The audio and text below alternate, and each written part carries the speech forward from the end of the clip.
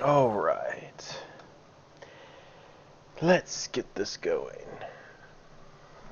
Okay. What the hell? Alright. Hang on. I'm messing with something just a little bit.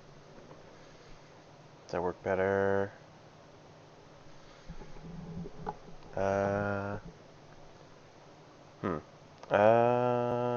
One moment, sorry.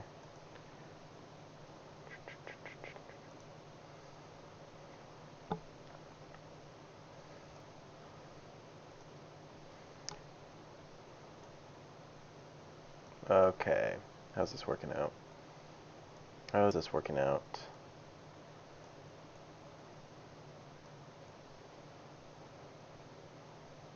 Okay. Alright, I think I got this working now. At least a little bit better. Okay. Can't wait to see that it doesn't work as well as earlier. May fuck something up, but you know what? If it fucks something up, oh well. Either way, let's get this switched to gaming capture. And make sure it is capturing the game. It is. Alright.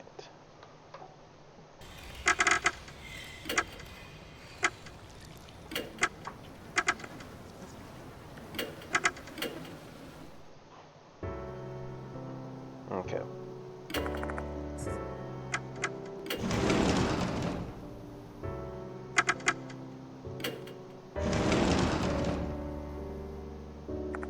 Going here. Probably someone in the library this time.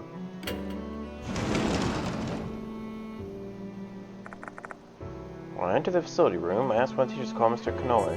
Cano. Oh, you're here, Dad Bod. Idle hand of the devil's playthings. Let's get down to business. So, where shall we start? I've read your investigation report. Skanoi lowers his voice. He probably doesn't want the other teachers to hear us. It's hard to believe that Hanako's spirit killed Izumi and Horikoshi. Goodness. You witnessed some of it. It's the truth. You have to accept it. I'm very aware of that. Be that as it may, don't think everyone else is going to believe it. To tell you the truth, some of the teachers and students are starting to wonder about you. They're curious about the man wandering around questioning students. Oh great, they find me suspicious. Especially our curriculum coordinator, Miss Sakamoto. You seem to have touched a nerve with her. I'm begging you, don't make her mad. Oh, that? Their families have contacted the police. A detective came to our school to investigate. It was only for formalities, though. I managed to send him on his way. That easily? Over 10,000 minors go missing every year. That's no good thing. Without it being a clear criminal case, they won't investigate it seriously. Or rather, they can't investigate it. There aren't enough clues. If you haven't gotten any new notices, you'll be the first person to know if one arrives. Oh, okay. Can't see any hints that could lead me to the party's identity. Figuring this out without any clues is basically impossible. Not like I'm hoping for a new notice. I just wish there was something I can inspect. By the way, Dad Bod, do you know why I wanted you to come earlier than usual today? I want you to teach some classes as a temporary teacher. Excuse me? Our Japanese history teacher's fallen ill. They won't be returning to work for a while. And since you're here, I want you to teach a supplementary course. Hold on a sec, why do I need you to take this seriously. Besides, you'll benefit from this as well. If you're standing in front of students teaching a class, it will allay their suspicions and quash their doubts. That will make your investigation proceed more smoothly, don't you think? Me? Become a teacher? Guess I've got no choice. Great, so it's settled then. Do whatever you like as long as it be useful for the students. I assume you have some knowledge about folklore studies and occultism since you chase spirits. Just use them as your subject matter and spin it as being historic or something. Good luck, Dad Bod. I didn't think I'd have to actually teach a class. I'm in deep trouble. One of the teachers gives me some brief guidance on how to conduct a class. And with that, I head to one of the second-year classrooms in the building. The moment I enter the class, all eyes are on me. I feel like I'm an object in some kind of exhibition.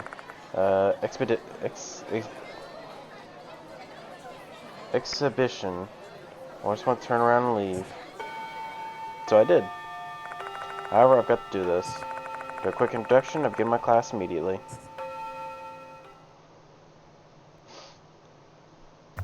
It's too late to turn back now. Time to suck it up and be a teacher. What kind of lesson should I teach, though? Since I'm acting as Japanese history teacher, a lesson related to that would be good. 3 topics spring to mind as candidates.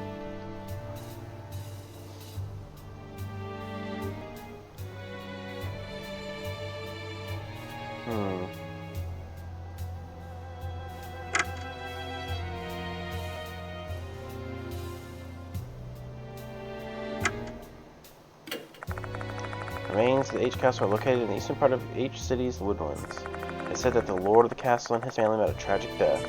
From there, I move on to the situation in the Kanto region during the Azuchi Momoyama period. For the first time in days, I'm actually happy to hear the sound of a bell ringing. I made it to the end of the class. Giving students a good rest of their day, I leave the classroom. Return to the special building while responding to the students who greet me in the hallway.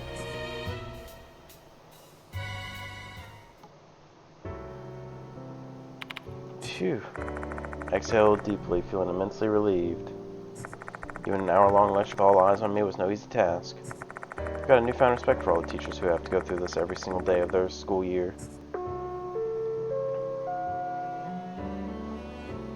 Mr. Dadbod, Mr. Dadbod, Mrs. Sakamoto is waiting for you. Please return to the facility room. What does Sakamoto want from me? Tsukunoi says she hates me. Well, I got no choice. I gotta head there. When I enter the facility room, I ask one of the teachers to call Miss Sakamoto. There you are, Mr. Dadbod. Please take this. One of our students found it at the end of the corridor and brought it here.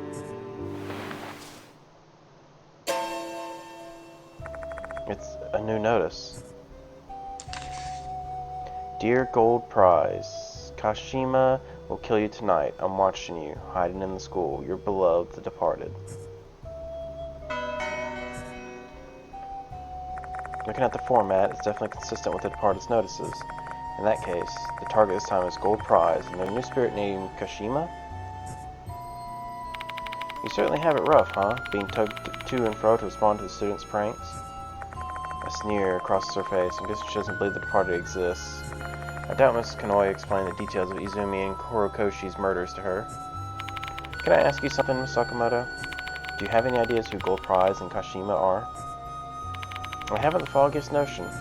If you have no more business with me, I'll be taking my leave. I'm a curriculum coordinator. I have a lot of things to do. Bitch. Giving me the cold shoulder, she leaves the room. I guess that confirms the rumors of her hating me. Oh, sorry, I should say see you next Tuesday. Alright, where should I start?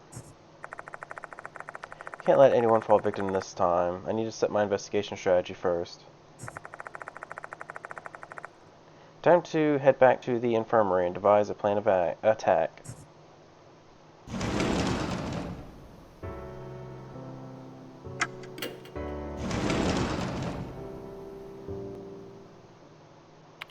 Oh, found you.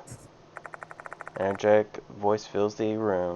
It's the boy. Yo, oh, it's that dude. Holy shit, up? it's the delinquent. He really does look different from what I remember. I feel like they changed his design. What's up, old man? What are you doing here, Shao? Nakamatsu told me you're here. Heard about the case. I went in. Unable to hide my surprise at his sudden visit, decided to ask him some things first. This is Shao Nagashima, a high school student in H City, as well as one of the mark bearers.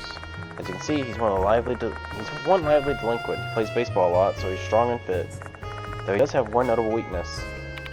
Appreciate your concern, but the problem we're dealing with here involves your Achilles heel, spirits. So what then? It ain't my first time dealing with spirits. Ain't no chicken, you hear? Despite his boisterous protestations, he's clearly shaking. While he has way more guts than other people, he has crippling fear of the supernatural. It's so bad that his body practically shuts down as soon as he hears the word spirit. Never did ask him why he's so afraid, though. Did he have some kind of traumatic event when he was young? The hell, old man, what are you looking so concerned and all? It's pissing me off. To help you out, of course. Let me be your assistant. Goodness, you're just like I. Where is she, by the way? She said a TV thing came up suddenly, so she couldn't come. Eh, too bad, huh? No cute idol at your side today. You could say I'm glad, though. I've caused you trouble before, so this is my chance to return your kindness. You're making an awfully large deal out of it. You can't help it, that's just who I am. Where'd you get that uniform? You don't go to the school. This? I borrowed it from Watanabe's friend. I ain't really a blazer kind of guy, though. This preppy school shit classes me so hard, it's giving me chills. Real men only rock a short jacket and harem pants. With the pleasantries concluded, I explained the situation to Shell. His determination is strong as eyes. He's one stubborn fellow. Who knows what he'd do if I refused? Who knows what he'd do if I refused? He'd probably rush in alone. Much safer for everyone if I take him along as my assistant. Keep an eye on him. By the way, that old man Diamond called earlier. He said he had some urgent business and he'd be late. That old man's still a coughing mess, huh? What was it again? Doctors make the first patients? Mashita told me something like that. Doctors make the worst patients. Pretty sure it's what Mashida's taught you. Speaking of, where the hell is he? Figured he'd be here with you since you're dealing with spirits.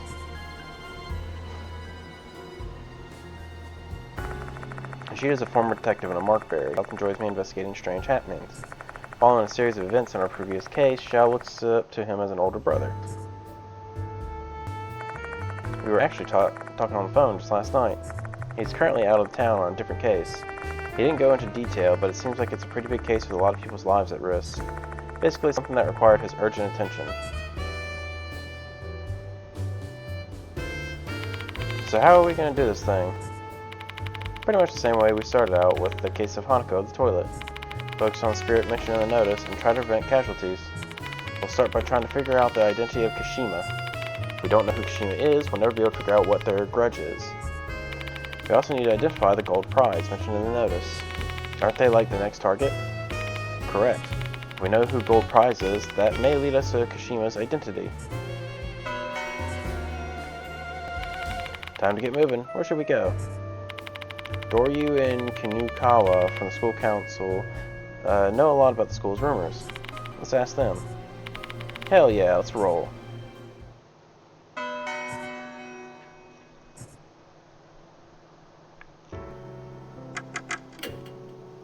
This ain't the time to be slacking off, old man. We gotta go speak to the student council members.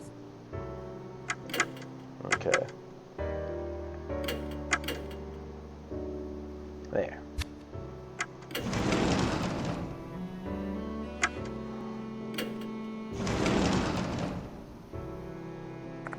There's no one in the student council room. It's unusual to see this place empty after school. Maybe they just headed out for a bit. Let's kill some time here while we wait for them.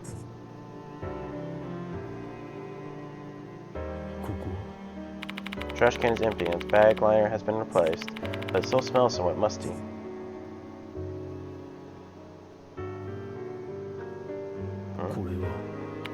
Thick binders are lined up on the shelf. The records of each year's committee meetings are stored here.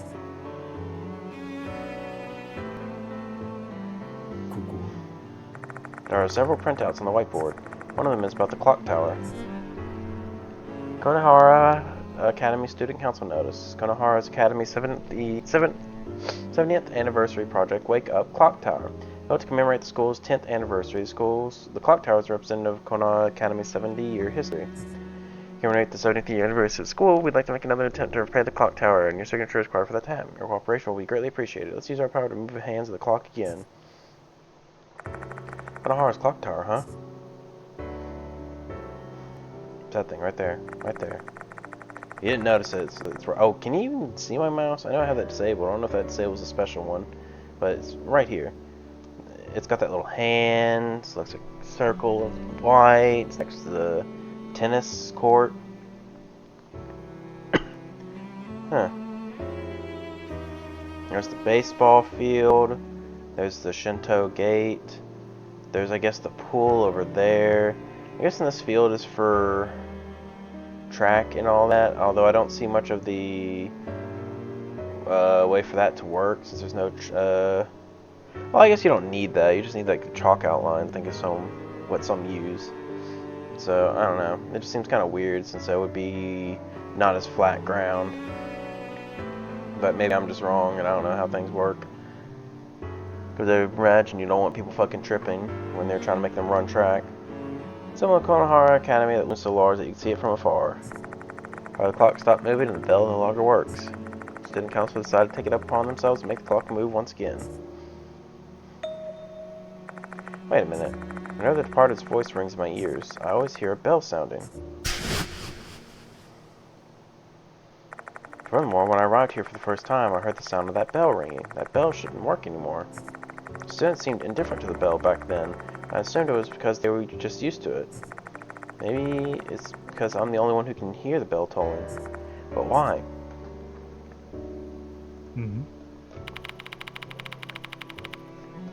My desk, I found a notepad with something written on it. Student meeting agenda. Incorporating measures against mold and pests. How rude of you to call insects pests. Providing any useful information.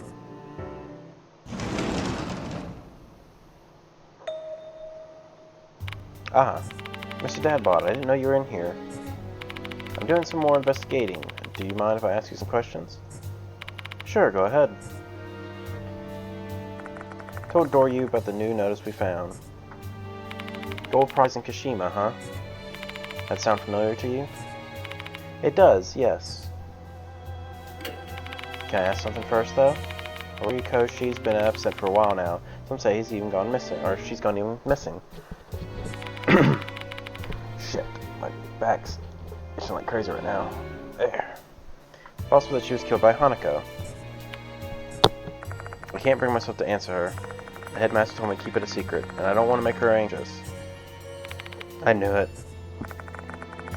However, she's cute enough to discern the truth through my silence. The rumors are true, then. Once you're targeted by the party, it's over for you.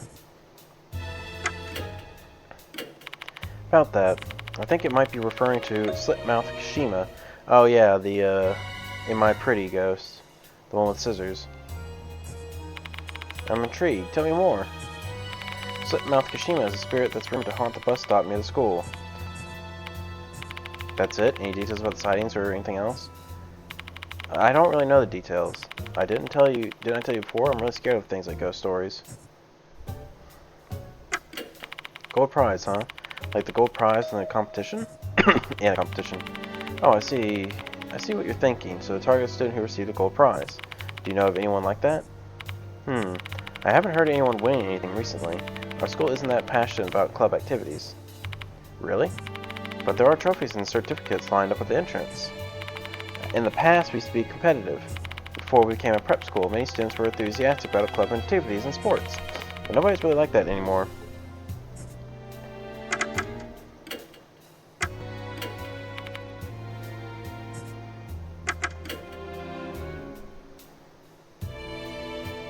Oh, about slit-mouth Kashima. Maybe Michiho knows something more. She loves that kind of stuff after all. Where is she? She's gone home, but she'll probably come back if she knows you're looking for her. I think she likes you ever since you complimented her hair. I actually find it kind of amazing that teachers don't scold her for her hair. Did I say something wrong? No, it's nothing. Michiho might be a bit strange, but she's not a bad girl. Please be nice to her. I asked Doryu to call me Michiho and leave the student council room.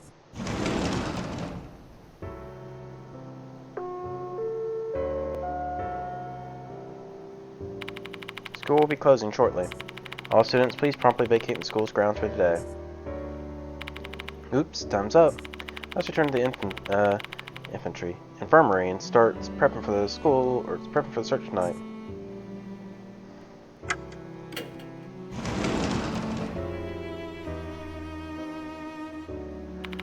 Alright, Oe, let's get ready for the night investigation. Diamond should be back by the time we finish. Take a few bites of the convenience store food shall bought before I start preparations. Finally, the sun sets and there's no sign of anyone left inside the school.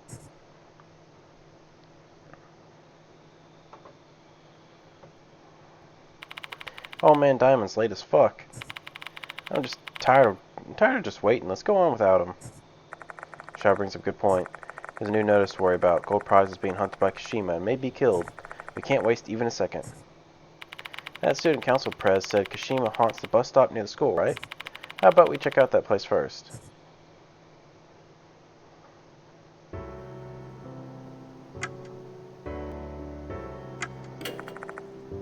Secret objects in one corner of the room.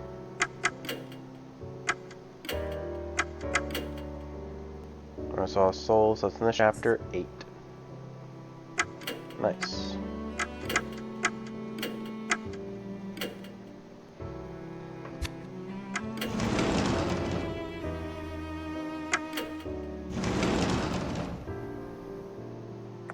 There's no one in the student council room.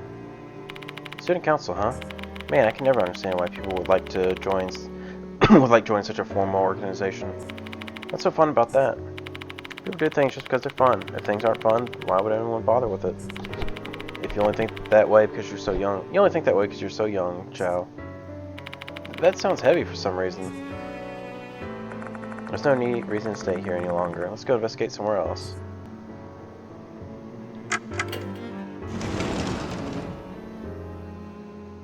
There's no one in the facility room. Looks like some people work overtime.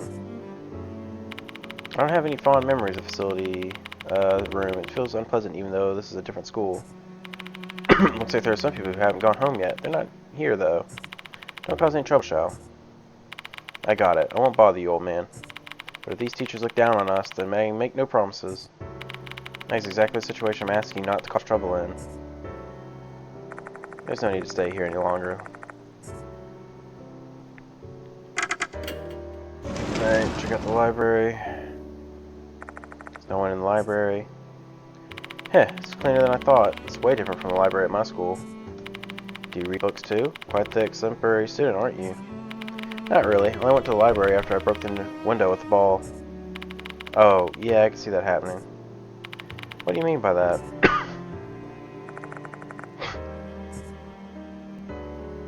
Yeah, I don't need to talk about that.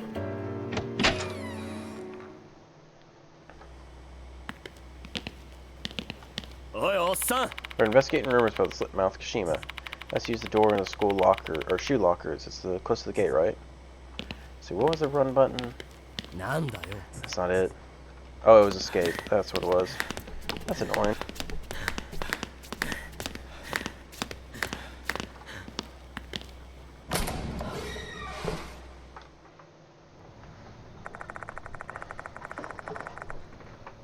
Now leave the building through the front door and head for the main gate. Oh hey, look who's here. Oh, there you are. Hime said you're looking for me. Guess you've gotten a new notice. I appreciate you coming here, but didn't Doryu call you quite a while ago? Oh, I left my phone at the dorm. I was so surprised when I listened to the voicemail. I didn't expect you'd call me. So I rushed here. Sorry about that, and thanks. Anyway, I see that boy is your assistant now, huh? Piercing, scar on his cheeks, and an intense stare. Delinquent, I take it. Oh, shut up. None of your business. Who the hell is this floaty airhead? Am I some kind of,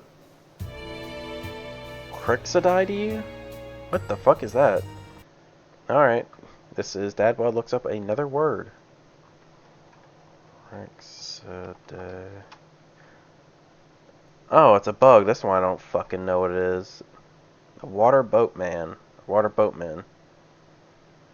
Aquatic insects. What do you even say? Hey, enough. Introduce Shao and Michio to each other. In short, Shao will be helping me tonight. Whoa, sounds like so much fun. Hey, let me join too. Kinukawa smiles mischievously. Looks like she wants to join the investigation. What should I do?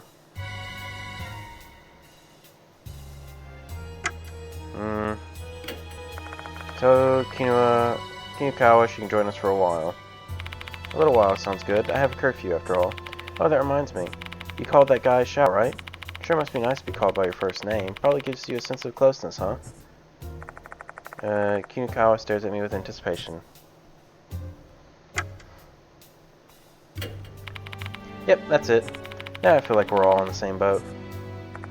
Michiho seems happy. Now let's talk. These days, all people talk about is The Departed. People who totally ignored it at first have started to believe they exist now. Especially once Horikoshi became the third victim. She disappeared right after the notice arrived. Everyone's scared they may be targeted next, and that more students have been skipping school. Are you not scared, Michiho? That's the opposite. My curiosity is piquing. Aren't you curious to know who The Departed is? This isn't a TV show or manga here. We're facing a vicious murderer. Don't be reckless. Okay. Oh, slit-mouth Kashima? It used to be the talk of the school. The newspaper club did a special feature on them, and it became a big hit among students. Ooh, here we go. There's a rumor going around Konohara Academy. Sansho. Kuchisake Kashima. Kashima. Bus connects to school and Tower Station. Once the sun goes down, students aren't allowed to get off midway because slit-mouth Kashima will appear. Kashima. Once the girl got off the bus and started walking, she heard a strange sound from somewhere. An eerie metallic sound. And when she tried to listen closely out of curiosity, she heard a voice mixing with the sound. You Kami Ocean Jimon Abe. The sound suddenly stopped right behind her. She looked back without thinking.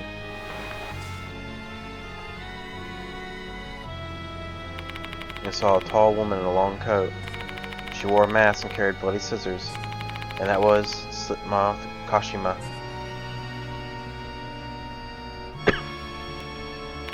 Huh? Breaking all of that up, aren't you? No, I'm not. The student really was killed 5 years ago. She got off that at the same bus stop. She saw Kashima standing next to this bus stop. Yukami Ocean Jimon Abe. Kashima started walking toward her. The voice and metallic sound got closer and closer. The bus came from the opposite direction. The girl ran over and got on the bus, not caring where it was headed.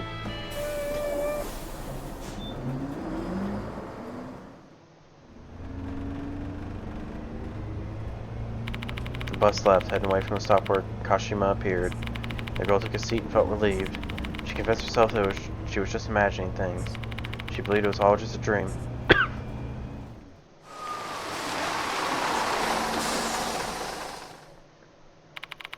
The bus took her back to the stop near the school. She had to get off to go back to the dorm. But you know what?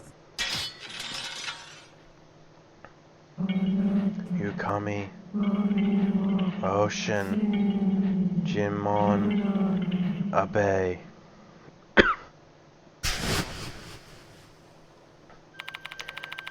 Kashima had chased her there. And then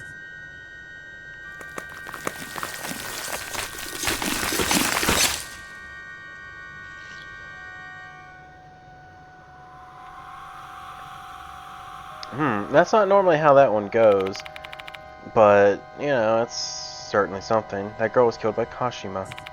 Even worse, the way she was killed was unbelievably horrible. She was stabbed to death, but from the inside, not outside. With all the blades sticking out of her body, she looked like a bloody hedgehog. It was a nightmarish scene.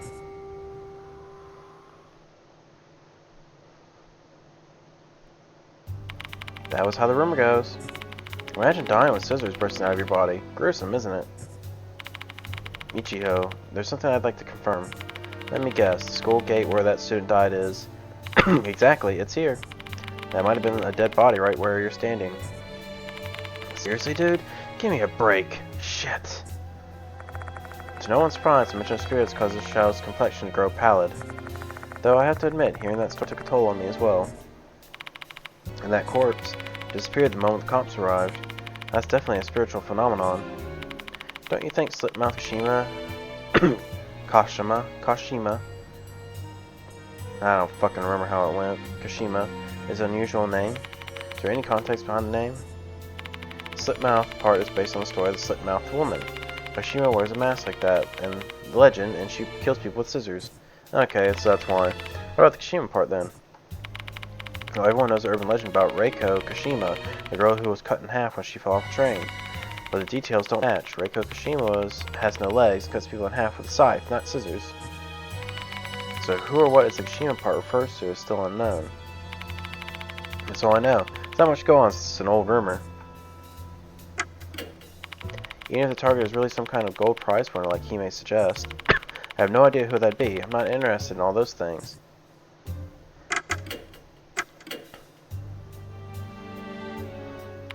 Shall we get going, Mr. Deadbod? Teachers shouldn't break the promise with their student now, right? With that said, Xiao, sorry man, let's just let her do what she wants for the time being. Geez, how carefree can you get? She's your problem, old man. I'll be following along from a distance, don't want to interrupt you. Hey, Xiao. You know, I'm pretty confident when it comes to sensing supernatural beings. I'll definitely discover something big. Keep your expectations high. Michiho Kinukawa. At this point, you'll be unable to change companion for a while. Notice for the gold prize. Okay. Notice for gold prize. A new notice has arrived at school. This time the executioner is Kashima. The new target is gold prize. We learned about a rumor involving a spirit named Slit-mouth Kashima who is said to appear on a bus route that connects the school and M Tower Station, especially when someone gets off the bus. Kashima appears along with an eerie metallic scraping sound, muttering in a mysterious voice, Yokima, Ocean, Jimon, obey. If a Kashima catches you, Yukami, is what I said. A huge number of scissors erupt from inside you, killing you. We need to look out for Kashima, or look into Kashima further, so it seems that we will take the bus ride.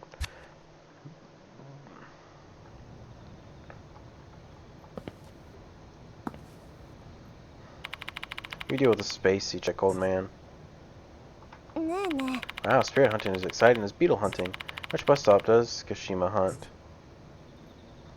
Oh yeah.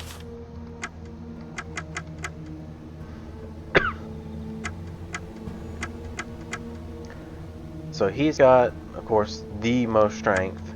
She has the least strength, but she has decent spiritual power and dexterity, along with good intelligence.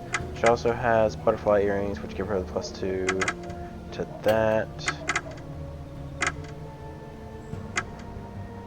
Oh, Xiao's favorite item, a small hand grip to build strength that he always keeps in his pocket. Xiao relies on his fists more than anything, so he'll fidget with this often. +2 strength, bought at a sports store. Michiho's favorite item, a pair of blue butterfly earrings. She loves how they make it look like butterflies are resting on her ears. +2 dexterity, bought an accessory shop.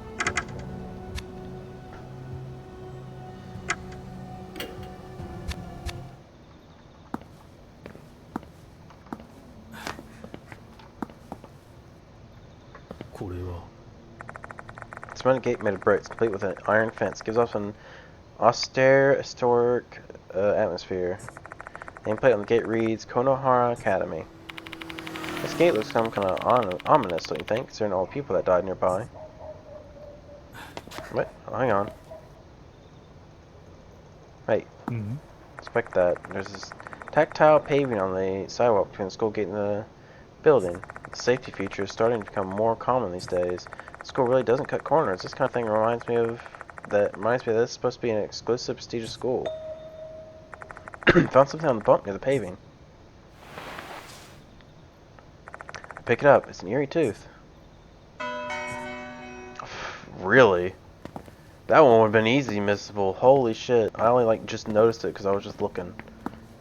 Like, oh man, I don't know. That was something, alright. There's still some time before the next bus arrives. Yoshi. There's a bench with paint peeling on every corner. I can see some crushed bugs on the seat. A hawkmouth. Hawkmoth, huh? What a poor soul. May you rest in peace.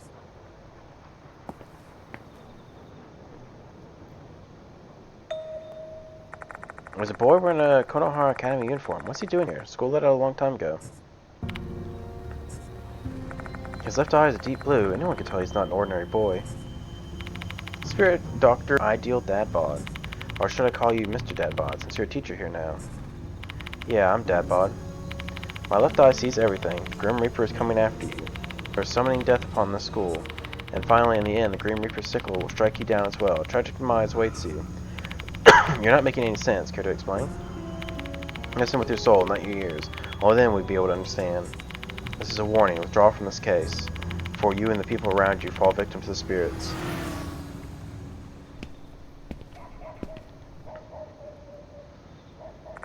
As soon as he finishes speaking, the boy leaves. What on earth is this problem? You sure attract strange people, huh? You know him? More or less. He's my senior. He's obsessed with occult stuff and always approaches people who can see. See what? Mutual beings, duh. What else? I got something like deep in my throat, but I don't think I can cough it up. He said you can tell when people have spiritual sensitivity. I don't know if he's telling the truth or not. He might just be assuming things on his own. Huh. You sure know a lot about him. Did he approach you too? Yep. He stopped doing that since Miss Sakamoto scolded him. Oh, he was following Izumi too. Izumi too. Want to tell me his name just in case? Sorry, I forgot what his name is. I only remember that it's a really unique name. That boy seems to be famous at Konohara Academy. Looks like troublesome individual has his eyes on me. Wonder if he's the gold prize. Give me just a second.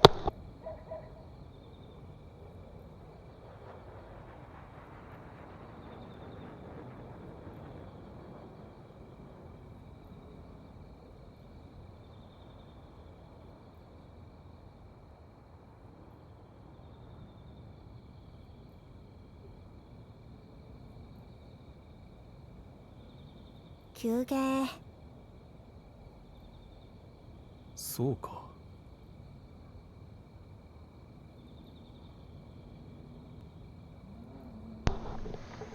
Okay, sorry. I had to like try and see if I can cough up whatever's in my throat. It's like fucking bothering me a little bit. Couldn't actually do it though.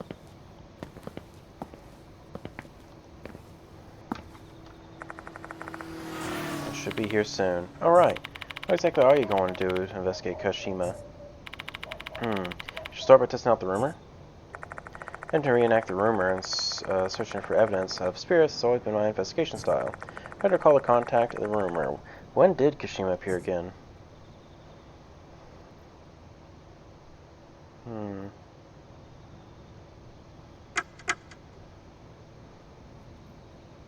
Wasn't it a while after you got off the bus?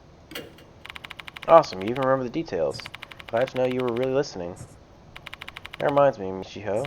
Which bus stop was Kashima seen at? As far as I know, the rumor doesn't really specifically say which bus stop it is. Bus stop between the school and M Tower Station. So that's M Tower Shop, S Cemetery, or K Hospital. Oh, the bus is here.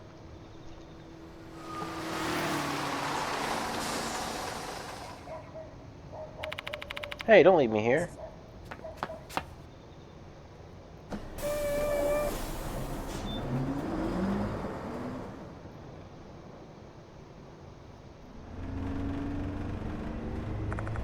The bus sets off on a night journey, and we three are the only passengers. Checking the route map, the bus does stop 3 times before reaching M Tower Station, M Tower Shop, S Cemetery, and K Hospital.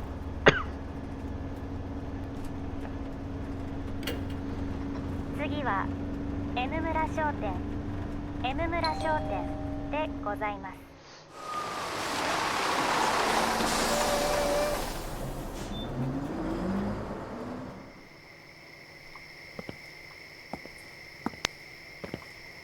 これは A crooked guardrail on a slanted pole. Looking at the brake marks on the road, it seems like there was car accidents here. Safe driving is important. You should take that to heart, Mr. Dadbod. I'm going fucking insane. It's like in the back of my fucking throat. It's an old mailbox. It's not best not to look into it. Look into it. There might be a tooth. ここ Cora. Dirty glass door. The other side of the door is pitch black, though. It's impossible to make out what's inside. A piece of paper with the word "morning" is posted on the door. Someone who lived here apparently passed away recently.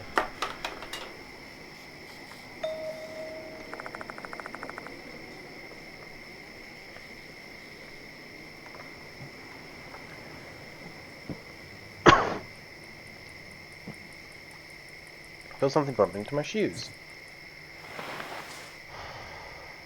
I'll pick it up. It's an eerie tooth. Nice, only 6 left. いけそうだ Dadbod and the others have lit up. My spirit has increased by 3. Dadbod and the other spirits have been restored. Why is it here? これは Vending machine with a bottle of water inside. A rare sight these days. Judging by the lack of any light, the fact that it's not making any sort of mechanical noise, it seems like it's no longer in use. This vending machine is kind of rare, isn't it? It's got bottles of water. Is it out of order? Jeez, what a shame. I kind of want to buy one for nostalgia. Nope, can't go anywhere else.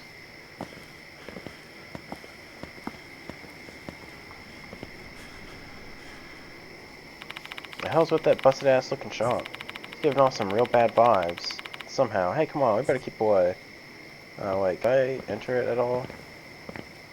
No, it doesn't look like I could.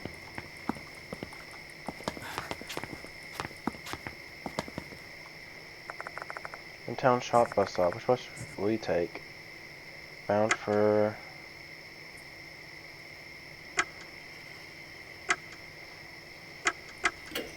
Tower Station.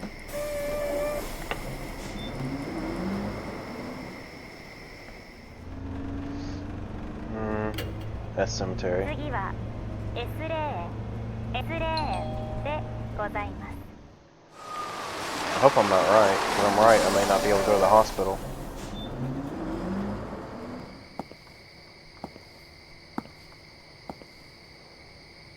Shit, you for real? Nothing good will come from going to a cemetery at night, you know?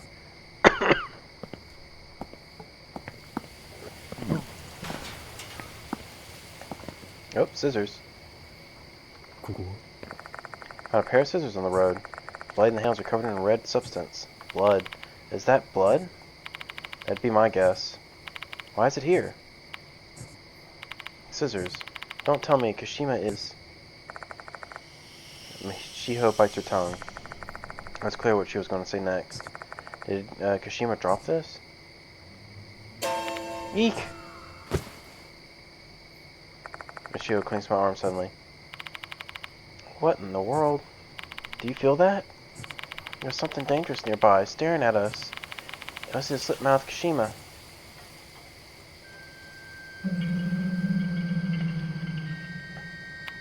I can hear the voice. Voice? What voice? The voice is saying something. You... Kami, Ocean, Jimon, Abe. Michio? Kami, Ocean, Jimon, Abe.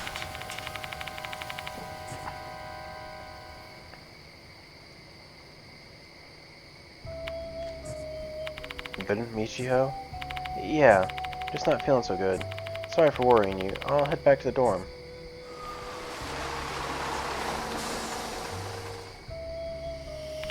Great timing. The bus is back to school. Just arrived. Bye-bye, Mr. Dadbod. Hey, wait. I'm still not done talking to you. Michio ignores me and walks to the bus stop at the opposite side of the road.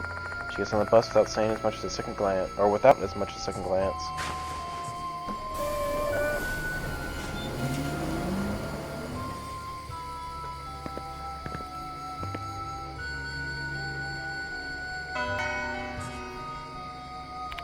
How's up with her? She says she's not feeling too well. Looks like she sensed someone's presence. No way, was it Kashima? Maybe. They're not here. Maybe they were inside the cemetery? follow Shaw's gaze and find the door leading to the cemetery.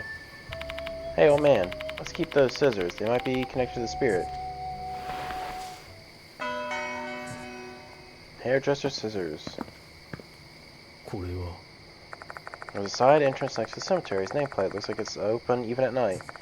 Even though it's open late, I don't think I'd be inclined to visit it if I didn't have business here. よし No gate that leads to the cemetery. It's shut tight because it's nighttime. Inspecting it closely, there's about a 1 centimeter gap in the gate bar boards. I should be able to peek inside this way. Peek. Bring my face close to the gap. There's only darkness on the other side. The gap's too narrow to make out anything else. Should I climb the gate and look around?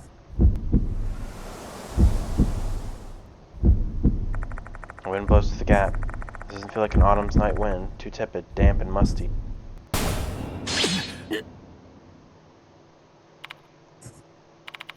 What was that sound? Did the wind rattle the gate or something? The gate doesn't look so weak that a breeze would rattle it, though. Was this the work of some supernatural being? Something falls down from the top of the gate. It's a tooth. Pick it up. It's an eerie tooth.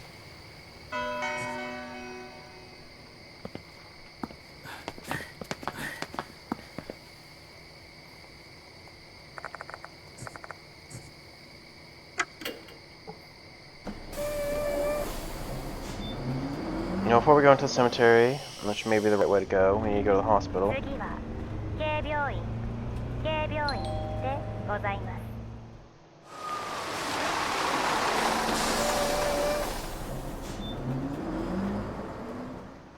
Okay, I see now how that works now. It was since I was going towards it and everything. It's an old bench here. Time and disrepair. I've started rustling middle bits of the bench.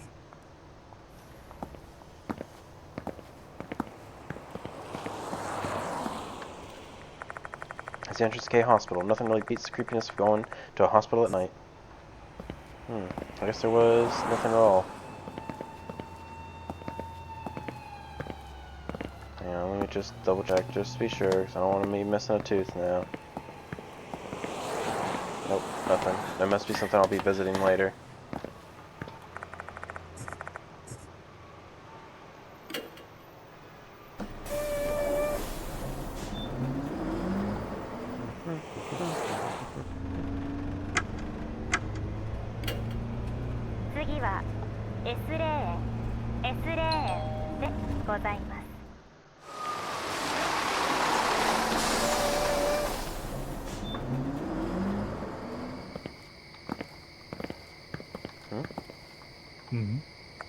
Spot where the blade scissors were.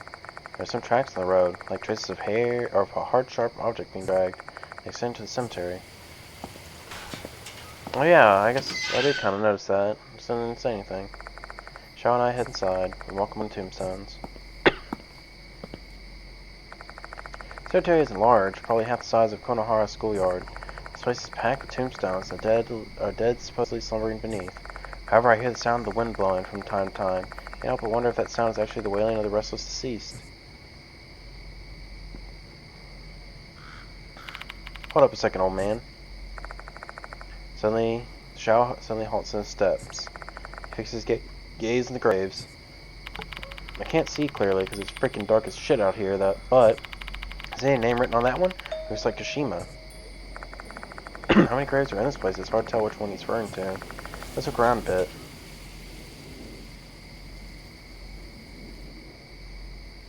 Yoshi. I turn my gaze to the bushes for a moment. I feel something dark is moving in there. It's probably just my imagination, though now it's not really time. Though now I don't really want to stay here for too long. Let's see, so none of these have it. ここ The grave surrounded by withered plants. I think this grave has been abandoned for quite some time. I feel sorry for the deceased. Inspect. Flowers have withered and petals have scattered around the flower stand. The least I can do is make it neat and tidy. I Trim off the withered leaves and brush away the scattered petals. You really are something, huh, old man? You can take care of a stranger's grave. Something small falls onto the ground along with some of the ruined bits of stuff. Pick it up. It's an eerie tooth. Yeah, I mean, it never hurts to make someone's grave look a little bit better. よし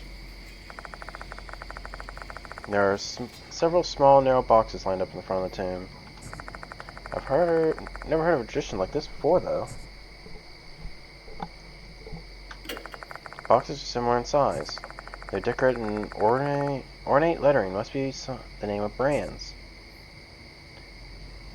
Durandal, R3 Cut, King Cutter, Nart Edge. I haven't heard of any of these brands before. Cutter and Edge, though, could they be brands of blade or something? We'll know more once we open the boxes. Let's pick up one of the boxes. It's so light as if there's nothing inside.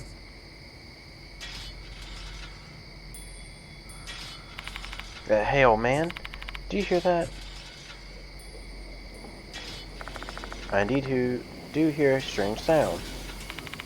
Don't tell me this is the sharp metallic sound from the rumor. The sound is getting closer. My body's completely tensed up. It's hard to breathe.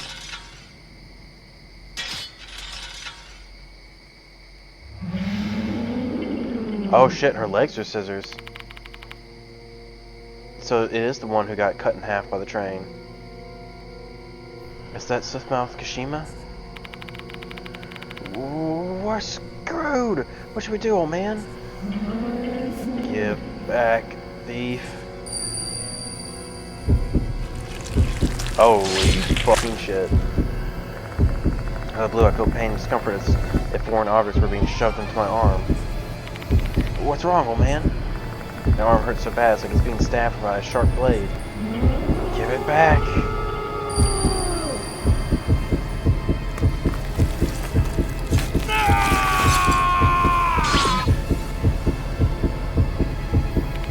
God, what's with your arm? I have no idea. But I'm pretty sure this is Kashima's doing. We need to do something or else we'll be killed. What should I do, old man? I'm hurting pretty bad. I can't really move that well. So what do we do now?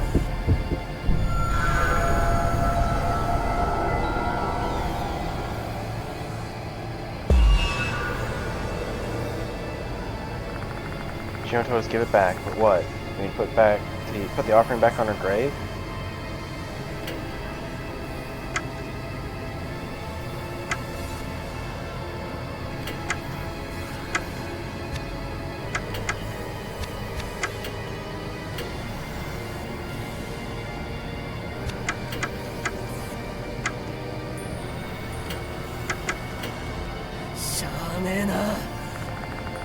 Shao puts the hairdresser's scissors into the small box and places it at Kashima's grave again.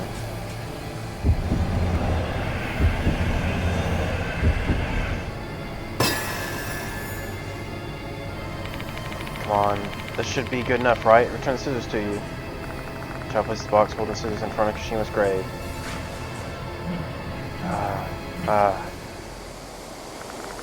Kashima mutters something before disappearing into the darkness. Looks like this is the right choice.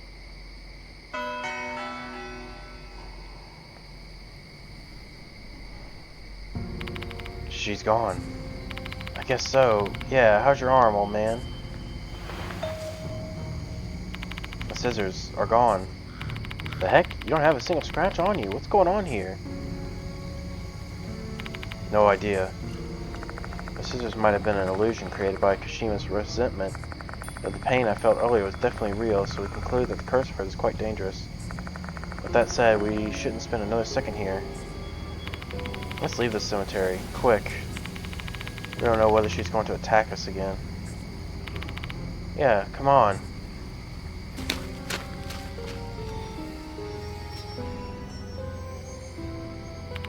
We should be okay here, right? No, this bus stop is Kashima's domain. We better get further away.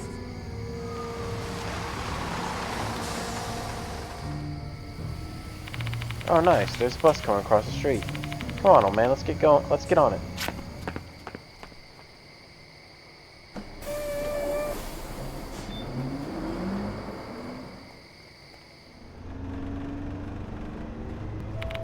That should give us a bit of breathing room. Is she going to chase us like the rumor said? Oh, it's Old Man Diamond. Shao starts talking on his phone. Well, that's typically bad etiquette when you're on public transport with only passengers. The driver probably doesn't want to make a fuss. Old Man Diamond and Watanabe are in the infirmary.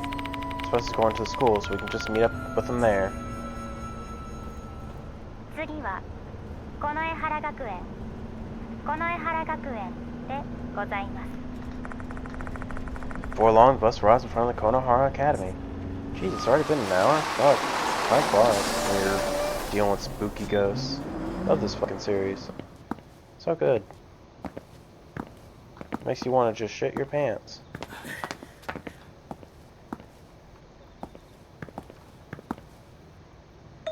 Wait.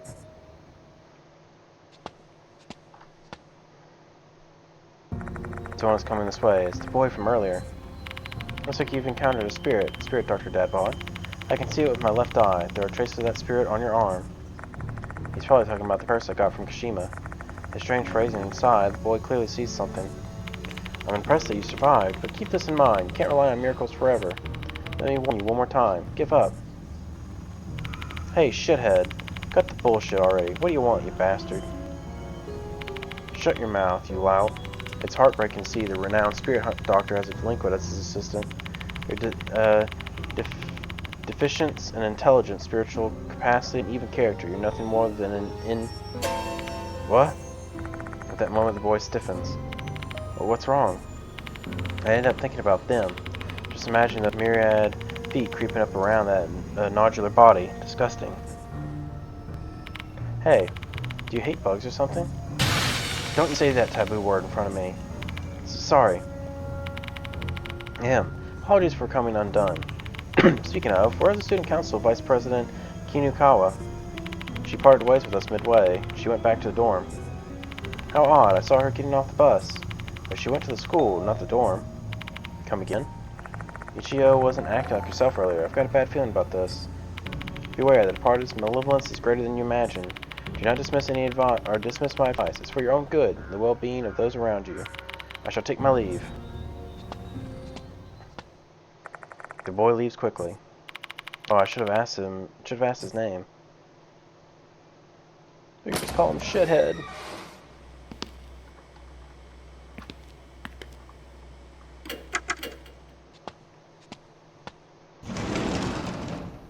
I do appreciate the thought of the automatic just go back to the infirmary shit.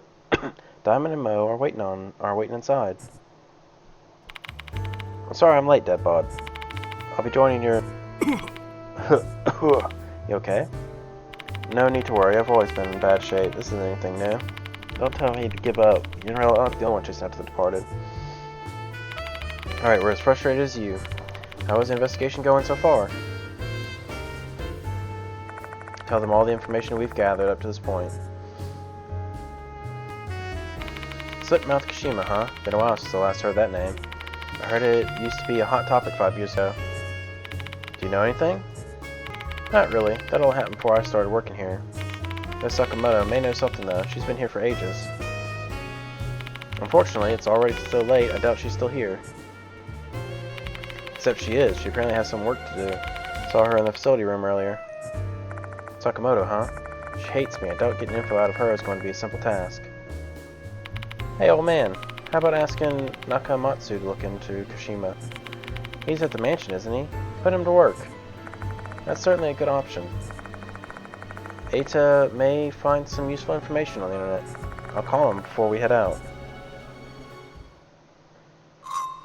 I can contact Eita by selecting talk while I'm in the infirmary. Shuji Diamond, join the investigation.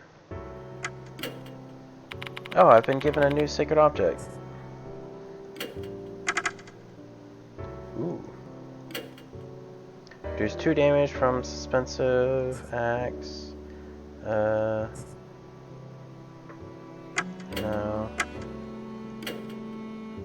I reduce 2 action cost.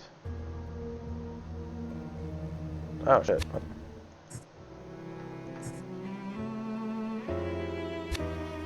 Actually, I can just take all these since it's just a pure upgrade.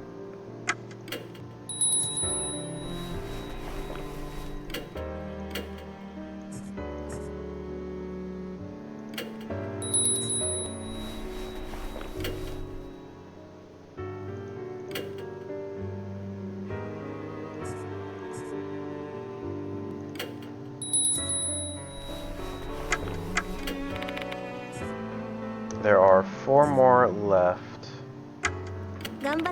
Good luck. さて誰を連れて行こうか。承知した。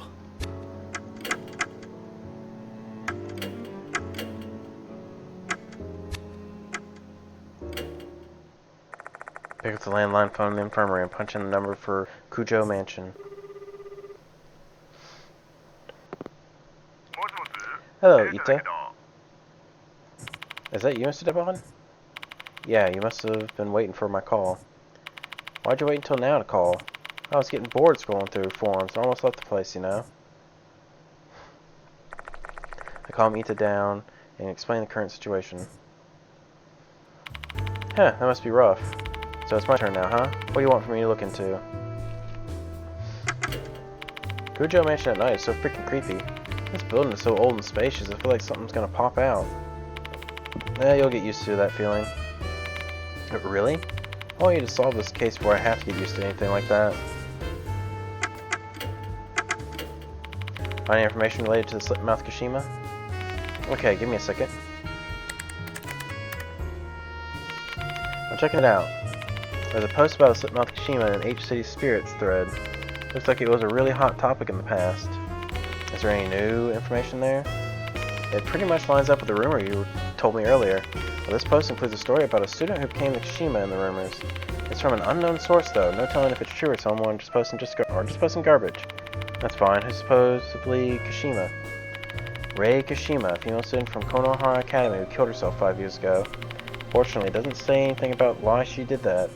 But this female student became slit-mouth Kashima due to a grudge from her life. We need to find out what Rei Kashima's grudge is. Ita, check out any Konohara Academy students who won a gold prize in any kind of competition. Doesn't have to be recent. Events from years ago are fine too. Okay, give me a second. Got it. I can only find one though. That's fewer than I thought. Yeah, the school's prep school, so they're not all that invested in club activities. Anyway, who's the winner? Megumi Manabe. She won a gold prize in art contest. What about her? She might be the next target. Can you find her address or phone number? I hope we can contact her. That'd be tough to track down since it's private information. Just having a potential lead on gold prize's identity is a win in my book. Let's assume Manabe is a gold prize and proceed with the investigation.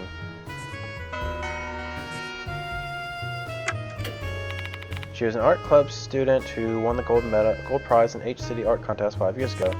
That's all I can find. Oh, did Rei kill herself because she didn't win? Or was she bullied into that or something? Kashima is said to be the girl's spirit. That's all I can find quickly. The internet has a lot of information, but it's not omniscient. Talk to you later. Bye. Rei Kashima, a student who may be Kashima. Megumi Manabe, a student who may be gold prize. Both of them attended Konohara 5 years ago. It'd be unlikely to find a current student who had useful information about them. But Sakamoto has been at the school for a long time. Her knowledge may be key. Okay, let me save again right here. There. Let's see. So she should be in the facility room. Sakamoto's the only one left in the facility room. Judging by all the papers piled up on her desk, she's probably pulling overtime. Still investigating ghosts, Mr. Dadbod. What business do you have here? Just letting you know ahead of time, you're not going to find any spiritual phenomena here. There's something else I want to ask you. Can you not see? I'm busy with work. You're interrupting me. Please get out. Wait, someone's life is at stake. There might be more victims, like Horikoshi. Horikoshi, huh? The day you were investigating her, she disappeared. The claimant a spirit did that? Exactly as you say, Hanako the toilet killed her. Even though the headmaster told me to keep it secret, I've got no choice. I had to play that card to have any hopes of convincing her. Mr. Dadbod, I don't believe in that supernatural. Do you expect me to simply take your word on that? This is precisely why I was against the headmaster's idea of appointing you as a teacher here. My stance hasn't changed. Your background, ability, looks, none of them are suitable for a venerable institution.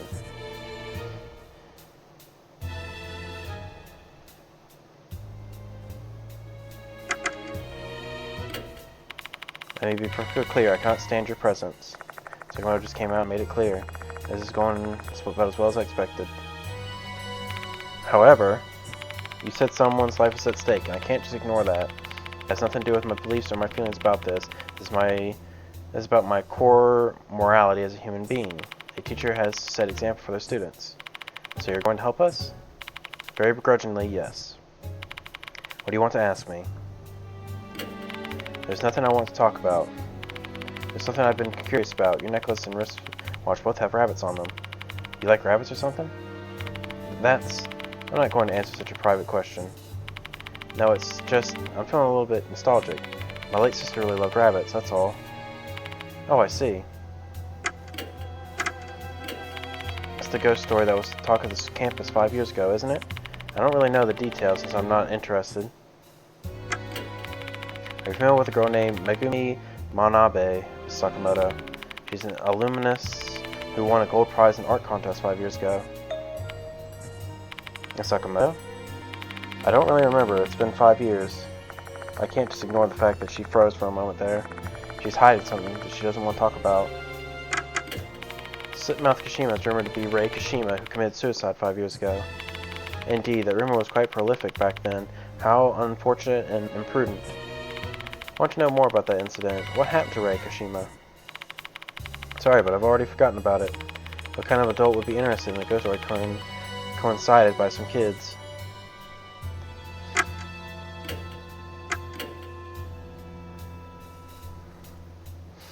Sorry, Mr. Dadbod. You should read the school newspaper from back then if you want to learn more about Slit-mouth Kashima. The school newspaper, you say? Yes, the newspaper club collected rumors circulating around the school and compiled them into an article. The school newspapers are stored in a special archive in the library. I think Sakamoto and leave the teacher's room.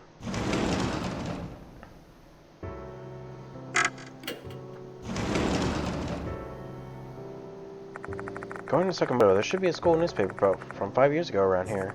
There may be some useful information about Slit-mouth Kashima. Let's find them. There's a wooden book storage cabinet with a glass door. It seems to be special books that aren't allowed to leave the school premises. Konohara Academy school newspaper is written on the spine of one of the books. This is it. Let's have a look. Inside, I find original copies of the newspapers placed in the chronological order. News about Kashima were making the rounds 5 years ago. Let's find articles from that time. I find 2 articles that look promising. Which one should I read? Is Miss K's death the revenge of the dead?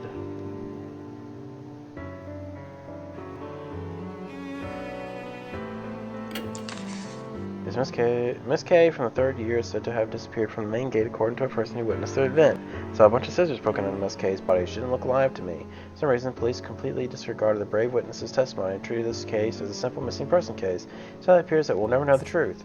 As before the death, Miss K went to the cemetery to visit Kashima's grave to pay respect after her recent suicide.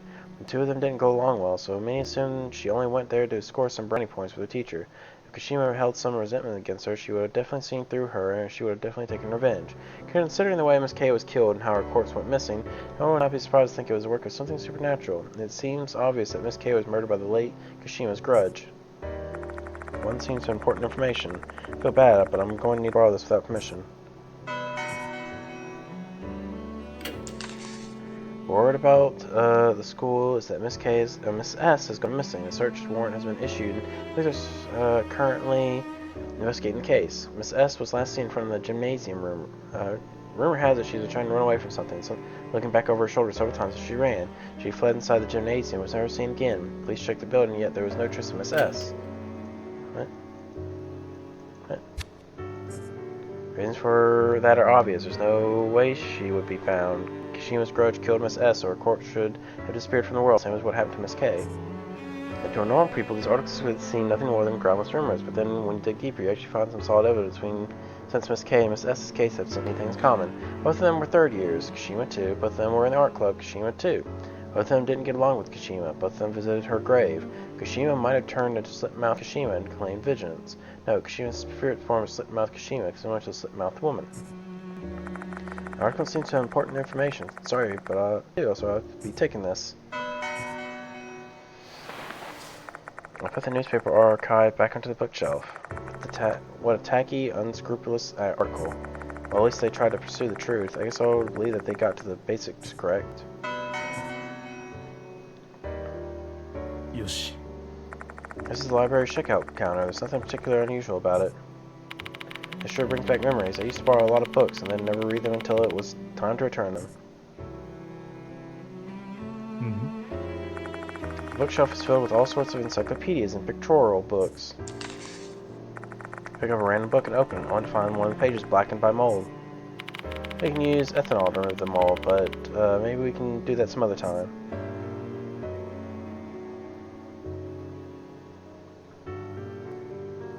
Gotta be something else here. Yoshi. Books about plants arranged on the shelf.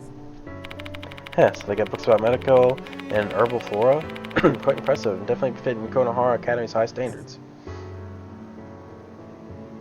So, let's see. Nothing else, huh? Make sure there's no tooth here. Alright, guess there isn't.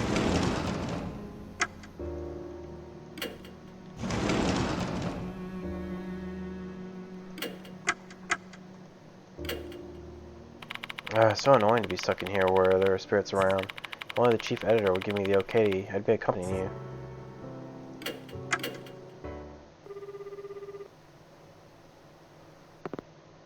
Hello, Mr. Dadbod. Do you have anything else you want me to look into? It might be difficult to find out more than what was written in the newspaper. The people 5 years ago didn't really use the internet the way we do now. Might be better luck asking Konohara Academy students. Let's get down to business. Ita, there's something I want to ask you. Talk to you later. Bye.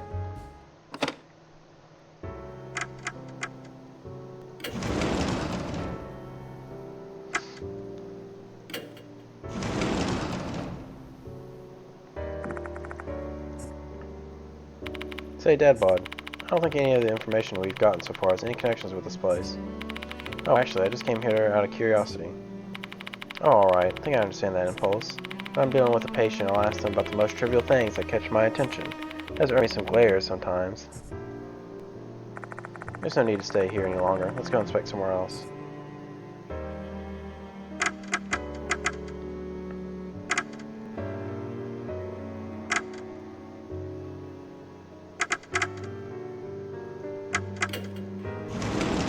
Let's change back to the delinquent. そういえばわかった。 You know, I feel like that might not be the best idea.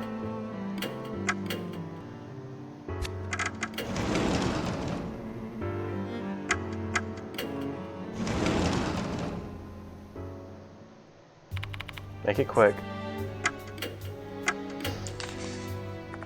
Show Sakamoto the 2 newspaper articles. According to this article, students K and S were killed by slit-mouth Kashima. Do you know anything about them? Let me see. Remember who K was supposed to be? The name of the student who disappeared in front of the school gate was Erika Camillo. What kind of student was Camillo? She was a bright student, a mood maker, if you will. She was a little bit too carefree, though. I often scolded her for it. How about S? No clue. I've never interacted with her. There were some students with the initial S in the art club. It'd be nice if you had a way to check the names from them. Just refer to the graduation yearbook from that year. Students' names and clubs are written in it. Okay, where is it? You're quite fortunate today, Miss Davod. Your books are usually stored in the office, but I happen to have it with me today. Thank you, but why do you have it? One of the students borrowed it. They returned it today. Looks like another student's interested in the graduation yearbook 5 years ago. Might be coincidence, but I can't help wondering. I'll just tell you the name of the student since I'm certain you return and pester me for it later. It was Abe from 3A. Here you go, Miss Davod. Sakamoto picks the yearbook from her desk and gives it to me. The yearbook is quite elegant, with the emblem of the Konohara Academy engraved on its red cover. Let's check it out. Who S is, old man? On the last page of the yearbook, there's a list of the school graduates. Erika Kamiya, who died prior to graduation, also has her name listed here. How kind of them, allowing a student who died a violent death to still graduate. If that's the case, S's name should be here too. I begin to list down all the art club students with the initial S. We have 3 candidates. The first is Hikari Shida, Saiko Shinohara, last one Miho Shinji. One of them must be a student S who disappeared in the gymnasium, and if the rumors are true, she was killed by Kashima. A note was slipped into the yearbook. A torn bit of paper with some things scribbled on it. Rumor has it Miss S, who disappeared in the gymnasium 5 years ago, still haunts the place. The wall in the storage room is dyed with a black stain. There are traces of regret left by the dead. Angel spirits make their appearance known to those who take interest in them. You must never touch that stain. Student S disappeared in the gymnasium 5 years ago. This is the case the school newspaper mentioned. Rumor has it her spirit appears in the gymnasium storage room. No, it doesn't end there. Kashima's truth is intertwined with the art club from 5 years ago, 5 years prior. Therefore, to unearth her past, we need to thoroughly inspect the art rooms in the old and new buildings alike. The art room in the old building in particular requires heavy scrutiny. Rei Kashima used to while away her time there often in the past. However, the building wasn't in use at the time, so what business does she have there? What kind of truth lies then its? My left eye shall discern it soon enough. Prior to this note, Abe was clearly looking into Kashima. He seems to have honed in onto the art room since Kashima and the others used to be in an art club. I have no idea who the hell this Abe dude is, but he clearly knows what he's doing. Why don't we examine the art room ourselves? Right, I'm also curious about the gymnasium and the storage room. This is S haunts. Can we not? My word, how can this supposedly mature adult allow themselves to get so worked up over some ghost rumors? I'll never understand it. But that's my job. Can you tell me where the art room and gymnasium are? There are art rooms on the 2nd floor in both the new and old buildings, just above the music room. The gymnasium is near the special building. Here, take these keys with you. Explore to your heart's content. Oh, just one thing. There's no light in the gymnasium. Wait, is the gymnasium still in use? Yes, that's the truth. That's true. I don't understand why. The light there acts strangely whenever night falls. We asked the vendor to inspect it, but they never came. It only happens at night, so thankfully it doesn't interfere with classes and club activities. Guess I'll be relying on my trusty flashlight while I'm exploring the gym. Almost forgot. Can I borrow this yearbook? Sure. Handle it with care. You're going to pay compensation if you get it dirty.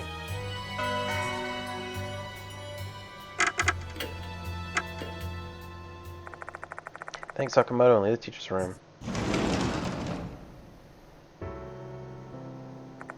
Alright, we have several candidate spots to explore. Where should we begin? Gymnasium is near the special building. We should head there first. Should we head there first, or should we examine the art rooms, the new and old buildings first? They're on the 2nd floor.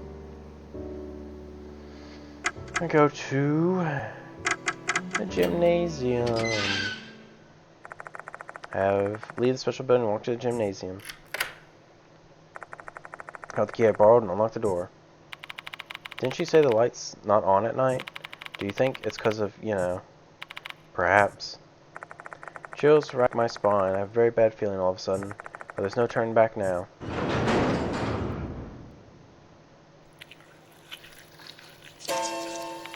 What is this feeling? I feel strange chills and intense pressure the moment I enter the gymnasium. Darn, it's so suffocating in here.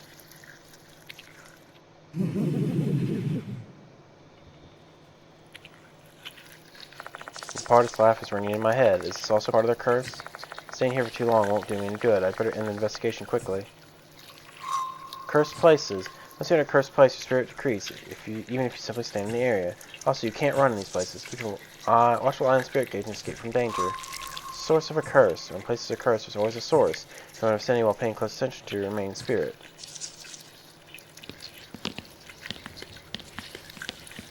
What the fuck? Doesn't look like the root of the curse is here. Let's look somewhere else. What the fuck did I do? I was like speeding. Something small falls onto the floor. It's a blackened tooth. I can feel severe chills radiating from my palm.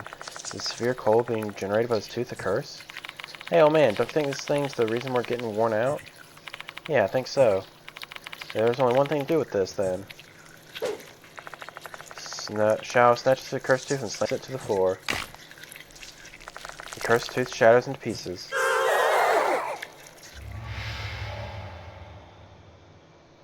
I hear a frustrated scream, then my chills subside.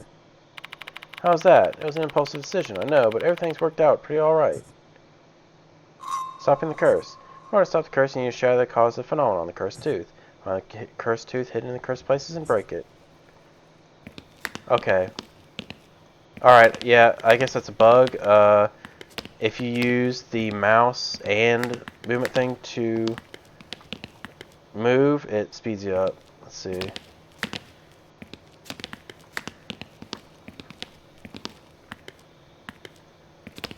So it's like running without running. I can see how that gets overlooked. That's a pretty common of an issue. Because it's like a double movement thing. I think like Undertale had, or not Undertale, Deltarune had something where it was like a double shooting problem because they had like 2 shooting commands. And if you hit both of them, it counted, you know, for 2 separate things. He eventually didn't even patch to fix it. It just made fucking Spamton pissed if you do it. There's a door that leads to the backstage. Which I thought was pretty cool. It's like, okay, instead of fixing it, we'll just make it start hard mode. Yoshi. There's an iron basket for balls. Did they forget to tidy it up?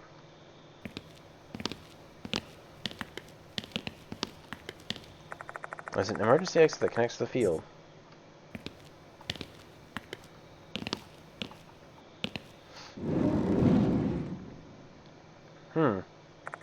Inside the room, all kinds of sports equipment for the PE classes have been arranged. It seems like it's the storage room. This place doesn't feel right. Let's just hurry up and finish whatever we need to do here. Softly folded mat. Is it just me, or is there some dark object moving behind the shadow of the mat? What the heck? You could have just ignored it. I put my feet on the vaulting box in front of me, with one hand on the mat, and then I swiftly flip it over at once.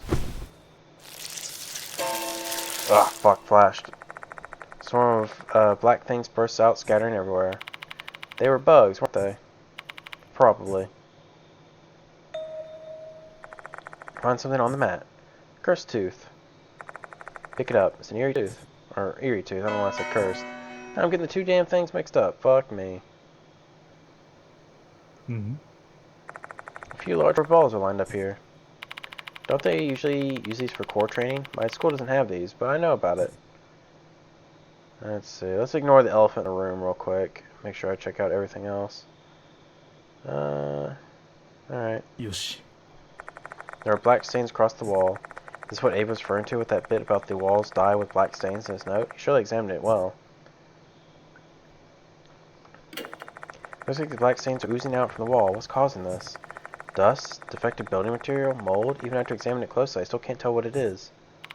Hey, old man. That stain kind of resembles a face, don't you think? Now that he mentions it, the stain does kind of look like a human face. Abe mentioned this in his note. You must never touch that stain. You must never touch that stain, huh?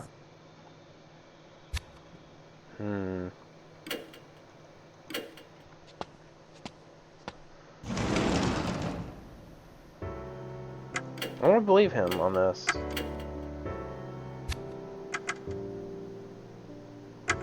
For now.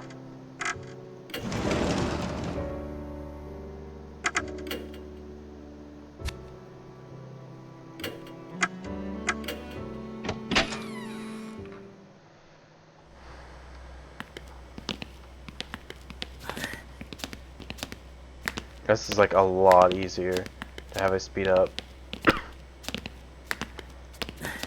Oh, it even speeds up the run. Holy shit. Okay, yeah, there you go.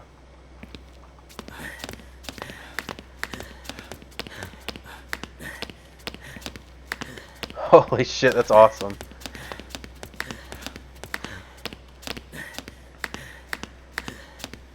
Oh, but you have to wait for him to go up. Okay.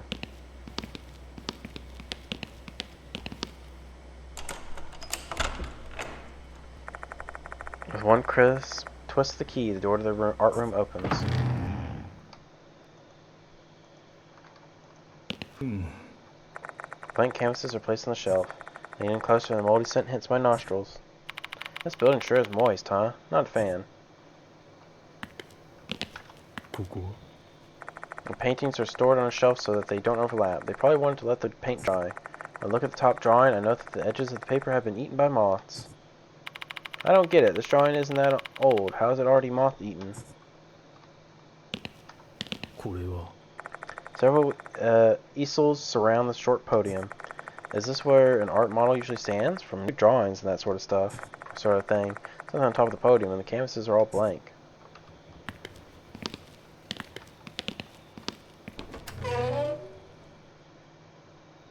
Yoshi. There's a rough sketch of on the desk. Probably been here for quite a while, judging from the dust on the face and shoulders. Mm-hmm. There are some art supplies on the shelf. These are probably used for the class. I shouldn't touch them without a reason. This is the new building, not the old building. Mm-hmm. There are a lot of coloring materials inside the cupboard. In particular, there's a lot of red. It makes me wonder what they've been drawing. Hey, old man. There's something behind the cupboard. I saw a glimpse of it thanks to the flashlight. Is that a metal pencil case? Can you pick it up? Nah. Nope. A stick wouldn't fit in there, much less my arm. We gotta move the cupboard first. Except this thing's so goddamn heavy. Maybe we can move it if we work together. Let's give it a shot, shall? Hell yeah, just leave the muscle work to me. Place my hand on the left edge of the cupboard while Shao's on the right. On the count of 3. 3, 2, 1. Let's go. Isn't it supposed to be 1, 2, 3? When Shao and I synchronize our effort, the thing moves. Heh, nice work. Here's the pencil case. Pencil case I received from Shao is an elegant item, pressed from solid brass plate. Its owner name is engraved upon it. Shaosuke Heroes. It holds a brown pencil and a blue pencil. They're from a brand I've never heard of before. I'm guessing they are used for sketching. Or test my hunch. I try to scribble using the pencil to see if I can detect any difference. I see. The brown pencil feels a bit smoother than the blue pencil. Seems like the pencils have different leads, so they feel different. Hey, they're used for different things? If you're that interested in them, just keep them in the case, old man. I should hold on to it. I do have to bring it back to the owner. I think someone just lost their case behind that heavy-ass cupboard. You're way too much of a do-gooder sometimes. Brown pencil, blue pencil.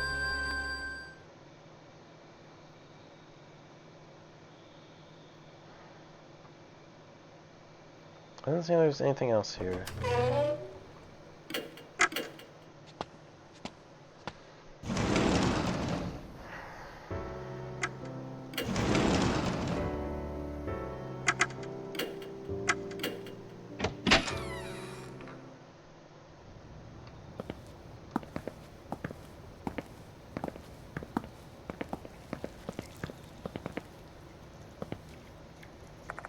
Corridor. I hear something.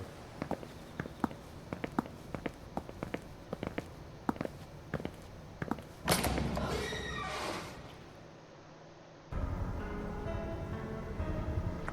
return to the old building once again. Unreal things often occur here, as I experienced during the entire Hanako Tour ordeal. It is what declared a haunted building. Haunted places usually have some history, some kind of unsavory events that transpired here. So did something like that happen to this old building? Let's hurry up and do whatever we gotta do here, quickly. This place is bad news. I don't want to stay here for too long. Let's go straight to the art room. No detours. Child's valid point. We've all accepted that this investigation will be life-threatening, but that doesn't mean we should take unnecessary risks. Examine what we came to examine, get out of here, pronto. Fuck that. Art room is right above the music room, so I need to go that way. Art room. Aw, come on.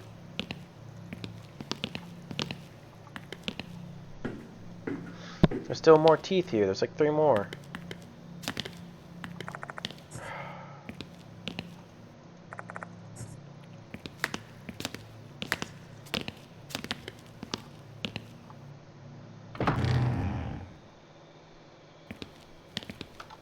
Yoshi.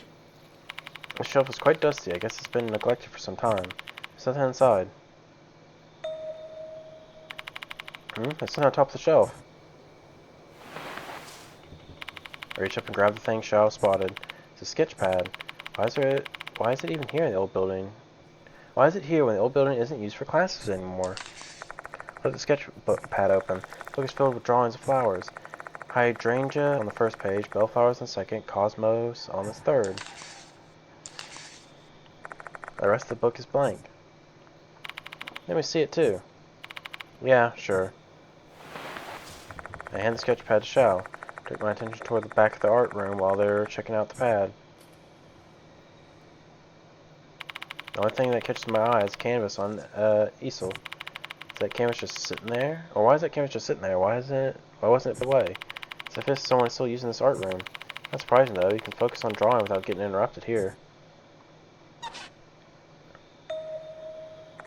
What was the sound? It sounded oddly familiar. It's the doll!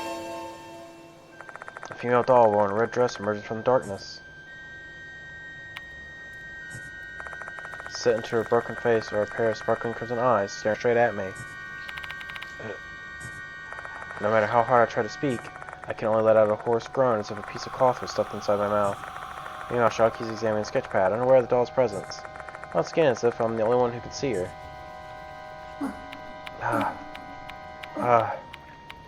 Hand it back.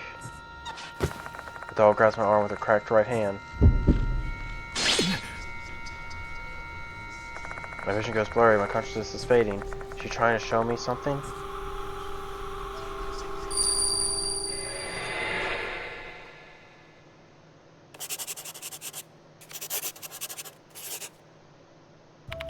What are you drawing, teacher?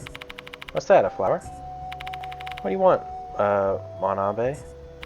Say, you gave something to her, didn't you? Do you love her? It's not like that. I simply want to support her future endeavors and dreams. Oh, go out with me then. I put my all into winning that gold prize so that you'd love me back. What are you saying? Don't joke around like that with your teacher. I'm not joking around though. I'm being serious here. Hey, what are you... I love you. What's gotten into you, Manabe? Get away from me and put your clothes back on. Told you, I'm serious. Heh.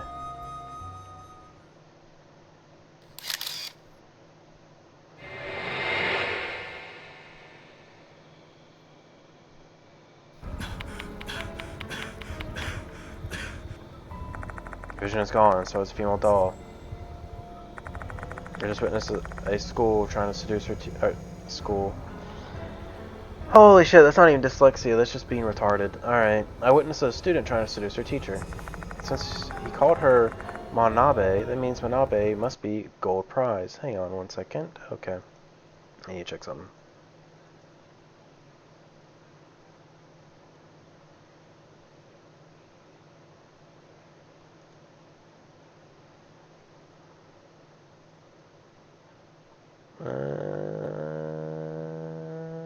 Let's see. Nothing particular. Alright, it was nothing. Nothing at all. I thought I got a message. But it wasn't, not a phone message, just a message. Oh. So he called her Manabe, that means Manabe must be gold prize. It also means that vision I just saw must be 5 years ago. But I still don't understand. Why did that doll only show this vision to me? Hey, old man. What are you spacing out for? Let's get the heck out of here. Okay. What are you gonna do with this sketch pad? A female doll appeared when I put my hands on that sketch pad, which makes me think it's connected to Kashima's case. Let's bring it with us.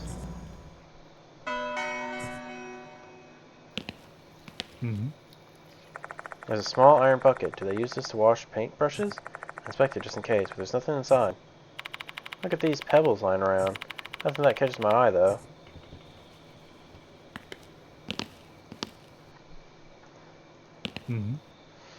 There's a blank canvas on the easel. There shouldn't be anyone using this place anymore. Who put this here? I don't like the fact that this is here. Don't you dare say that spirit did this. Mm-hmm. One corner of the wall is dented and cracked. Black mold is growing through the cracks. Looking closely, there's something small stuck in one of the cracks. I try to pull it out, and it clatters onto the floor. More teeth. Pick it up off the floor. It's an eerie tooth. これは A roller cabinet. When I open the door, I'm greeted by the dank, musty odor of mold. It kind of smells like ink. Check my flashlight on the inside, though. There's nothing in there.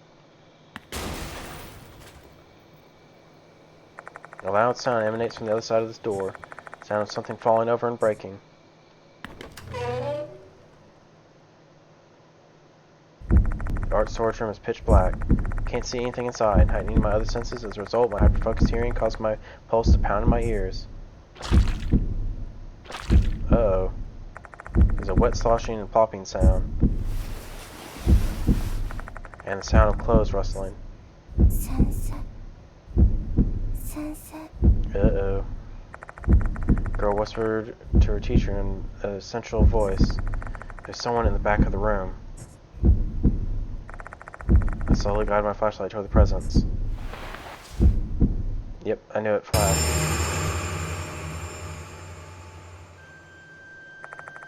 What illuminates is a mangled, monstrous creature. Her mouth is slit from ear to ear. She's also got sharp, pointed fingers resembling scissors. Whatever she is not slit-mouth Kashima. This thing looks entirely different from what I saw at the cemetery. A tentacle-like tongue wraps around a broken plaster statue. She licks it repeatedly, over and over again. Then sweetly whispers in the statue's ear. Teacher, you love me too, right? You love me more than her? She's too preoccupied with the statue. Oh, okay.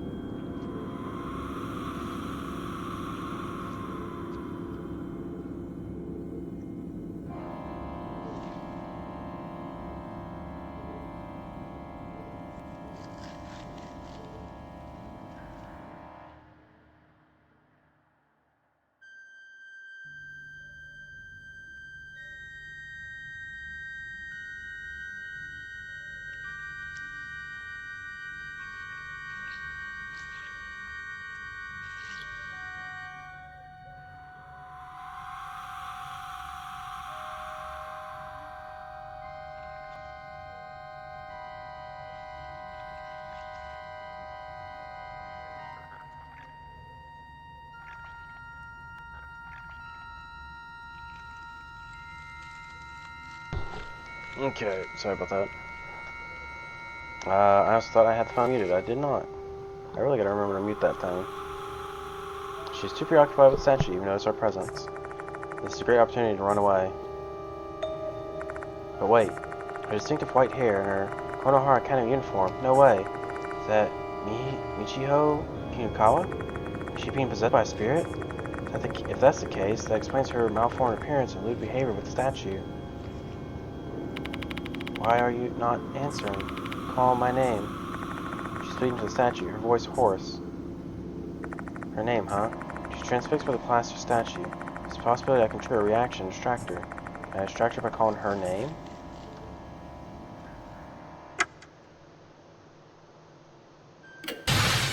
Kashima! Teacher is there too. Which one is my teach? I don't know.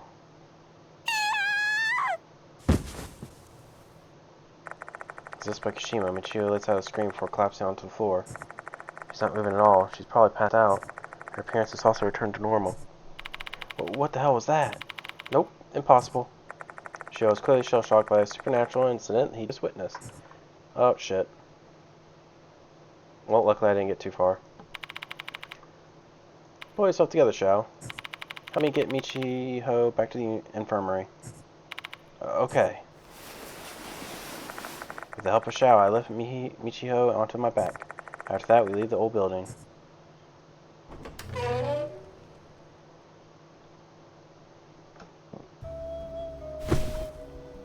Once we return to the infirmary, we lie her down on the bed. Mister, who is she? I'll tell Diamond and Moe about what happened in the art room. How's she doing, Diamond? Her condition is fine, no injuries, and her pulse is normal. I never expected that she'd get possessed by a spirit, though. Hey, old man, when do you think Kinukawa was possessed? That incident at a cemetery, most likely. I think that's when slit-mouth Kashima must have taken over her body. She said she sensed her presence so strongly back then. But why was it that she... Was that why she lost consciousness? Huh? Why am I in the infirmary? Oh, you're awake. How are you feeling? I'm fine. Why am I here?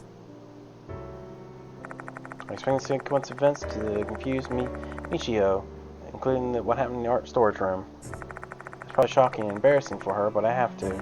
I'm in dire need of any information regarding slit-mouth Kashima. Oh, I see. So all that wasn't a dream. Do you remember? Not that clearly, though. You have questions for me, don't you? Ask away. You mean after I got on the bus, right? I really wasn't feeling well, so I rode the bus straight back to school. When I was about to go to the dorm, I heard that voice. What voice? The one from the rumor, you know. Yukima Ocean Jimoya Bay. For long, my mind began to drift off, and I really don't remember anything afterward. The voice in my head told me to go there. The teacher's waiting in the old building's art room. Who's the teacher? It didn't say a name, but now that I think about it, it doesn't make any sense, huh? But at the time, I didn't think about it at all, so I just went into the art room. Her expression turns grim. Even though she was possessed, she still disgraced herself in front of others. She's flighty and free-spirited, but she's still a child. She probably doesn't want to recall it. You don't have to answer my question if you don't want to. That's not it. I have no memories of what I did to the statue, but I remember hugging a man. He was lean, quite good-looking, but nothing compared to you, though, Mr. Dadbod. So what you saw was a human? Correct. The moment I laid my eyes on him, I couldn't control my passion. I guess that's what you call love, don't you think? I don't know. Summarizing all the information I got from Michiho, led by Kashima's voice, she went all the way to old building's art room. The voice told her teacher is waiting there. When she got there, she found an attractive man that was actually a plaster statue. She felt an intense passion for him, as if she were madly in love with him. If the feelings I had belonged to Kashima, that means she was in love with this teacher. She took over my body to meet him. That's all I can say, I guess. Does that help? Yeah, thank you. So Kashima loved the teacher, even after death her feelings remained strong. Her feelings weren't reciprocated, that love could have turned to hatred. If we find out who that teacher is, that'd be a big step toward discovering Kashima's grudge.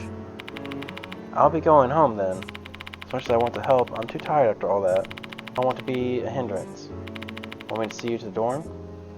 No, it's fine. I can't trouble you any more than this. What if something happens to you? Are you worried about me? I'm flattered. Anyway, if something does happen, I'm sure you'll come save me. Bye-bye. Michiho waves her hand excitedly before leaving. The heck? Does she have no shame? What a self-centered and pushy chick. I'm close to her replying, you're the one to talk, but I hold my tongue. Shall we resume our investigation, Dad Bod? We'd better take a close look at the art storage room Kinukawa was in. There might be some clues about this teacher.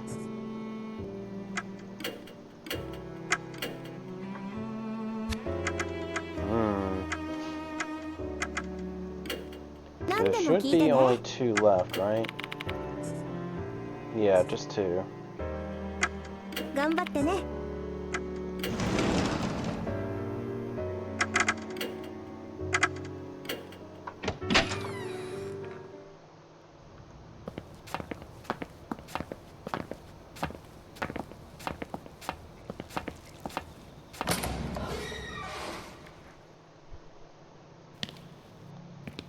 Alright, is it gonna stop me like before? Yeah. I guess it's just to be like, okay, there's no reason to keep putting shit in here. So you don't have to keep expecting every room in the same place. Which would be cool and good.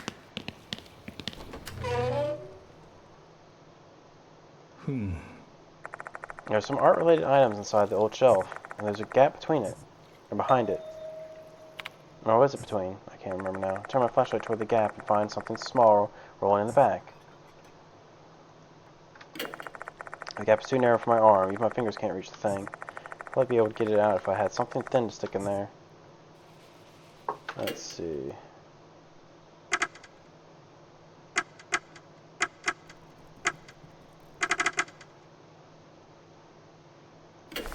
Got notes. I don't know how to use this though. Alright, so I can't use that to grab it. Statue of someone with a muscular body. Its bulky torso and arms are stained with mold. There's a steel cupboard which has clearly been through some things, judging by the dents on the door. The door doesn't budge at all when I try to open it. The rail seems to be buckled. Guess it's my time to shine. Thanks, Shao. Is it going to be you need dexterity? Shao runs fingers around the handle and gives it a forceful tug. And it doesn't budge. This is bad. The door's completely stuck. Unless you're okay with me busting this thing open, this is going to be difficult. Please don't. Mr. Kanoi would get mad at me. Yep. Getting deja vu for some reason. Well, before I inspect the obvious, let's go get the other dude.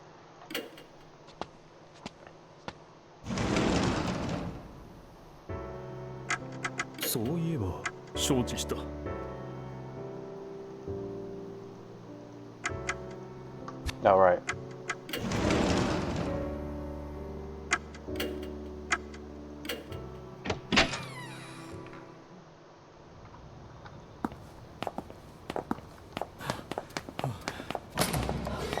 I don't have to wait on that one. That's awesome.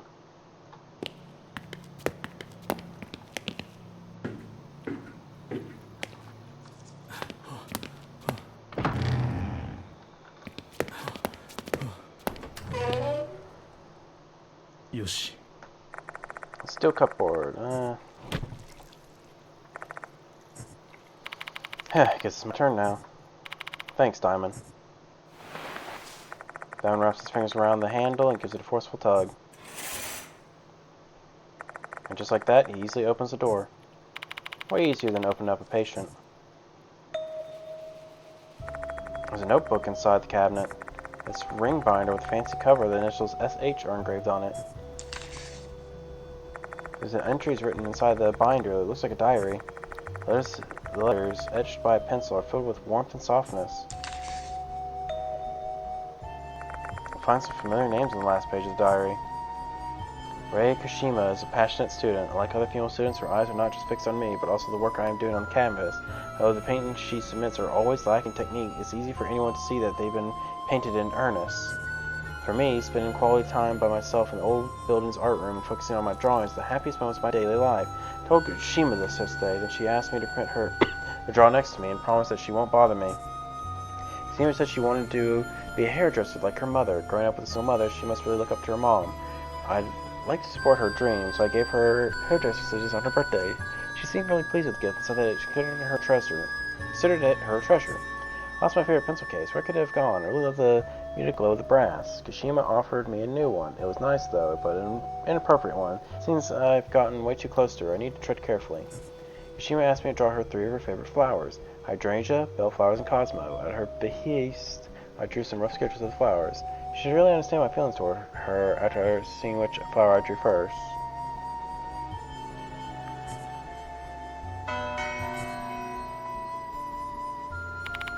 I used the flower language to convey my feelings. Quite the romantic at sea. What's the florography for hydrangea, bellflowers, and cosmos? Don't ask me, I only know about the bones and muscles. There may be a book about flora in the library. Hydrangea, bellflowers, and cosmos. The same flowers drawn on the sketch pad we found in the art room. They must be the sketches in the diary I was referring to.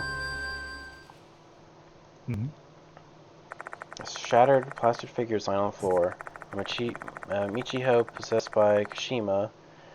She hugged the statue thinking it was her teacher. Time to inspect it. Who knows? Maybe we'll find something useful. While examining it, I find something that doesn't look like the rest of the statue fragments. Oh, that's where the tooth is. Pick it up with my hands. An eerie tooth. Yoshi, いけそうだ。 Nice.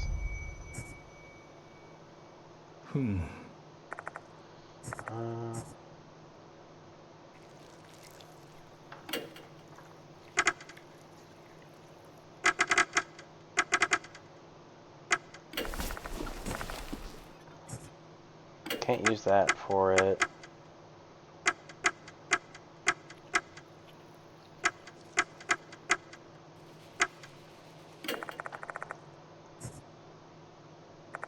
Use it. I don't understand my reach. Push the small thing on a gap. I hope that doesn't break it. Nice, man. Managed to get it out to the side. Oh, that's both teeth. Pick it up. It's an eerie tooth.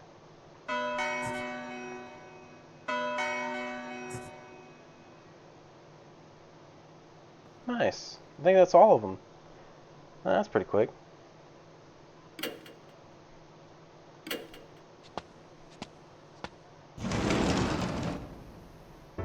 Let me double check on that. 何か必要? Hell yeah. No, that was easier than last time. 頑張ってね.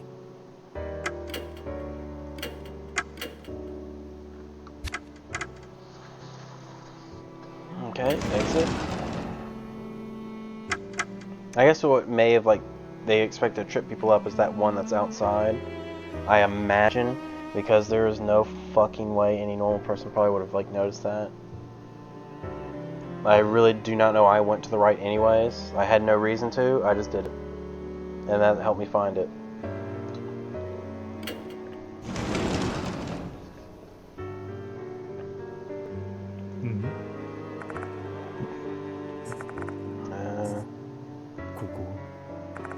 Looks what plants are arranged on the shelf. Alright. Think about it. Flower language is mentioned in the binder we found in the old building.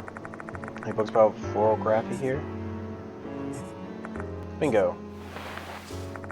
Grab a book about florography from the shelf and look at the entries about hydrangea, bellflowers, and cosmos. Hydrangea, blue flowers that bloom from early to midsummer, and flora is used to indicate frigidity, regret, and capriciousness. Bellflowers, bluish purple flowers that bloom from summer to autumn. Florography of the bellflowers, unwavering love. Cosmo. Before modern day cultivators became prominent, cosmos were short day plants. So the white, peach, and red flowers bloom in autumn, so it's used to represent harmony in the pure heart of a maiden. It'd be useful for our investigation. Let's borrow it. I don't think we're supposed to borrow books without permission, but this time I'll make an exception.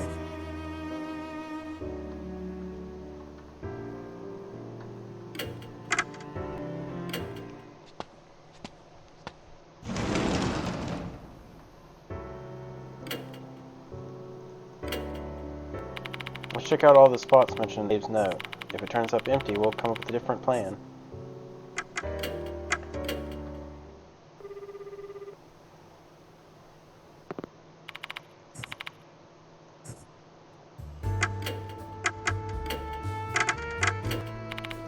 Okay, nothing there. So I guess it is just, 何でも聞いてね。頑張ってね。そういえば分かった。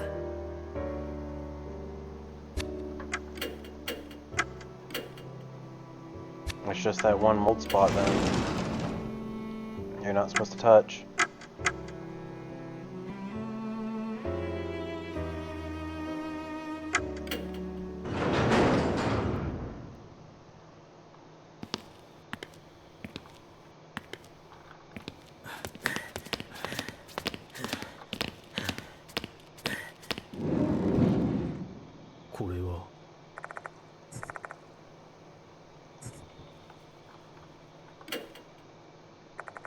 Except for they're inside, perching the stains.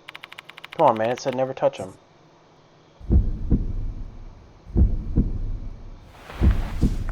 Cautiously extend my fingers and touch the stain. Will the vengeful spirit really appear?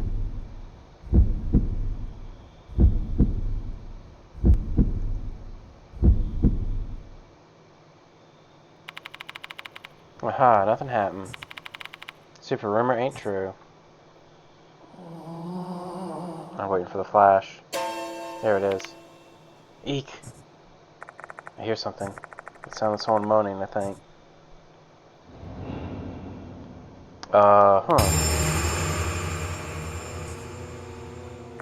Before I know it, she's already there. Female student with scissors piercing both her eyes. Is this the vengeful spirit from the rumor? Is it just me or the scissors piercing through her head strangely huge? Could this be the spirit of the student S who went missing in the gymnasium? The fact that she appears this way means... Hey, oh man, what are we gonna do? Escape? Yeah, we're looking for the truth behind Kashima, and we can't leave now.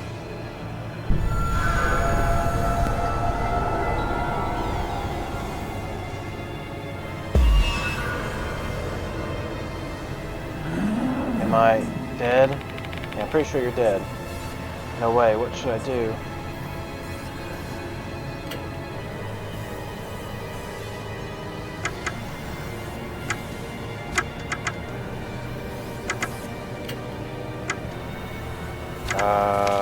Let's see, was it A or B?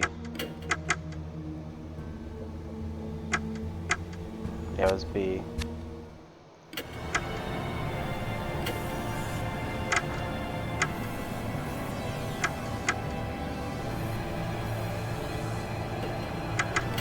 Yoshi.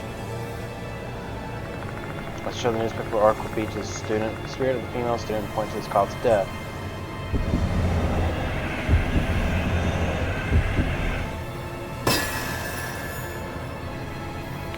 If you're a student in this article, did you die by Kashima's hands? Be afraid Kashima. I knew it. Kashima had something to do with her death. Looks like this is the right choice. Don't know who I am. She just asked, who am I? She doesn't remember her own name.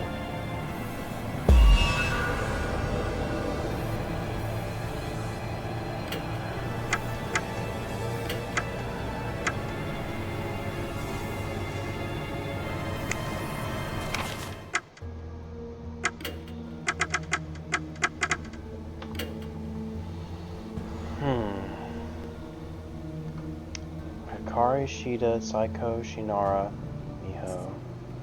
This has the spirit of the gymnasium.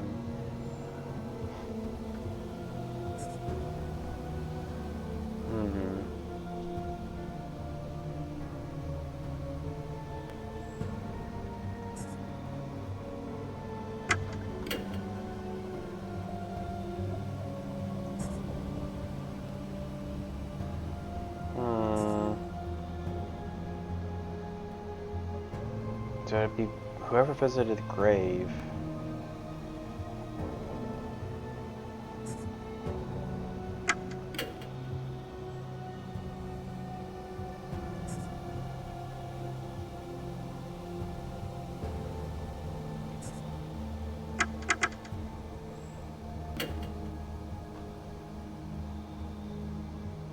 Wait, there was a pencil book, right? SH's notebook, but that's the teacher.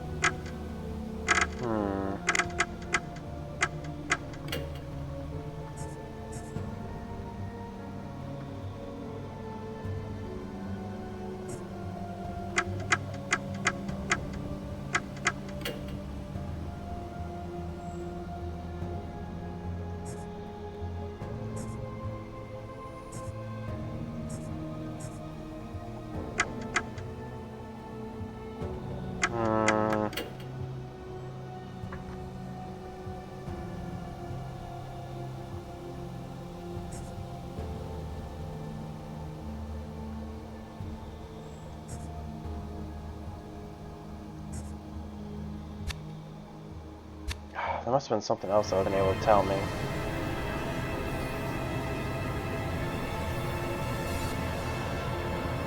Wait, hang on, these are different names, isn't it? Look at it again. Karashida.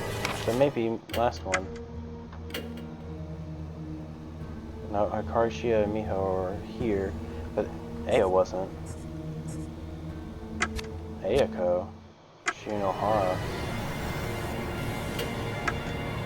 これ江戸だ I pointed at the name in the yearbook, trying to let her know her name.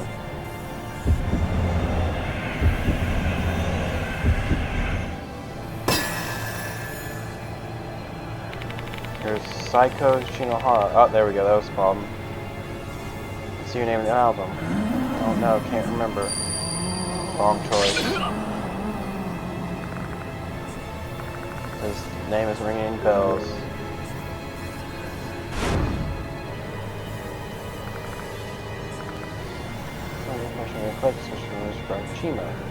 Oh yeah, it's an S name.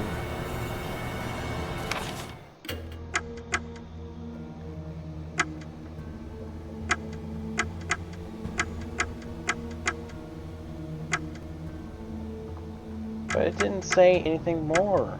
Like, what the fuck is the... Oh my god, the fact that the name fucked up means there might have been something, but they, What?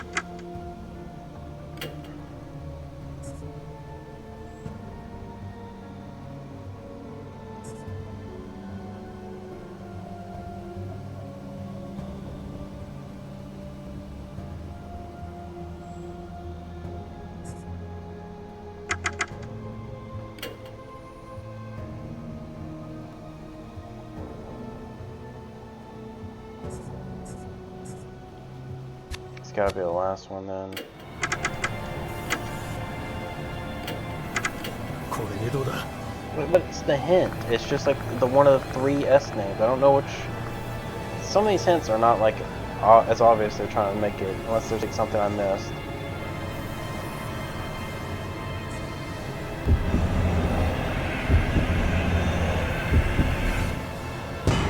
Fuck.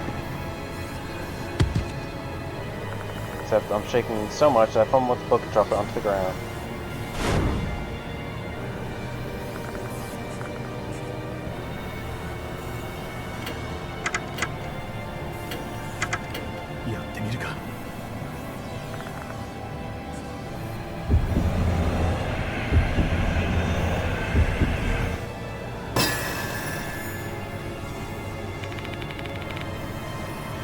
You're Miho Shinji from the art club, so your name in the album. It didn't even mention anything in the fucking art club. There's like 3 of them. Miho, yes, Miho. Am I just retarded? Did I miss something, or... I don't know. I feel like that's just you had to go get lucky on that.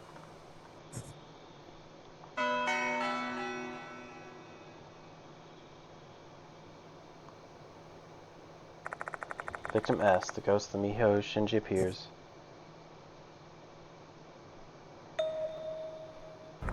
There's something lying on the ground where the spirit stood earlier. It's a folded piece of notepaper. Adorable pink paper filled with small letters. Dear heroes, I was so happy that when I got that birthday present from you, I really treasured it, and it really tells me how you feel about me. Because you're an adult, you can't say the words, right? That's fine with me. I can feel that our hearts are connected. I love you so as much as you love me. It's a shame my graduation is still so far away. Once we graduate, we will no longer be student-teacher. We can stand beside one another as equals. My mother surely will love you. I want to build a happy family with you one day. Do you get my feelings? I don't need an answer because I already know how you feel. I love you, heroes. I love you so much. It's like a love letter, one that is addressed to a teacher. Man, I'd normally crap on someone overdoing lovey-dovey vibes with their notes, but this is actually supposed to be a love letter. Building a happy family together. This chick sure got getting ahead of herself. That shit is pure terror. Return to the spot where the ghost was standing. Did Miho Shinji write this? Ugh. Sudden dizziness sends me reeling. It's feeling. No way.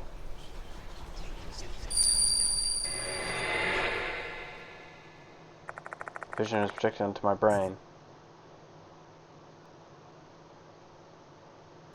In my mind, I see three girls talking in what looks like an art room. The art room. Why did you call us here, Manabe? I have a prep class soon. Quit your whining and read this letter already. That bitch slipped this into the teacher's sketchbook. Seriously? Are they dating or what? What are you gonna do, Manabe? You love him too. Love him, don't you? He's gonna be hers at this rate. Ah, shut up. I know that already. I made up my mind. I'm gonna do the thing. For real? Both you and him are gonna be in the deep shit if you do that. Oh, come on, Shinji. Manabe's already made up her mind, you know? We're here friends. We should support her decision, right? Fine. Kamio and I will be hiding then. Make sure you're ready to capture the crucial moment, okay? Okay. This is how I'm gonna take him back from her. What do we do with this love letter, though? Keep it, Shinji. You may be able to use it in case our plan fails. The vision fades, as is my dizziness. My heart rate is returning to normal too. The three girls I saw just now were Manabe, Kamio, and Shinji. Was that scene from 5 years ago?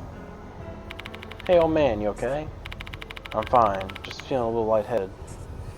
Alright, still don't overdo it. Oh, still, don't overdo it. Should I tell Xiao what I saw? I'm not entirely sure what was really happening though. I'll gather more information to avoid leading him down the wrong train of thought.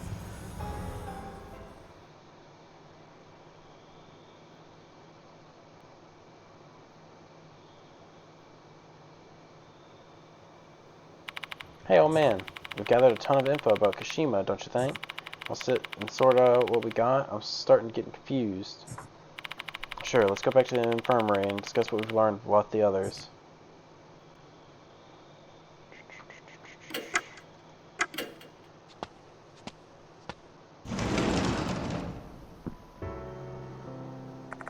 Let's share all the information we've gathered so far with the mark bearers.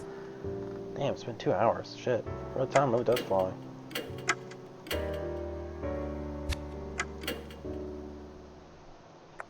I shared all the knowledge we gained with the mark bearers. A super complicated case with a bunch of people involved, huh? In situations like this, my boss always tells me to organize the information chronologically. I guess this all started with Rei Kashima and her teacher's love affair. Kashima seemed to be blindly in love with the teacher. That love letter we found in the gymnasium makes it pretty obvious. Kashima must have written that. Her feelings sure were intense. She got a pair of scissors from him and already started thinking about marriage. But who's the teacher? There may be a clue of the teacher's identity among the items collected as heroes.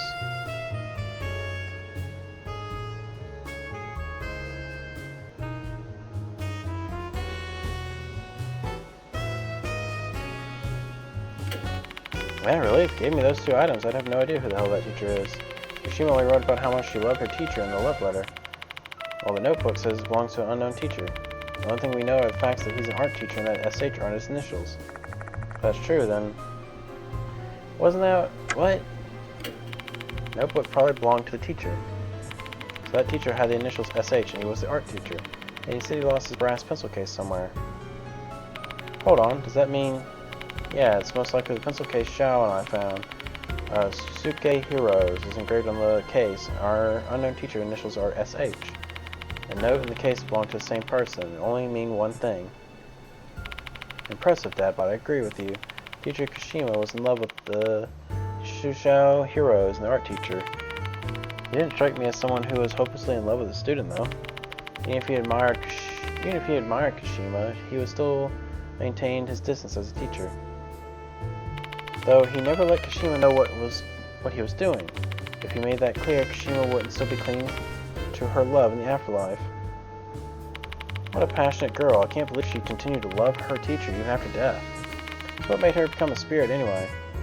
It is strange. Dead only become spirits if they hold grudges, or have grudges. It means that Kashima remains in this world because she's trying to avenge herself. So what's her grudge?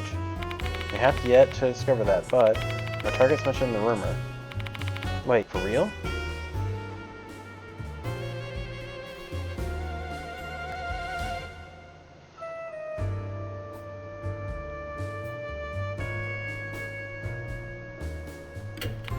It's the thing she chants. Yukami, Ocean, Jimmon, Abe. That's her target. What? You're not making any sense. That's just a bunch of random crap. How's that point to anything? Sound down. Think about it, Shao. This is actually what she says. Are you Kamio, Shinji, Manabe? Ah. Kashima's searching for her fellow club members. Kamio, Shinji, Manabe. She's definitely doing it to avenge herself. But Kamio and Shinji are. Exactly, Kashima's already killed them 5 years ago. But she doesn't realize that. For her, time's probably stood still since her moment of death. I wonder why she despises 3 of them. To tell you the truth about that, I was shown a strange vision on 2 different occasions while we were investigating. I recount the scenes I saw to the other 3. First one was a scene of Manabe scheming something after discovering Kashima's love letter. The other one was a scene of Manabe seducing the teacher, along with a sound of shudder. Wow, a spiritual vision. That's so amazing. No wonder you're called the Spirit Doctor. I'll pitch that story to my Oh, come on, Manabe. Take this seriously. So, in short, Manabe and her friends had hatched a plot to drive Kashima and the teacher apart. So that's why Kashima despises them. Correct. I have no idea what happened to Kashima and her beloved teacher after that. What the hell? That's literally the most important piece of info we need to discover, Kashima's grudge. Dad bod. Miss Sakamoto might know something about it. She was working here when it happened. You think she'd tell me something like that? She hates my guts. With this much evidence, I don't think she can evade your questions anymore. Plus, you can always drop Mr. Konoe's name if push comes to shove. Looks like the time to unwrap the dark secret of the tragedy 5 years ago has come. Tragedy that originated with Kashima's love.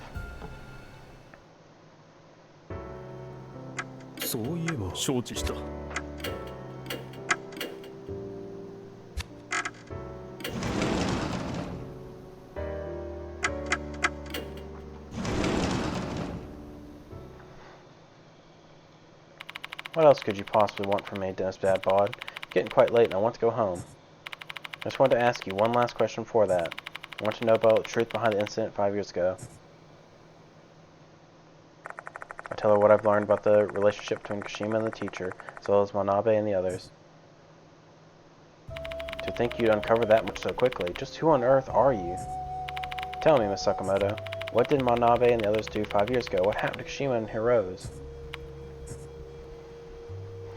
I should never have worked overtime tonight. Not only did I work late, now I'm forced to recall an unpleasant incident. Sorry about that. Oh hush, it's late for your apologies now. So what do you want to know? Because it may affect the school's reputation. I can't let outsiders know about it. Just recalling the incident after you brought it up has already caused me great discomfort. 5 years ago. A picture was posted on the school's bulletin board. It was Mr. Heroes and a female student in her underwear. The student was Megumi Manabe from 3rd year. Actually, we both called them both in and inquired about the incident. Manabe admitted she was a girl in the picture, but claimed Mr. Heroes seduced her first. Meanwhile, Mr. Heroes denied it and claimed Manabe had set him up. Fortunately for him, Manabe's father was a prominent figure in H City. In order to protect his daughter's future, he placed all the blame squarely on Mr. Hirose. That led to Mr. Hirose being dismissed in disgrace. Mr. Hirose was a delicate, artistic person. The dismissal and surrounding circumstances left him unable to even draw due to distress, and he turned to alcohol.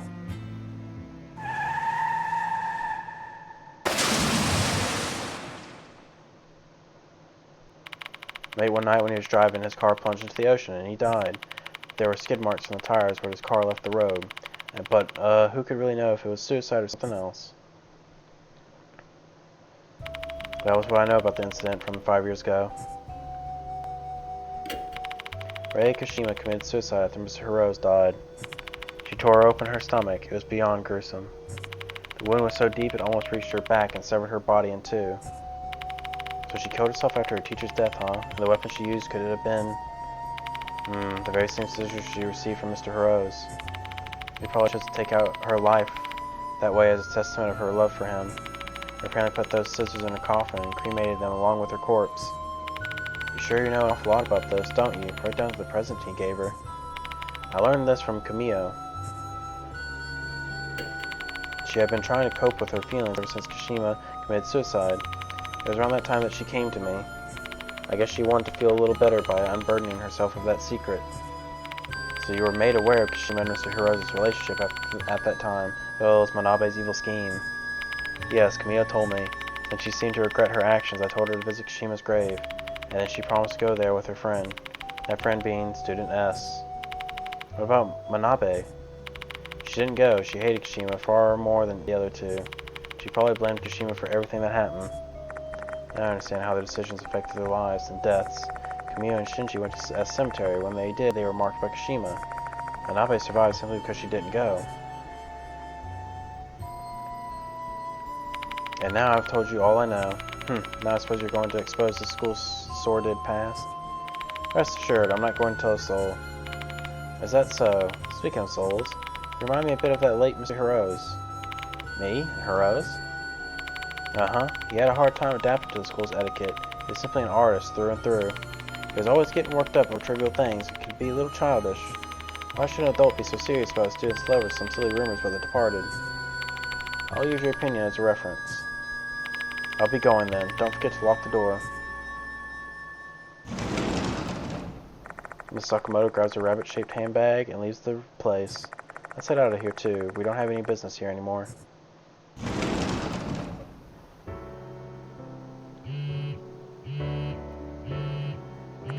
Is that Diamond's phone vibrating? Oh, Nakamura's calling. What's wrong? Alright, I'll pass the phone off to Dad Bod. He asked to talk with you. He sounds quite panicked. Grab the phone and pull it to my ear. It's me. Massive news, Mr. Dadbod. It's beyond massive. I have no idea she was just around the block. Calm down, Ita. What happened? It's Megumi Manabe, the gold prize. She's in H-City right now. What the? I found her name on a local news broadcast. Manabe got off the bus in front of the cemetery this evening, and then she suddenly just screamed and ran out in the road. She got hit by a car. She suffered minor injuries, but she was taken to the nearby hospital just in case. Do you know which hospital it is? I think it's the one near M Tower Station, K Hospital. Got it, thanks. Oh, one other thing, Mr. Dadbod. I'm about to take off. Do you need anything else? I'm good. I'll call you if I need anything. Thanks for today, Ita. No problem. See you later. What did Nakamatsu say? He knows where Manabe is. I'll share the details once we're back in the infirmary. I want Shao to know this as well. Once we're in the infirmary, I tell them about how Manabe ended up in the K hospital. I'm just guessing, but do you think Manabe screamed out of nowhere because... Yeah, she most likely saw slit-mouth Kashima. Damn, isn't she, like, bucked right now? Kashima marked Camille and Shinji when they went to her grave, didn't she? That means Manabe is... That's really bad. We have to go to the hospital and protect Manabe. Except visiting hours ended a long time ago. It'll be tough to enter the hospital. I'll do something about it. Mr. Kanoi's younger brother is actually the director at the K hospital. Maybe we can get a pass if we ask Mr. Kanoi. How do we get to the hospital? Ain't a lot of buses running around this time? Are we gonna hop in your car then? Actually, didn't bring my car today. Sorry. Same here. I took my car in for inspection. Let's just take a taxi then. It might be expensive. You got the dough, right, old man? Evan immediately calls Mr. Kanoy and has him ask Mr. K or ask K Hospital's director for permission to enter. It doesn't take long before we're granted permission to visit Manabe. Let's head to the main gate. Once we're all ready, I've called us a taxi.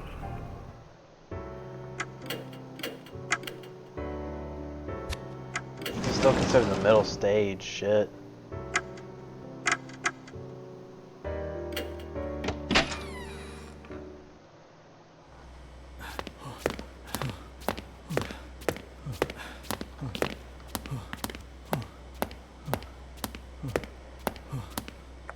We can go outside from here. We may not be able to come back here for a while once we leave. The taxi's already parked in front of the gate. We'll board the taxi with Diamond and ask the driver to take us to K Hospital.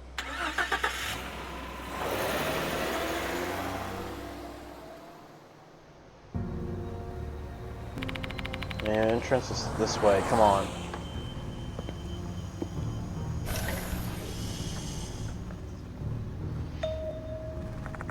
Mr. Kanoy is already inside the hospital, waiting. I came as fast as I could once I got your call, Dad Bod. Is the new talk it really here? I don't think of it. Mr. Kanoy hasn't seen the new notice. I don't have time to go into too much detail, but the target Megumi Manabe is hospitalized here. Slit-mouth Kashima wants vengeance for an incident that occurred 5 years ago. Sounds like a serious problem. The director said Manabe is in room 303. She already knows we're coming. Let's hurry up and meet her. I'll be waiting here. It'll only cause problems if we all enter the room at once. Both of us head to the left after parting ways with Mr. Kanoy.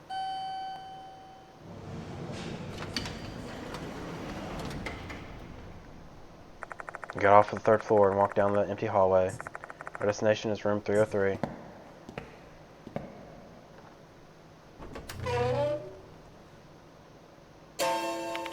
What is that? What's that? Oh, it's a TV. Two silhouettes are projected on the curtain. One is a person sitting on the bed. The other's silhouette looks rather odd. Now leave me alone already.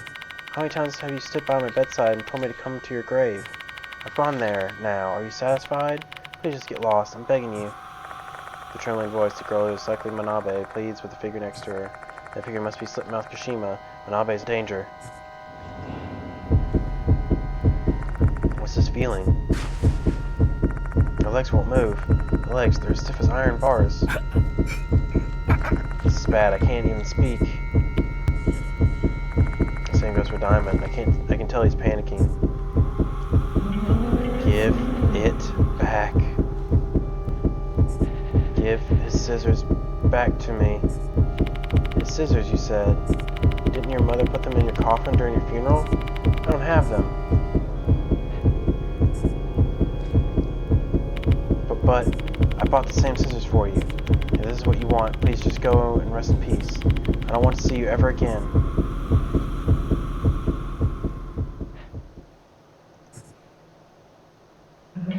Give his scissors back to me. Eek.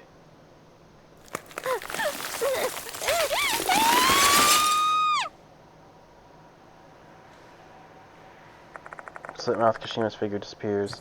At the same moment, I regain control of my legs.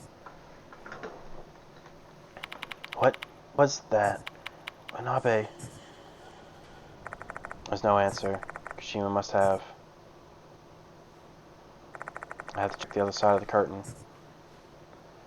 You don't have to, but the curtain's dyed red with blood. Flash. I grab it with trembling hands and open it. The sharp smell of blood assaults my nose.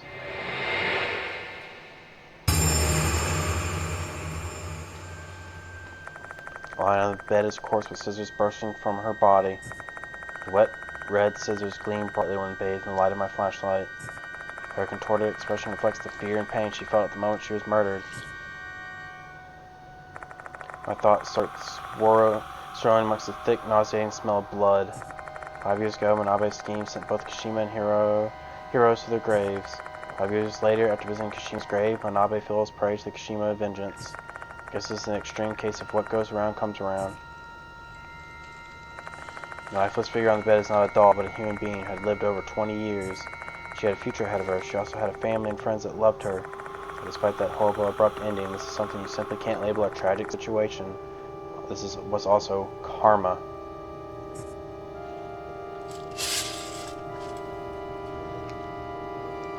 I know you must be shocked, Dad Bod. We're in deep trouble if someone sees this. Let's tell Mr. Kanoi immediately.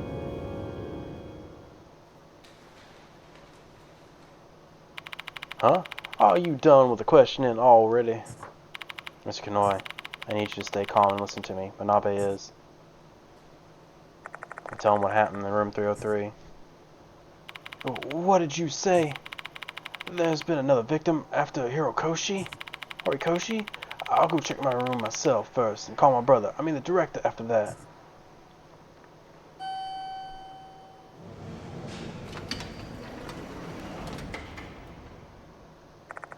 I return to 303 along with Mr. Kanoi. The curtain is no longer stained red. Manabe's grotesque corpse is nowhere in sight.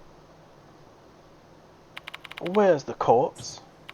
She should be here, lying on that bed. On the bed? But there's only a small box here. A small box, you said? There is indeed a small box near the pillow. The small box is deceptively heavy.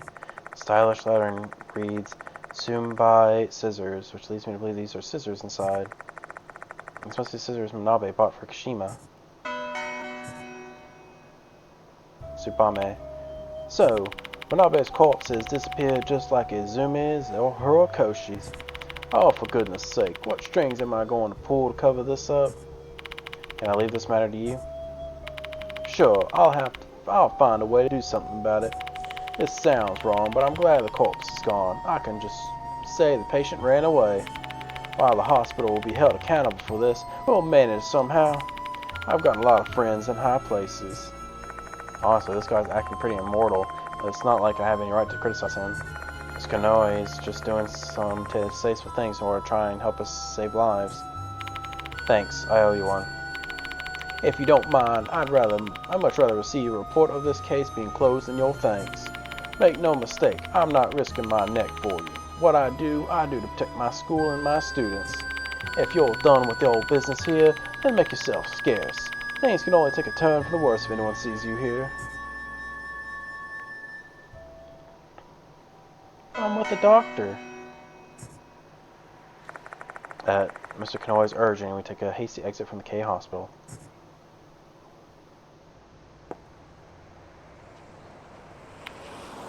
I failed to protect another one. We both failed again. Oh, that's gotta be tearing you up inside. I failed to save Manabe and lost my lead in the process. All I've got left is disappointment. I expect Kashima to show up at Manabe's place and tell her to visit her grave. Kashima sure likes doing things the roundabout way, huh? Who knows, maybe she can only attack people who have visited her grave.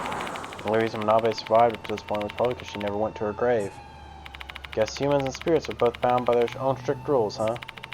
Why now, though? 5 years have passed since the incident. Perhaps it's because of the departed.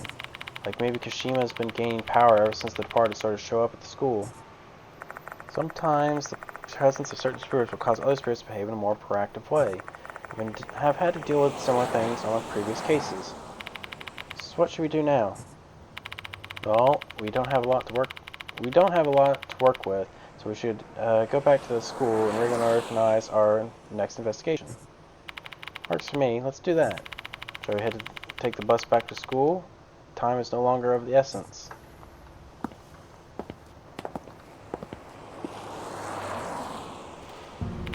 So we meet again, huh, Mr. Dad Bod? Ah, it must be fate. Are you following me or what? Who can say? You and mere illusionists wouldn't let anything slip that would reveal their secrets. Your inquiry is pure stupidity to me. Can you at least tell me your name then? Oh my, have I not introduced myself? How rude of me. Name is Haruki Abe. My given name references the great exorcist who founded Tsuchi Mikado. I'm sure you'll agree that this is a suitable name for those who possess my talents. Unfortunately, my name uses different kanji. Haruki Abe. Name sounds familiar.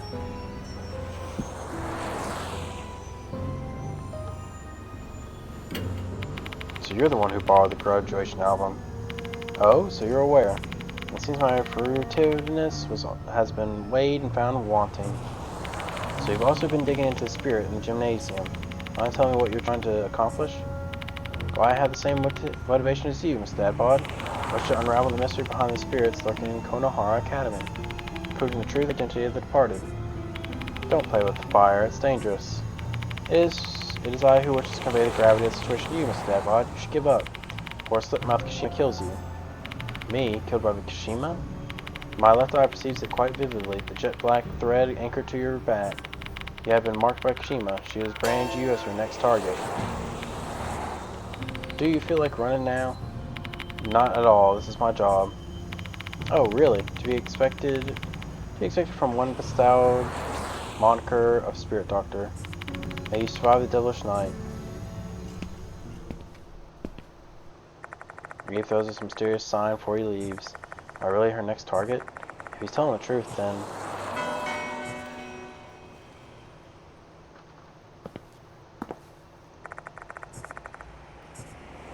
Oh, hang on. I can't even do it that way? Fuck me.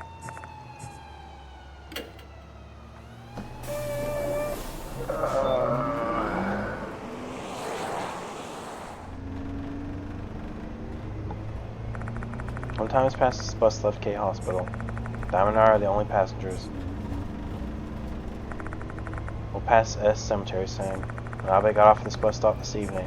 The only reason she came here was that Kashima kept urging her to visit her grave. In the end, 5 years later, Manabe was murdered like Kamio and Shinji. I visit her grave as well. Your next target is you. The possibility was always there. Abe pointed it out to me as merely reinforced. Investigating spirits naturally involves bringing ourselves closer to them. The more you approach, the more likely it is they'll catch their attention. Learning that one has targeted me is nothing unusual. 次は S レーンでございます。 Well, there she is. Over there. On the other side of the window, a bus going the opposite direction stops. A tall woman stands near the bus stop.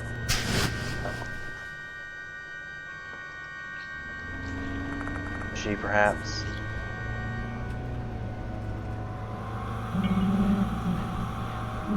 Kami, Ocean, Shimon, Abe.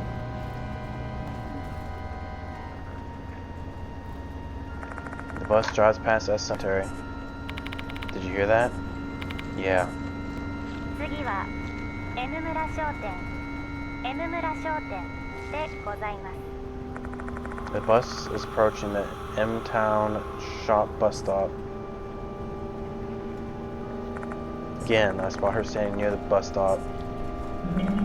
You, Kamio, Shinji, Manabe's friend. The bus continues past M-Town shop. Is she following us? What should we do?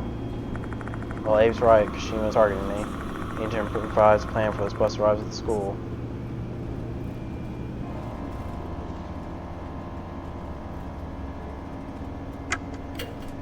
This is just a hunch, but I don't think we're ready to save her just yet. I'd like to return to the school once. Be ready to sprint as soon as the bus stops. Guess I have no choice. I'll do my best. 次は近衛原学園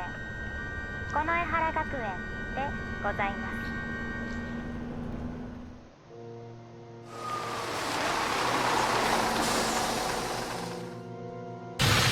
Come on, Diamond. Wait, I don't have that kind of stamina. Jump off the bus and hit the ground running.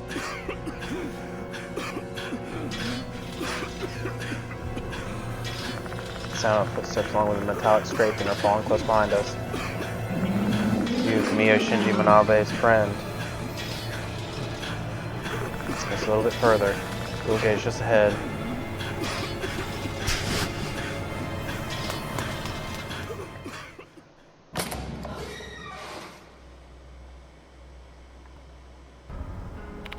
Where's Kashima? Ugh. She's not following us anymore. Did she give up? I really hope so. She's a vengeful spirit who's been haunting this place for 5 years and just killed Manabe earlier. She might have bought some time, but she's persistent. She's coming after us sooner or later. Till then, I have to think of a way to appease her resentment and save her soul. What should we do? Only my beloved teacher can save my soul. Be my teacher at the place full of our memories. What was that voice? Gentle whisper of a girl, definitely not the departed's voice. What's wrong, Dad Bod? You look intoxicated. Ignoring Diamond, I tried to decipher what the voice said. Only my beloved teacher can save my soul. Be my teacher and come to the place full of our memories. Come on, damn it, think. What does she mean by that? What does she want me to do?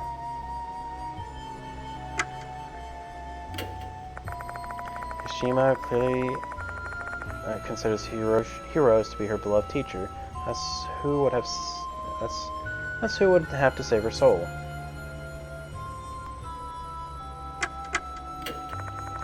Sakamoto told me that I was similar to heroes in a way. That means I may be able to get her attention by pretending to be heroes. Once I have her full attention, I should be able to deliver her a message her soul will hear.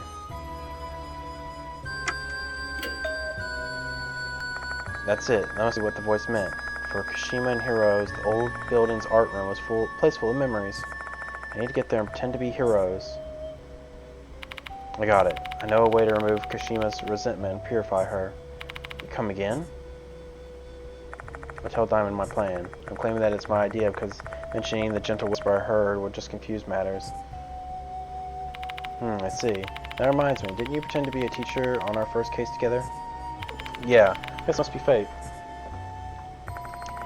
We've got a plan. Our destination is the art room in the old building. But first we need to prepare ourselves. Who knows what we'll end up facing. We'll end up facing death itself.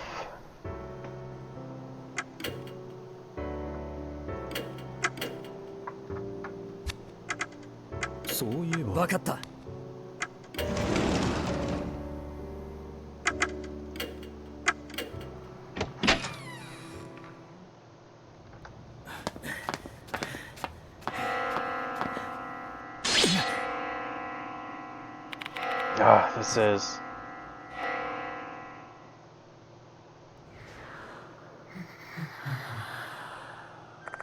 Yamagaze is the departed. That's the departed. My dear husband, Hashima's resentment killed Gold Prize. My dear yeah, I know. Our next target is you. See, she is coming. Should you survive, you will become my real husband.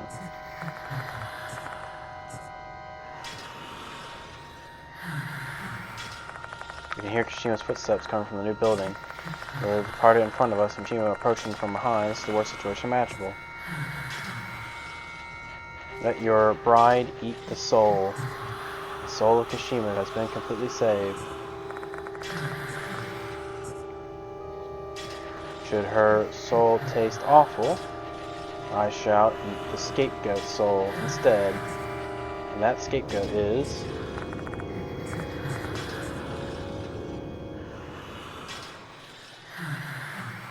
delinquent.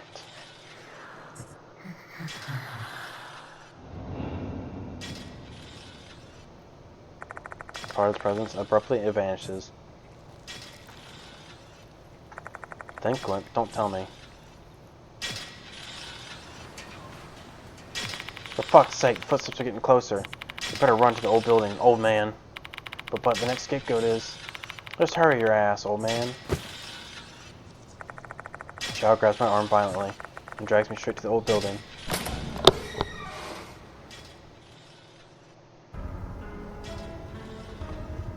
Kashima's footsteps can still be heard from a distance. I have to hurry, I can't think straight. Part of the scapegoat. Next scapegoat is delinquent. Delinquent has to be Xiao. Should we fail to fully redeem Kashima's soul, Xiao will be killed. Hey Xiao, save the chit-chat for later. We need to get a fucking move on. He's right, I can't save Xiao if I don't deal with the pressing issue at hand. There's no way to save slit-mouth Kashima's soul if she catches us before I can play teacher. Let's head to the art room.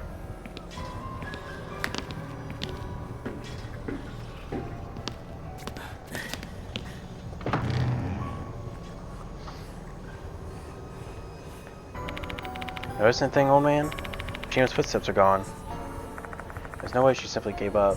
If anything, I should expect that she'll be here shortly.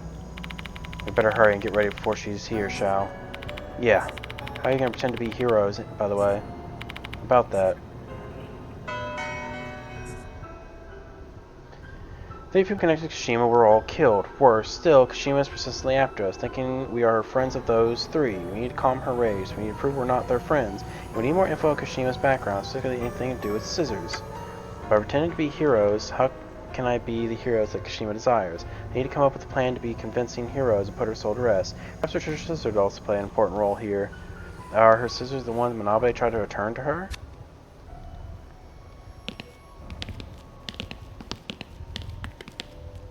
Yoshi.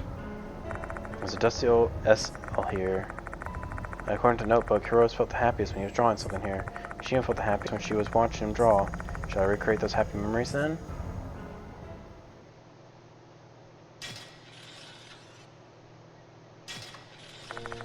I can hear what sounds like Kashima's footsteps approaching from outside.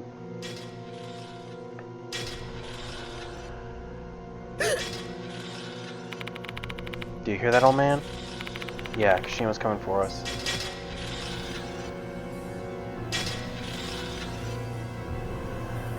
The sound of footsteps stops just outside the school's building.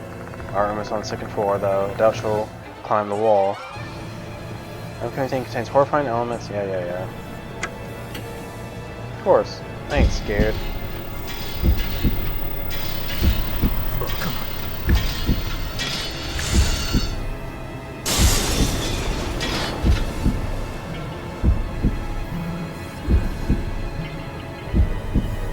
Ooh, very scary. She broke through a window.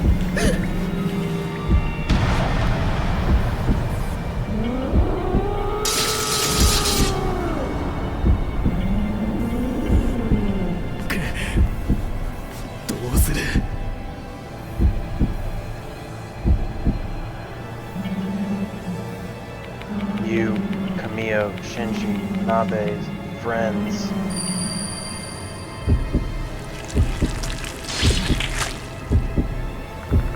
A sense of pain. Painful discomfort wells up within my arm. Hey, old man, don't tell me your arms. Kill.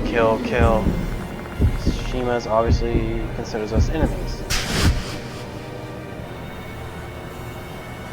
The scissors burst on my arm again. I'll no longer be able to pretend I'm heroes. What should we do, old man?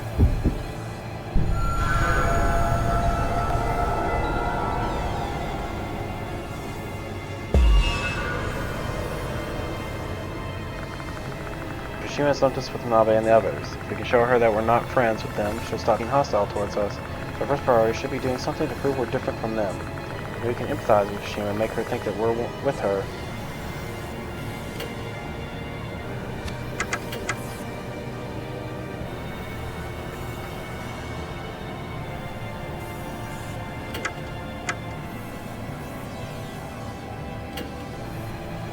Yoshi. I can sketchbook and show Kashima that I'm finished drawing.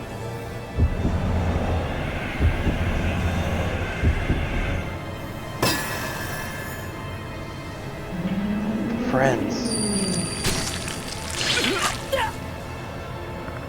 Sharp pains went through our arms. It didn't work at all. She's still hostile towards us. We need a different plan. Damn.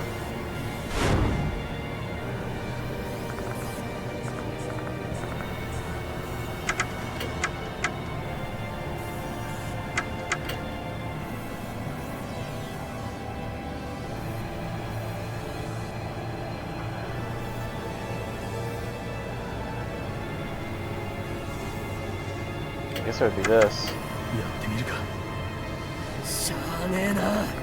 Gently grabbed the back of Shao's hair, cut the tips of the hairdresser's scissors. Hairdressing.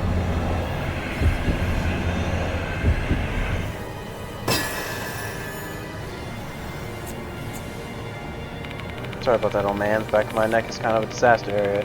Hair's all long and irritating back there. Sure. Child thinking quickly goes along with my act. Hair. My dream. Now I really want to be a hairdresser, and by the looks of it, we jogged her memory a bit.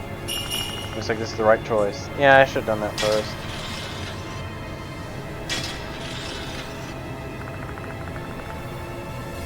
At that moment, Kashima approaches us. While her hostility towards us has ebbed a bit, it doesn't seem we're in the clear. Who are you? Mr. Heroes? Are you Mr. Heroes?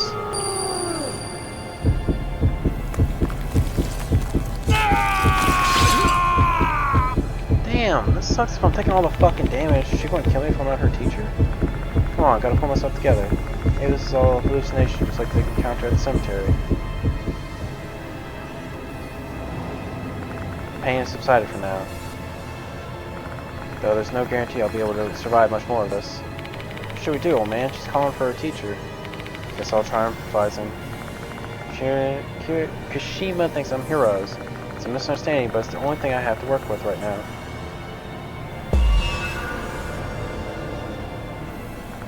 Sketchbook might be the key to respond to Kashima's feelings. Maybe I can help her finish this flower drawing. Let's see. It's soft, delicate, so the brown pencil. Let's see. The bellflower was love, and then the maiden, harmony, eternal love. So bellflower is probably. Yosh. Opening sketchbook to then finish bellflower drawing. I pick up the light brown pencil and draw a line.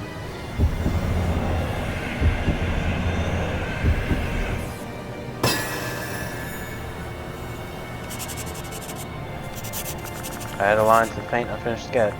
Heroes must have loved this pencil. So long as I can finish the sketch Kashima wished for this pencil.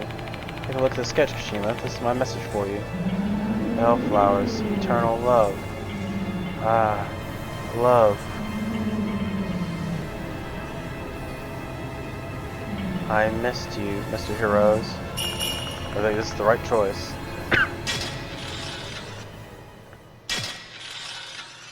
Christ. She was totally buying my hero's act. She moves closer to me. Kashima's mask comes off, revealing countless scissors inside her mouth. I'm sorry, Mr. Heroes. I lost the scissors you gave me.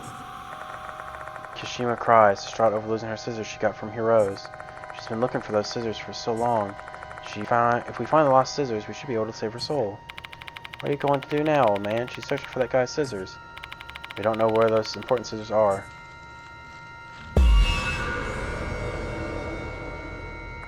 Scissors that Heroes gave Kashima were supposedly burned alongside her corpse in the cremation. If that's the case, scissors Kashima is searching for are...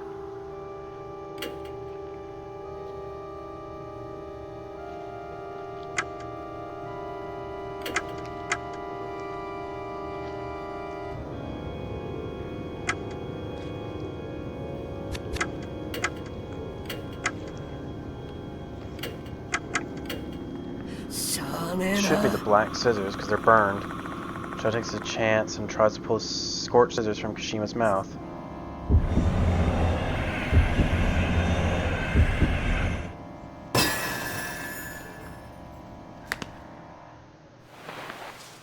Heck yeah, I managed to grab them somehow.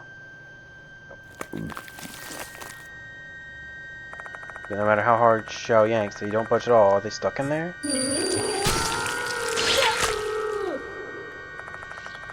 Sharp pain ravages Xiao's arm. He won't be able to pull them out alone. Both of us need to work together. Okay. I guess that makes more sense, but I thought it may be a lone act. There's a lot of scissors right in front of us, old man. True, Kashima's covered in scissors. And where she looks, she'll never be able to find those scissors. Let's say those scissors are out there somewhere.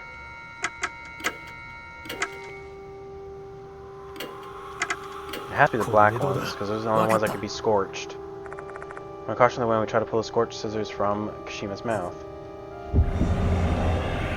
I don't know why it calls them scorched afterwards, though. That's kind of weird. Okay, failure. The inside of her mouth is quite slick. We can't get a grip on the scissors and fail to extract them. One thing that's gonna be annoying is they're gonna be like telling me the whole thing again. Like, yeah.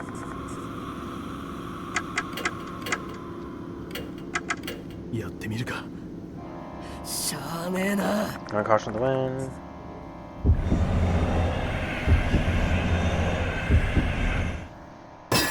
Success. Heck yeah, I managed to grab them. Nice, let's pull together now. Once we yank the scorched scissors out of Kashima's mouth, we immediately offer them to her. These are the scissors you gave me. Kashima stares at the scorched scissors. She seems happy. Looks like this is the right choice. A pair of scissors, charred black, the ones that were cremated together with her corpse. They became part of her, even after she became a spirit. I realized that she continued to search fruitlessly for her treasure. Thank you, Mr. Heroes.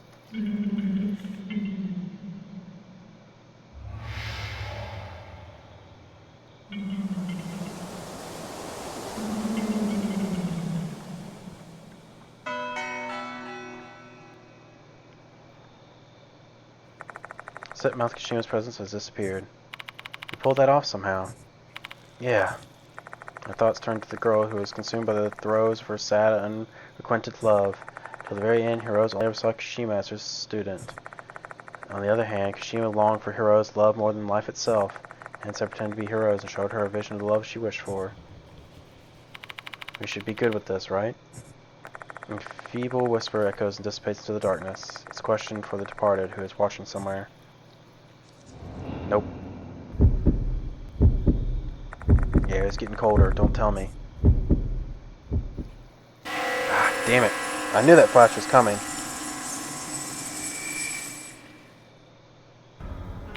Hey. Slit-mouth Kashima flashes before my eyes, as if mocking my expectations. It reminds me of Hanako's case. Incident. If this is also the departed's doing, as Kashima's soul isn't completely saved yet. Last time was I the idol. This time it's delinquent. Shao is the scapegoat. Why the grim face, old man? As heavy and unpleasant as it is, I have to share the important information with him. Tell Shao what the departed told me. You're joking, right? The departed chose me as a scapegoat. Shao is frozen with fear. There's no reason to panic yet. If we manage to completely save Kashima's soul, your life will be spared. Yeah, I mean, Kashiwagi's still alive, but how exactly are we going to save her? I'm still not sure about that. By the way, old man, what are you going to do with those scissors in your hand? These? It's the pair of scorched black scissors I pulled out of Kashima's mouth. I can't bring myself to just throw away a treasured item filled with her feelings. I'll hang on to them for now. Who knows, we may need them for her full salvation. My soul's in your hands, old man. I believe in you. Kashima's ending. Kashima was infatuated with Heroes, while he only thought of her as a precious student. His gift to her was a platonic act of support for her dream, but it was misunderstood, leading to her loving him more and inciting jealousy from Manabe and her friends. I wonder if Kashima's feelings would have been reciprocated in the future if Manabe and her friends didn't interfere. Instead, her love led to her becoming a vengeful spirit. I hope these scissors can save her soul, but I got a bad feeling once Kashima appeared again after our battle, like with Hanako. Hanako.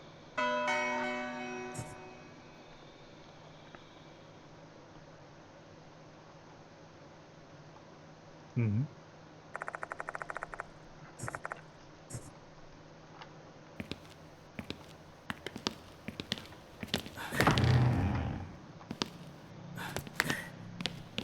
Oops, the second floor still.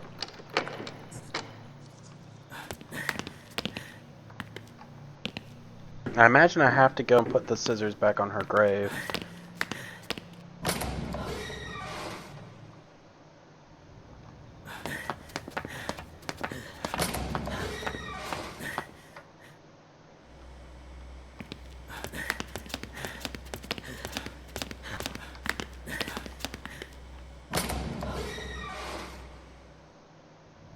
She's been searching for them for so long, that's the only thing that can be the solution. By the bus.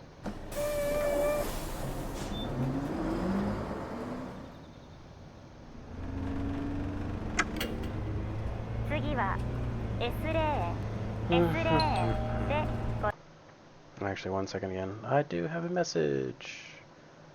Do.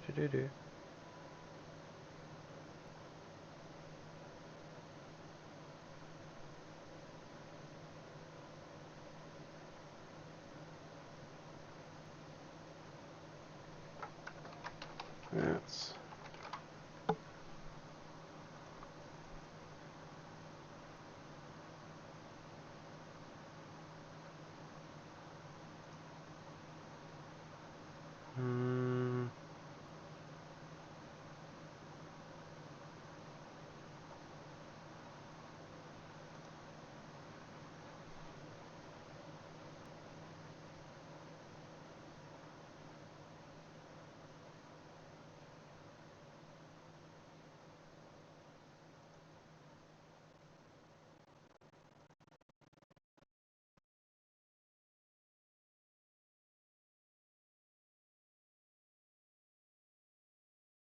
Okay.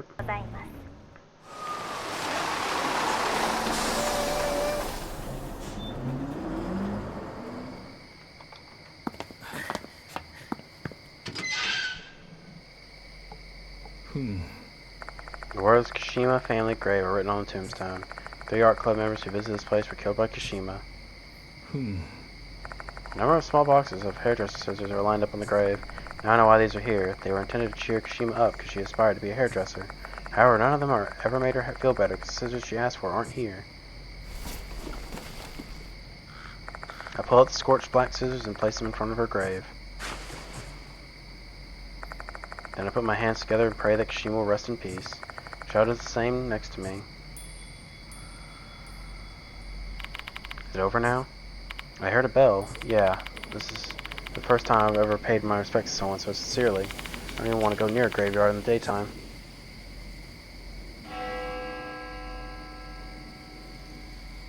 Suddenly the bell starts to ring loudly.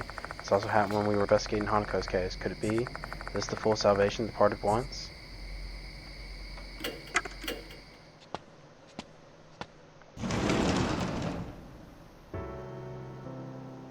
Our investigation has come to an end for tonight. When we managed to survive, we also failed to prevent another casualty. Mo's not the only one in the infirmary. I don't see Diamond anywhere. Where could he go? Try asking Mo. Hey, you're back. Glad to see you're safe. Huh? Where's Diamond? That's my line. Did he go take a shit or something? What? No, didn't you call him, Shao? He told me to go to the old building because you guys were in a pinch. The fuck you talking about? I never called him. Huh? What's going on here? Who called Miss Diamond then? My body immediately goes cold. Immediately after we saved a soul, Mark Bearer went missing once again. Same thing happened with I, which means this must be the part it's doing. We pretend to be Shao and lure Diamond out. We're in deep shit, old man. Let's go find Diamond, Shao. How about me? Stay here, Wanabe. Don't leave until we come back. And don't answer any calls either, got it? Yeah. Be careful, you two.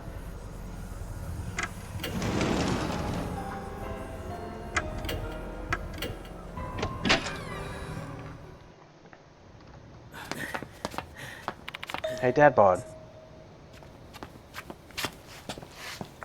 Diamond comes running from the courtyard. Thank God you're safe, Diamond. I should be the one saying that. I rushed over since you called and said you were cornered, but I couldn't find you anywhere. Diamond, the one who called you wasn't Shao. I think that was the departed. Come again? But for what?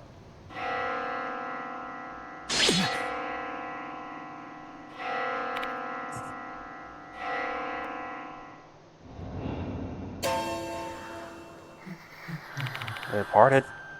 What? My dear husband, tell me, do you love me? That must be directed at me. How should I answer them? I remain silent, not knowing how to respond. Mean. Mean, mean, mean, mean, mean, mean, mean, mean, mean, mean, mean, mean, mean.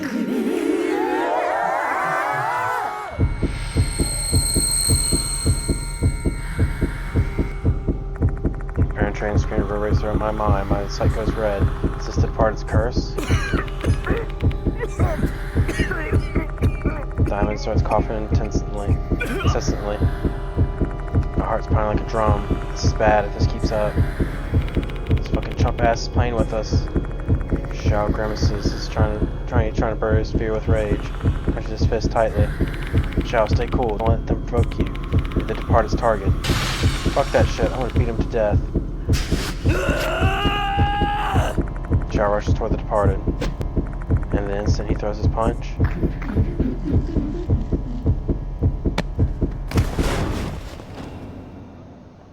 he's grabbed. Shao.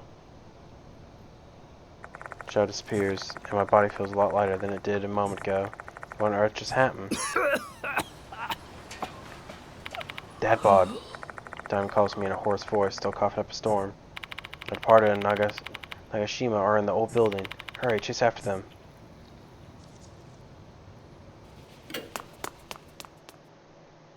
I should prioritize Diamond. Turn my back on Diamond, rush to the old building. Considering his health, you can hear the sound of someone collapsing behind me. I have no time to look back. Shao, where are you? I hear a scream from upstairs. Shao!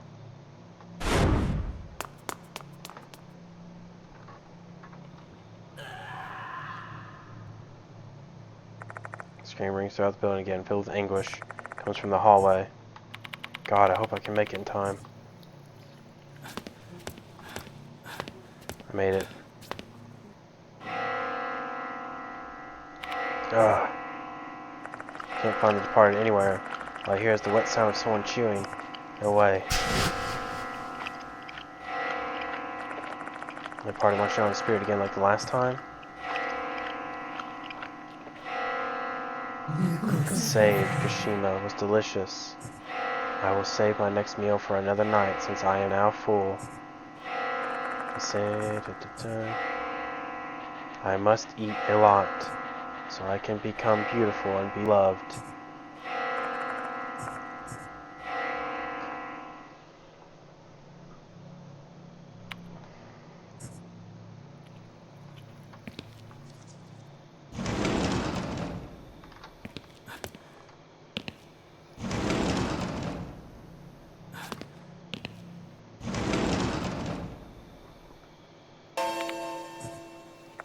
Once I enter the classroom, I see Shao collapse on the ground. Hang in there, Shao. Old man? Can you get up? Yeah. My bad. Didn't mean to cause you trouble. Shao mumbled a dispirited apology, as normally fierce spirit has been crushed. What in the world happened to you? Dunno. My mind went blank the moment I tried to attack the departed. Just like that, I was here. What was the scream just now, then? I saw something unbelievably disgusting. The departed ripped Kashima apart with a sickle and started munching on her. Alright, where's that fucker now? They're gone. Uh-oh. God, I don't want to think about that again. A spirit ate another spirit. The departed ate another spirit, just like they ate Hanako at the toilet. Shao must have screamed and fainted at the unfathomable sight. Glad he's safe and sound now. He returned Kashima's scissors to her grave earlier. Guess that must have been the full salvation the departed wanted. Oh yeah, is that old man Diamond safe?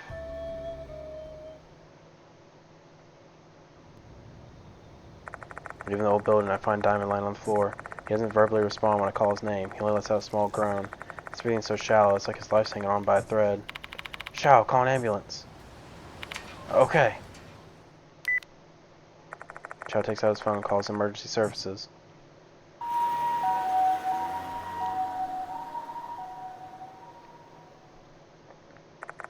Diamond transferred to the K hospital. He should be treated well there, given that Mr. Konoe's younger brother is the detective. Xiao, Mo, and I board the ambulance together with him.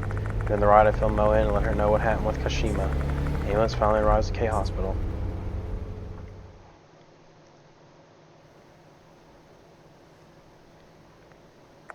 Although he's received treatment, Diamond still has yet to gain consciousness.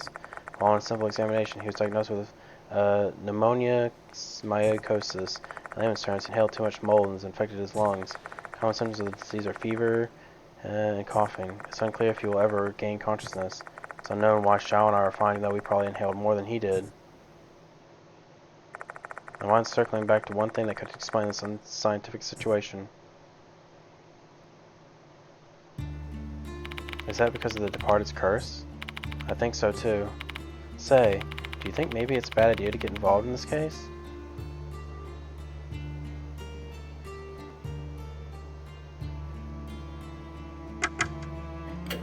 There's no point in dwelling on it now. We're involved in this after all. Mr. Dadbod. God damn it. If only I didn't fuck up. Xiao Moi. Back away from the case. Come again? I'll hunt down the departed by myself. What are you talking about? You should pull out of this too. Why do you have to fight them alone? It's too late for me. I've already been marked by them. Hell, I've even been proposed to. As you already know, spirits are vengeful. No matter how far you run away, they'll still find a way to kill you. You know what happened to Manabe? My only hope to survive in this situation now is to see this all the way through to the end. Oh man. But you guys are different. The departed won't target you if you just steer clear of Konohara Academy. So please, I'm begging you, just let this case go.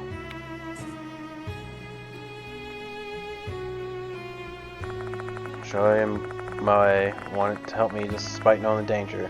Doubt that my explanation is enough to dissuade them. I still have to draw the line here. I don't want more people to fall victim to the departed. From here on, I will go after the departed by myself.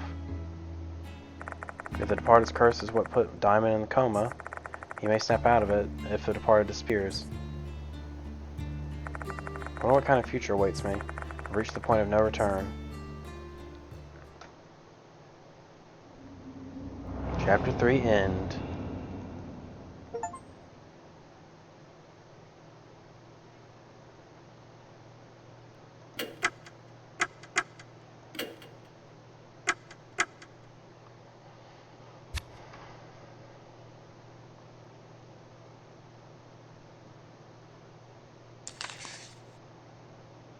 History of Konohara Academy.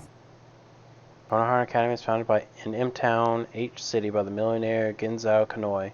Construction of the school building, the old building is completed. The clock tower is built to commemorate the school's 10th anniversary. Konohara Academy's first headmaster, Genzao Kanoi, passes away. During the Great H-City air raid, a firebomb dropped on the school. Both the school building and the clock tower are miraculously left unscathed.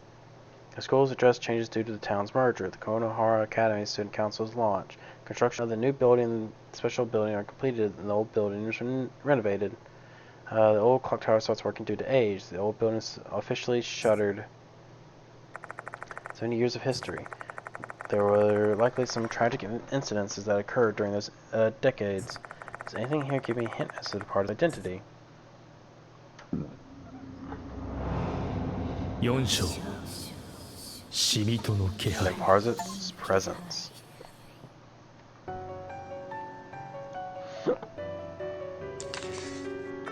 Close to Konohara Academy brochure once I finished reading it.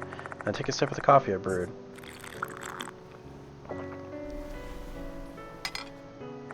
It's been 3 days since the end of the slit-mouth Kashima's case, and there's yet to be a new notice. In turn, I borrowed several documents from the school in a desperate bid to find any clues related to the departed's identity. The investigation is not going so well. I feel like I'm treading water in the middle of the ocean. I can't see the shore. I said my sense of uneasiness keeps growing larger and larger. Time to get going. This can always call me in today. I better head to the school.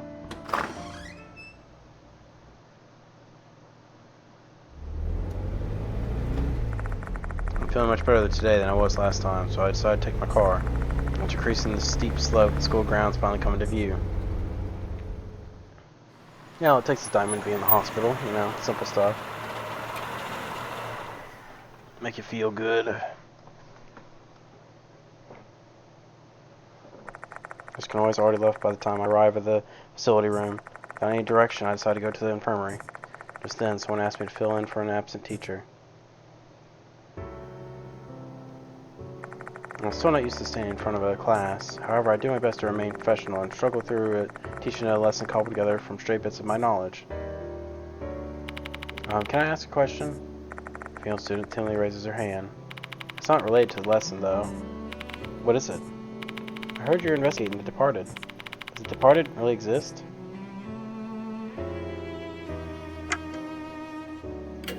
Of course not. The students heave a collective sigh of relief at my reply. They're already frightened and stressed over the rumors of The Departed. It shouldn't make them feel any worse than this. Hopefully this is the right response.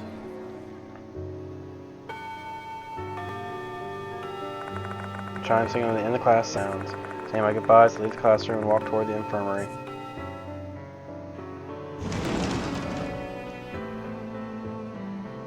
School is over. Time to start my investigation. None of the marked bears will be here today since I didn't tell anyone else coming. Just had to make this decision earlier. If I made the decision earlier, they'd all still be alive. Always one step behind. Just can always should be back now. I better go to the facility room.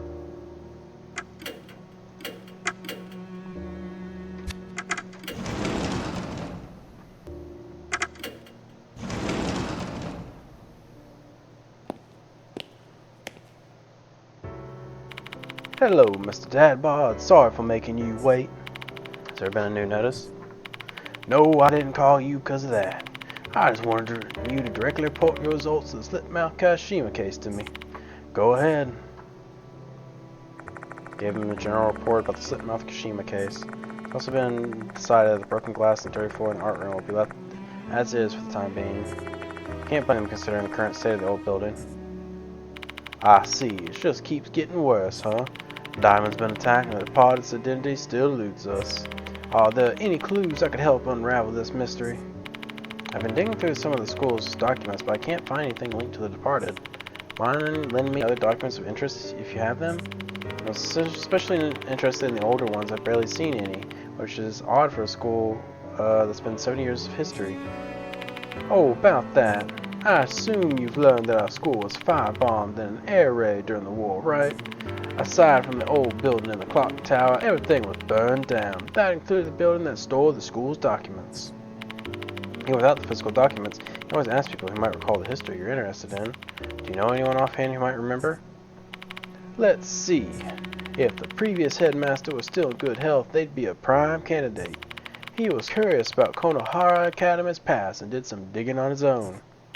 Where is he now? He died of a heart attack last month. That's why his previous headmaster and I am the current one. Oh, okay. Say, Dadbod, I want you to be completely honest with me. Are you confident you can solve this case? I like that attitude. Just bear this in mind. There are only so many strings I can pull if people continue to disappear. I'll be held responsible for the fallout and you'll be removed from the case. To put it bluntly, our investigation will be stopped. I'll remember that. That's all I wanted to say. Oops, there was actually one more thing. This morning, Dora, you, the student council president, asked me if you'd be coming to our school today or not. Why don't you go see her?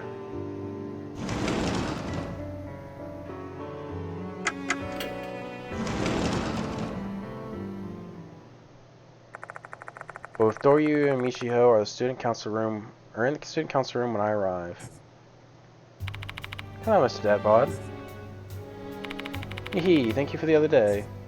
Looks like Michio's fully recovered. She doesn't seem sick or dispirited. Mr. Kanoi said you're looking for me. Yes, there's something I'd like to discuss with you. Though I don't feel like saying it myself. Michiho, can you help? You're such a scaredy cat, Hime. Alright, take a look at this photo first. A picture is worth 1,000 words.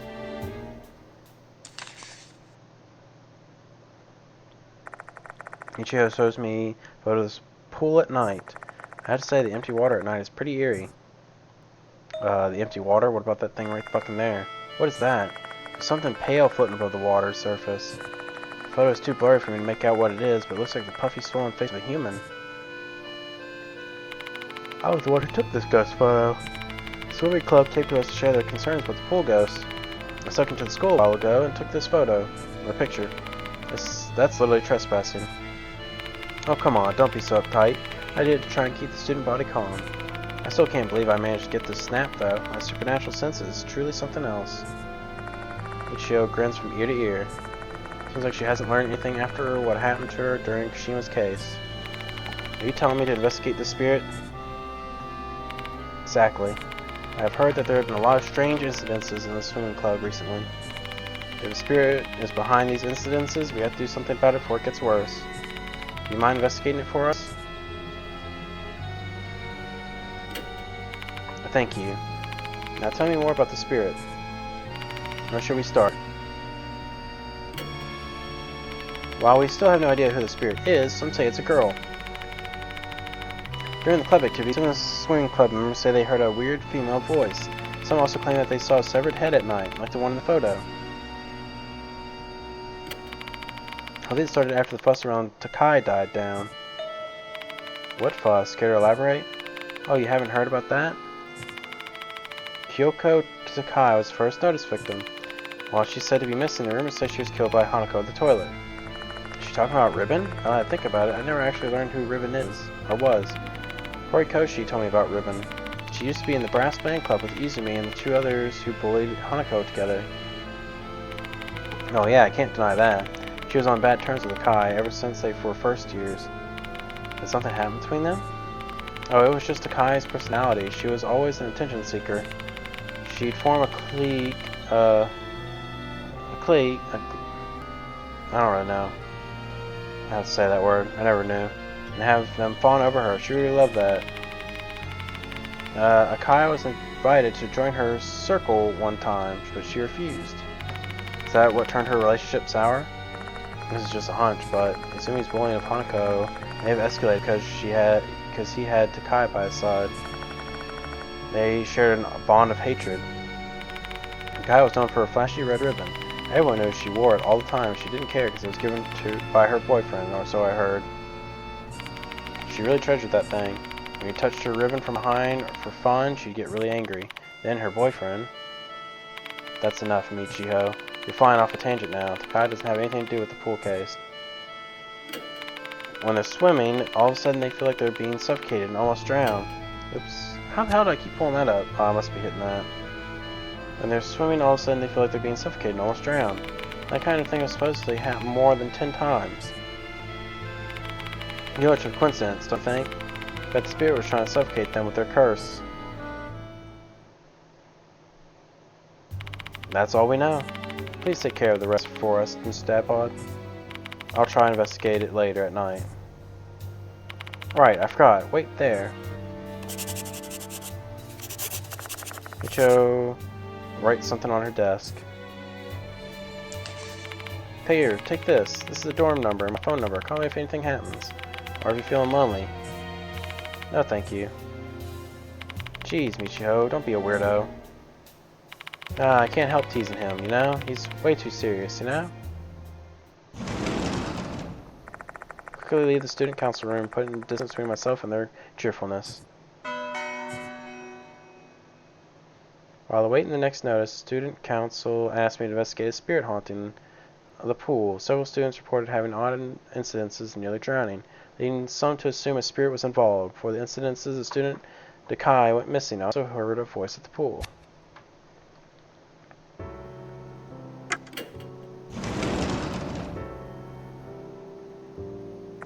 There's still some time before the end of the school day. I better explore the special building and collect some more information. Yeah.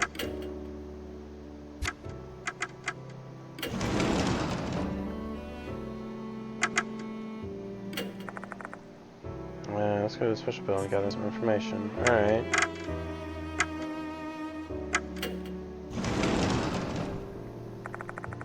Yeah, anyway, I don't learn anything useful by talking to these teachers.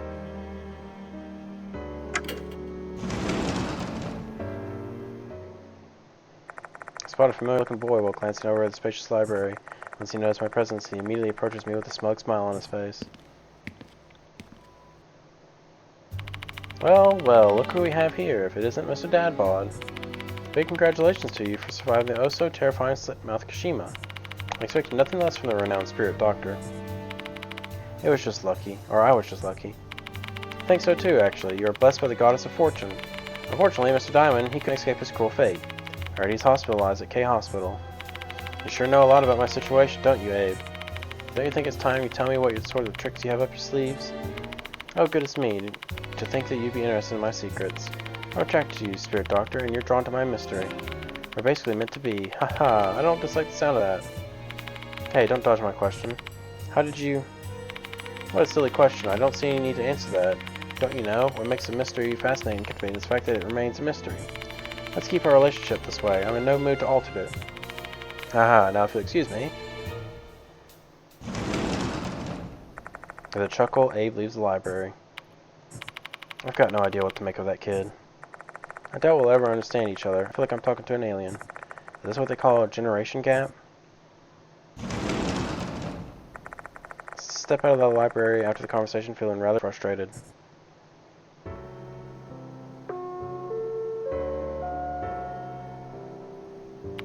School will be closing shortly. All students, please promptly vacate the school grounds for today. Guess that's enough for my evening investigation. I'm going to the infirmary to prepare for the night's investigation.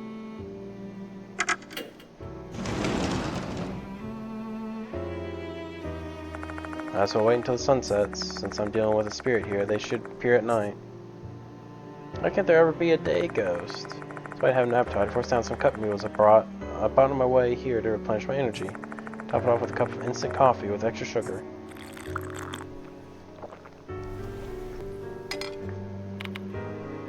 Had to wet my whistle. Wasn't compared to the stuff I brew myself. Coffee's still coffee though. It's hot, black drink chock full of caffeine, chlorogenic acid. Fucking nerd. Telling myself that, I gulped down the drink. I gulped the drink down. Maybe I'm not schizophrenic. Maybe I am schizophrenic if I'm just immediately saying that. Maybe I'm not dyslexic. Maybe I just see it working in that way. I don't know. Night is getting late. Time to head out.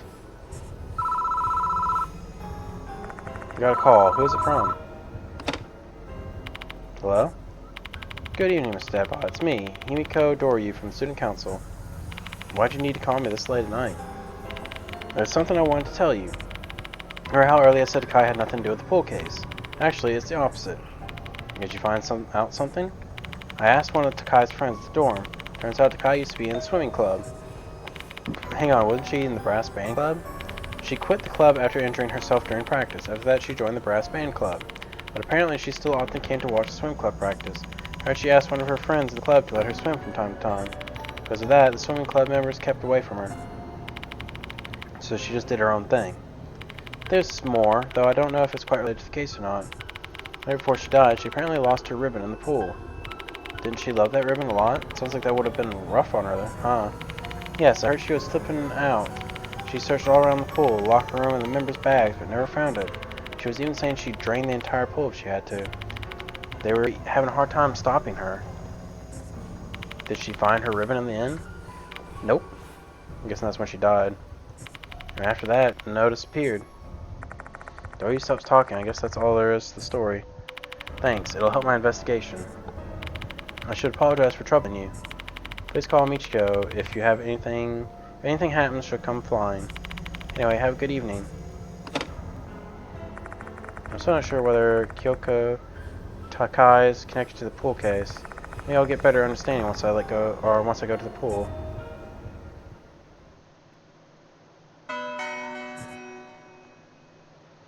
Takai was in the swimming club before she moved to the brass band club due to an injury. Rumor has it she was searching for the ribbon she lost before going missing.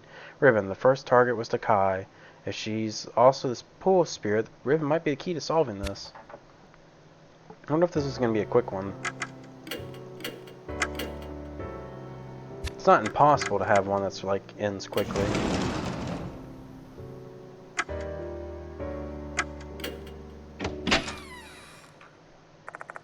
Leave the special building and head to the pool. After a bit of walking, I arrive at my destination. Entrance is blocked by a low palisade. Obviously, given that the school hours are over, it's locked. I forgot to borrow the key. God, no choice but to bulldoze my way through. Turning my feet on the palisade, I managed to shuffle myself over in one try. This is the pool in question. I'm not sure if a spirit will appear tonight, but let's take a look around first. Each lane has a diving board. I find a small object on one of the diving boards. Hey, it's a tooth. Pick it up, it's a eerie tooth. Nice. That's quick. Yoshi. There are some benches by the pool. Judged by how the mold growing on them, these benches must be pretty uncared for. There's always mold. Bucket and floor brush have been left out, so I don't forget to put them away. That's a free item to take, dude. Yoshi. The benches are by the pool with dead insects scattered on top.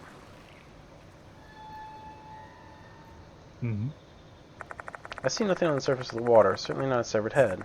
The water's cloudy and clumps of algae float atop it. I guess no one's using the pool these days due to the incidences.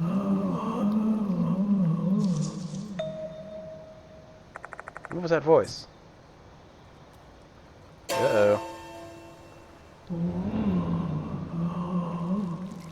Christ. It's Dobson. Who's there? Oh, come on, please work.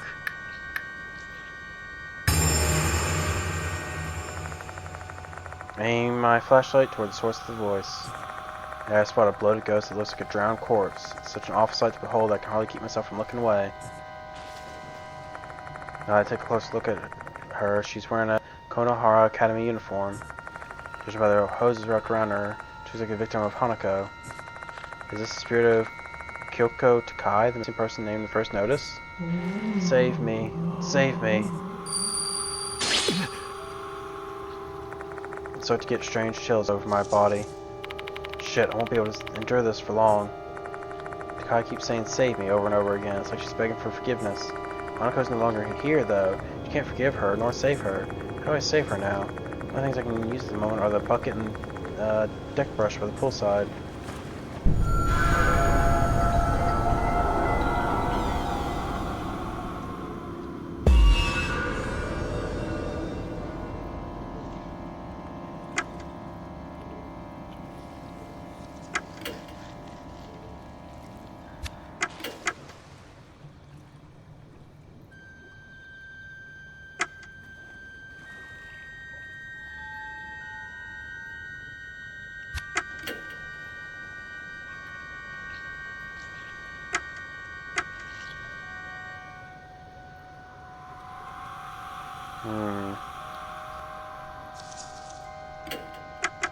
Yoshi. This is stupid, but it's either the water or the air. Just giving up air in the bucket several times.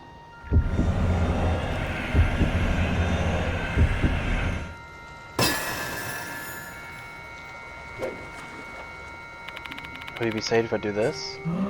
Save me, save me. Nope.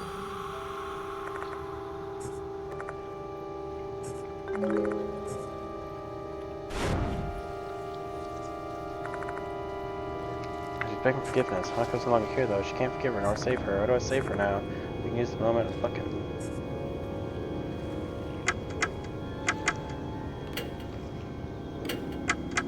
Yoshi. I'm gonna pull her with bucket. That's the only other thing. Unless there's like something that's floating.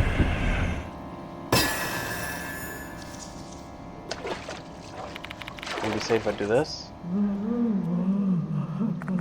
Sky Spirit stares at the pool, murmuring something relieved voice. I know there's some dumb hunch. Maybe I stumbled on the right answer? I think this is the right choice. There. More. Oh, of course, because she wants the water to be emptied. Did she say there, more? I just need to do more to save this soul. Save me, save me.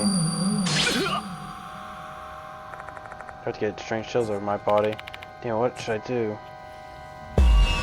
Act 2. Electric Boogaloo.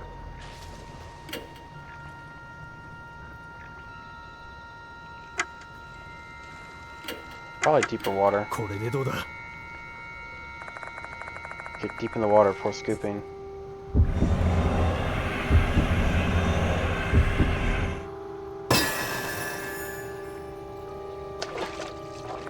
I get so deep in the water that it's quite full. I slowly lift it. I guess she wants me to get a bucket deeper into the water when she says there more. In that case. How's that? Scoop deep like you wanted. Kai Spirit stares at the water inside the bucket. Oh, the ribbon. Follow her gaze and see something floating inside. What's this? It's a flashy red ribbon. I think I remember something about the Kai wearing a flashy ribbon. Is this what you've been searching for all this time? Looks like this is the right choice. I heard Takai disappear while she was looking for her favorite ribbon. She was probably killed by Hanako before she ever found it.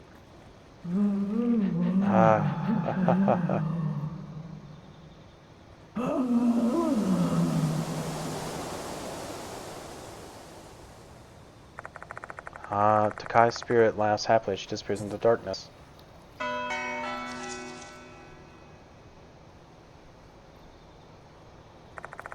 read that Kai's lost soul horror has been dispelled. She shouldn't appear here again. Oh, no, I think I said that right. Go back to the infirmary. Full investigation. Spirit haunting the pool was Kyoko Takai, Hanako's first victim. Getting her ribbon back allowed her to rest in peace. Kai bullied Hanako along with Izumi, which is why she was the target. Haru didn't show up during the investigation, so this might be unrelated.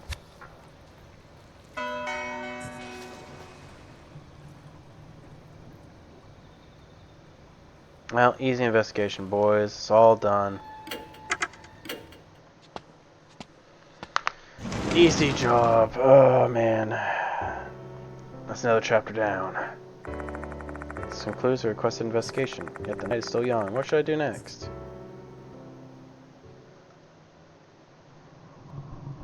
Hey, look. For some reason, I feel a set of eyes on me. Look, it's her! It's her! There's something on the other side of the window. Well, what could it be?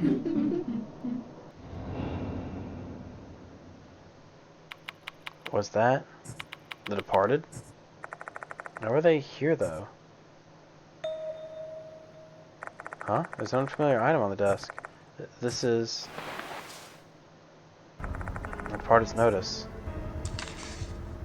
Dear Student Council, I will kill you tonight. I'm watching hiding in the school. Your love, The Departed. Student Council? Do they mean Michiho and Doryu? Shit, what to do? First things first, I need to check whether they're safe or not. Better call them now.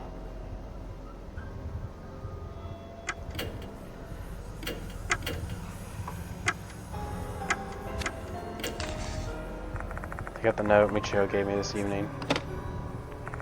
Then I punched in the number written on the paper. Ah, shit, I should have saved it on the second file. Michiho isn't answering. Well, then let's call the dorm and check if they're in their rooms.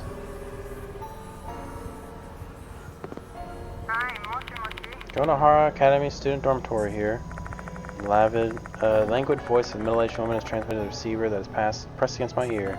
She must be the dorm manager. My apologies for calling this late at night. My name's Dadbot. I'm one of the teachers at Konohara Academy.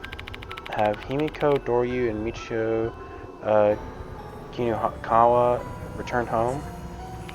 Hold on, Miss Dadbot, right? So you're the teacher who's been hitting on those two. What? Aha, playing dumb, I see. I've heard it all from the kids there, you know. There's a four-eyed, middle-aged teacher who's been hanging around Doryu and Kinukawa an awful lot. Hang on a second, this is... My goodness, how immoral. There have been more and more indecent teachers trying to put their hands on these innocent students. Just admit it already, that's what your intentions are, aren't they? This is getting me nowhere fast. She's for justice against me. Why is this happening now of all times? What can I do to make her listen to me?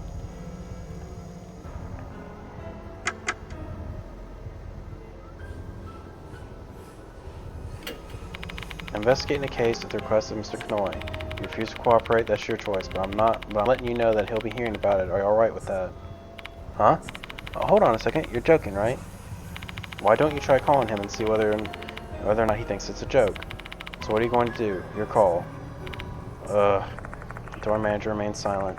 Merely mentioning the name Kanoi seems to be a pretty effective tactic within the school. My apologies. You see, the female dormitory has been getting a lot of weird calls lately. I didn't mean to offend you at all. I'm just taking precautions for this girl's sakes. You know that, right? Sheesh, now she's finally willing to listen. So where are Doryu and Kinukawa? To tell you the truth, both of them haven't returned, and it's already past curfew. Excuse me? I always warn the kids that they need to get back by the curfew, but the dorm manager offers up a bunch of half-assed excuses. She obviously doesn't want to be held accountable. They actually left after coming back. Let them go since it was before the curfew. I didn't do anything wrong. Did you ask where they were going? No, I respected their privacy. But I distinctly remember that Kinukawa was talking on the phone before she left. Judging by the conversation, I assumed she was invited out by someone. Okay, I'll try looking for them. Ignoring what the dorm manager attempts to say after that, I immediately hang up on the phone. This is bad. Stifling my mounting anxiety, I tried to quickly organize my thoughts. They got a phone call and left the dorm. Luring their target out with the phone call is a trick the party used over and over again. Knowing that, it's probably a sign that they've been lured back to the school grounds. I need to find them, and quickly.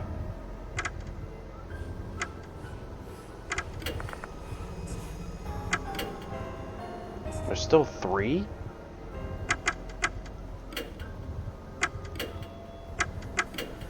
Shit, that's bad.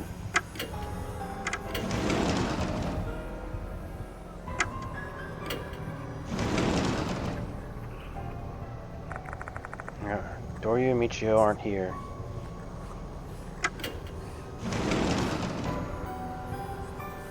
Doryu and Michio aren't here.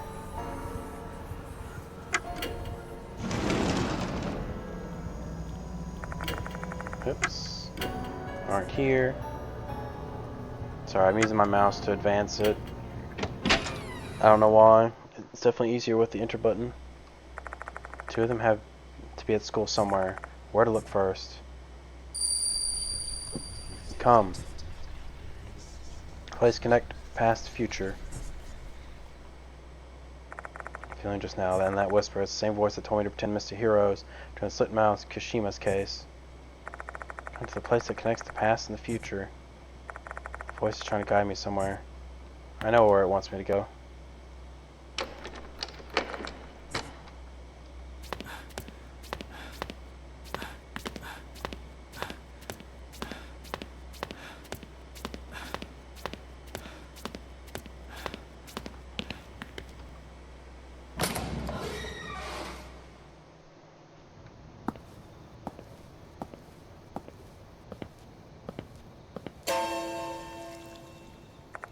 The flashlight.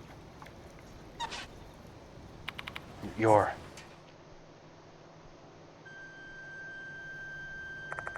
Piano doll standing in the darkness. You're the one who called me, right? I forced the words out of my tense mouth. So, a place that connects the past and the future. It must be this corridor that connects the old building and the new buildings.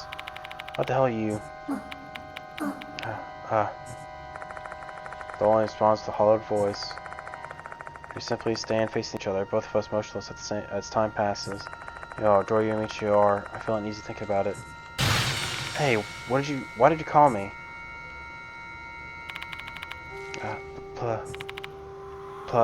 B. What's she trying to say? Place, bell, rings, my... The doll in the red dress disappears, blending into the darkness. What did she want to tell me? Place the bell rings. Place where the bell rings. What's in there?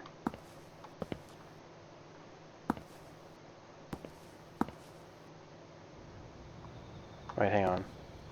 Also, let me go to the courtyard. Where's the courtyard?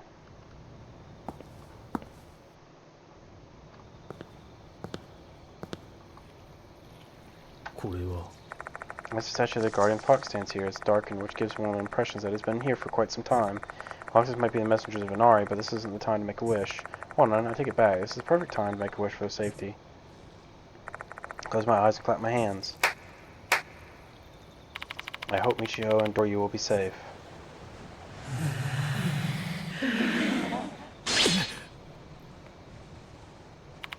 What was that sound? Fox looks same as before. Is it my just imagination? Why am I getting the chills then? Suddenly, something falls out of the fox's mouth. Alright, so there'd be 2 more teeth left around. Explanation is really confusing. I've got a bad feeling. Are they safe? I need to find them quickly.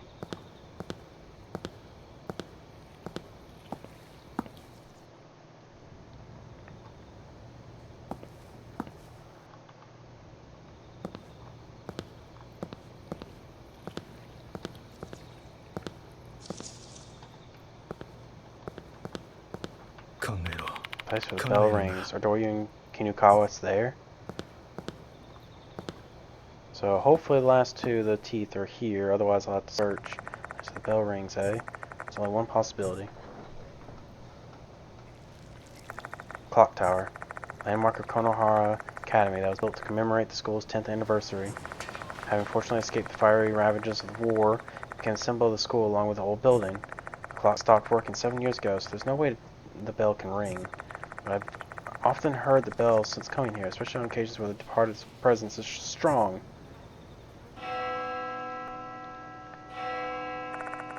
The bell is ringing.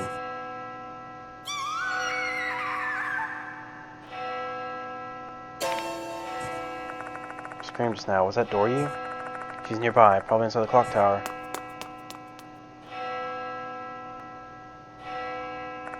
The door of the grand clock tower is slightly ajar, almost as if it's been beckoning to enter.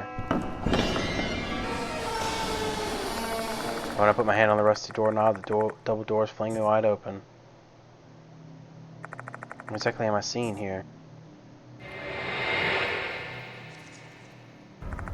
Both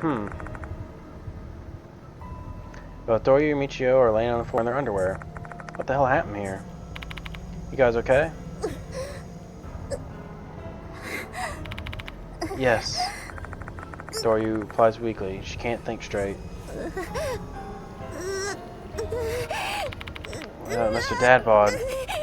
Michio groans and calls my name. Can you stand? Don't think so. Can't move my legs and arms. A huge blob was wriggling around them, was draining their limbs. Looks like a massive slime mold. I'm going to rip it off. Wait, don't provoke the bugs. They'll bite. A swarm of insects are crawling on their skin. Some are venomous, including the centipedes. If this is the part it's doing, then these are likely no ordinary insects. There are bound to be massive consequences if I mess this up. These girls could end up like Diamond. I gotta be extremely careful and take things step by step. What should I do first?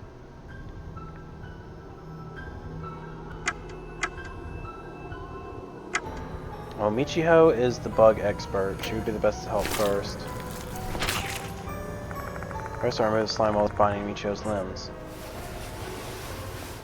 And then I carefully brush the bugs from her body. Can you walk, Michiho? Barely.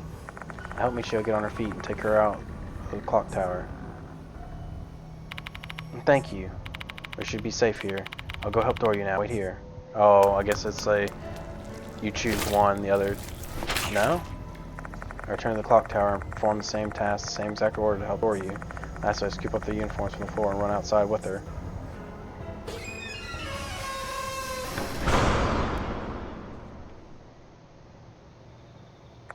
I close the doors behind me and I heave a huge sigh of relief. It all went well. While the 2 are getting dressed, I look up at the clock tower. Is that just coincidence that they were put in here? I don't think so. There must be a reason for it. I calculated one at that. Mr. Dadbod, we're done changing. I have to ask them what happened. Before that, let's go back to the infirmary.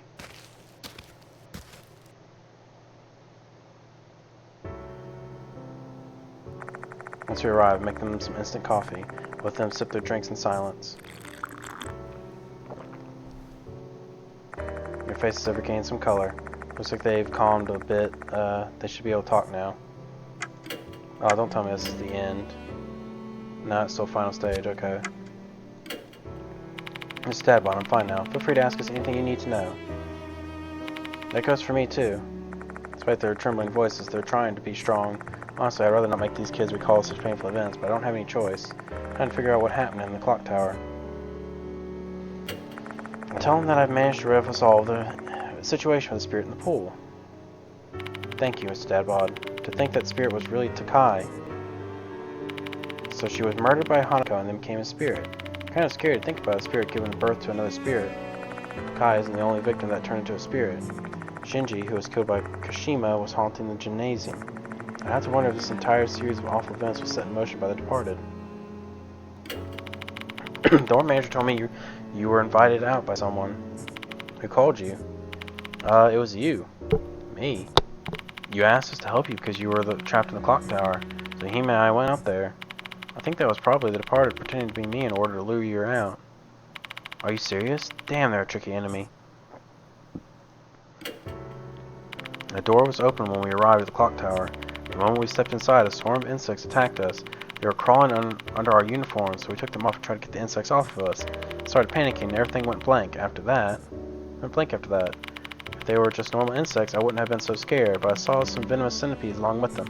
My limbs refused to move when I tried to escape. And then you came just when we were at the end of our ropes. It really saved our lives.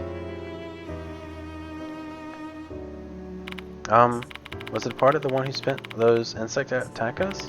Most likely. I saw a notice that they were trying to kill you two, the student council. Why us? I might have an idea why. You mind telling us? So I've noticed that the departed's targets fall into two categories. People directly targeted by the departed, like you were, and those who were targeted by the other spirits. Everyone who's been directly targeted by the departed have all been people I'm close with. Then that means you were targeted because we were close with you. I think so. Oh, I see. I'm sorry, Doryu. Sorry, Michio. You wouldn't have had this horrific experiment if I hadn't asked for your help. Curse. I shouldn't have gotten involved in this case. And Diamond wouldn't have had to go through such horrible things, or such terrible things. Chest tightens as a feeling of regret feelings of regret well up inside.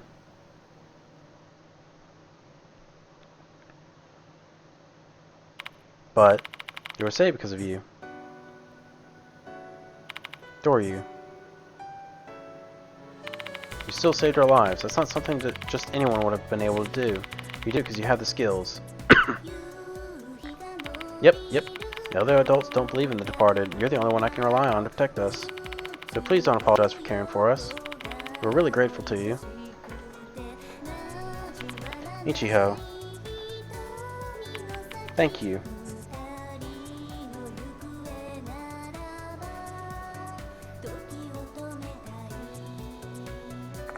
Even after experiencing many terrible things, they never lose their smiles. They never turn away from the terror lurking in the darkness, but they're trying to fight against it.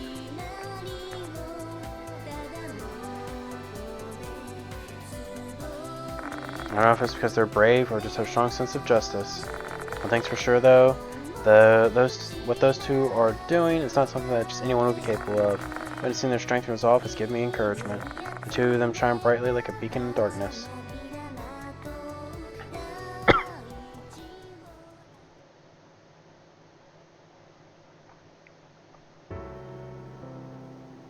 Mr. Dadbot, there's something I'm curious about. Is the departed really hiding in our school? Yes, Izumi and I said they're pretending to be human. Do you know who they are? No, unfortunately. They're one cautious foe, disguising themselves and leaving no clues at all.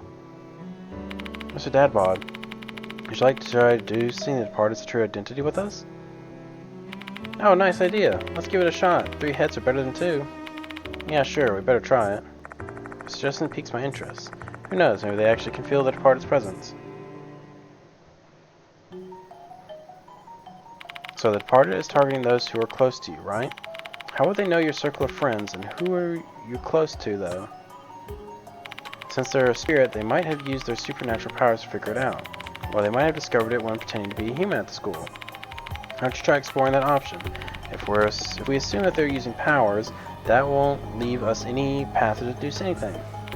There's only a handful of people who know about Ai and Shao at the school.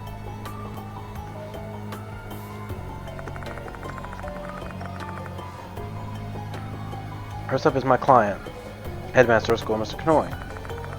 So I report everything related to the case to him. he would have learned a thing or two about me during the process. Next we have the curriculum coordinator, Sakamoto. A serious and cantankerous individual. She might have heard things about me from Kanoi and her colleagues. Next is the male student, Haruki Abe. For some reason, he knows a lot about me and my connections. He called me Spirit Doctor, so he may know about the Mark Bearers too. And then we have Himiko Doryu and Michiho Kinukawa. Both of them have been working with me, so they know I and Shao as well. Am I parted among them? If so, who is it? Abe is afraid of bugs, but he is able to see the spirits and stuff. But he's also not a helpful person. Sakamoto has all that rabbit stuff, and she doesn't want to talk about it. Kanoi, I really doubt, because I don't think the spirit would have been able to grab him so easily.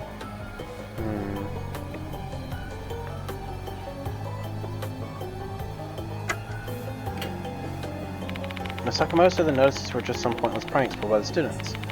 Was she trying to throw us off the scent?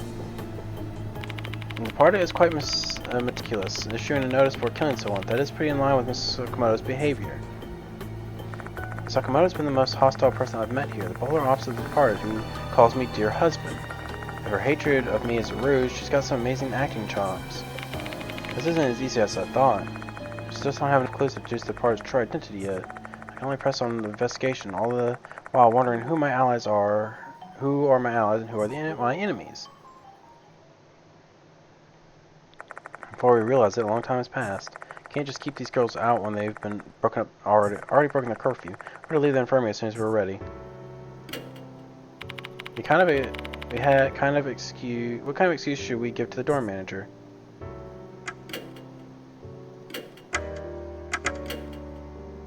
Okay, still says final stage. We're closing out the special building and we leave the school.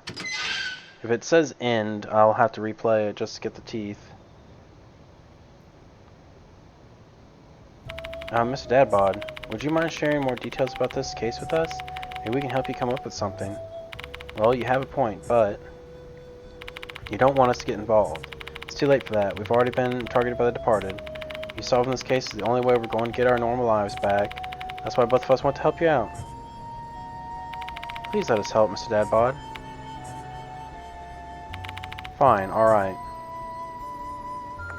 All the deaths, grotesque occult phenomenon, the fear of being targeted by the departed. My heart is overburdened with all this stress. I want to let it all out. I just want to vent to someone, anyone. So once these two press me, I give in easily, open up an unlocked diary, spilling all the details of the incidents up to this point. How Horikoshi, Manabe were killed by spirits, Diamond's hospitalization, tells a female doll, and numerous visions she's shown me, something I didn't even tell the Mark Bearers. I guess that's just about everything. Both of them stare at me stunned. They must find it hard to believe. Honestly, it'd be more of a shock if they believed it all. Mr. Dadbod, that doll in red dress. We know her. Say what? We saw her before at the clock tower. On the day we received this curse. What curse? I'm not following you. Return events, I had to ask for details. It was 2 months ago during the summer break. I went to the clock tower for the school's 70th anniversary project. Oh yeah, weren't you guys planning to get the clock tower moving again?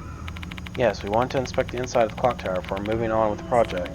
That was when we saw a female doll in a red dress placed on the altar. Did the doll move? No, she was just sitting there on the altar. It immediately gave us both the chills, so we decided to get out of the tower. But it was too late, we were already cursed. Is it okay if I tell him Mahime? Now sure, go ahead. Only because I'm sure you'll believe us, Mr. Dadbod. Alright. Michelle looks serious, which isn't the side of her I've seen often. You can see them, can't you? My white hair and the mark on Hime's face? Yeah, they really stand out. To tell you the truth, other people can't see them. What? Aside from us, the only one who can see them is you. That's impossible, but how? Not that I think about it, there was definitely something off. Doryu's never even tried to hide her mark from the other mark bearers have ever commented on Michio's white hair. It all makes sense now. It's because I'm the only one who can see them. We've been this way ever since we met that doll. This must be the doll's curse.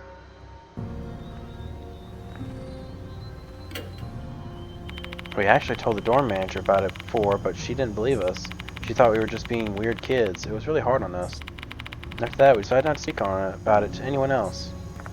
We solemnly cast our eyes downward. It seems that this is really taking a toll on her and Michiho.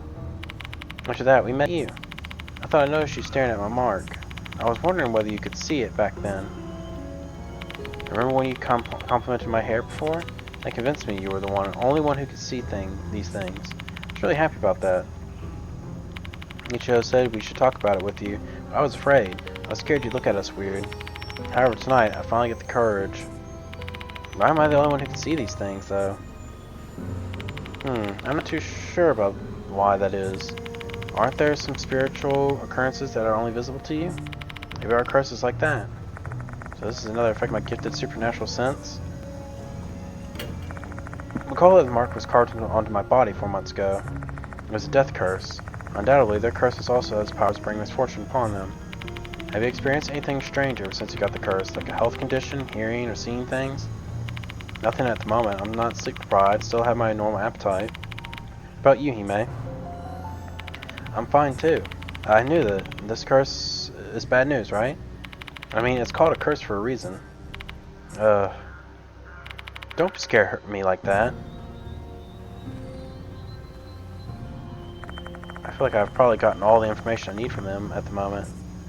Mr. Dadbod, I've been thinking about this for a while, but do you think the departed's trident is that doll?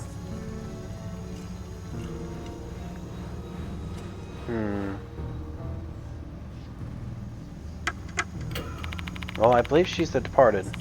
Evil spirits that were sealed in the clock tower have come out. I'm sure that was our fault. But she looks different from the departed.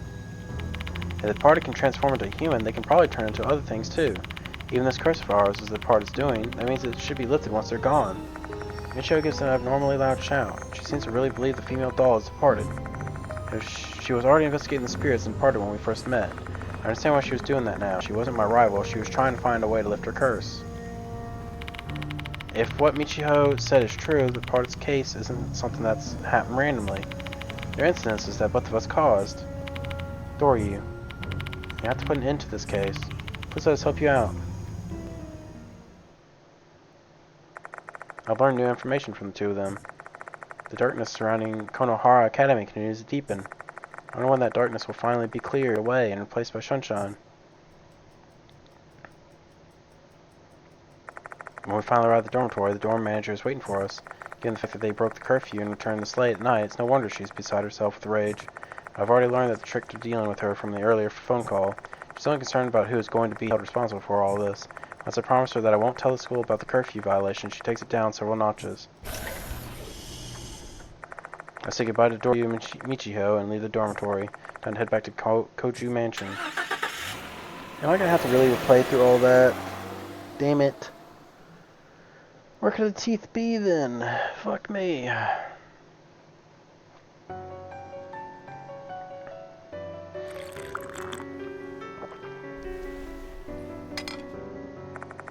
There I start compiling all my reports I need to submit to Mr. Kanoi. Come back up a sweet coffee.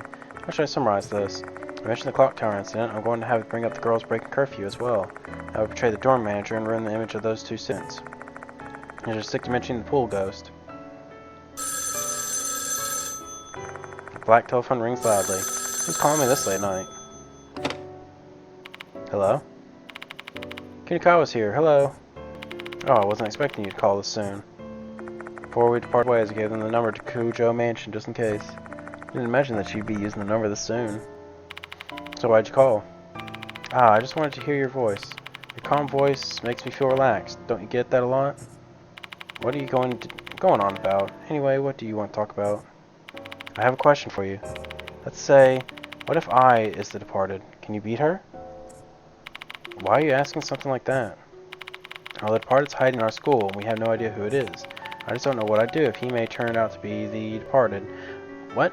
Okay, so that must have been translation error. It's supposed to be Hime. I was thinking about it. It makes me feel depressed. That's why I want to talk to you. So could you attack I if she's departed?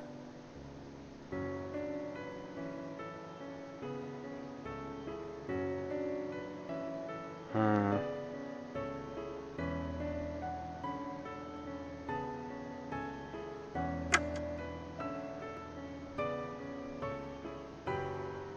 That's a tough one. You're a nice guy. But people will die if the party isn't dealt with. Taking them out will be our only option. The only thing I can do for those who have become spirits is save their souls. Yeah, that's so like you. It makes you feel at ease somehow. Hope that helps. Thanks for answering my childish question, Mr. Dadpod. You really are suited to be a teacher. I love that you have that honesty. Oops, time to take a bath. Good night, Mr. Dadpod. Good night. I hang up the phone once the conversation's over. Need to wash off my sweat and get some shut-eye too.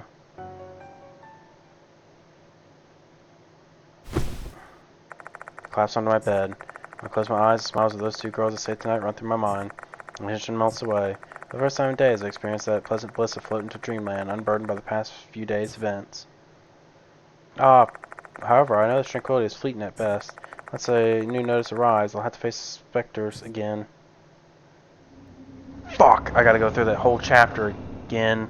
At least it was short, but where the fuck are the damn...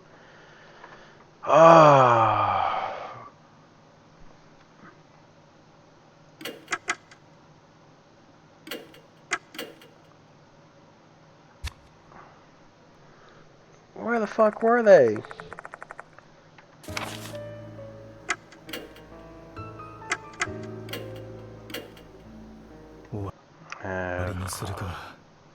Sucks. Where could they have been? I really hope I didn't just fucking miss them.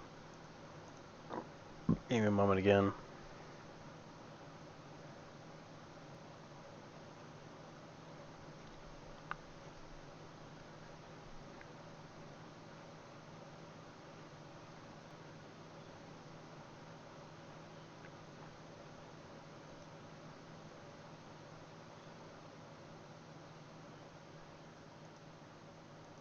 Let's see. Oh, I guess you can see it. I can see from the pause, like, menu.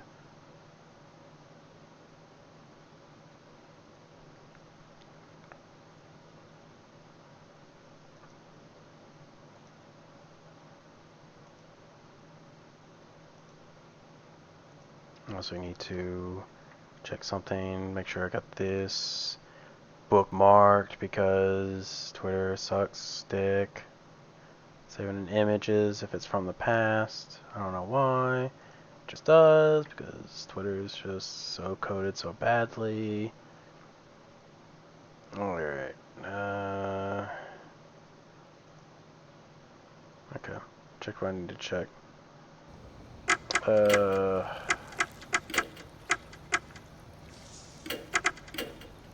Okay, so I need to check out the Inari statue. Oops. Because that was where one was. Alright, I gotta call him first.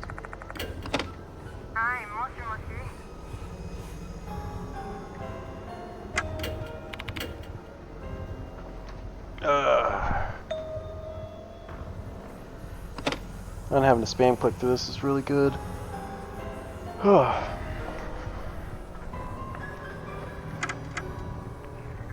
Okay, let's save it this part. I really hope I didn't fuck something up.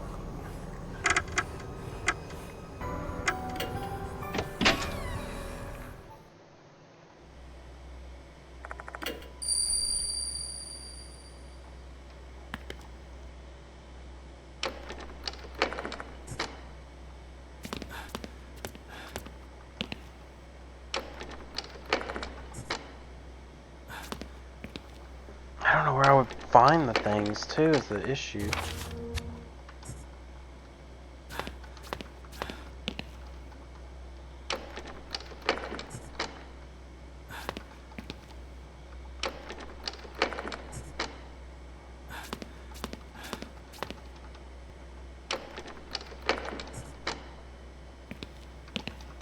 ここ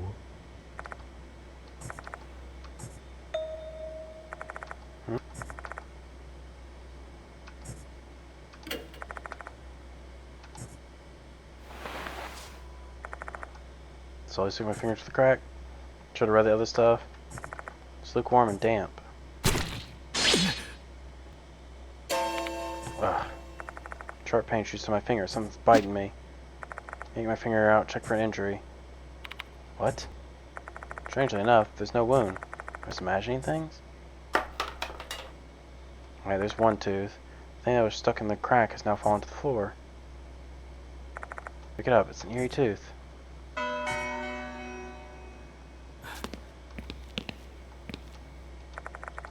Should have been summoned to school and he searched the area.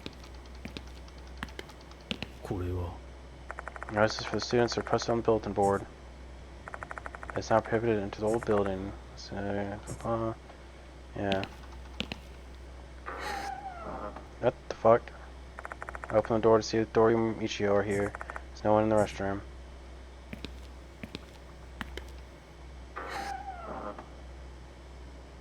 The door, no one in the restroom.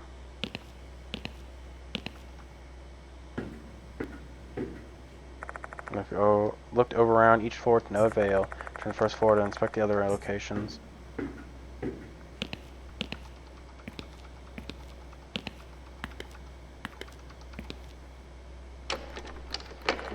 It's locked, door won't open.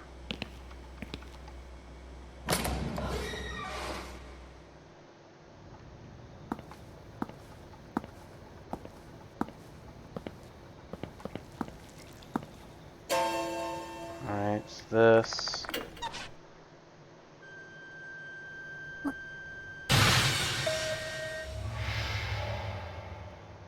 Okay. Must mean there's a, there it is. ここ Something's flicking the light, my flashlight. This is. Pick up eerie tooth. There. I think that's gonna be all of them now.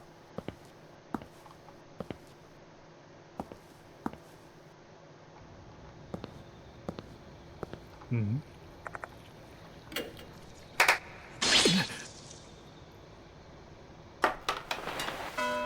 よし、いけそうだ。 Oh. Hold it up. Nice.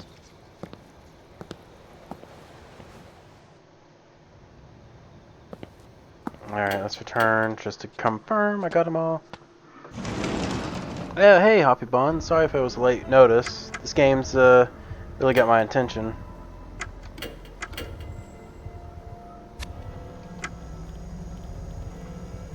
The horror aspect really gets you invested.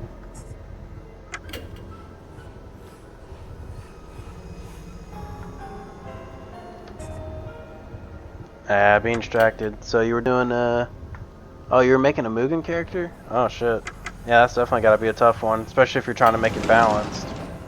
I imagine that's gotta be the most difficult part.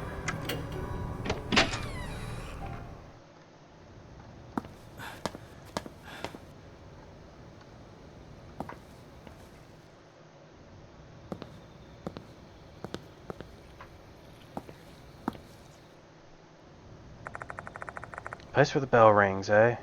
Oh, yeah, I've already read all this, actually.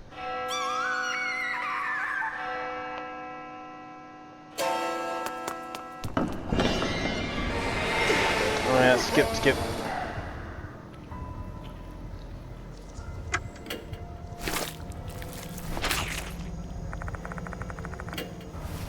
There we go.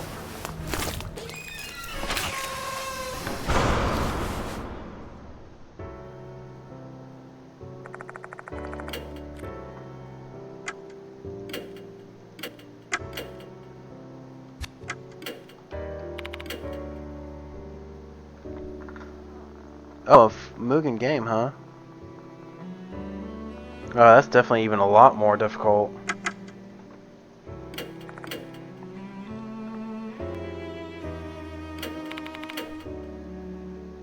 Yeah, it must really have been keeping you busy. 500 characters, huh? Jeez.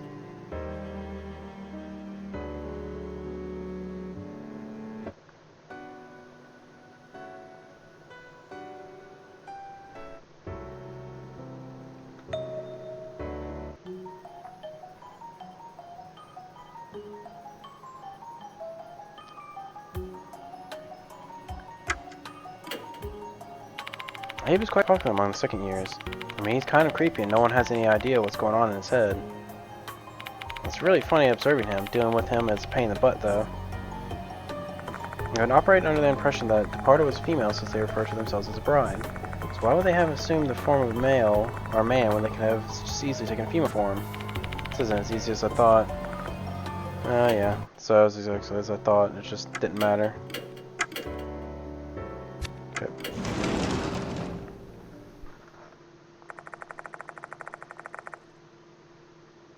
Ooh, so you're trying to have 1,600 in total. Then of course you also gotta get the stages going, making those look nice.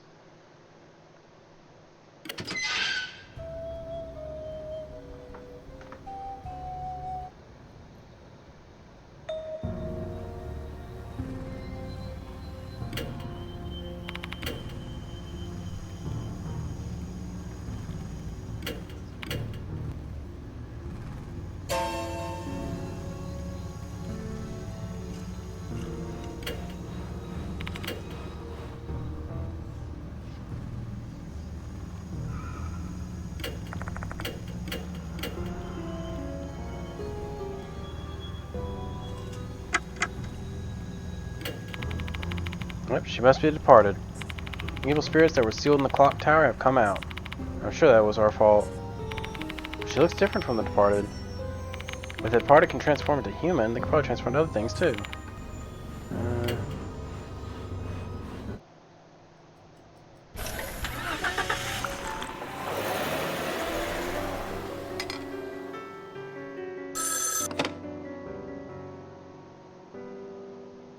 Yeah, I mean AI is always tough to balance, since they'll either be either too predictive, like how Mortal Kombat was doing it in the arcade releases and some of the home ports, which was really annoying, or they just are so dumb they don't know how to do like a simple combo.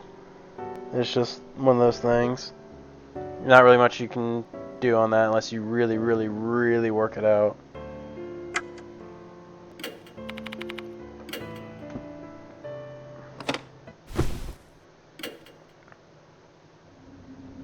There we go.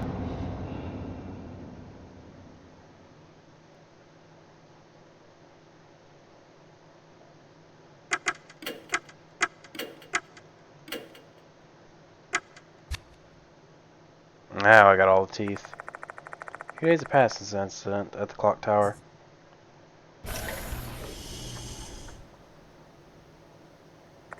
K Hospital is surprisingly empty for midday. Given the expression, but the place is basically dead. From the other side of the hallway, a familiar-looking man is approaching me. Next to him is a small girl. Is it Ita? Yeah, it's Ita, and I can't remember the girl's name. Hello, Mr. Dadbod. Are you also here to visit Diamond, Ita? Yeah, pretty much. She asked me to come with her. Oji-san, konnichiwa. Good afternoon, Suzu. Girl is Suzu Morimiya. Though she's but a grade schooler, she's also one of the mark bearers. After our previous case, she's come to idolize Ita and treat him as her older brother. Ita, why are you taking Suzu here on a weekday afternoon? She's not skipping school, alright? Today's her school's anniversary. I heard the situation from Ita. Mr. Diamond's still asleep because of the spirit's curse, isn't he? Most likely. No way. Her eyes are filled with deep sorrow. Don't you worry, Suzu. Mr. Dadbot and I will definitely save Mr. Diamond, alright? Ita probably taps his chin while making that claim. I have no idea where that confidence comes from. Despite my skepticism, the display brings a smile back to Suzu's face. Ugh. Words. Ita, Mister, can I trust you too? Thank you, Mister. Anyway, Mr. Dadbot, I'll continue to back you up on your investigation. Ita, about that. Oops, let's save that for later. I've gotta get Suzu back home. I'll go back to Kojo Mansion after that. Call me if you need anything. See you later, mister. Ita and Suzu leave after that. Crap, that was my chance to tell him.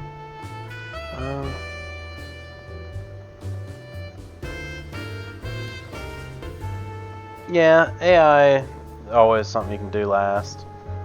But with that many characters, it can definitely be a tough one. Because not all of them can work the same, even if you balance them out.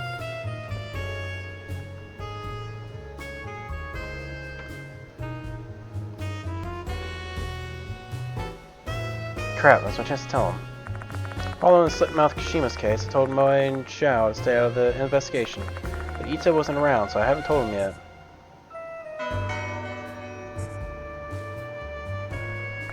Finish my visit with Diamond and leave the hospital. He's still comatose, showing no sign of leaving limbo and joining the ranks of the conscious. Doctors have yet to identify the root cause of his coma, but surely the departed's curse that is behind.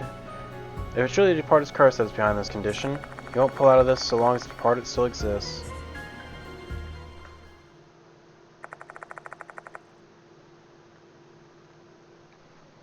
Drive my car to Konohara Academy.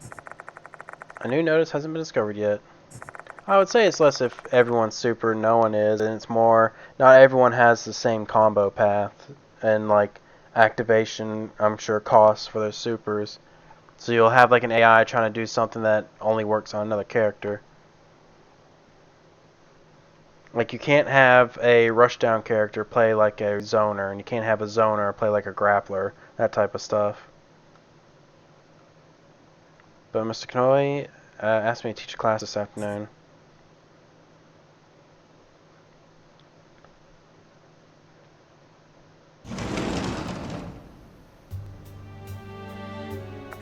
I enter the classroom and take my place in front of the students. I proceed with the class like usual. When Kanoi first asked me to teach as part of my investigation, I thought it would be an absolute disaster, but surprisingly I'm doing just fine. On the other hand, students seem to be doing markedly less fine. The number of fidgeting students that can't focus on class is too large to ignore. Considering some of them also asked me about my investigation, it's obvious what's on their mind. The departed isn't just a fringe rumor anymore. The students have gone from being amused to being terrified. The human heart is a fragile thing. Seeing these kids with their flagging spirits, I know I need to hurry up and close this case.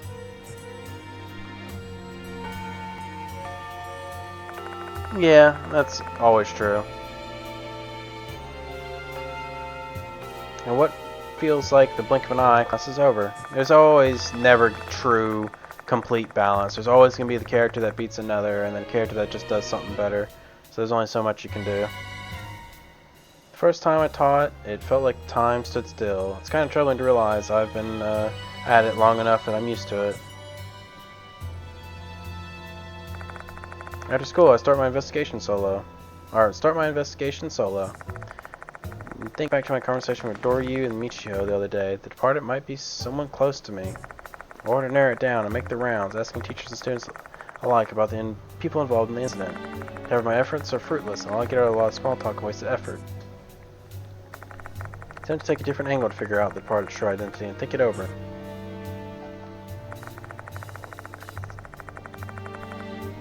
Departed is good at hiding, so they are able to take the place of someone else. And when they do, they can perfectly duplicate that person's looks, memories, and personality. They'd be the perfect disguise. Nobody could see through that.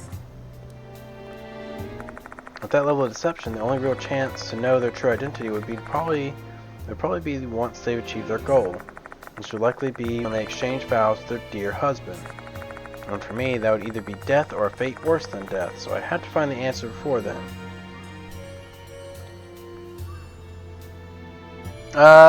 I used to try out some Mugen stuff back in the day.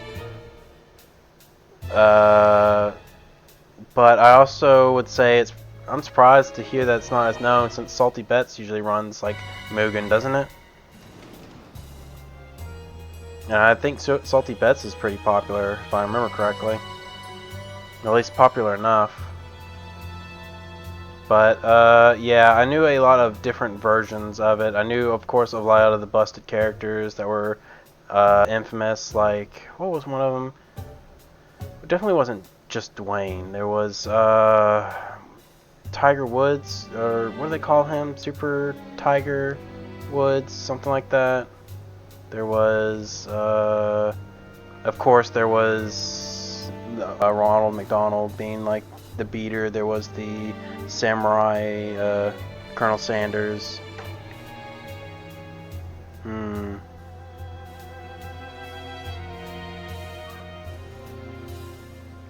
trying to think, but there's just too many. There was also, of course, Peter Griffin, who had a moveset from someone in King of Fighters. I think it was the red-haired guy. Man, what was his name? If I saw a picture of him, I could recognize it instantly. I remember exactly how he looks. I just cannot remember his name. There's also, of course, yeah, I guess that's just about it, really. I just remember a lot of stuff. Because Mugen was, like, at least very popular back when I first watched YouTube. So, it's always firmly planted in my mind.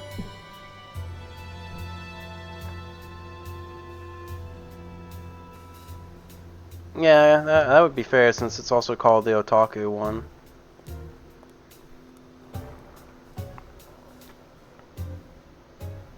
It wouldn't make sense to have anything other than anime. And for me, that would either be Death. Oh wait, I read that.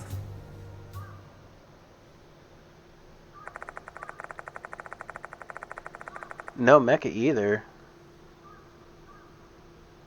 I mean, mecha is anime, but I can understand.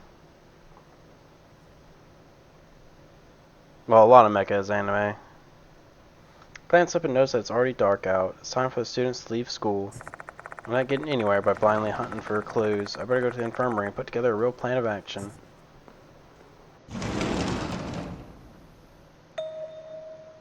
I find a woman in a white coat waiting inside the infirmary. For a moment, I think she's a school nurse, but when I see her face... Oh yeah, there she is. Makoto Hiro. Hello, Dad Bod. I never would have imagined you'd be a teacher here. I was really shocked when I heard the news from Diamond. Hiro, why are you here? To help you out with the investigation. What else would I be doing here?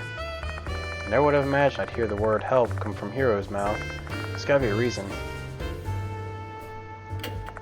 She's Makoto Hiro.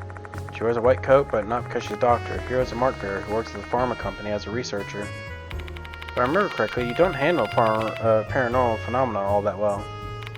Well, true. I mean, after all the suffering I was put through before, how could I be expected to like it? So why are you here then?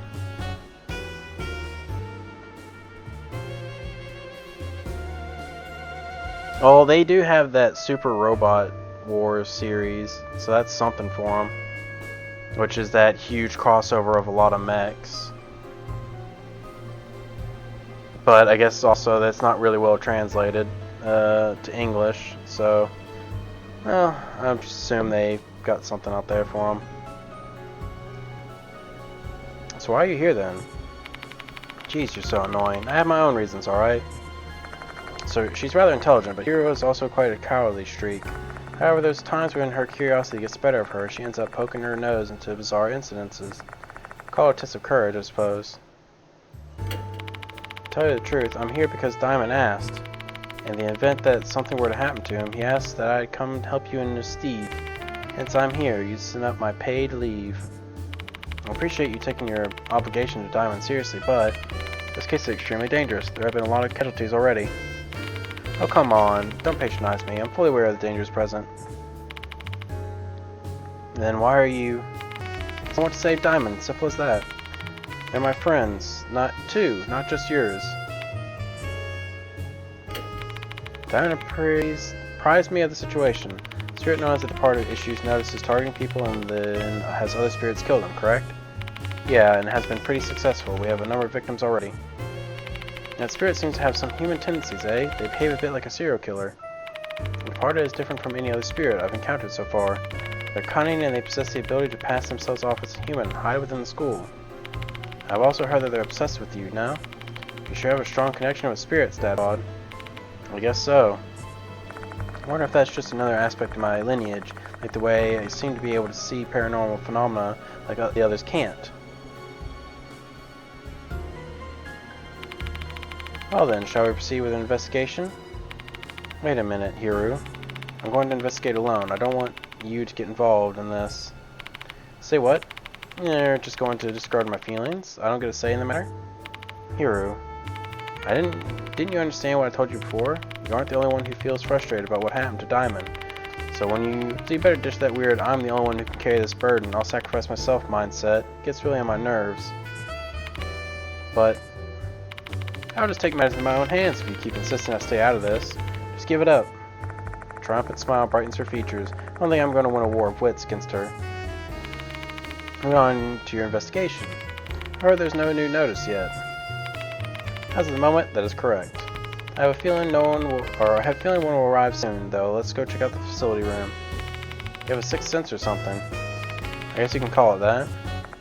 I have a feeling the departed wants me, their dear husband, to continue pursuing this case.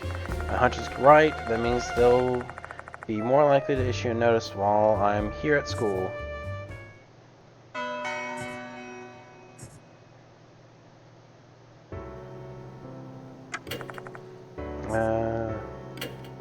There's no secret objects here. There are 8 teeth.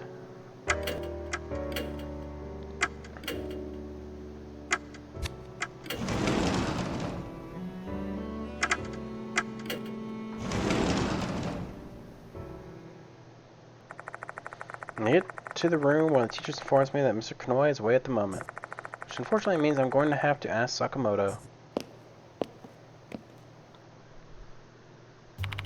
Goodness gracious, you again. Sakamoto's cold tone of voice makes it apparent that she finds this meeting just as unfortunate as I. What's your business here? I have work to do. Has a new notice from the departed arrived? Notice? Oh, now that you mention it, I did get a report of something like that earlier. What about it? What are you being so nonchalant for? Why didn't you tell me sooner? I believe I've made my position quite clear. I find this investigation of yours to be, at best, a pointless waste of time. Sakamoto shoots a withering glare in my distance, looking like she just swallowed a bug. She's usually pretty open about her dislike of me, but she's taken it another level today. Got a report from the dorm manager the other day. She informed me that you took Doryu and Kinukawa out and made them violate their curfew. Headmaster might have ordered me to let your absurd behavior slide. This is unacceptable. And that's why she's been particularly hostile toward me today. Didn't make those girls break curfew, but I can see how it's skewed that way in Sakamoto's mind. I doubt explanation would change much.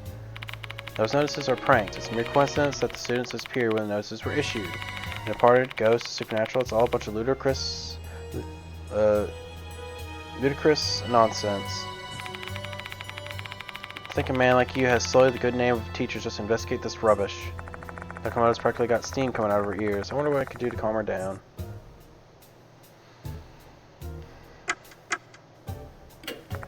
And convince her ardent non-believers of supernatural can only make both sides frustrated. It's a waste of energy to try. Let's get what I need and get out of here. Where's the new notice?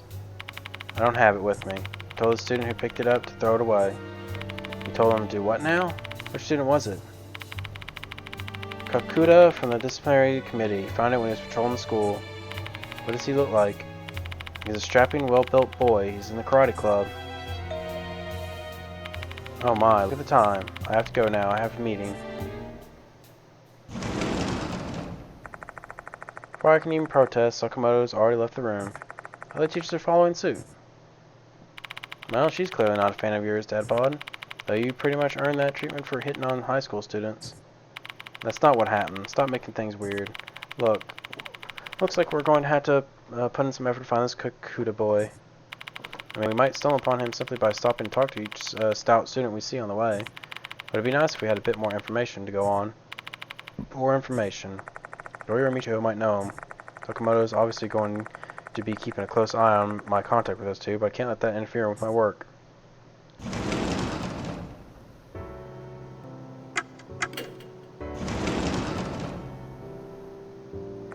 Doryu's organizing documents in the student council room. Oh, Mr. Dadbod, thank you again for your help. Sorry, but I'm in a hurry. Do you know Kakuta? I've heard he's the big guy from the disciplinary committee. I know him. He's in 2C. How about you try looking for him in his classroom? Got it. Thanks.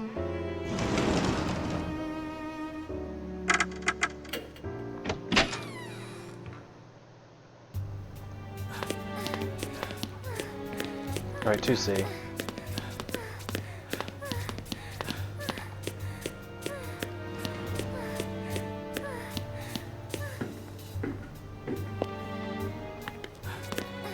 A, B, C.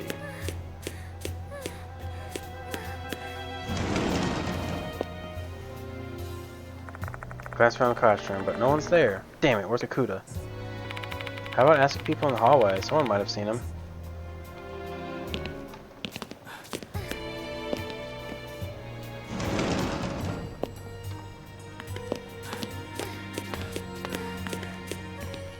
Oops, it's the wrong way. What? Down?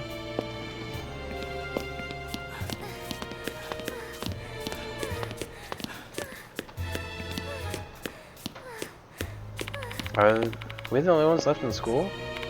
Nope, I think the student council members are still here. Damn, they sure like to stay late despite all the rumors. Don't really fear the departed since I know they're going to protect me. What the heck you talking about? I'm totally not saving you. I'm not good with ghosts and stuff. Yeah, I want to go home now. What? Me too. You know, students take the stairs down.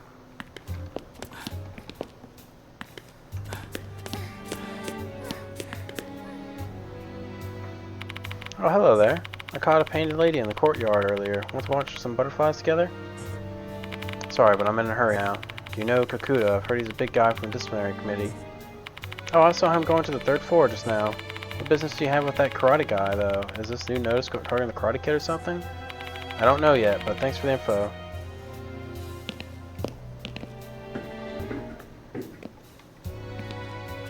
Yeah, let's check this way first. Okay, nothing here. This must be him.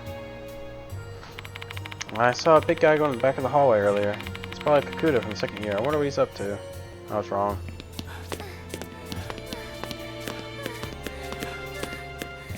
Yeah, this looks like him.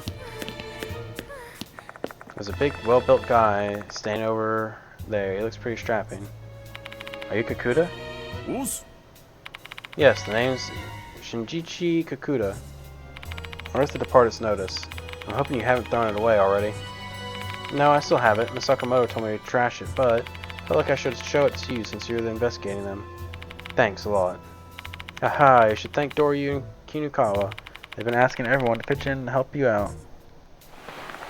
Pulls out the departed's notice and hands it to me. If that's it, I'll be heading back to my classroom. Feel free to come by 2C if you still need anything. I'll be at school for a while.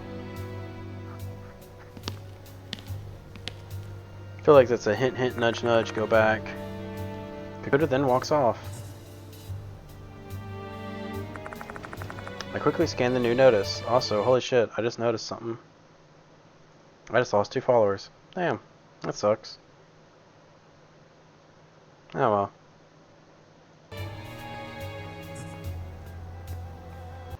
Let's see. Yeah, making sure everything's still captioned right. There's the hallmarks of the previous notices. An accordion folded a piece of paper with eerie handprints on it. So this is what a notice looks like, eh? Huh. It's really giving off the horror vibes.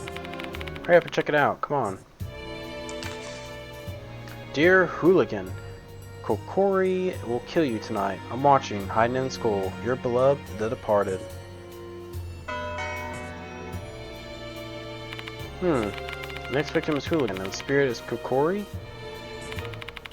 So by hooligan, they mean those boorish thug types, right? Yeah, so I think we should try and gather information that would lead us to the identity of those 2 things. Asking the remaining students would probably be more fruitful than asking the teachers. The facility doesn't seem so cooperative. Yeah, and maybe the student council girl will tell you. I mean, she actually appears to be trying to help you. Also, I'd like to hear more from the Kakuta guy, our kid. Yeah. What's with you? Yeah, come on, give me more to work with than that.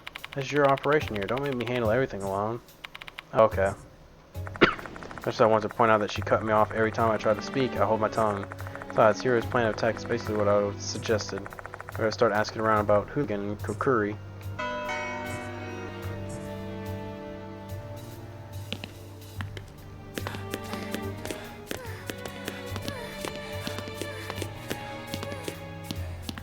Actually, wait. I could probably ask this guy about Hooligan. It's about time to leave school anyway. Now I've got to prove that part of it won't appear even if I stay here alone. Hanako this, Kukuri that. People in the school are wacky. Who even believes ghosts and demons exist? Look closely, the male student's legs are obviously trembling.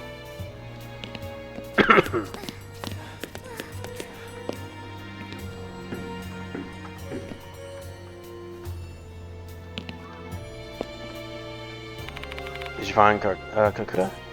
Yes, thank you. I'm happy to help. Happy that I could help. So what do you want to talk about? Actually, we found a new notice. Whoa, so another one's finally here, huh? Show me. Show Michiho the departed's notice. Heh, so the next spirit is Kokuri. Well, Kokuri usually refers to that old fortune-telling technique, but I'm sure you already know about that, right?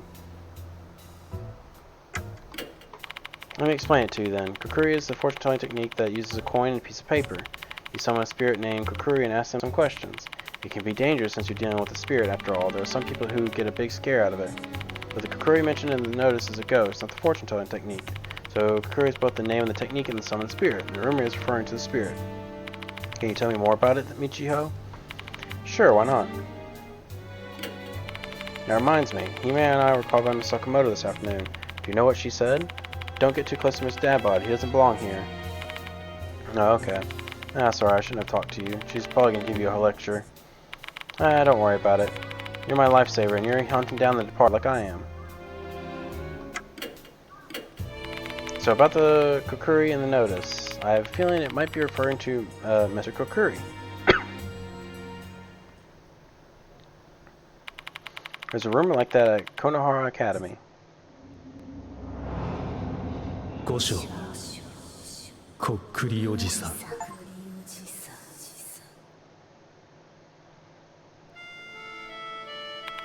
Have you ever gone to the corridor on the second floor? Of course not. That place is restricted.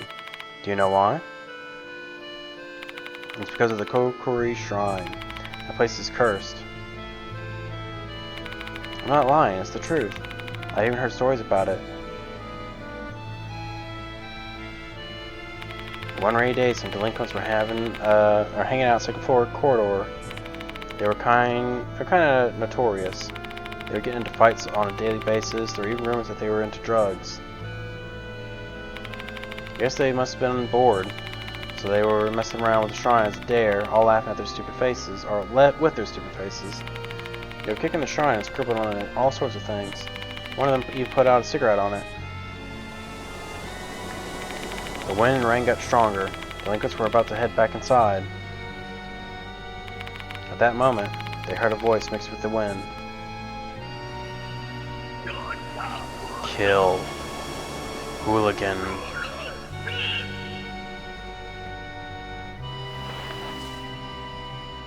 They turned toward the old shrine, the source of the voice, figuring someone must have been playing a prank on them. Except they were the only ones in the corridor. Obviously, they thought they were just imagining things. Most delinquents looked at each other and ran away from the corridor as fast as they could.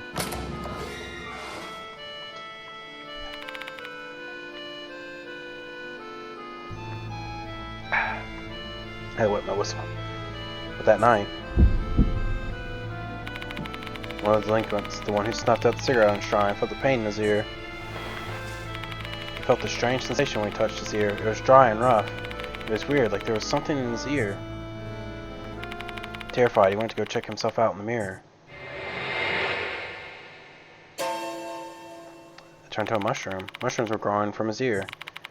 Folded cat mushrooms that looked like a maitake. Mushrooms continued to spread from his ear to his neck, his cheeks, and his chin. The delinquent shrieked, and then he called an ambulance. He got himself checked at the hospital. They found no trace of mushrooms, but his ear had really bad infection. The skin was rotting away, so they had to cut his ear off.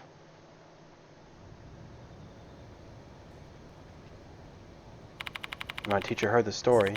He said it's the curse of the Kokuri Shrine. The voice must have been Mr. Kokuri's, and that was his work.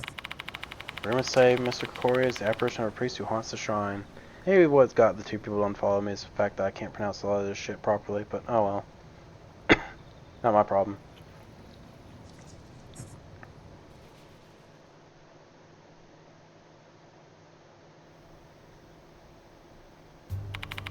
And that was the rumor about Mr. Kokori. So please stay away from the shrine on the second floor's corridor. If you're cursed by the mushrooms, your lovely face will be ruined. Is that Mr. Kokori the name of the shrine? Correct. It's called Mr. Kokori because the shrine has a mysterious voice. No one knows what Mr. Kokori looks like, as they've only heard his voice. Creepy, isn't it? Hooligan. Can't think of anyone. Maybe Izumi, I guess, but he's dead already.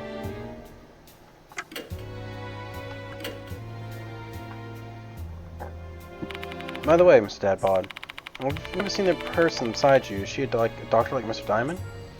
I'm a researcher, not a doctor, though I do also deal with the health of living beings as part of my job. Oh, I see. An idol and a female scientist, huh? You sure have some amazing and gorgeous assistants. By the way, which one do you prefer? They're both dependable in their own ways. I has the stamina, Hero has the intelligence. That's not what I mean. Oh, well, it was stupid for me to expect something. Heh, you two sure close. This girl might be the departed, you know. Shush, Hiro. Oh, I don't mind as long as Mr. Dadbod trusts me. Sorry, it's a joke. I'm kind of on edge since we don't have any idea who the departed might be. I don't mind. In this kind of situation, it's natural to have some suspicion. I miss my normal school life. Hey, Dadbod, shouldn't we be able to pretty much guess who Hooligan may be? Based on what Michio told me about the Mr. Kokori rumors.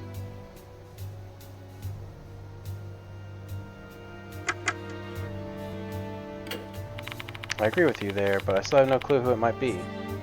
The rumor said a delinquent student was cursed, shrined in the second floor corridor. Why don't we go take a look from there? Wait, are you serious? Are you being too cavalier here? We're going to be stepping into some deep shit if we push that shrine. I'm not doing it for entertainment, it's for the investigation. You can stay here if you don't want to go. I never said I didn't want to go. I just wondered if there was a better way to do this. That's it, I'm not scared at all.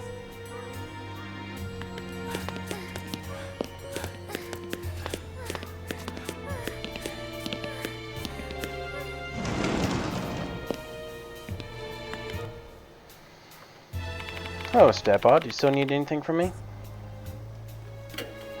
I've actually read that notice. A spirit named Kokori is going to kill Hooligan tonight, right? Well, Ms. Kanoi told me not to discuss the incident with the students out of consideration for their mental well-being. I can't just give them a dismissive reply, though. No need to hide it. The rumors have spread. Assuming the pianist or Koshi, the model, have been killed just as the notice said anyway.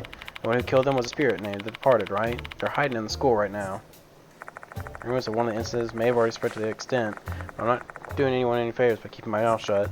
Not that these rumors have been purposely spread by anyone in Target. Students believe in the Departed and they're connected to the dots spreading the rumors on their own.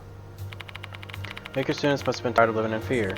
I guess they're scared of the idea that the person next to them might be the Departed. Are you not scared, Kakuta? Me? Scared? Heh, no way. If a spirit dares show itself to me, I'll just go to work with these fists. Haha. Guess I don't really understand spirits. How about asking Kinakawa from the student council? She seems to know a lot about this kind of stuff. That's the person mentioned in the notice, right? Do you have any idea who it may be? If we're talking about the hooligans at the school, I can only think of the delinquents. Those punks keep ignoring the school's rules, and it's really pissing me off. Kakuta's on the disciplinary committee, so it's not surprising that the behavior of some punks has got him all riled up.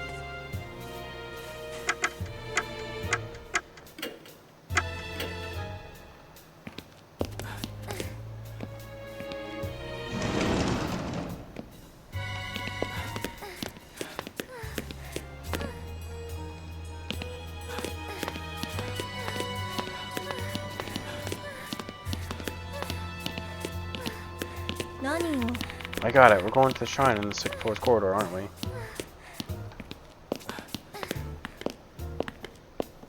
The second floor corridor should be just ahead. There's a crumble of paper on the gap between the doors. Warning, second floor corridor is off limits. The shrine where people supposedly hear Mr. Kokori's voice should be right ahead. The door's unlocked. Let's check the place out.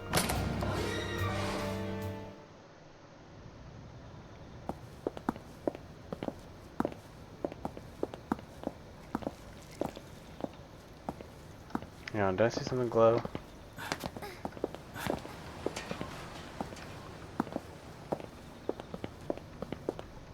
I guess I didn't. Must have been my imagination.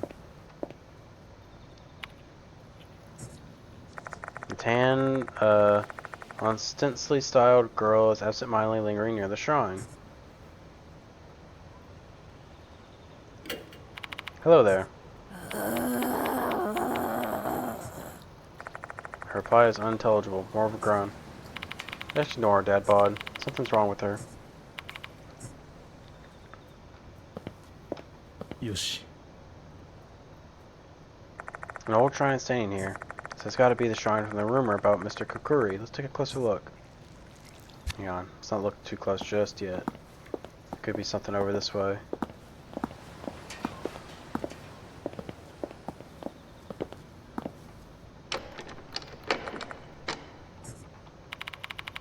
Do you know what the big straw rope in front of the door is?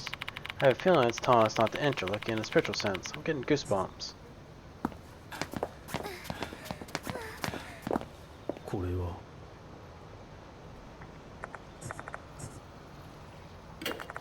First thing that stands out is that it's a rather small shrine. Oops. Completely withered from being exposed to the elements for a long period of time. Another noticeable feature is the number of talismans on it. The image on the talismans looks kind of like a centipede. There's a small gap in the shrine door. It's too dark to tell what's inside, though. We need to open the door first if we want to see what's inside. It's a bad idea. Make sure the door to check out what's inside. Old man. The female student next to me groans and slowly forces out some words. Don't do anything bad to the shrine.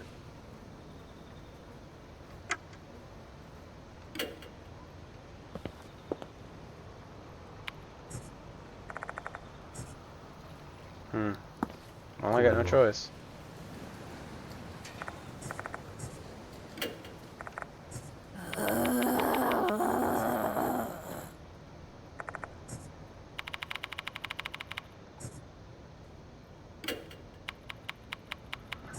Old man, you're a hooligan. Growling, the female student launches an attack.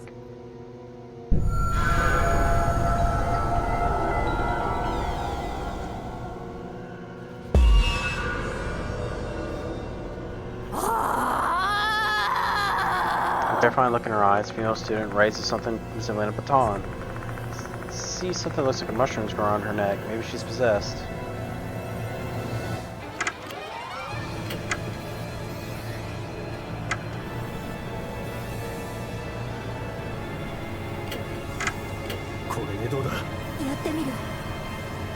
I try to use my bag as a shield to block her attacks.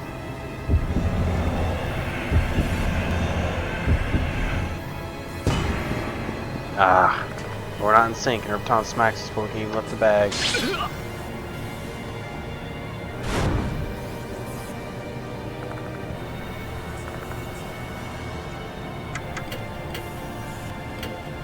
Yosh.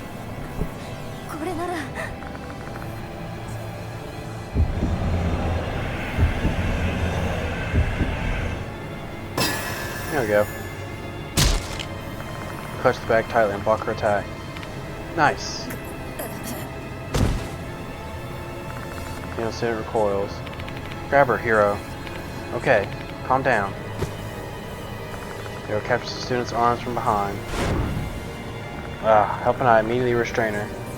I hate all the flashing. The student lets out a yell and then goes quiet. Looks like this is the right choice.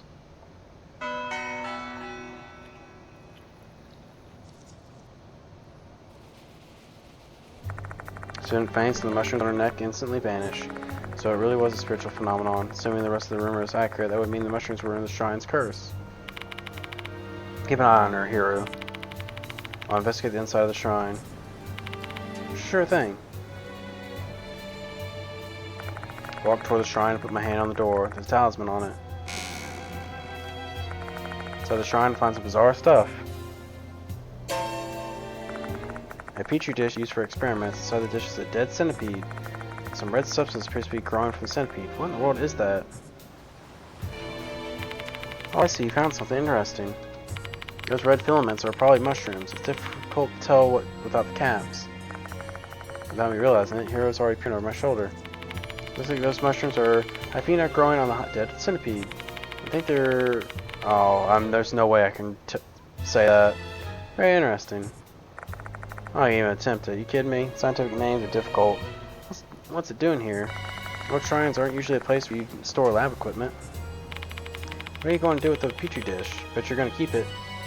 I guess so, yeah. Pressed by Hero with his eyes sparkling with curiosity, I collect the petri dish. What are you going to do with her? It didn't seem like she was going to regain consciousness anytime soon. We can't just leave her here. Let's take her back to the infirmary. Hoist the female student onto my back and leave the corridor. From there, I walk straight to the infirmary.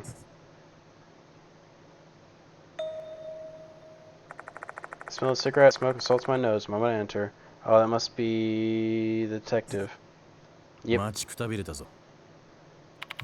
You're finally back. I've been waiting.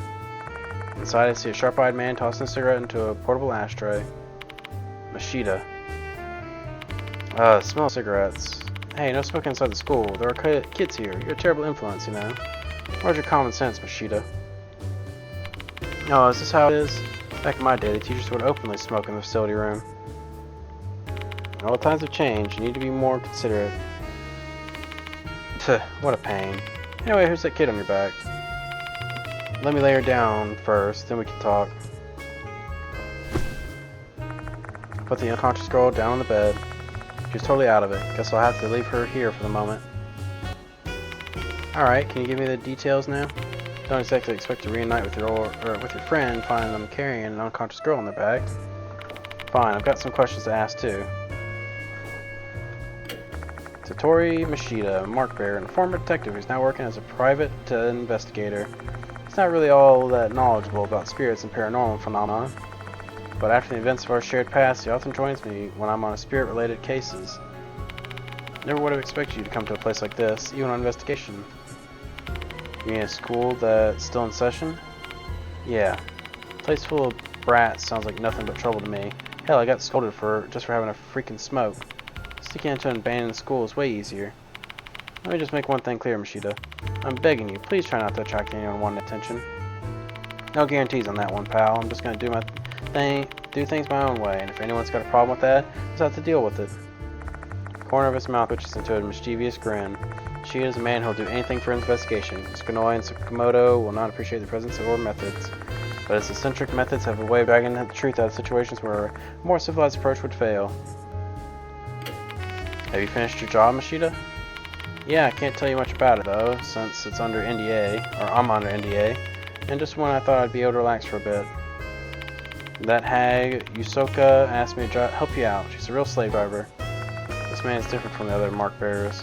Because of his job, he's a seasoned veteran when it comes to cases involving dangerous and bizarre spirits.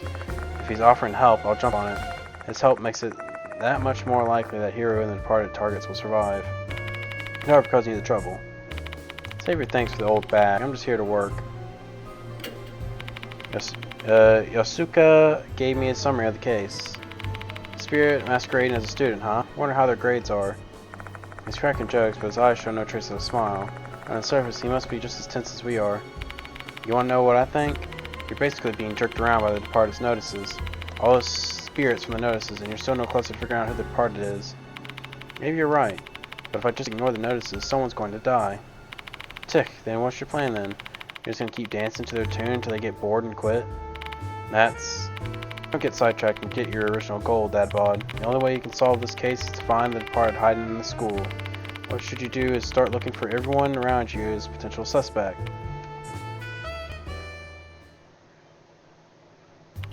By the way, Dad Bod. Shia jerks his head over in the direction of the girl on the bed. Tell me about her already. How long are you gonna make me wait? I share everything I've learned about Mr. Kokuri and the hooligan and the events of the shrine. Yeah, so this kid attacked you. School violence is kind of a lost art these days. What a special moment in your teaching career, eh, Mr. Dadbod? Cut it out with that. Hearing you say that makes my skin crawl. No matter how you choose to look at it, this kid isn't normal. She called us hooligans and had mushrooms growing along her neck. Right, considering that, maybe she was possessed by a Kokuri. I recall the time Michiho was possessed by the slit-mouth Kashima. She was fully under the control of the spirit, led by the desires. The student may have been the same as her. Who is this kid anyway? She doesn't have her student's handbook, and no matter how much we shake her, she's not showing any signs of waking up.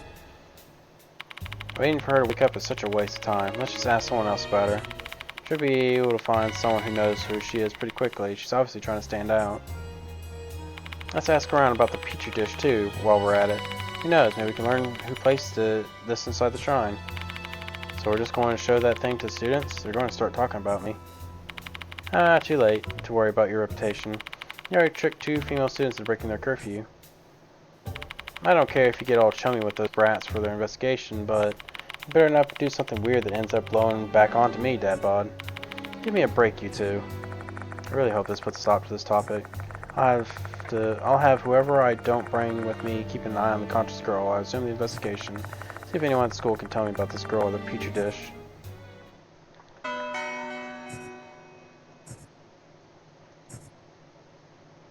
New mechanic. You can shoot people.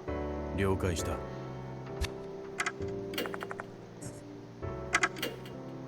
Still nothing yet on that.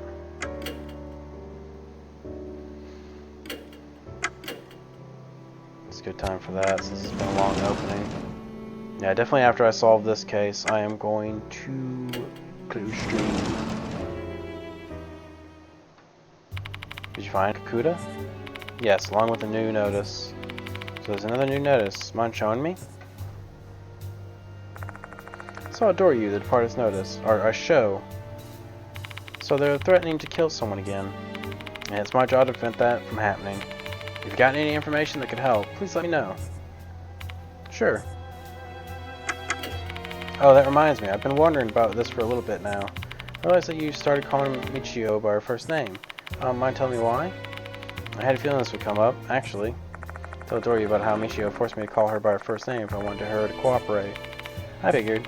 I couldn't imagine someone as serious as you deciding to be so casual with her students. You bring up a good point. What do you think? Should I go back to calling her by her last name? No, don't do that. Michio will hate me. Why would she?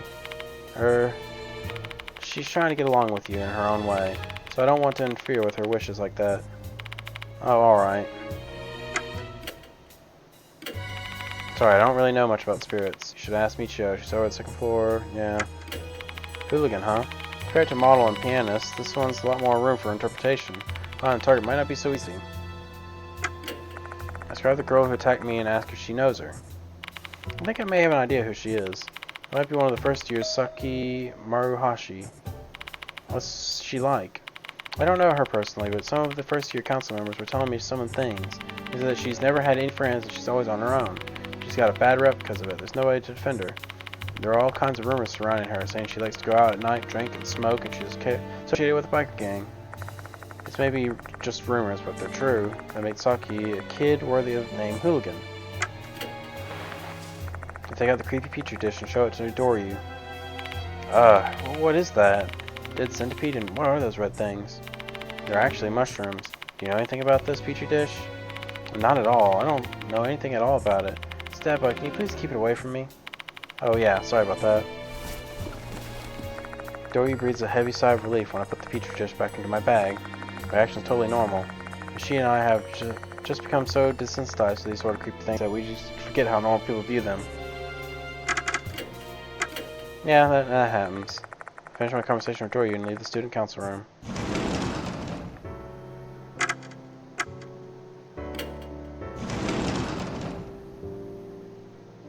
There's no one here.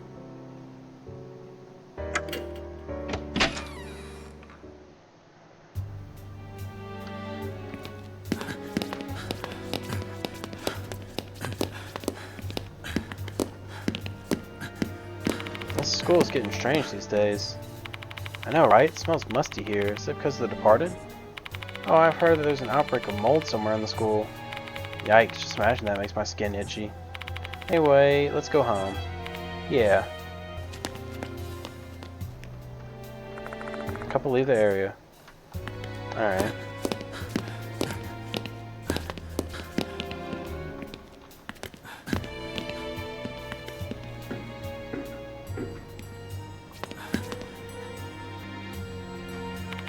You know that the female mantis devours male mantis after mating?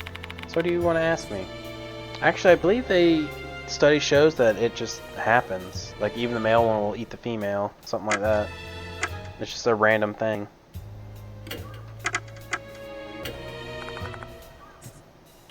I think I've seen her before, but I don't know her name. I'm not a delinquent after all. Take out the creepy petri dish and show it to Michio. Oh, it's Chinese redhead. Did you know, even though the name centipede means 100 foot, there aren't many centipedes that actually have 100 feet. I think like only a few soil centipedes have that many feet. Seizing the opportunity to talk about insects, Michio immediately begins flexing her knowledge about centipedes. She doesn't even have a reaction to a terrible sight inside the petri dish. Hey, I appreciate the centipede lesson, but what about the mushrooms? So those red thingies are mushrooms. No clue, it's beyond my scope of knowledge. Oh, I see, thanks. Judging by that reaction, Michio won't be able to tell us anything useful about the petri dish.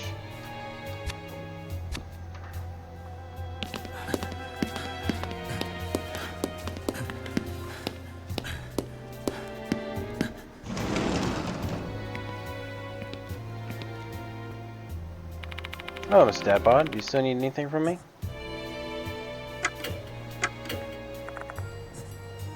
Yeah, I know her. She always hangs out in the connecting corridor. She keeps going in there, even though I've warned her many times. This is why I hate delinquents. They're stupid. Do you know anything else? Nothing in particular. I don't really care to know about delinquents. If she wasn't a girl, I would have punched her in the face. Hey now, aren't you in the karate club? Male or female students shouldn't be fighting with each other. I'm just joking. Martial arts should be used to train your mind and body, not hurt others. I take the creepy petri dish from my bag and show it to him. What? The moment he sees the dish, his eyes bulge. What's wrong, Kakuta? No, it's just... My apologies, it's so disgusting, I don't even know what to say. Centipedes alone are already gross, but the mushrooms just make it so much worse. Where did you find it? The science room? No, it was inside the shrine in the second floor's connecting corridor. Huh? What was that thing doing in there? I have no idea either. Doubt it's a prank. Oh. I have to get back to the patrolling. Sorry, but I have got to end our chat here. Kakuta business farewell and quickly leaves classroom. Classroom. Hey Dadbod, something's off with that brat's statement. You must have noticed it too, right? What's off about Kakuta's statement? It's the mushrooms, of course. When I first saw that petri dish, I didn't even realize that they were mushrooms. Kakuta noticed that right away. That's a bit strange. Correct. I see your brain is working just fine. Now we know where the mushrooms came from. You better speak to Kakuta again. He should still be at school. Let's go find him.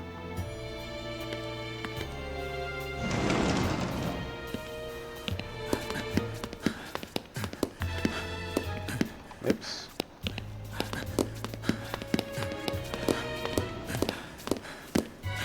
Doing that does make me really fucking sick though, but it is fast. Oh, I was just thinking about insects. Cabbage worms are cute, don't you think? So what do you want to ask me?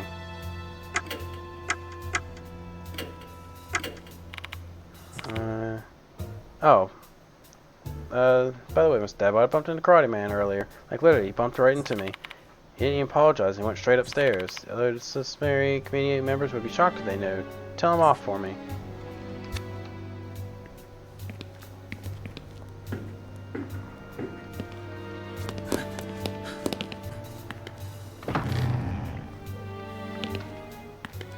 Yoshi.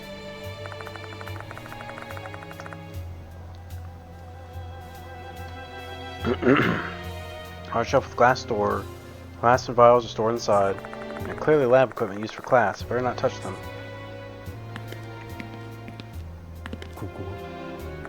A large shelf with a glass door. Test tubes and tripods are stored inside. For some reason, there are a number of dead insects stuck on the door. You can't get replicant results when you have contaminants in your receptacles. Is it like this in every school? Well, usually the poorer ones. I don't know, I never did much science back when I was in regular school, let alone college. I don't think I had any science in college, thinking about it. No, I didn't have any science at all, I don't think. Which is really weird, they make you have like a bunch of fucking math. I hate math. Man, I hate math. A pile of cases used for carrying equipment. Check it lightly, but it doesn't seem like there's anything inside.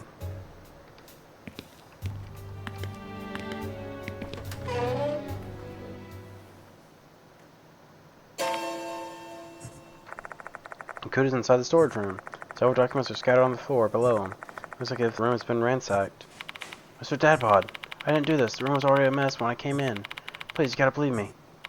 Just tell me what happened here first, Kakuda. Yes. When I was patrolling the school, I saw someone coming out of the science room.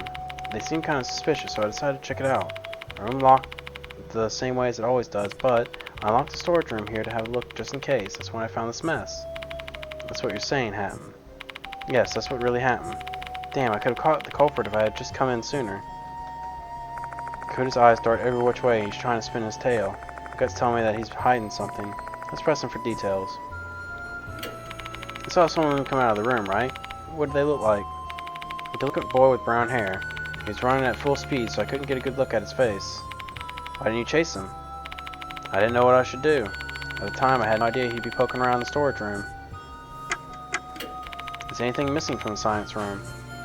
I don't think so. But I'm not totally sure since I don't often come here. My apologies. Did you check if there were any shadows? Someone might be hiding in there. I checked over the room, but I didn't notice anything out of the ordinary. That's when I decided to enter the storage room. The storage room was locked, right? Yes, so I unlocked it. Since I'm on patrol, I have the keys with me. Is it easy to borrow the keys? Nah, not at all. Who knows what those delinquents would do if they had these keys. Only trustworthy students like me, someone on the disciplinary committee would be able to borrow the keys.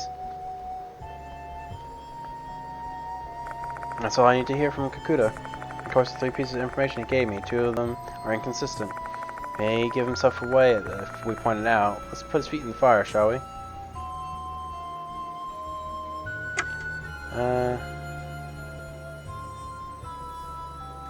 Should be science room and the key. Oh, just one last thing. You said the culprit went to the science room. Yes, that's right. And then he broke into the storage room. Correct. Don't you think those 2 statements would clash with each other? No, I don't think so. Please don't make me any words accusations, Mr. Dadbod. Sorry. Oops. You said you saw a delinquent student, right? Yes, that's right. You said it was locked when you came in, which means the perpetrator locked it behind himself. You also said that keys are under tight control and that never be lent out to untrustworthy delinquent students. I was wondering if you could explain that for me.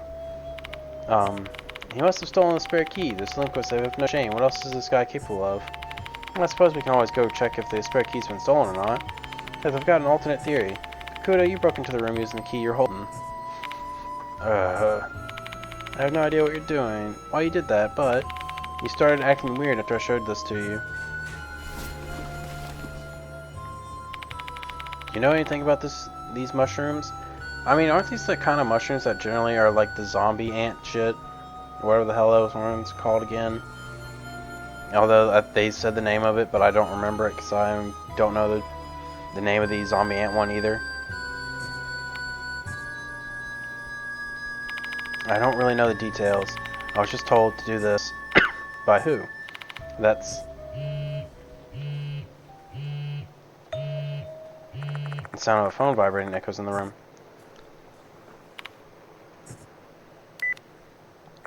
Kuda takes out his phone and stares at the screen, his eyes wide with intense concentration. Oh. I was summoned. I have to go. Or else I'll be killed. Killed? Who told you they were going to kill you?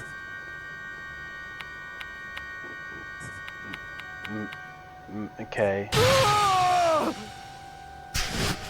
Mr. Katakuri? Kokuri? Kuda runs out of the storage room, screaming at the top of his lungs. Wait!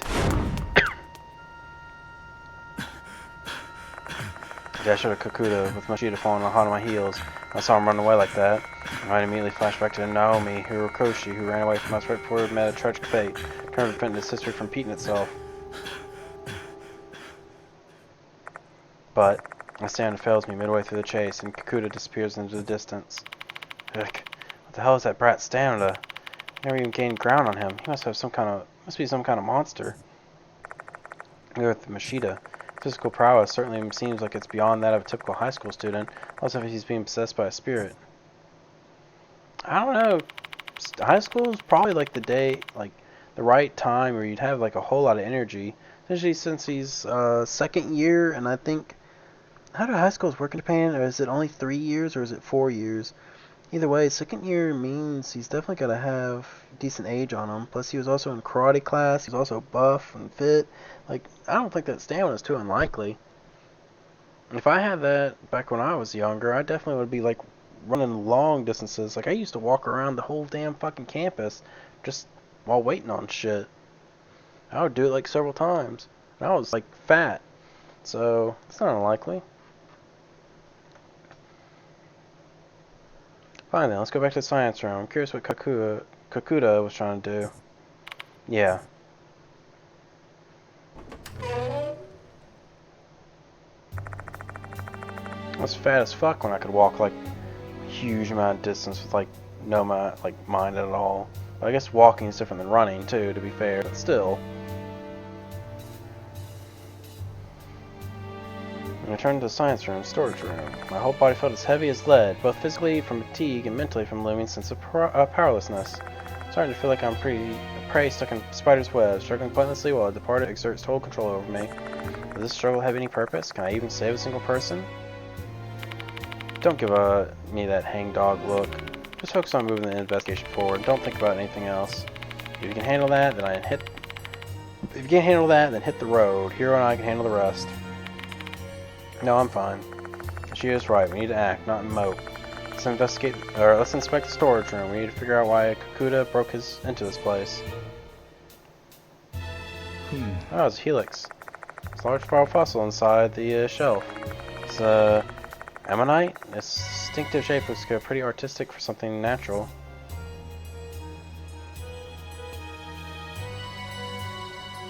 Bear. It's a fine stuffed bear. Wait, that's stuffed bear? I thought that was just like fucking bear carving. That looks like a bear carving. I don't know if schools have stuffed animals, but stuffed bear? That's unusual. I'm drawn to it. I see something glowing in its mouth. That's a tooth? Put my hand into the mouth, though I can't fit all the way inside. What in the world are you doing? Oh, there's something inside, but I can't reach it since my hand will fit. Well, then I won't be able to do it either.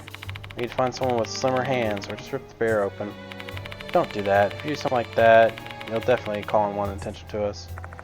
Cheetah. Alright, yeah. Getting deja vu.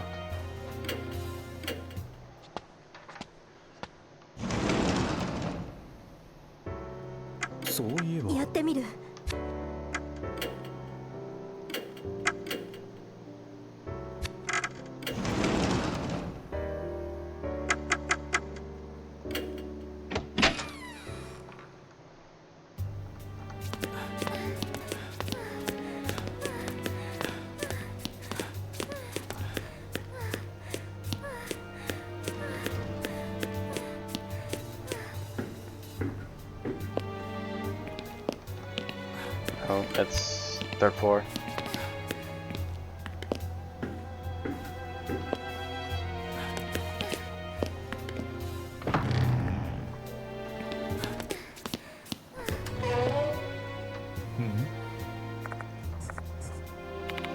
Why are you staring at the stuffed bear, Dad bod? Oh, there's something inside, but my hand's too big. Do you want me to give it a try then? I didn't mean it that way, but would you mind trying it for me? To be honest, I don't really want to do it since it looks like there will be weird bugs in there, but I guess I have no choice, huh? Hiro timidly puts her hand at the bear's mouth with a gleaming expression on her face. Just a little bit more. Nice, I got it. Here you go. Yeah, tooth. Her hands me an eerie tooth. よし。 There are several documents on the floor. This must be Kakuda's doing. I pick one of the documents and look at the cover. There's a label with a caption written on it. Research on native plants that grow around Konohara Academy. There are 2 dates written under the title, one from 11 years ago and one from 9 years ago. This research spanned 2 years. I find a preface on the next page. Fox Forest behind the school seems to have a special environment.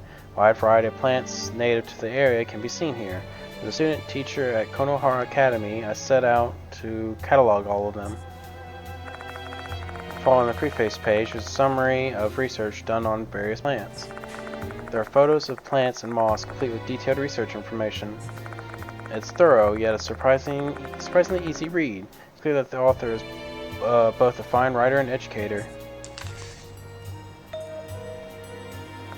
What in the page between Fox Azalea and Foxtail Fern has been torn out. I skimmed through the end, but I don't find anything about red mushrooms. Maybe what you were looking for is on the torn page. Most likely. Kakuda must have done this. I bet it's why he snuck in here. Why would he do that, though? If he got caught, he'd be expelled. So you're saying that mushroom data would have been worth that risk for him? Yes, he thought it was. Can't even imagine what information would be that important, though. If we can find the lost page, maybe we'd get a step closer to understanding Kakuda's motives. We should report this to the school, Dadbod. Should we? No, we shouldn't. We'd back Kakuda in the corner if we did. We can always decide to turn him in later once we've heard his side of the story. Kakuda was rummaging through this shelf until a bit ago. The door's wide open and the documents are all scattered. Anything else? Nope, nothing else.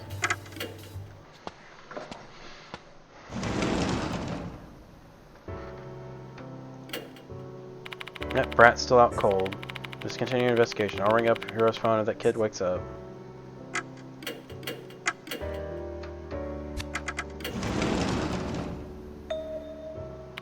Ah, Mr. Dadbod, finally. Abe showed up early and left me a message. Secrets of wisdom, I shall await you in the Garden of Knowledge.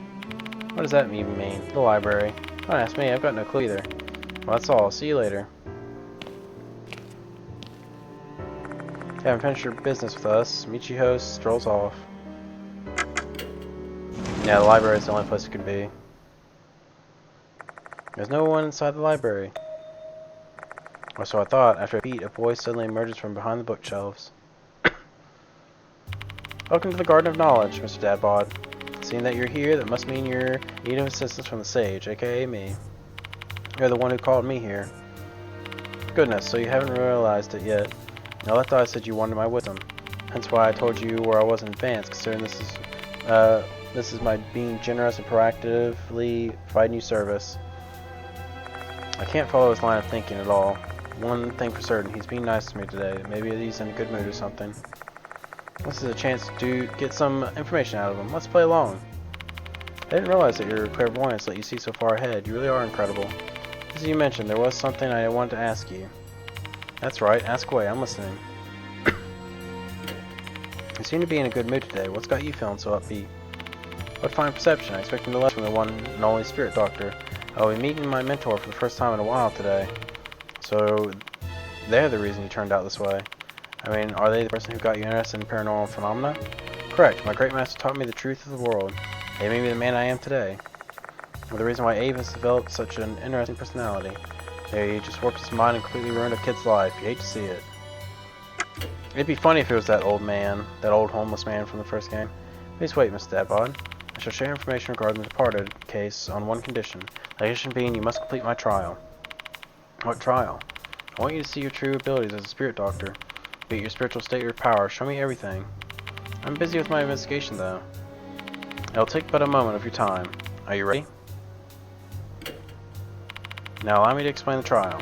I have 3 talismans with me. Take them and get a good look. Each talisman has a symbol on it.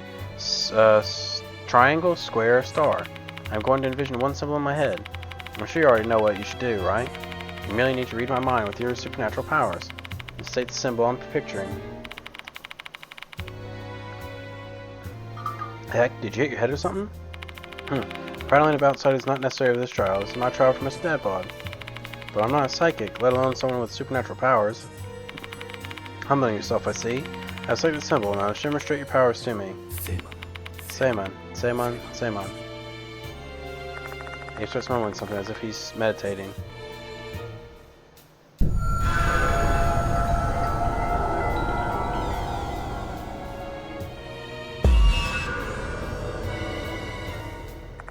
Seimon is what they call a pentagram in divination, which would be star.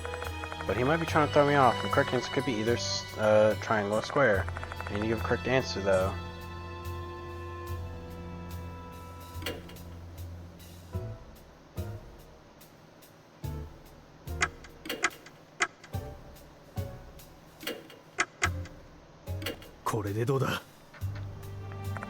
We have the petri dish. Open the lid and try to show the eighth contents.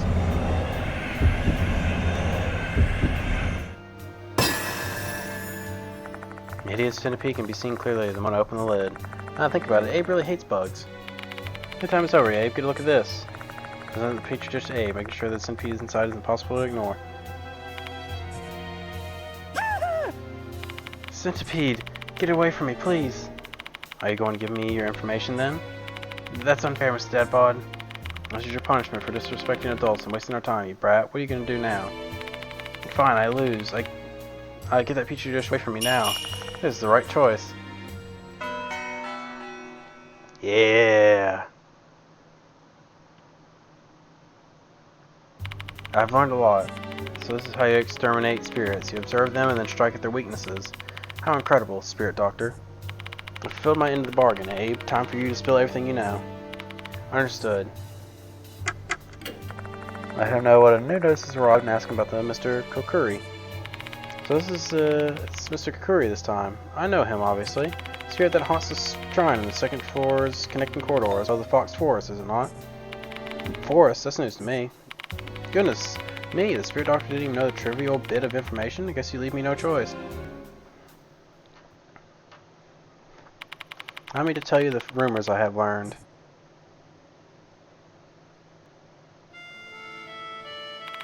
This is a well-known rumor that spread around 10 years ago. There's an old shrine gate to the north corner of the school grounds. Beyond the gate lies a path leading to the forest. It said he appears there at night.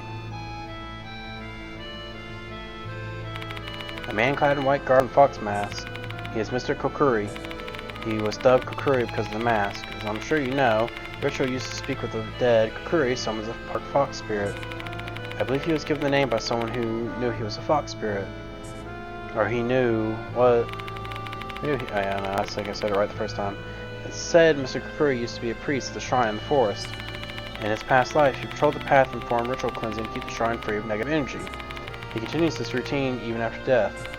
He will never forgive anyone who disgraces the shrine. Should he find one,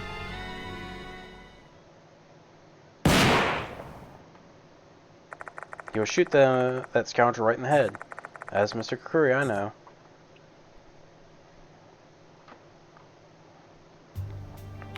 Thank you for allowing me to impart my wisdom. It's different from the rumor I heard. There are two rumors of Mr. Kokuri, after all. The Fox Forest rumor predates the one about the second floor shrine. Perhaps details have changed over time through the retelling of the rumor. Or, what if both rumors are actually true and none of the details have been changed at all? What if Mr. Kokuri actually shows up in both the forest and the corridor? Interesting.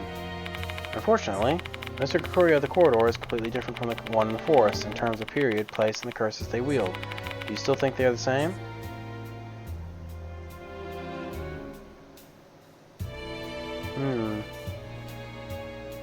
Well, they both seem to mess with mushrooms. So you still believe they're the same spirit, despite all those notable differences? But the sixth senses of the Spirit Doctor? My, I witnessed something nice today. What do you think, Abe? I have no idea. Definitive conclusion would require more information. Should we assume both rumors are true, though? That means the two spirits are connected. Is there anything that leads you to that conclusion? More or less. The priest that became Mr. Kokuri is said to have traveled the forest path in his past life.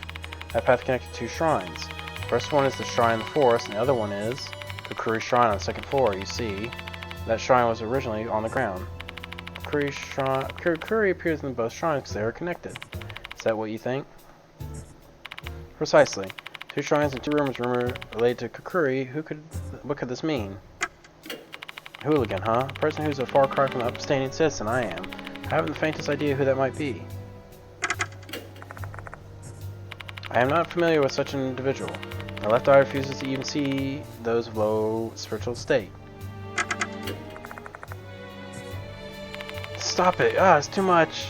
Ricky returned the petri dish to my bag in the light of Abe's feelings. I finished talking with Abe. I leave the library.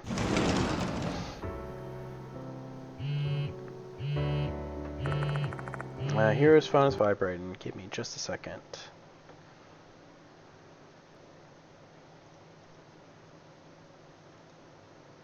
Just want to check some stuff again. It's been like so many hours.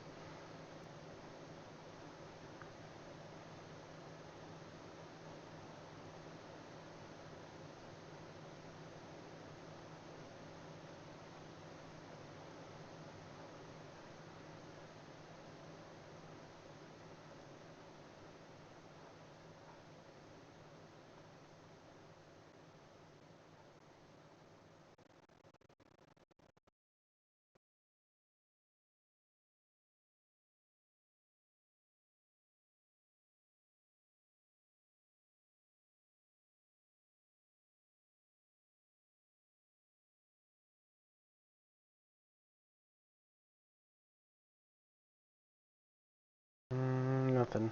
Okay. Excuse me for a moment. He answers the phone and begins to speak. Judging from the parts of the conversation, I can hear he's Machida on the other end of the call. Machida said that the girl has regained consciousness. Or in his words, I didn't come here to deal with brats. Get your asses back here now. Shall we head to the infirmary? It's almost time for students to leave school anyway. Can I leave the talking to you, Dadbod? You're the facility member here, after all. I'm not super confident, but I'll give it a shot.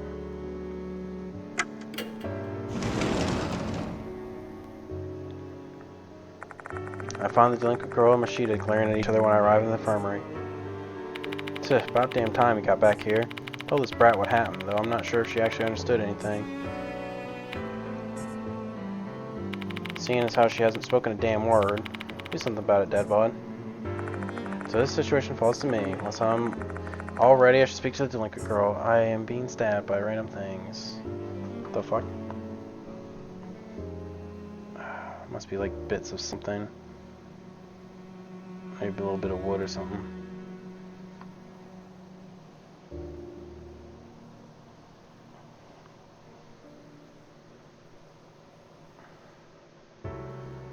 It's also a Sunday, damn. I didn't think about that. After this, I'll have to take out the trash.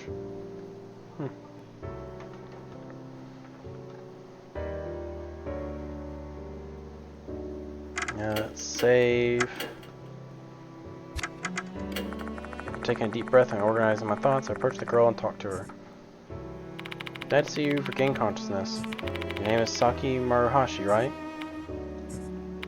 My name's Dadbot. I'm a temporary teacher here. Have you heard anything about me? I'm currently investigating this part of this case. How do I put this? Do you remember attacking me with a baton? This isn't going well. She's not answering at all. Chime sound, signaling closing the school for the day. I'm going. Maruhashi begins walking towards the exit. But wait, there's something I want to ask you. At the moment, someone else enters the infirmary. Oh, it's her. Good afternoon. Sure is quite lively here, isn't it? Hey, Yosuko? Yeah, my... it's been a while since we last saw each other. The beguiling kimono-clad woman is Tawako Asuka. She's another mark bearer and also a renowned fortune teller. She also is quite famous as a spiritualist and has helped me quite a lot. Sacred objects Mo brings to school are actually hers. What brings you here? Why, I'm here to help you out, obviously. Diamond and Mo have been keeping me informed about your case. I see you've gone and wrapped yourself up in another terrifying incident. And knowing you, I suppose the wheels of fate must be turned once again. One cannot escape the fate they were born with. I'm curious to see what twists and turns that strange fate of yours has taken you down. Perhaps Yosuka's age has gotten given her this philosophical perspective on life. However, she's certainly not cold-hearted. If she were, she wouldn't bother lending a hand to people who face a daunting fate. And by the way, who's the girl? Maruhashi stares at Yoshisuka. It's a far different look than the glare she directed at us earlier. There's not a trace of her prior hostility. You're Taoko Yoshisuka, right? You're the OMG Paranormal Experience. Yes, that is I. Whoa, are you serious? A legendary celeb is here? Shit. I'm like super nervous now. What's with that 180? Maruhashi went from ice cold to totally excited. She's overjoyed to meet someone that she's seen on television.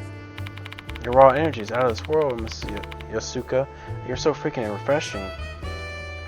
My, thank you, dear. You're also very beautiful. That hair color suits you well. You think so? Miss Yosuka, can I get your autograph?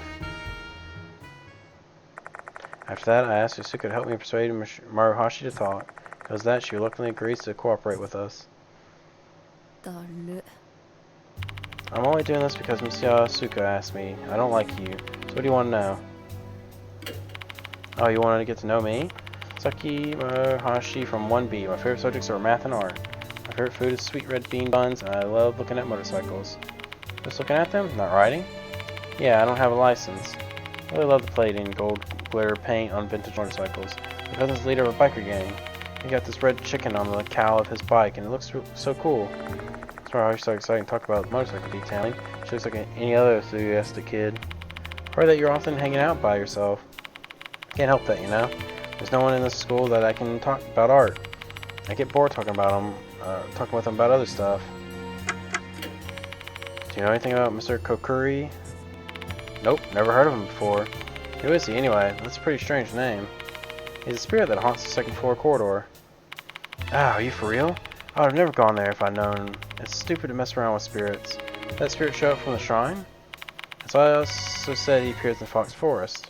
Not the Fox Forest. The place sure is bad news, huh? I heard weird stories about it. What kind of stories? Are they spirits or...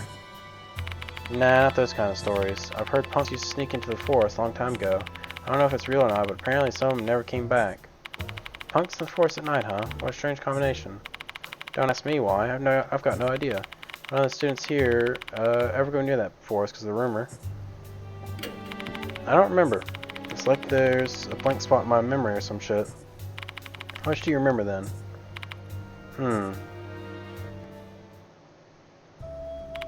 I remember going to the corridor after school. I know that place is like off limits, but I like hanging around there, you know? It's empty and wind feels really nice. I was just spacing out while looking at the sky. But then I got this strange feeling. I had goosebumps. I started freaking out. And it all came from that shrine, so I approached it. And I opened the door. I found a disgusting petri dish inside. I thought it was just a horrible prank, so I went to grab it. And my memory got wiped after that. I don't even remember attacking you or being carried to the infirmary or anything. That's all. So you're not the one who put that dish there. Of course not. My gramps is the chief priest of the Kentucky Shrine. Ever since I was a kid, I had a fear of the gods drilled into my skull. You think I'd do such blasphemous shit? Hell no. See how pale her face is? I don't think she's lying. Who put the petri dish there then? I've asked her everything I can think of. Saki Murahashi really the hooligan that Mr. Kokuri is targeting? I share my doubts with the mark bearers and ask for their opinion. I don't know. Neither the law of the matter of conservation nor the lucid geometry apply to spiritual beings, so it's not like you can apply logic here. I don't know about her being the target hooligan, but she's definitely a delinquent. I'm thinking the same thing. Hey, old hag, spiritual stuff is kind of your whole thing now. Give us your take. Let's see. Murahashi doesn't strike me as a malicious person. If she were truly the target, she should have been slain in front of the shrine. Instead, the spirit only chose to drive her mad. In my opinion, I'm doubtful that she's your hooligan. Well, then who is the hooligan, then? After discussing the matter further, we failed to arrive at a concise answer to this mystery. These are still lacking information. We have no choice but to keep investigating the subject.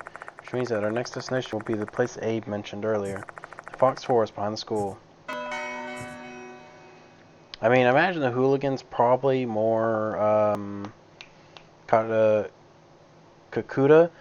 because it's not that it's saying delinquents is the problem, he's just calling everyone a hooligan. Like he called us hooligans. That's going to be the thing that kind of alerts of, oh, he just means anyone that was around at the time. Like he probably was trying to clean something up and then he ended up being there, which is why he's cursed. He was trying to say that Mr.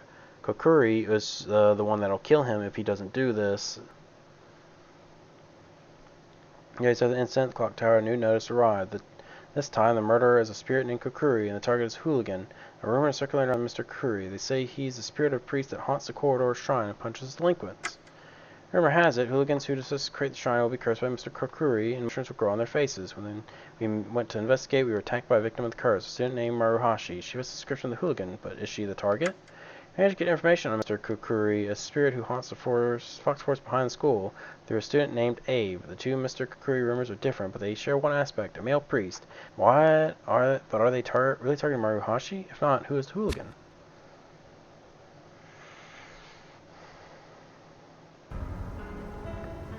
By the time we finish our discussion, the sun is pretty much set.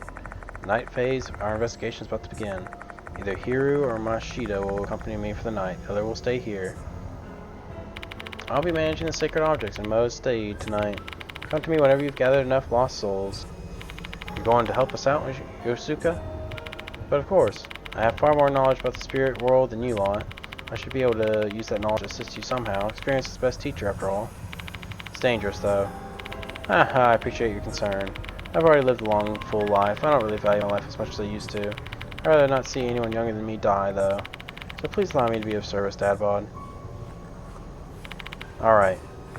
Seeing that we are dealing with spirits here, I'm grateful to have an expert with us. Still, I can't have her walking around the forest in that beautiful kimono. I'll just have her stay here. You better stay here too, Maruhashi. At least until we've got a clear answer who the hooligan is. Sure, I don't mind. I can just ask Miss Yosuka to give me life advice. Life advice? You're too young for that. Haha, everyone has their own problems, you know. It doesn't matter how old they are, even my own grandchild. Just like that, three women quickly became immersed in their own chit-chat. So look at them.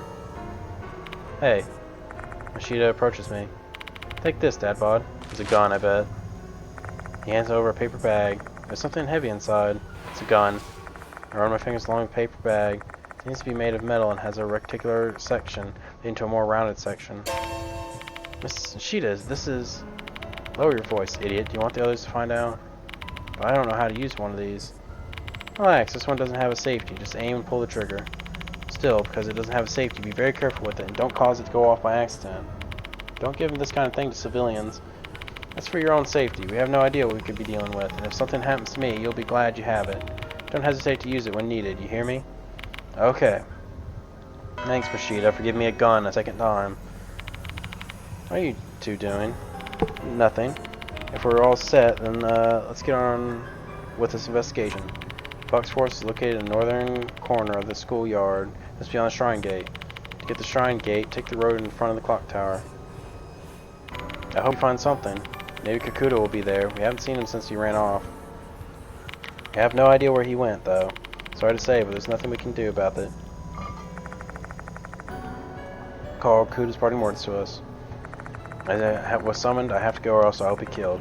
Okay. Mortal Kombat. Who called Kakuta, and for what reason?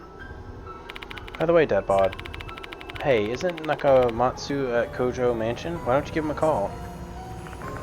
Ita might be able to investigate or research the background details of the case on the internet. I'm still not sure I should involve him in this. We're in dire need of information now. If I have any questions, I should call him.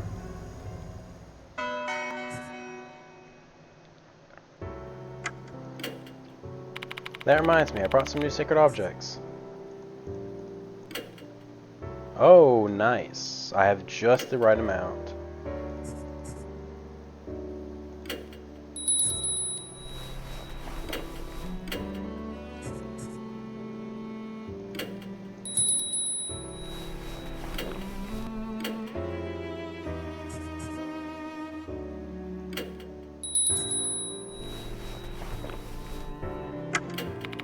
Taking your spirits, I see. Yeah, there's 7 left.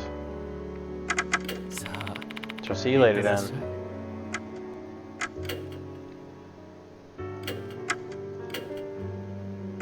There we go. Start of the middle stage. Alright, I am going to take a brief be right back, as I need to do a little bit of stuff. So I'll have the music playing.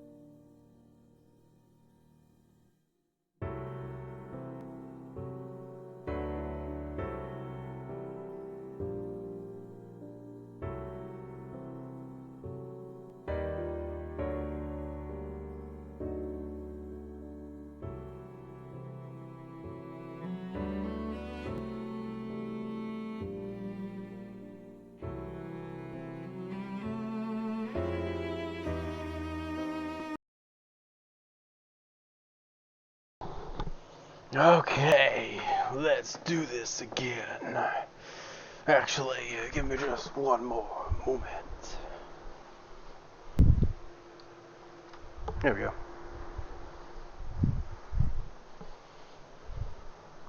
Okay, now let's do this again. Let's give these ghosts the pain they've been waiting for.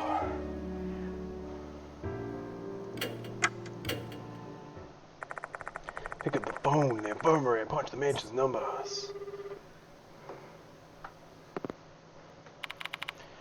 Nakamatsu here.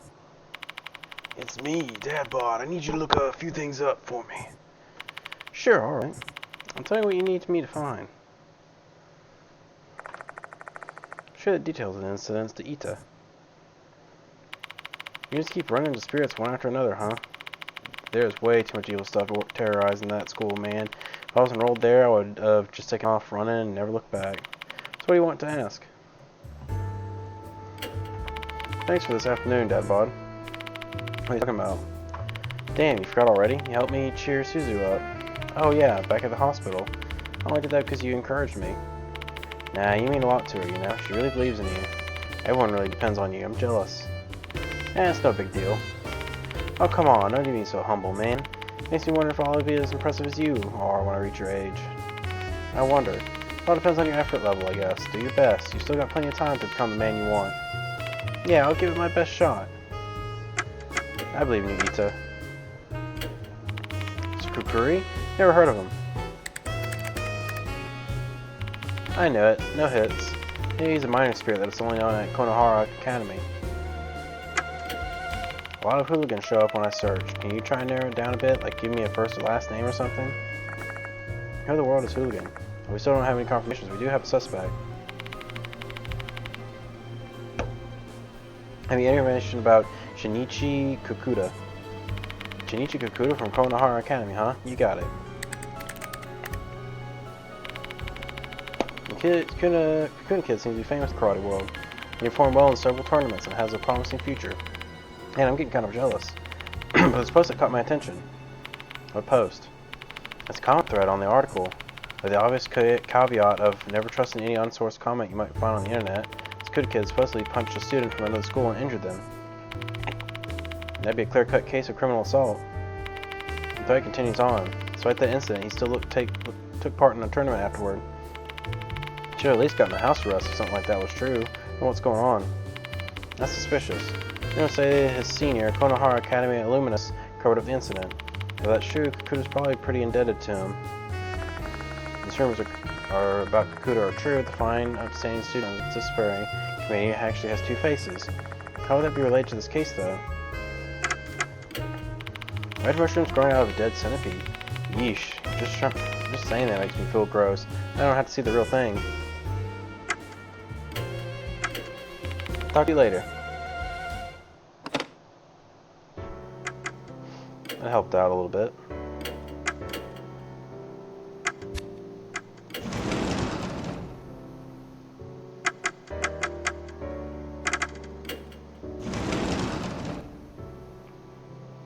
There's no one in the student council room. Back during my school days, I really didn't have to involve myself in student council since I was busy with club activities. Were you in science club? Hey now, don't judge a book by its cover. Sorry, what club were you in? Physics and chemistry club. That's not all that much different than what I said, you know. There's no need to stay here any longer. Let's go investigate somewhere else. You know what? I think Machida should join them. I like him better. さて、誰を連れて行こうか。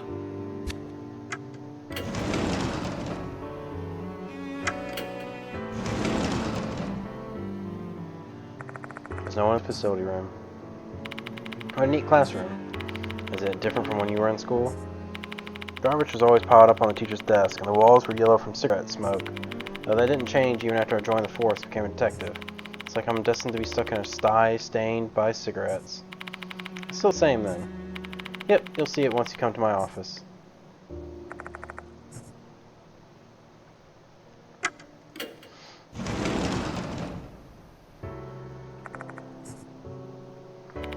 This is a nice library, one that really lives up to the school's reputation.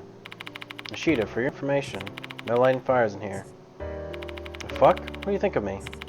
Not so crazy that I need to be given lessons in decorum by an insane man who lives in some weird-ass mansion.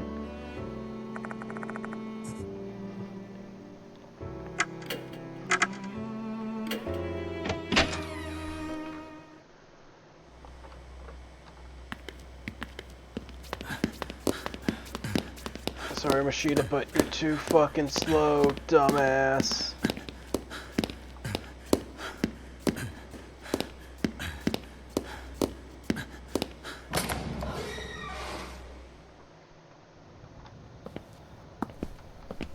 I wonder if that means I'm about to meet the departed here. Yep. Hooligan gone to Fox Forest. Eat Crimson Devil to see invisible Kukuri. Again? What's wrong, Deadbod? Oh, it's nothing. It's got to be the work of that female doll again. She wanted to tell me something. Hooligan has gone to the Fox Forest. Eat Crimson Devil to see the invisible Kukuri. And the previous patterns holds, the information must have something to do with the spirit. I have no idea what the doll's goal is, but it doesn't hurt to keep the information in mind. Eat the Crimson Devil. Oh, don't tell me it's going to want me to eat the centipede. Ugh. Maybe not the centipede, but maybe it'll make me eat the other thing. As a statue of Guardian Fox stands here. It's darkened, which gives the impression that it has been here for quite some time.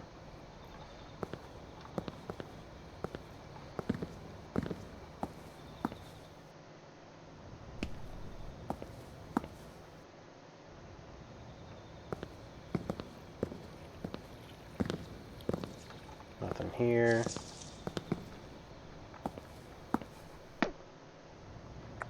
See the entrance of the clock tower. Door's locked tight. Looks like we're not getting in right now. Let me just double check. Okay.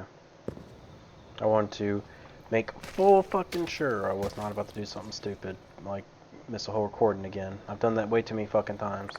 Arrive at the north end of the school grounds. Shrine gate we see before us. It must be the entrance to the Fox Forest. The traffic cone and barrier blocking the way. Imagine they're there to prevent people from going in. However, this might have the opposite effect. They're quite attention grabbing, and it's not difficult to bypass the barrier. An old shrine gate. It looks regal despite the dull color. Beyond the gate is a dense, gloomy forest. This place is really suspicious. I feel like a demon or a snake is about to lurch out. Oh, Machida. It could be a demon snake. It doesn't have to be either or. Fox Forest is just up ahead. From the shrine gate, an overgrown path continues deeper into the forest. It should be the path Abe mentioned. A path that connects the Kukuri Shrine's former location in the school with the shrine in the forest. So Kukuri uses this path to go back and forth between the two shrines. Are these tiny-ass cones actually intended to close the road? What a joke. The path ahead is unknown territory. Stay sharp, Machida. Yeah, you better not let your guard down either.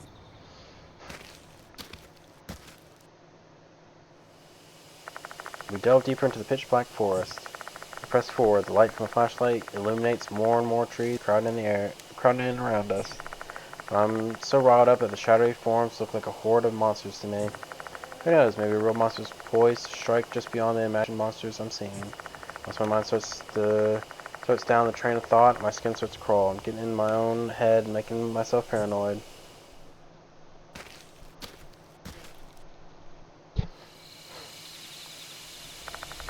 Before long, we arrive at the lower path leading to the shrine. Although it's only a few minutes from the gate, it feels like we've entered another world. Finding a spirit in the forest at night, huh? Reminds me of the mess we were in 4 months ago. Yeah, we were with Shao and Christy back then. Christy Urimura is one of the mark bearers and a former newscaster. News that arrived at a Kucho mansion a few days ago is true. She's currently overseas covering a story. Speaking of Nagashima, didn't he ignore your warning and try getting himself involved in this case? Shoot his ass out. You should stay out of your hair for a while. Ah, okay. Yeah, I thought Shao were true from the case of his own accord. I don't know what exactly she had told him, and I don't want to ask. Best leave that stone unturned. Don't know how long that brat be able to endure it. Time for the adults to put an end to this thing. Thinking about it, it's probably going to be needing Hiru, because she was like a Shinto, at least related to a Shinto priest. Is that Kakuta? Hey, Kakuta, why are you here? This is the end. What end? I didn't do him a favor. I shouldn't have gotten involved. Fox, He's mumbling something to himself. His voice is hoarse, as if his words are caught in the back of his throat. What in the hell happened, Kakuta? Mr. Dadbod.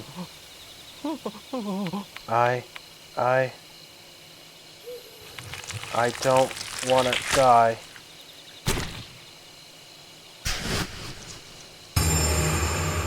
Christ. His face bulges from within. Red lines web across his skin as it's pulled apart. His expression contorts with agony as he screams. The mushrooms sprouting from his wounds, rooted somewhere inside his head. More and more mushrooms split his skin into pieces. What's happening to Kakuta's body? It hurts, it hurts, it hurts.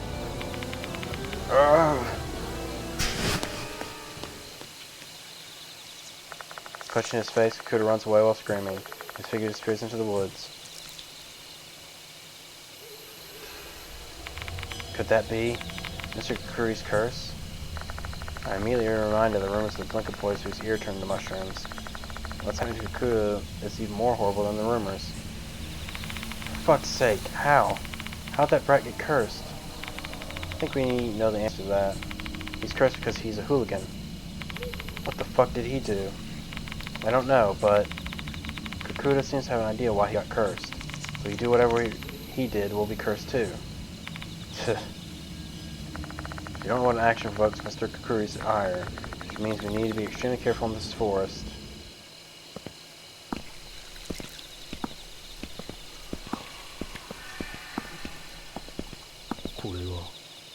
A cluster of mushrooms is growing on a tree trunk.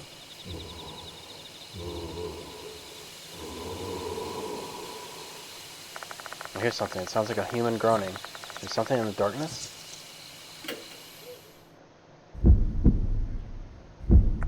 I wave my flashlight toward the direction of the groan. The nearby trees are illuminated by the light. It's still too dark to see anything else. I stare into the darkness, trying to get a better look. Flash!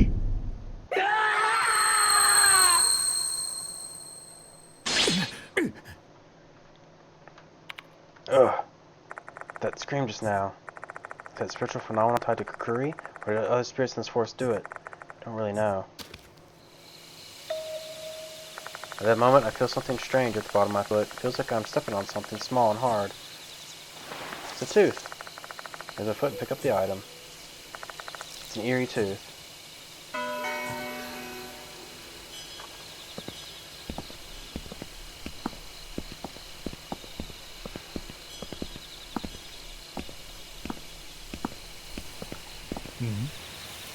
There's an old stone lantern. There's an animal carved on top of the lantern. It looks like a mouse to me. These animals mean anything? I'm getting curious now. I better look it up. The stone is quite weathered, so these things are quite old. Its surface is mostly covered in moss and mushrooms.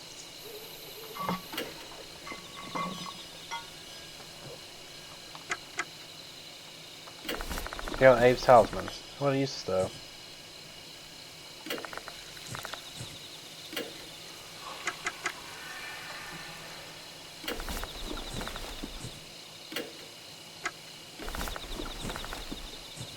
Damn, okay, yeah.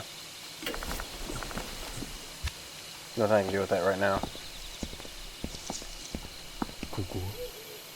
There's an old stone lantern. It's a cow. Stone is quite leathered, seems quite old, so it's covered in moss and mushrooms. Okay, I see. So I have to find items relating to these animals, I imagine. Yoshi. Old stone lantern, this one's a tiger. So I have to find something for a mouse, a cow, a tiger, and a rabbit.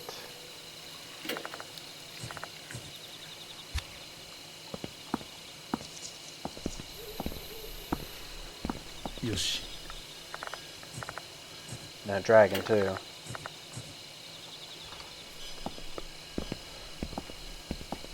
And whatever this is, probably a fox. Snake. Oh, this one has something on the stones. There seems to be an animal tracks leading further into the woods, diverging from the path. Hang on, I gotta check the tiger then. ここ Oh, that wasn't the one. うん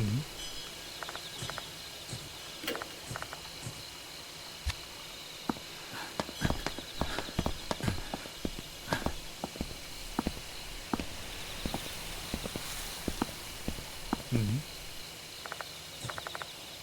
A horse.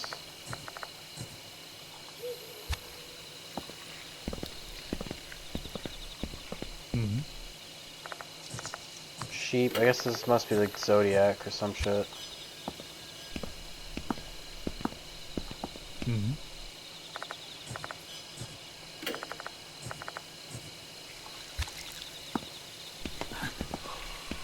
ここ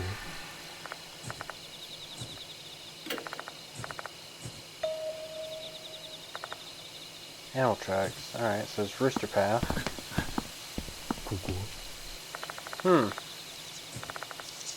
It's like a dog to me.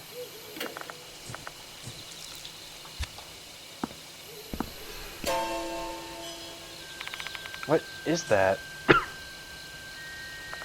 stooped figure is blocking our path. It's a man with mushrooms sprouting from his body. Or rather, it's more like a man who has become mushrooms.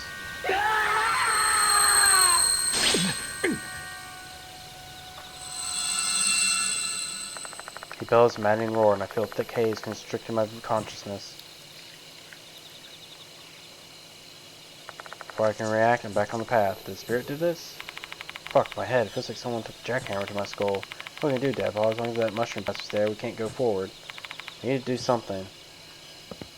Okay. I'm gonna turn to infirmary for a heal.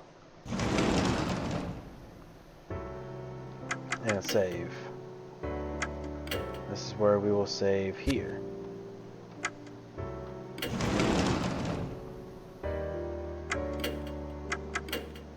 We're gonna go the serpent path, and we'll go the rooster path.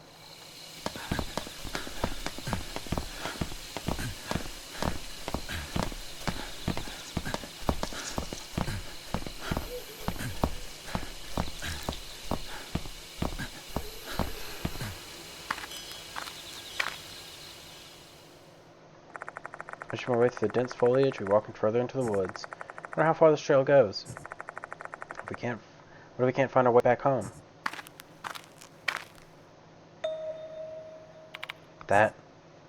There's an open area in front of us. Something's there. You find a different path. I guess this is the back road? There's a large rock at the end of the path. What on earth is that supposed to be?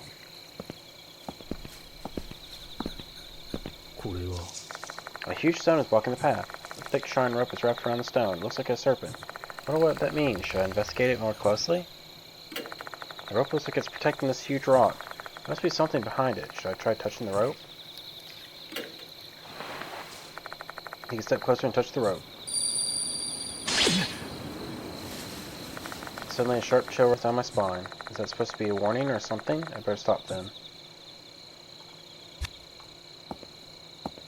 Oh, we tried.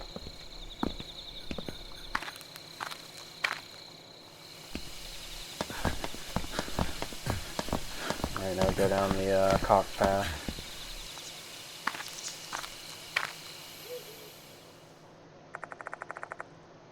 We follow the animal tracks, surrounded by overgrown flora once again. I wonder what's waiting for me in the deep dark forest.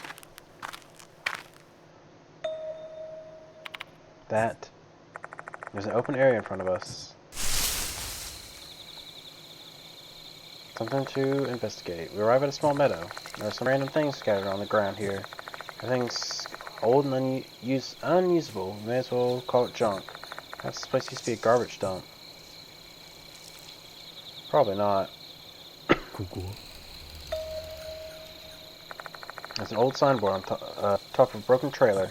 It's a wooden signboard. This kind of thing used to serve as a notice board in olden times. These days, you don't see them outside of period dramas. It's a brief sentence written in an old-fashioned script.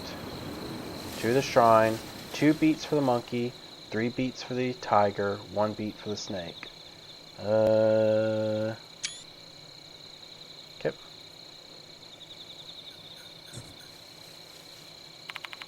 That's not making any sense to me. You're a teacher, aren't you, Dad? Well, I'd solve this one. And Mishita immediately gives up. Looks like I'm going to have to unravel this puzzle myself. Now, let's see. Here's someone crying.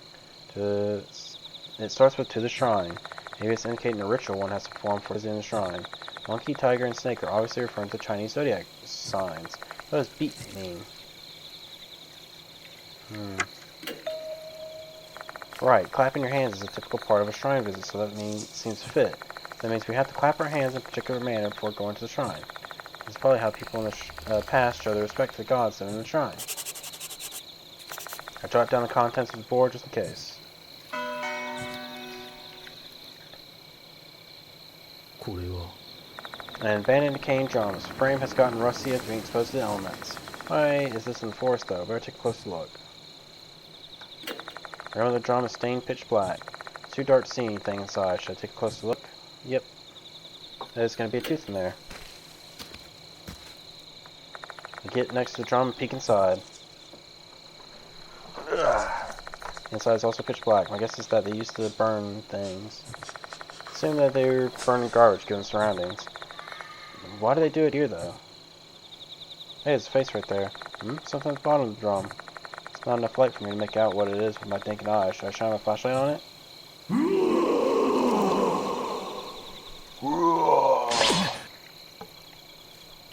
Whoa. What's wrong? Why'd you start screaming out of the blue? I hear a man's voice from the drum. What did you say? She appears into the drum. Can't see shit. Turn the light here. Okay. Turn my flashlight toward the inside of the drum while Mishita looks in. However, we only find a thick pile of dark gray ashes. There are several mushrooms as well, the same ones as nearby trees. Anyone can tell that this drum hasn't been used for a long time. Oh, tooth. There's something in the ashes. Yeah. Was the voice I heard a spiritual phenomenon? Whose voice was it then?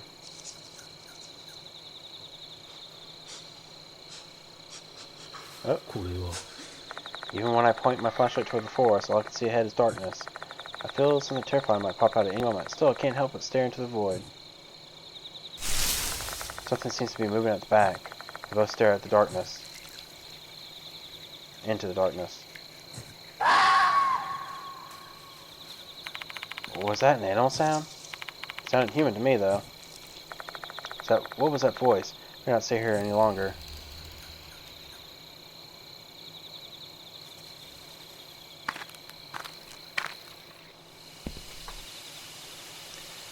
Okay, so 2 beats for the monkey, 3 beats for the tiger, 1 beat for the snake. I cannot show up on stream. That's actually pretty nice. So 2 for monkey, 3 for tiger, 1 for snake. Got it.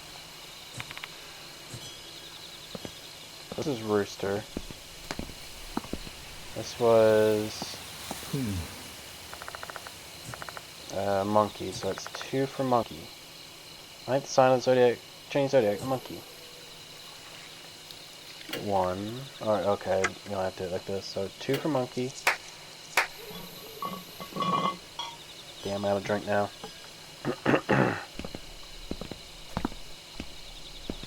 Next would be tiger.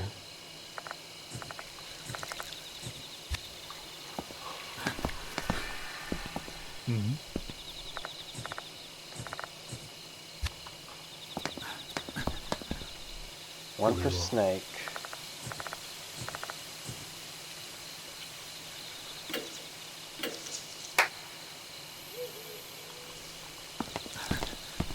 Yoshi.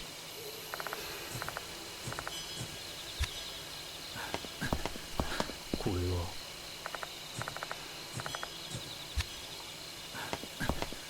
これは And 3 for tiger.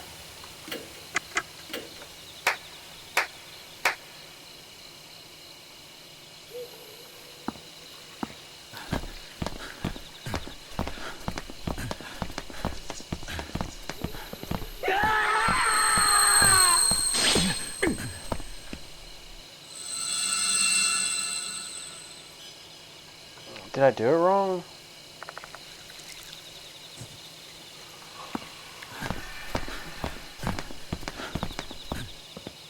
Try the servant's path then.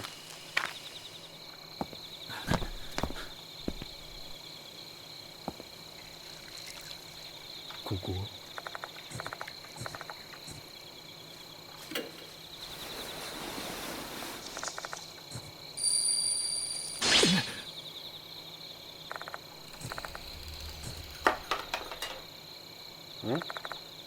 Something rolls from the gap between the rope and the stone. Is it because I shook it? Pick it up. It's near your tooth. Okay, that one I definitely would have missed 100%. That only happened the second time. Okay, so what did I do wrong? おい 1 beat for snake, 2 beats for monkey. Oh, okay, maybe I didn't do it in the right order, so I have to go monkey first.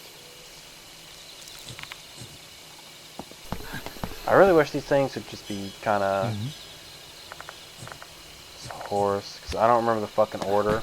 I'm not going to try and remember. Sheep. I think after sheep was monkey, yeah. So 2 for monkey.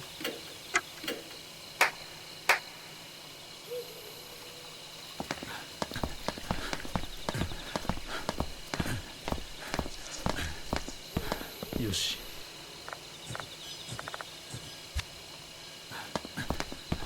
これは 3 for tiger. And then 1 for snake.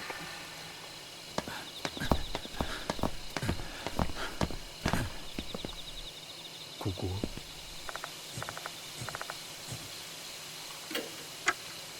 Oops, 1 for snake. 2 claps for monkey, 3 claps for tiger, and 1 clap for snake. Alright. Must have changed something. Let's see what it was.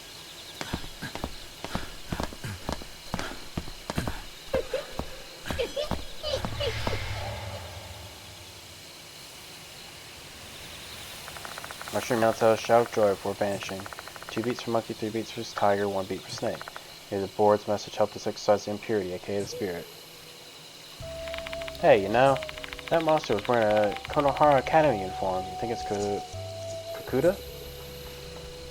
Nope, he had blonde hair and wasn't as big as Kakuta. Who the fuck was that bastard then? Let me think. Maruhashi mentioned some delinquents who disappeared in the forest. Maybe he's one of them. Kakuri's deep-seated grudge is swirling all around this forest. One slip up and that figure might be the last thing we ever see.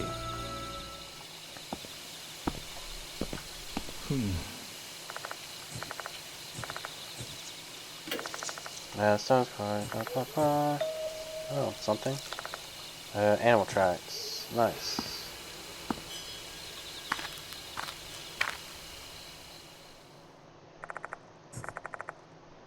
Deep forest.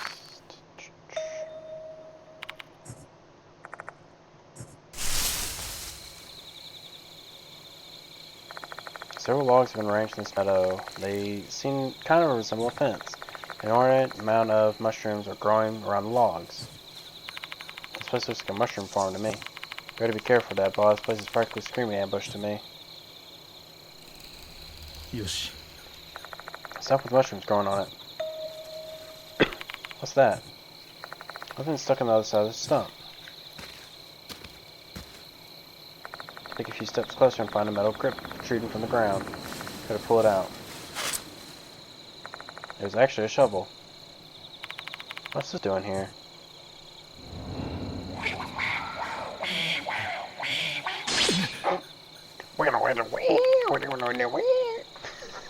Fucking rock thrower.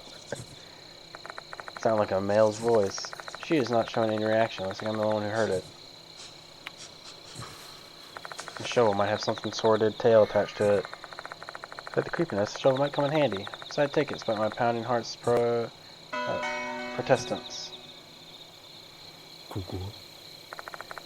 Alright, I see a mass with a rather odd shape. What is that? I better examine it.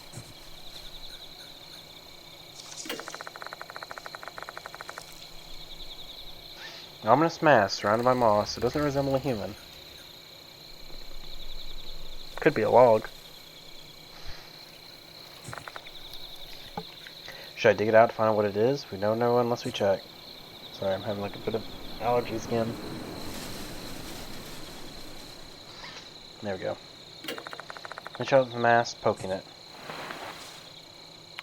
It's harder than I thought. There's no doing this with my hands. I need something with a sharp edge. Take out the shovel and stick it into the mass.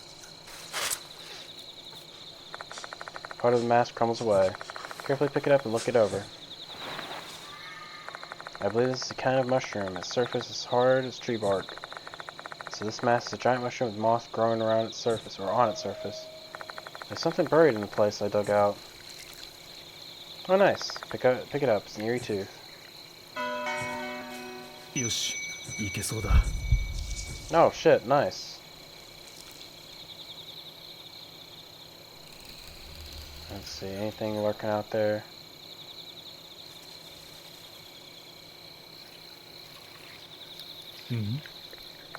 Logs are assembled like a fence. Can't see what's on the other side of the fence. Let's move in closer and get a better look. Bad idea. Oh no.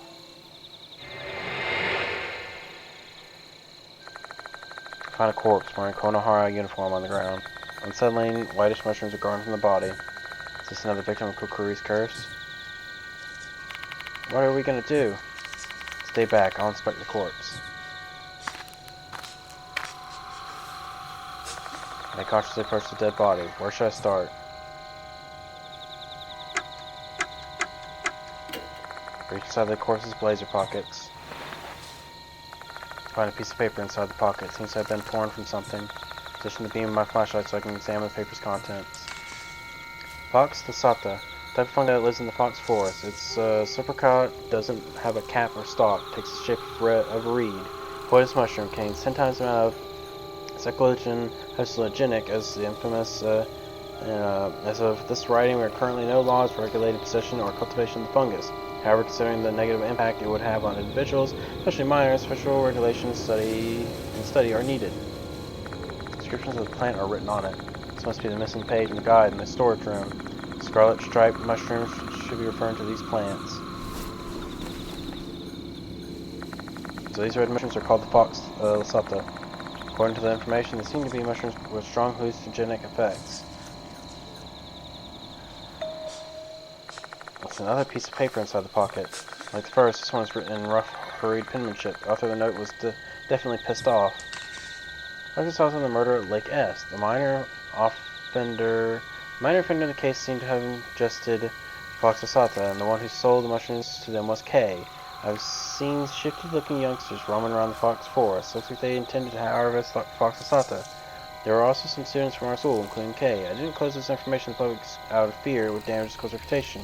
That was a grave mistake. I take responsibility for everything. The murder of mother and child at Lake S. Incident I've never heard of before. Reach into the corpse's pants pockets. Inside I found a smartphone. It's pretty much stock and has no distinctive customizations, making it hard for us to guess who owned it. Maybe I can learn something from the phone itself. I press the buttons to no avail because it's been broken. My eyes fixed on the corpse. I can feel gastric juices welling up into my throat. While I stare at it, the more repulsive it looks. This used to be a human being. Now it looks like this. Don't look away. I utter a mild congestion to myself and continue observing the body. While the sprouting mushrooms have torn up the uniform, it isn't that dirty. They must have died recently. He must have died recently. Green tide indicates it's the second year. Mushrooms are growing out all over his large body. That's all there is to inspect. I don't anything useful, Dad bod? Yeah, quite a bit. There's another one next to him. Describe the corpse's features and draw my sheet of the items I found. Tch. I'm guessing that corpse is that brat, huh? Gotta be. He's well built, second year, and that torn research paper in his pocket is a dead giveaway. If it's not Kakuta, who else would it be? Kakuta had been cursed by Kukuri. The curse didn't end just because he ran away. He probably lost his stamina here. Might have a better idea why he came here once we check out his belongings. Let's keep that stuff, Dad bod. Agreed.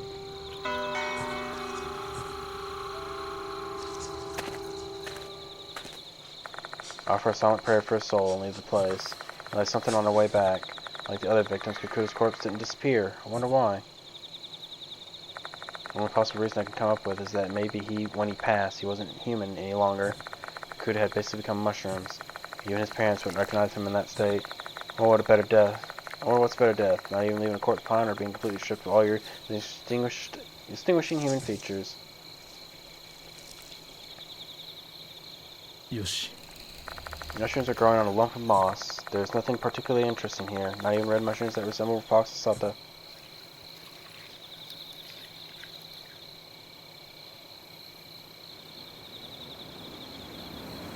And I think that's it in this area.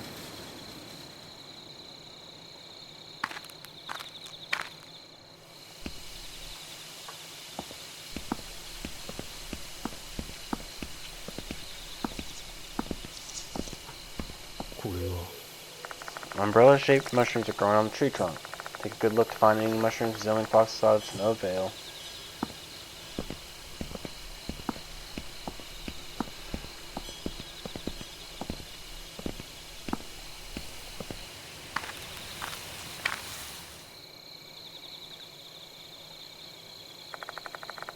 I found ourselves an open space after passing the gate. It should be the grounds of the shrine. However, there are no remains of the building to be seen. Have they completely decayed?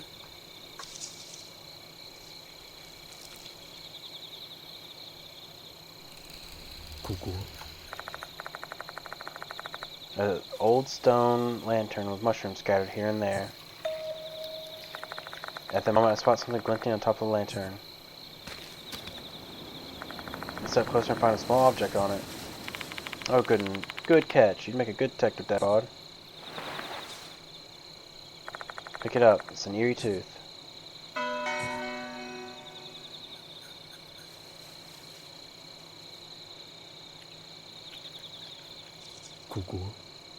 An old lantern, the only trace left of the shrine.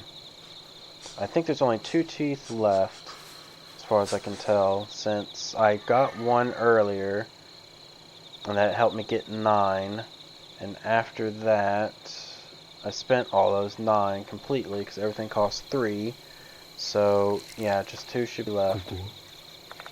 Thick bushes and shrubs crowd this area. Hey, Dad bod, do you see that red thing behind those bushes?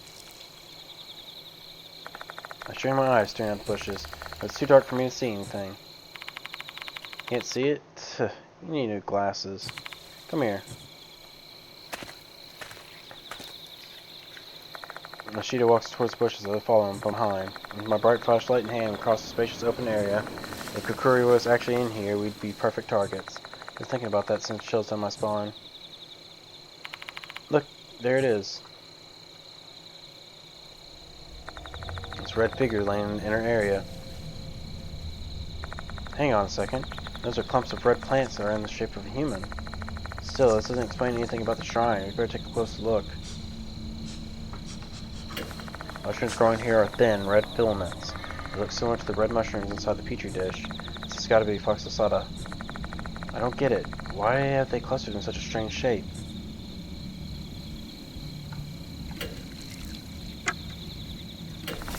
Got a Fox Sata document. You gotta take it out. Don't know how to use it. Alright, that's not it.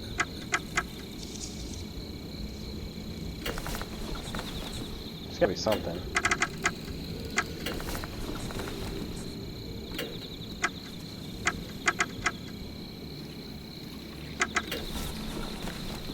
I got the small shovel from my bag. My guts tell me something's buried here. It's enough motivation to start thrusting the shovel into the earth. I don't know why it took me to think that last, but I guess I was thinking more like, oh yeah, we'd look into something. My shovel hits something hard. Being careful not to break it, whatever it is, I try to excavate the dirt around it. Getting tired. Reading's a difficult thing, and it's been almost 7 hours. Shit. Before long, the object becomes visible. Old human bones. Bones are clad with white tattered cloth. Dirt has worked its way through the fiber now, but I believe this used to be white. Who the hell is this poor sod? I don't know, but the white clothes make me think that it could be Mr. Kokuri from the rumors. Abe said Kokuri is the spirit of a priest. This guy here is that priest? We may find out once we get a better look at the skeleton. Yeah, words. Crouch down next to the corpse and inspect it. From the bone structure, it appears those bones belong to a man. However, they don't really have any special identifying features that will help us, like a missing finger or something. And at this time of night, we'd be hard-pressed to cross-check his teeth against dental records, too. Making matters worse, other than the shreds of formerly white clothing, there are no belongings to be found. If his body is buried here, it might be indicative that he was murdered. If so, then his belongings must have been stolen at that time. Who are you? Words full of anxiety and confusion come from my mouth. Ugh. Deep inside the old school, dead fox god that looks alive, inside the stomach. What was that? The man's voice suddenly echoes through my mind, if he's trying to answer my question. But I believe these are murmurs of his deep resentment. If you listen too carefully, you may get overwhelmed by the regrets of the deceased. You can't stay here any longer, it's dangerous. Let's go, Machida. I don't think we'll get any useful information here. Nothing really? Nothing really. Shit.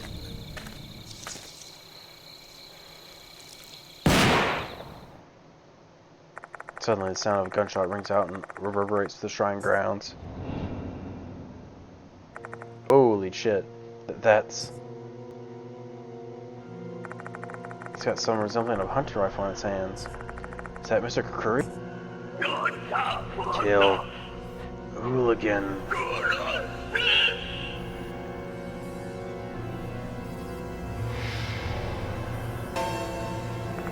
Mr. Kokuri disappeared?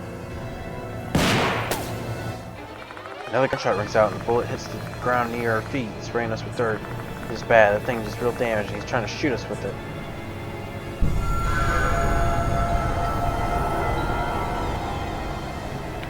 Hey Dabo, don't go out there like that. You're wide open. He's saying that Machida hides behind a nearby tree. He is saying hunker down behind a different tree. Damn these fucking flashes. The bullet hits somewhere completely off target. The bullet hits the spot near the lantern. This guy's obviously an amateur. I think he's using a hunting rifle, but you can see the grouping of his shots is very loose. Either that gun's old or hasn't been cleaned, or he's just a poor marksman and keeps missing the target. I think as long as we keep a good distance from him, the bullets won't hit us. True, but we shouldn't be careless. He only needs one lucky shot to kill us. What should we do then? I can't see him anywhere. We can't just sit here and wait for him. Hope he did meet when he gets close. Everything's certainly trending very badly for us. Even if we try to make a mad dash for it, the road ahead is straight and narrow. Even a bad shooter with a bad gun is going to be able to hit the targets eventually in this kind of situation. What should we do then? We need to eat the plan. We really can't make a move so long as we don't know where Kokuri is. Hold on, we can't see him right now. I feel like I remember something, but I'm not too sure. Keep calm and think. There must be clues somewhere. No.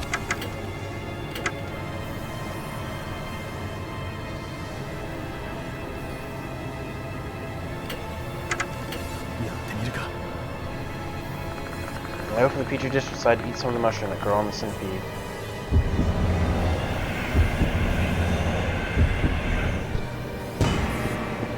%83 failure. Ugh, pathetic. There's one thing to think about doing it, but now that I have to go through with it, I can't bring myself to eat it.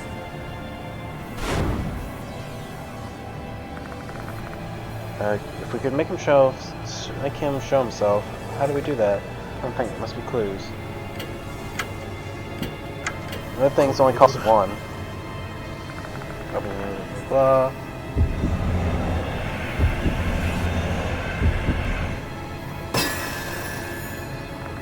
Bite one of the mushrooms sticking out of the insect's body and tear it off with force. And with steely determination, I swallow it down. I feel my body getting warm like I just drank a mug of hot water. Heart is beating so fast my vision starts to blur. This is probably the effect of Fox and Sada. Hey, you alright, Dad Bod? Yeah, I think so. As my heartbeat returns to normal, I slowly stabilize, my vision going blurry, no longer in a daze. And then a mysterious figure appears before my eyes. He's there, I can see Kokuri. Looks like this is the right choice. Kokuri hasn't moved an inch. Rest assured, he hasn't come any closer. Wait, what? You can see Kukuri? Yeah, thanks to the Red Demon. Need Crimson Devil to see the invisible Kukuri. Female doll mentioned it before.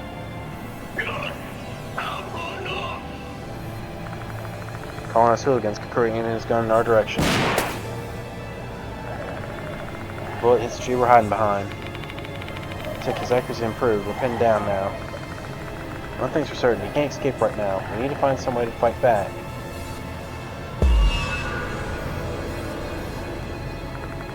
Ishida can't see Kukuri. The only one who can fight him is me. There's not much I can do to fight back, but I've got to give it my all.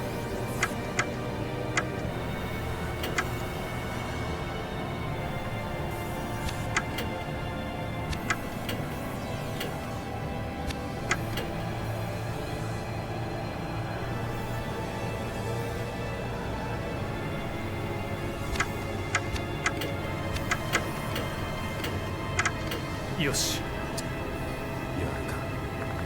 I doubt it'll work, but I'll give it a shot. Come out of hide and hold Abe's talisman out toward Kukuri. Both of us need to recite a chant now.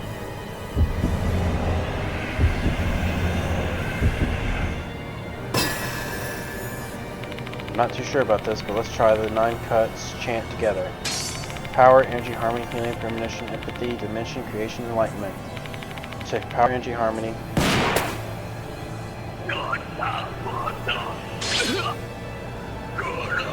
You got hit for him, she could even finish her second chant. Should have known this would happen. This isn't the right choice. That's what she did, and we're going to face, that's what we do, I gotta give my all.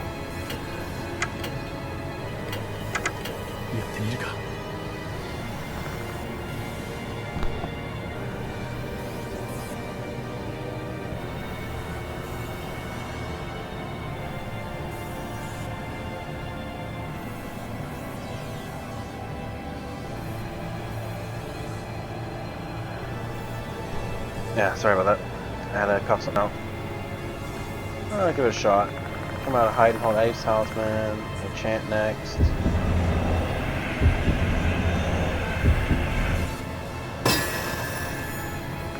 Not too sure about this one. I'm gonna try Kuji Kuri, the 9 cuts chant.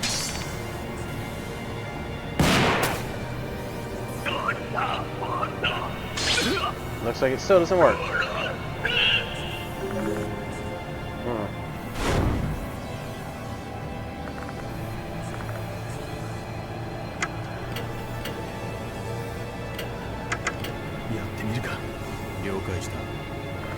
I opened the switch paper bag and took out the gun inside. After all, I'm a complete novice. I don't have any confidence in my ability to shoot a gun. Ishida, can you do something to distract Kukuri for a couple seconds? I figured you were going to ask something like that. I'll do something about it. Even in Ishida's tactics, I put my head around and ready my gun.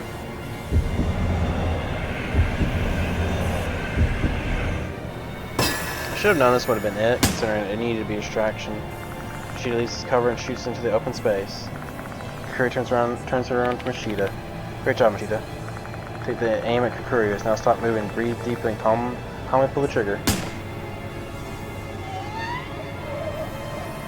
Kukuri lets out an eerie howl. Did you get him, Dadbod? I think I hit him. Well, I guess it's more like my bullet just passed through his body.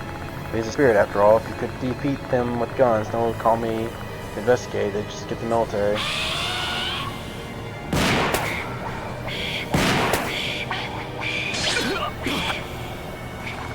Kukuri screams in anger and fires his gun. The enemies approach us slowly.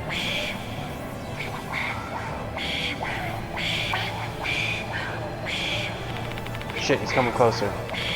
So we pissed him off? I have to believe this is the right choice. Kukuri's breathing hard, he seems angry. Plus he gets to us, the more in danger we are. It also makes it easier to shoot him now, but will it really help us? Hey, what are we gonna do? We're running out of time. Oh, I know that already. We know how to deal with Kukuri's shots. We might be able to find an opening and escape.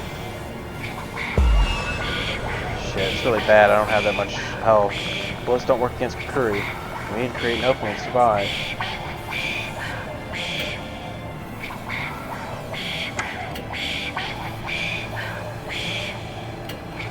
I'm guessing now's when we do the talisman. That'll work, but I'll give it a shot. I'm gonna hide and hold Ace talismans on this for Kukuri. I wanna leave, set them on, chant one together with me.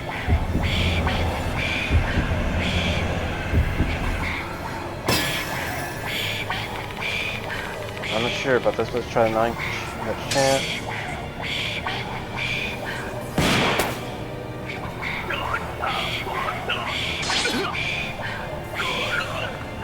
Got hit for a minute. My shooter can even finish the chance. Work, come up with a plan.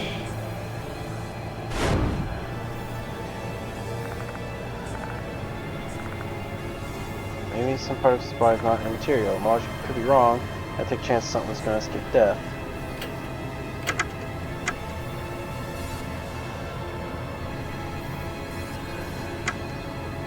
I guess it has to be the rifle. If I'm wrong about this, I just lose. Sorry, but can you be my decoy once more, Machida? Trust me, Machida, beat my head curry with my gun.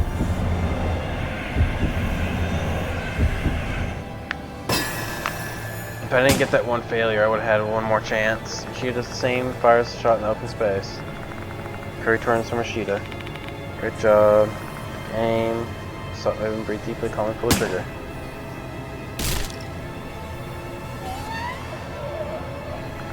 Curry lets out an eerie howl. Nice, that definitely hit. I saw it from a split second. Your shot hit his rifle. Curry sounds frustrated and angry. Something must have happened to his rifle. Did our attack jam his rifle? It is now or never. Curry can't shoot us. Let's go, Machida. I know, don't need to tell me. Once we reach the path, we beat feet and don't slow down. This is the right choice. Whew, thank God.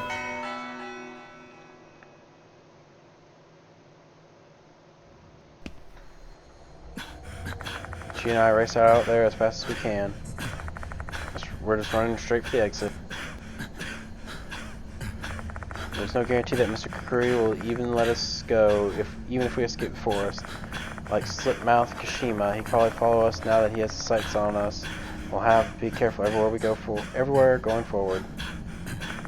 Even so, our only choice right now is to run for our lives. Even if hell's going to be hot on our heels wherever we go. If our only goal is survival, I'm not sure. I'm sure Machida feels the same. This is the exit, Deadbot. Is he still chasing us?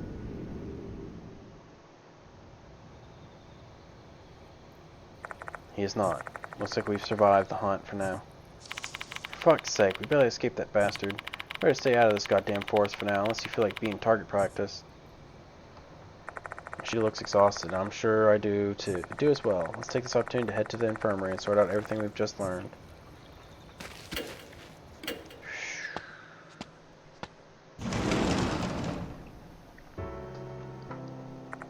Sign of relief escapes my lips the moment we step inside the infirmary. I'm lucky that seeing these walls again, that it's not an exaggeration in the slightest. I'll tell Yasuka and the others what happened in the forest.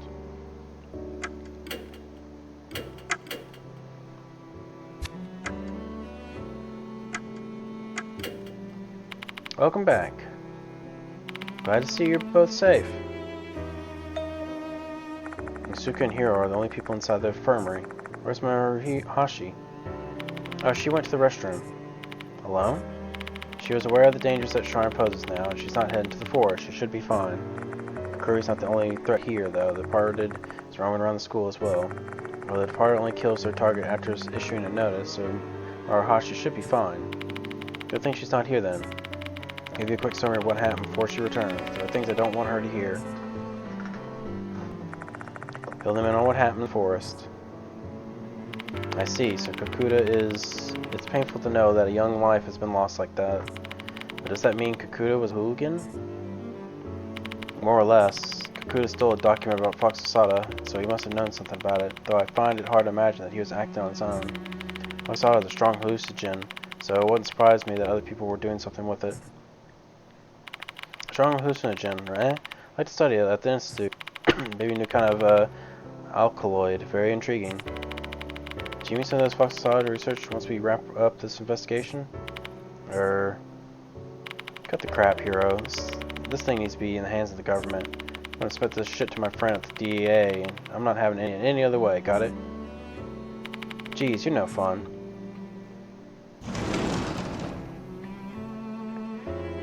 I'm back. Oh, you're here already. Hey, you better fill me in too. Don't leave me out of everything. Fine. out the bits about Kakuta's death. I tell her what happened in the forest, and concoct a story and say that I found the paper and the phone laying on the ground. Yeah, so Kakuta was in the forest. Why was he there, though? Don't know. I think he got a call. Maybe his phone could tell us something. Unfortunately, it's broken. I've tried pressing the button, but let me take a look. Hashi starts touching the phone screen like her own phone. Yeah, shit's not broken. The battery's just dead. Anyone with a phone should have been able to realize this. Jeez, how bad with tech stuff are you, Grandpa? Sorry, you got me there. I have a charger that'll work with this phone at home. Maybe we should try and charge it and then see if we can get something out of it. My home's not far from here. This phone's going to be pretty useless to us with a dead battery. Let's take her up on their offer. Alright, I'll be right back. Hashi quickly exits the infirmary. What should we do now? Should we wait until that kid calls us? I object to that course of action. We should resume the investigation. It's for your sake as well, Dad Bod. What do you mean by that, Usuka? I can tell. You're being targeted by a spirit. Excuse me? Sooner or later, that spirit will find its way to you. If that happens while you're unprepared, you'll meet the same fate as Kakuta. Oh, for fuck's sake, why is everything so... As a renowned fortune teller and spiritualist, Usuka's carry a lot of weight. Thought maybe the clock had stopped with Kakuta's death and we'd have a little more time before there was another target. Turns out the clock is still ticking and it's counting down for me. But what should we do now? Still don't know who exactly Kukuri is, right? That's something we can research. I have an idea. Remember the case from Kakuta's document? Let's look into that murder of the mother and child at Lake S. That's been stuck in my head. How are we going to investigate that? Have Nakamatsu look it up on the internet for us. You should at least be able to pull up a general summary from somewhere. And by that I mean you can go call him up. Wait, why do I have to do it? You know how to use phone, just call him yourself. Nah, I don't really like talking to him. We're not really on the same wavelength. Yeah, so that's your issue. I guess you can't expect a nice otaku and a hard-boiled ex-detective to get along. Looks like I'm going to have to be the one called Ita. Ita.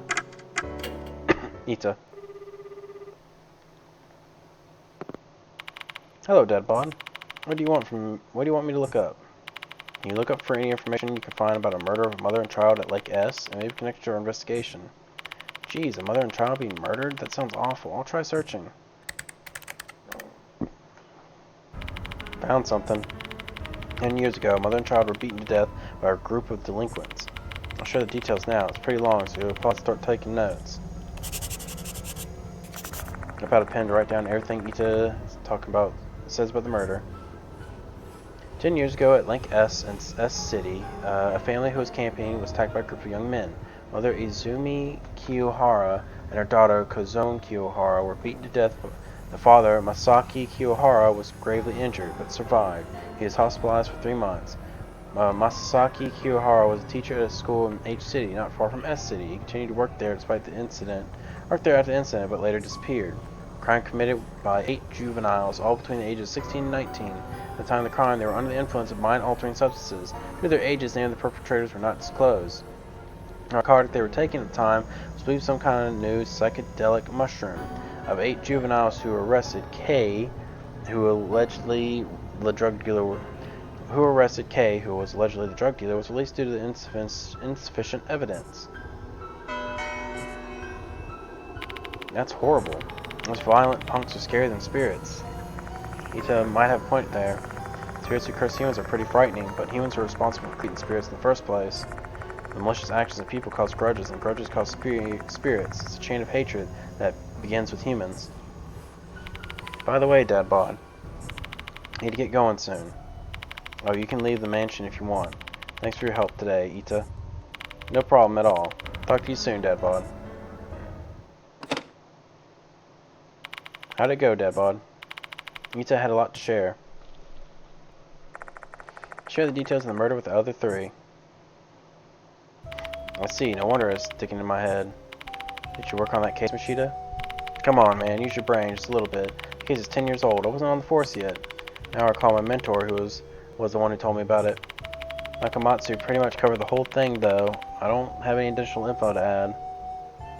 Do you think the mushrooms from that case are the Fox Asada? This case is just full of mushrooms, eh? Can't argue with that. Curse involving mushrooms growing from your body, Kakuta being turned into mushrooms, Fox Asada on the dead centipede in the petri dish. Now we've learned about the tragedy caused by Fox Asada 10 years ago. Everything's connected to mushrooms. Boy, K, the one who wasn't prosecuted. Could have been Kakuta? God damn it, I just told you, the case is 10 years old. There's no way Kakuta was involved back then.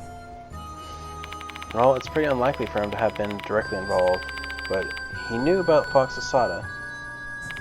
He recited, he reacted to the petri dish, and even hid the documents. Everything would tie itself up nicely, returning to be a mushroom dealer. I imagine we don't have enough information yet, however, the key to discovering Mr. Kakuri's identity is likely the link between the past and present cases. Or so I believe. Guess that's all we're going to get out of this deduction kit session. We need now is some solid evidence. Let's continue the investigation, Dadbod. We don't know where to start, though. We probably won't find anything in the forest or the shrine in the corridor. I have a place in mind. For real? I got some information in the forest that'll lead to us to our next spot. Alright, the voice I heard from when I was inspecting the bones.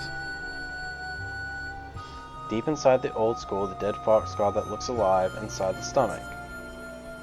And the voice told me to investigate somewhere. Maybe heading to the location they mentioned will help us identify that corpse. If we can learn about the person who became Mr. Kakuri, we can start advising a plan of attack. Which sounds great, except we're running low on time. Should we really just trust something that I heard from a mysterious voice when so much is at stake? Having trouble making a decision? When you're running out of time and you need to make a tough choice, just trust your instinct and hope for the best. You know what's most important when dealing with spirits? Courage and conviction. Thanks for the reminder. I'll go with my gut and act on the information the voice gave me. Let's search for the dead fox god that looks alive in the depths of the old school.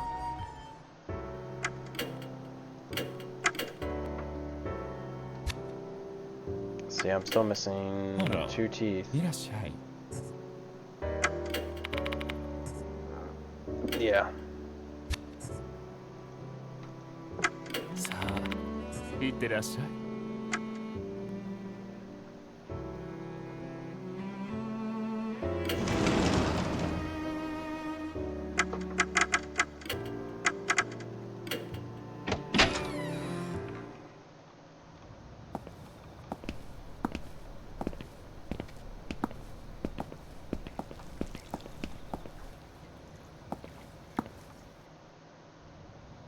Definitely can't be this, right?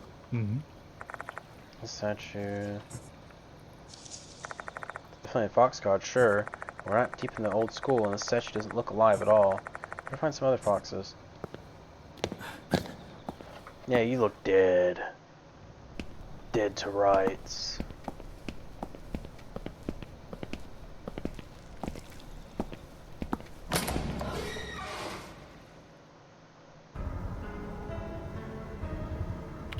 So this is the old building you all have been going on about, huh? The place looks downright condemned. A bit odd that this is right in the middle of an active campus. Well, they don't really use it anymore, so they've been neglecting it quite a bit. Not used anymore, huh? When you put it like that, it makes me wonder if this place was still used 10 years ago. 10 years ago? Oh, look elsewhere. The victim's husband was a teacher. There's a chance he worked here. Maybe you're thinking the same thing, otherwise, why'd you come here, right? There's a chance the victim's husband used to be a teacher at Konohara Academy. I chose to come to this place because that voice told me to. The old school must refer to the old building. Where is the dead fox god that looks alive? Where in the school might students study living things? Science room?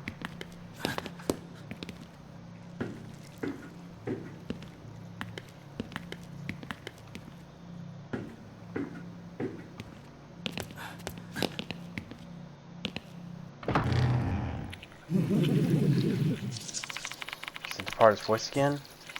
What the heck is going on in this place? My brain feels heavy. Better find the root of the curse. Doesn't like it's the root of the curse. Let's look somewhere else. Doesn't look like it.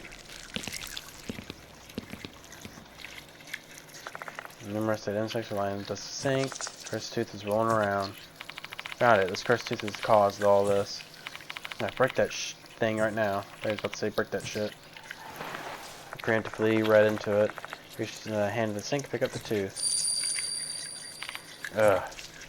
It's bad, I'm getting dizzy. Shit. And slips and tooth falls. It shouldn't be that far away. I've got to find it fast.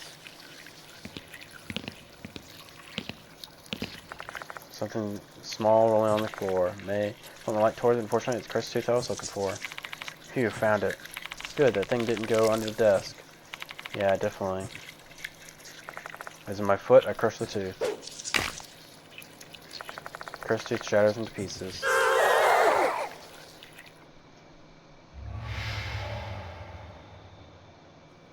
My body feels much lighter now. Curse-like phenomenon plaguing this place has subsided. よし There's a large shelf against the wall. Seems like it was used to store lab equipment in the past.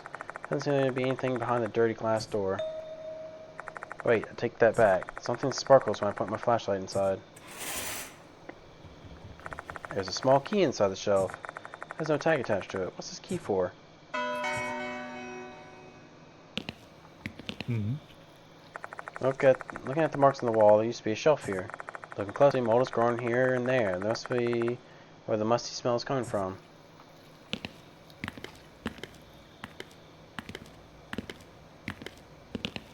ここ Numerous insects. Insect skin.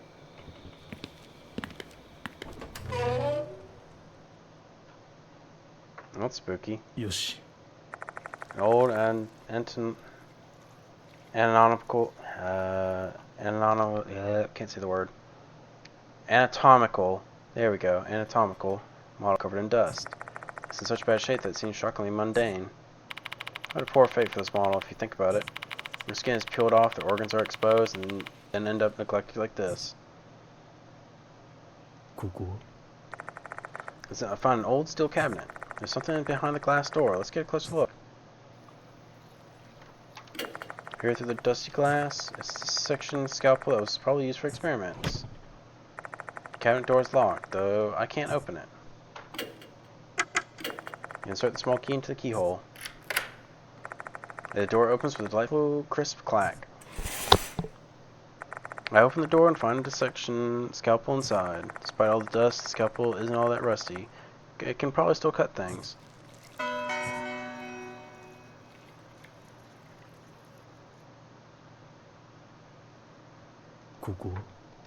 A pile of mold-infested cardboard boxes. Machida, help me examine all these boxes. What a pain in the ass. I'll inspect the boxes on the left side, you take the 2 boxes on the right.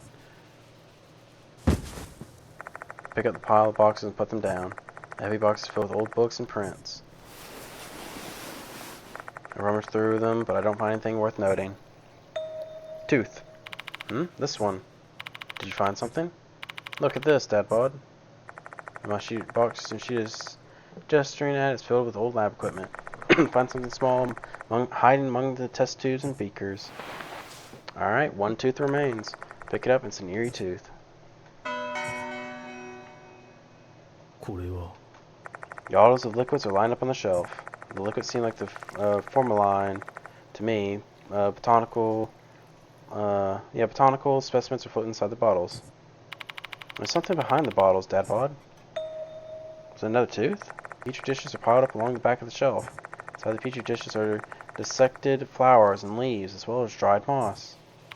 Guess someone must have been a pretty active plant collector in the past. If these plants are endecment species from the Fox Forest, the person who collected them might be the author of the research journal. That means this dish used to be here too. I see, but I don't get how the dish got from here to the shrine. I don't know either. Might be a spiritual phenomenon. Gotta say that this little dish has been seen invaluable. It's been an invaluable help on the case. I feel like my steps in this investigation are being choreographed by someone else. I can't say that word. I couldn't say the fucking other word. I don't know, man. I guess it's just how shit is. There's a stuffed fox specimen on the shelf. Fox god. We definitely need to inspect this closely. Looking at the creature's features, the stuffed fox is real, one intended to be used for education. It was probably taxidermied by an artisan. This fox looks alive. Shame that such a fine item is said and neglected here. The color of its fur head is faded. Alright, well. Deep inside the old school dead fox god that looks alive. Must be referring to this box, and you cut it out what's inside its stomach. Maybe whatever secret's inside the fox's stomach can shine a light on Mr. Kokuri's identity. I've got a feeling something will happen once I figure out what the secret is. Or if there are things that we haven't done yet, we better finish them off before doing them. Should we cut open the stuffed fox stomach? Don't. It's saying we need to finish stuff, so... fuck. I gotta find like one more tooth. これは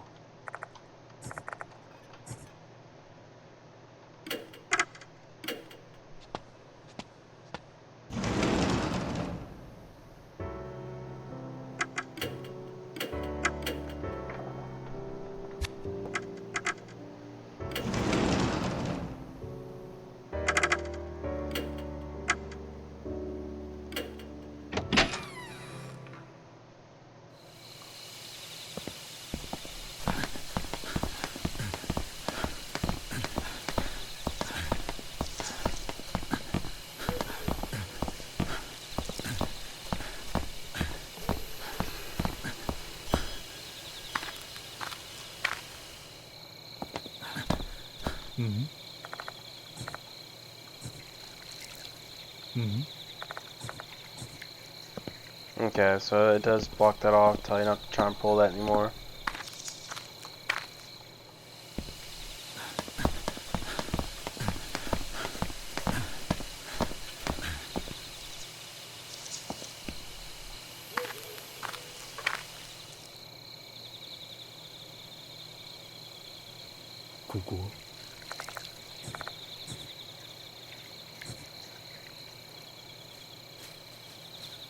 That's been dealt with.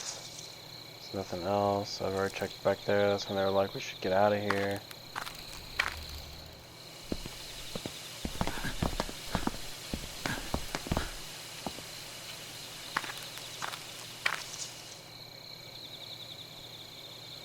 Yoshi. ここよし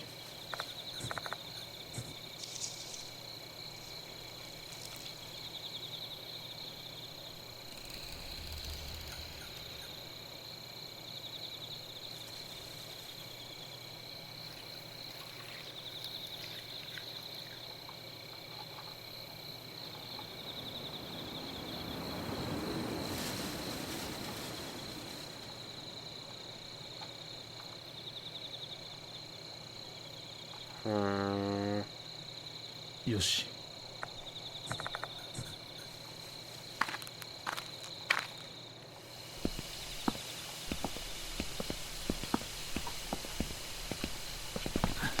ここ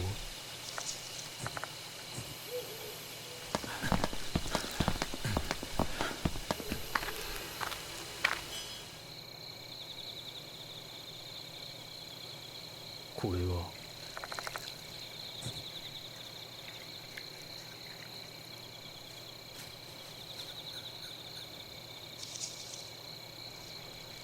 Yeah, doesn't seem there's anything here. Fuck, this really sucks. This one tooth's probably in like this most obvious spot possible. これはうん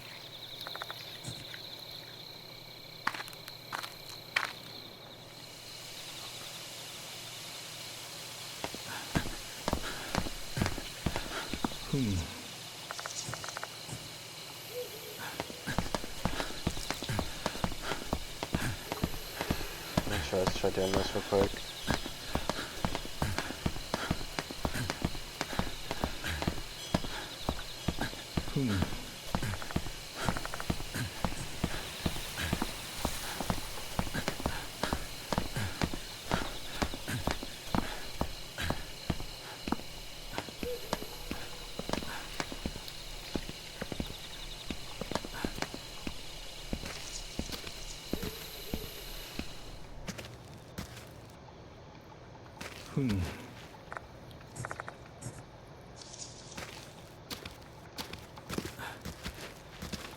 ここ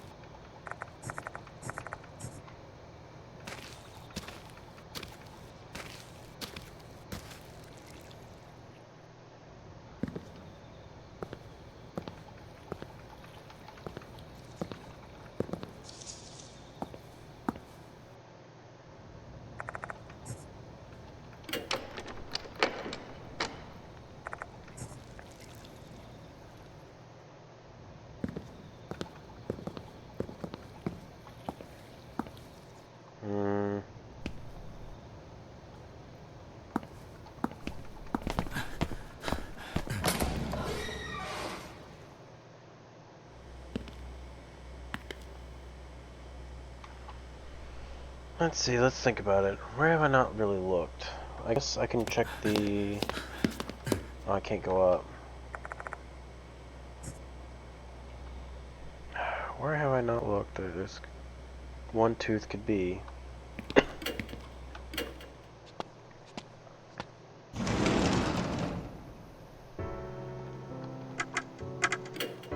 助けになるといいけれど。 Wish there could be like a hint. いってらっしゃい。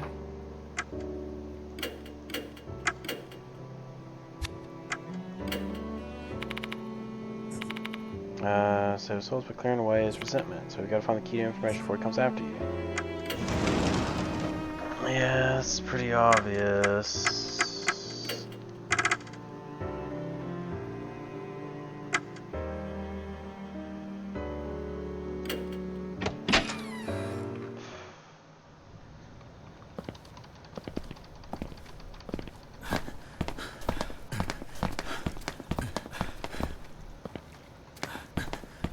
Try searching this courtyard again.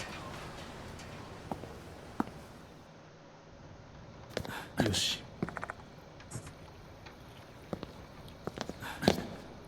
Nothing. Man, I really don't want to lose one fucking tooth.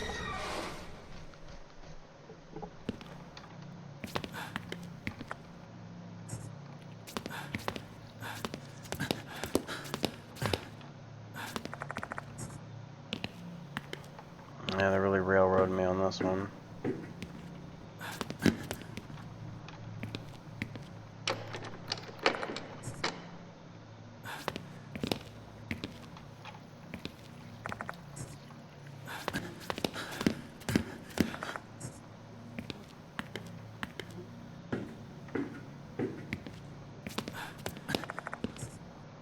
Fuck, as far as I know, it could also just be like after the dude. I'll just fucking do it and see what goes on.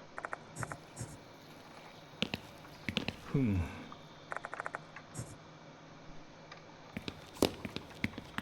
よし。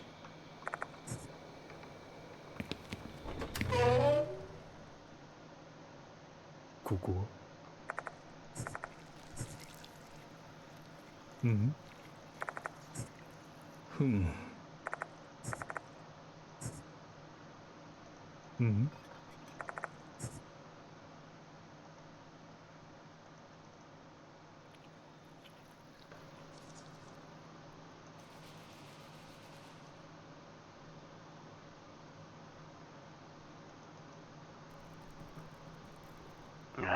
We'll see how it goes.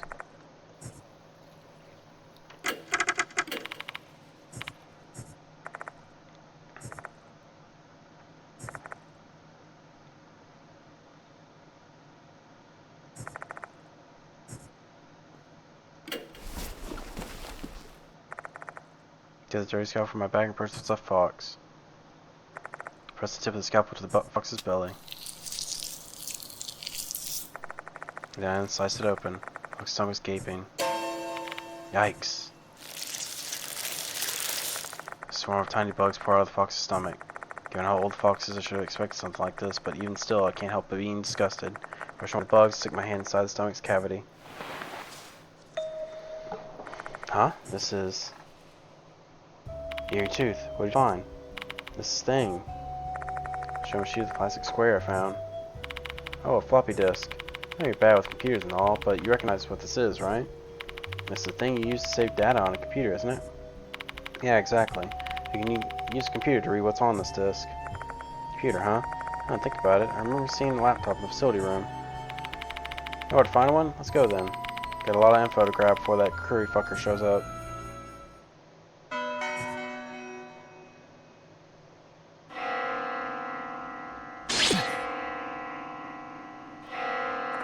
This is...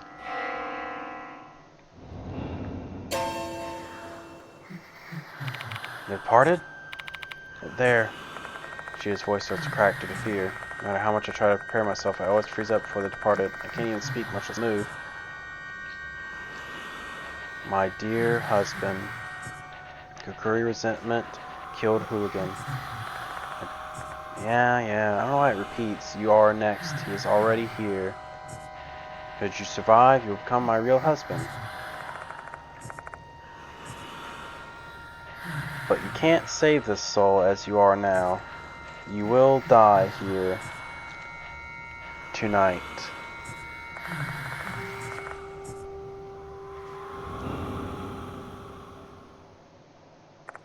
Part of it is gone. What do they mean? You can't save the soul? Hey, Dad Bod, did they say something? Yeah. Tell Michelle what the party just told me. What the heck? He's coming? You don't mean... Exactly. We can't run from here until we deal with Mr. Kukuri. But you really think you can pull it off? They just said that you can't save the soul now. Current me can't save the spirit's soul. This is another hunch, but is it because I'm lacking the key information I need? If that's the case, then there's no way I can save the spirit. What do I still need? The floppy disk must be the key. I need to see what's on it immediately. Ideal Dadbot, don't trust that fucker's words. There's gotta be a way. I'm sure of it. Cheetah makes a bold statement, except it sounds more like a plea to me. What should I do? Patient Kukuri. Labeling us hooligans, Kukuri cursed us and tried to kill us. Before confronting him, we need to coordinate all the information we have, or else we won't stand a chance. Hooligans, Fox Force, and the Fox Center must be linked to the Link S incident.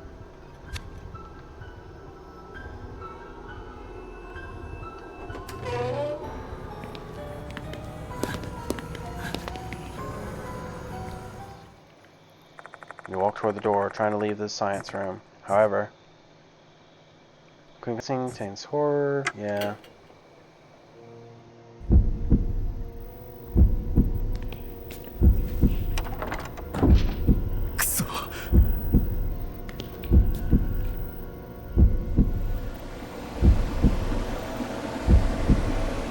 Ah, mushrooms.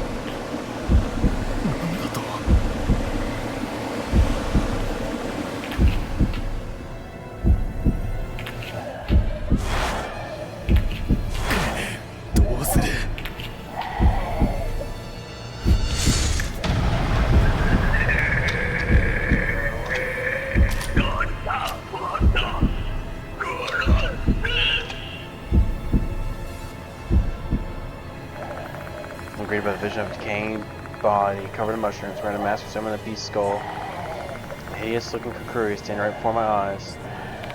Hey, what are you gonna do? Can't guarantee that we're fully prepared to fight Kukuri. I want to run, but the door's blocked and we don't have another way out. What should we do then? At that moment, Kukuri lets out a terrifying scream. My entire body is racked with crippling pain. Ah, what is this pain? What's with all these mushrooms? You hear the unpleasant sound of something growing on for the second time. Like cheetah screams, clutching their neck and crouching down. Shit, I have the same problem. It's like mushrooms have started invading Mashida's body as well. This reminds me, this is the same mushroom curse that afflicted Maruhashi. So then, if the mushrooms infest our whole bodies, what awaits us is death. Kukuri simply stares at us in silence. Is he trying to kill us with a curse? He's not showing any sign of readying his gun.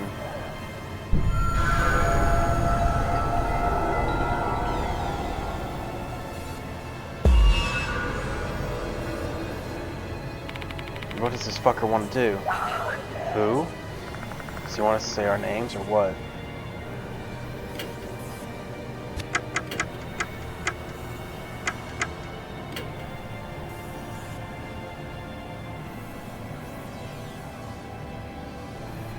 Masasaki Kirohara. I believe was the dude that...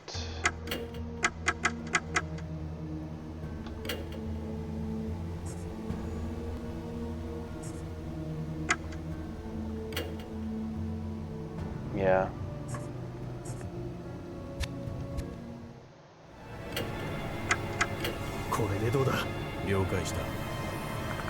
Patient guard the link essence and submission the Fox something note. Also obtain the name of the victims thanks to Ita. Using this as a foundation both with the side of the name.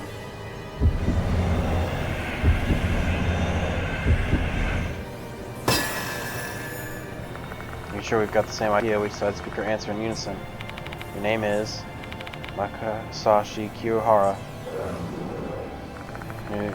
Kukuri seems to accept this answer. Looks like we got it right. Yeah, I guess he really is Kiyohara. Assuming the science teacher who was investigating the Fox Center was victim of the Lake S incident, the mushrooms and the culprits behind the incident were hooligans.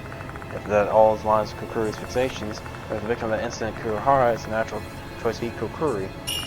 Looks like this is the right choice. I wonder if it had to be in unison though. Kukuri looks at us in silence. Looks at the question he asked earlier. What's he want to do? No idea. I feel like he's testing us right now. Kukuri suddenly lets out a shriek.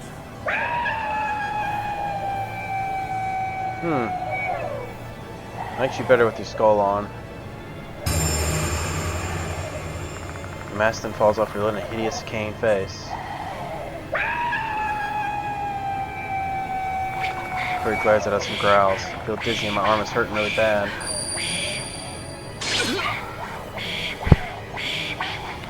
Shit, it's messing with my arm now. This guy's really trying to kill us. I have no idea what Kukuri's real intention is. We're going to be killed at this rate. What do we do?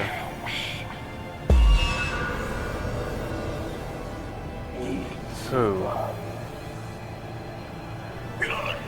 Worst. Hooligan. Does he want us to give him a name again? I'm feeling that the wrong answer here is going to get us killed. Really need to think this over.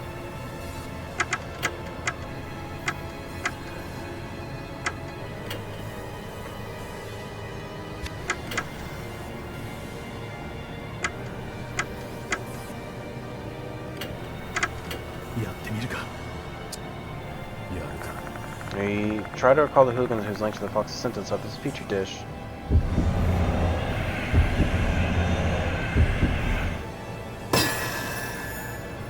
Having made our decision, we declare our answer together.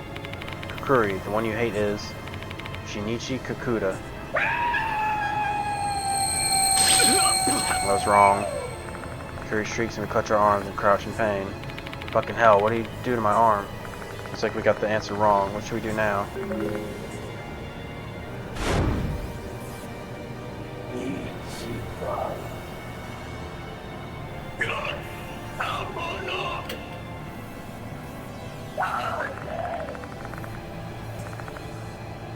I guess we'll be able to save his soul once we know who it is. Get the feeling the wrong answer here.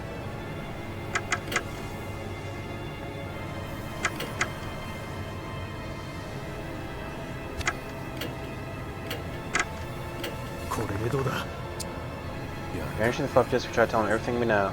This probably is not going to work. I imagine he doesn't want to hear it's on this. Machine and I decided to come clean and be honest with Kukuri. I'm sorry, Kukuri, we still don't know who it is. But it's probably written on this disc.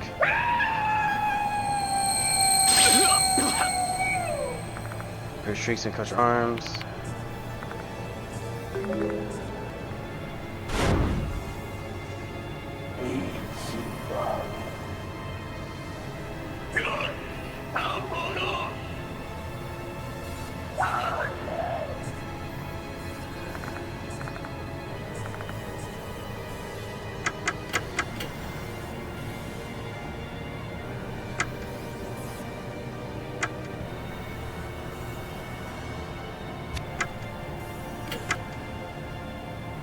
Yeah, this one's a real mystery to me. Try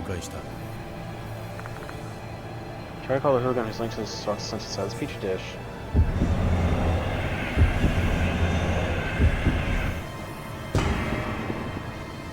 Alone, but the moment either of us remember what we want to say.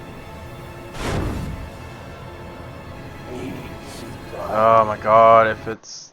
Hang on, give me just a moment. It's really annoying. I want to check something again. Once it's been like so many hours. It doesn't need to be this slow, game. Come on, speed it up, speed it up.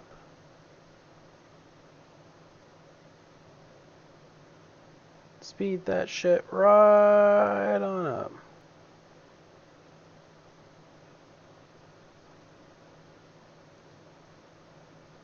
Okay, no messages. Good, good, good, good, good. No, also not good.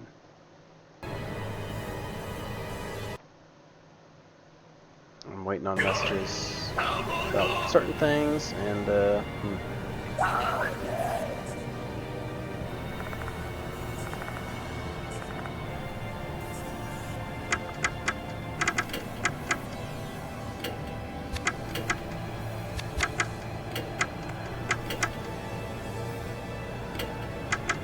よしやるか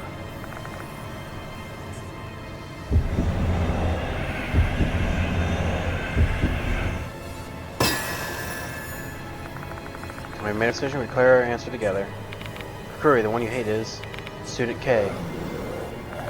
Curry's breath becomes more shallow. He seems satisfied with that answer. I knew it. Assuming Curry's Kurihara, that he lost his family to a bunch of delinquents in the NKS incident. Culprits were under the influence of Fox sold by Student K. He was where Student K wasn't arrested. He was basically the root cause of all of Curry's problem.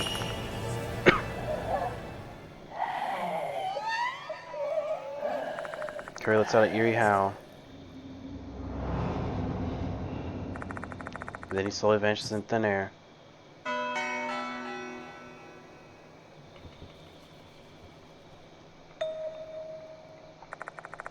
Flash of pain disappears as quickly as it came. And strange objects covering my head and arm have also disappeared.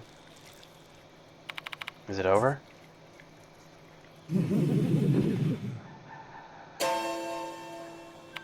What was that sound? Upon hearing that eerie scream, I started to feel dizzy. Is this from the fucker Curry again, Dad Bod? What's happening? Curry should have disappeared. Why is he here again? Is he smiling? Or is he suffering? My distance is getting worse. Hey, what's wrong, Dad Bod? She doesn't scream. Sounds so distant. Consciousness is fading as curtain of darkness descends upon me. Right, his voice is... It is departed.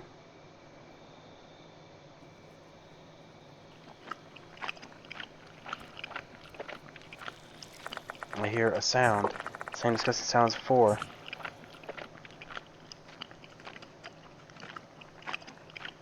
Is Curry being devoured? But why?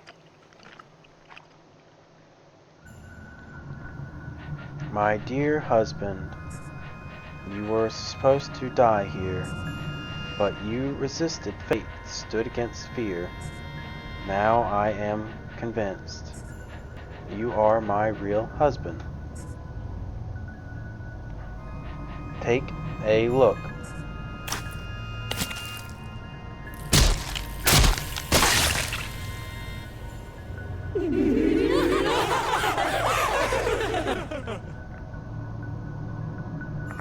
Before my eyes, the fire transforms. Their head splits open, filling their new form, one even more hideous than last. Their souls combine, take off my old clothes, and put on new clothes.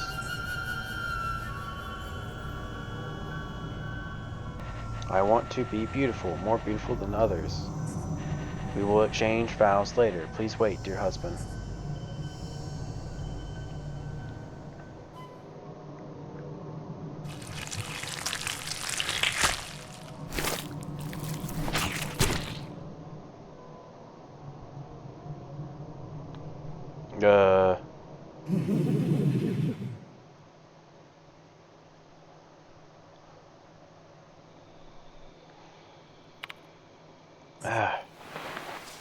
I'm stricken with a massive headache and my feet falter beneath me. What in the world is happening?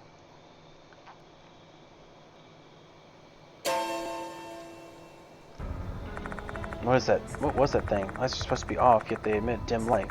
A red light. Machida has collapsed to the ground. Machida has lost consciousness. There aren't any physical injuries that I can find. Hey Machida, are you okay? Grab Machida by the shoulders and give him a firm shake. Dad bod. Help Machida off the floor. Thanks, man. What the heck is that light? Hey, did Curry cause this? I have no idea. Machida, what do you remember? You're asking me? Damn, can't recall a thing. Or it dropped like a rock right after Kukuri got all weird. Right where they're... Right, where's that Kukuri bastard now? He's not here. Did you beat his ass or something? No. The one who killed Mr. Kukuri is...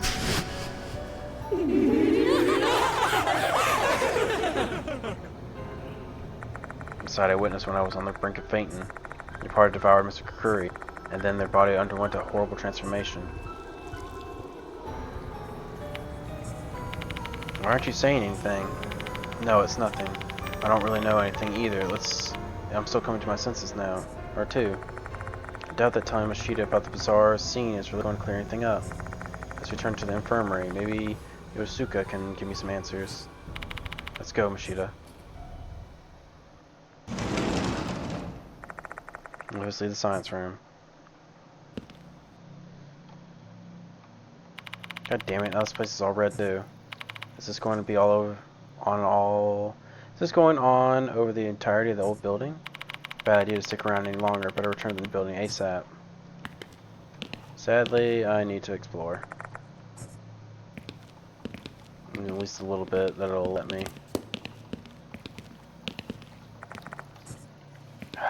Fuck, I need to find this final fucking tooth.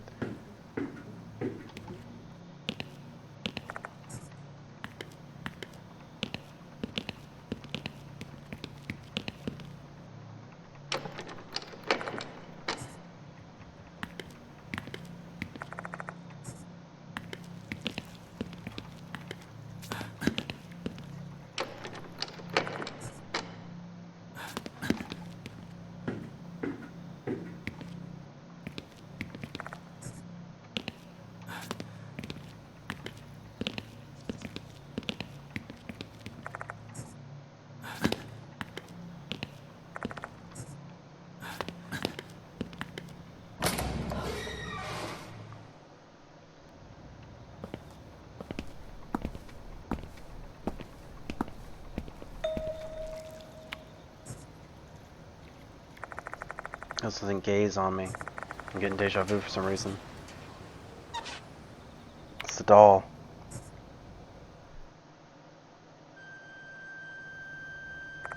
The female doll is standing in the darkness. Her damaged face has been fixed. How can that be? Why did her appearance change in addition to the departed's? I have to share it. Her words are clearer than before. Kukuri resentment still lingering. Kukuri not forgive those possessed by demons. Return red demons where they belong. The female doll then disappears into the darkness. Kukuri's resentment still lingering? I can't immediately refute that. Mr. Kukuri had been devoured by the departed before his soul was saved. Perhaps the lingering resentment will still bear its fangs at living beings. If that's true, then its target is still... Hey, Dadbod. The heck are you doing standing around? Let's get back to the new building now. Okay. There's still something I can do to save Mr. Kukuri. Or what she means by return the red demons where they belong.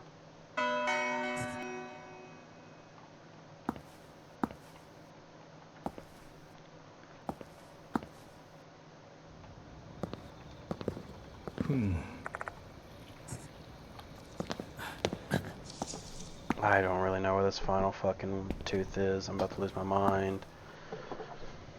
Let's see. Real quick, I need to just make sure. Because I don't know if it's like... Oi. something stupid.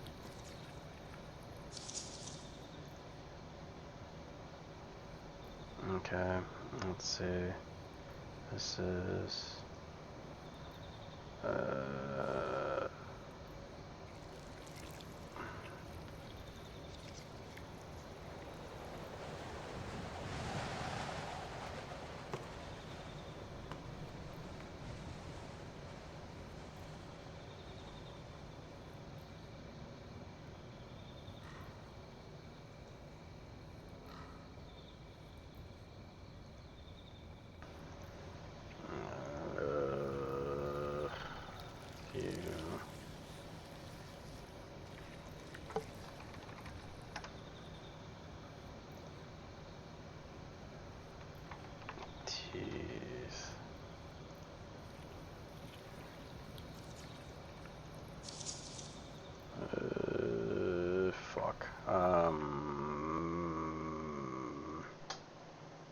Death mark 2. Curry. Curry. Teeth. Locations.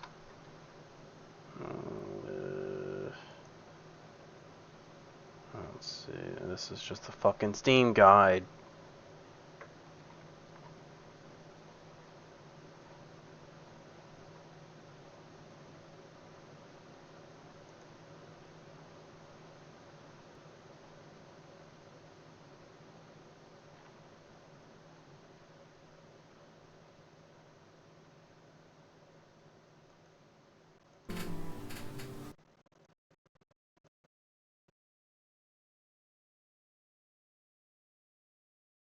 I really don't know where this fucking tooth is, and it's gonna piss me off.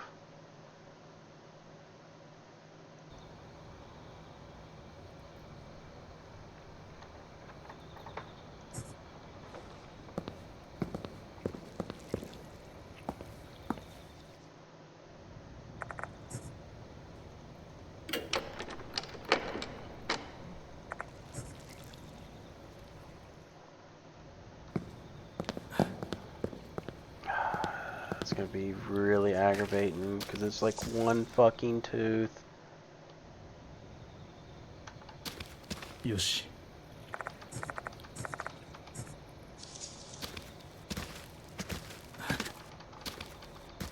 ここ。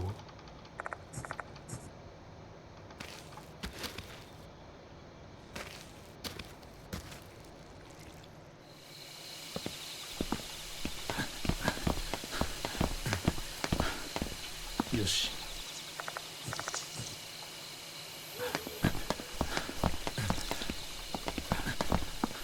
よし。よし。ここ。ここ。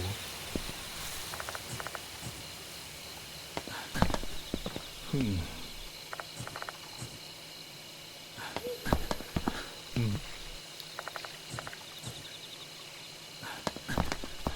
よし。 Let's go down here one more time just to be certain, because I really don't want to like fuck this up while losing just one tooth. よし。 That'd be the stupidest thing. これは。うん。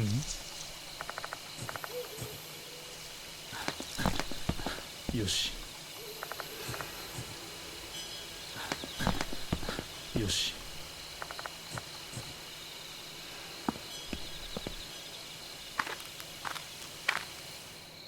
うん。ふん。よし。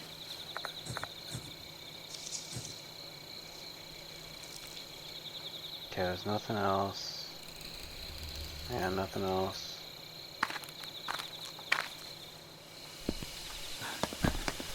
Yoshi.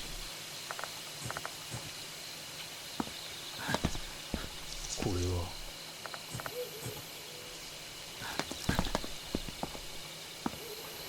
Ah, there's nothing more I can explore on that one. うん。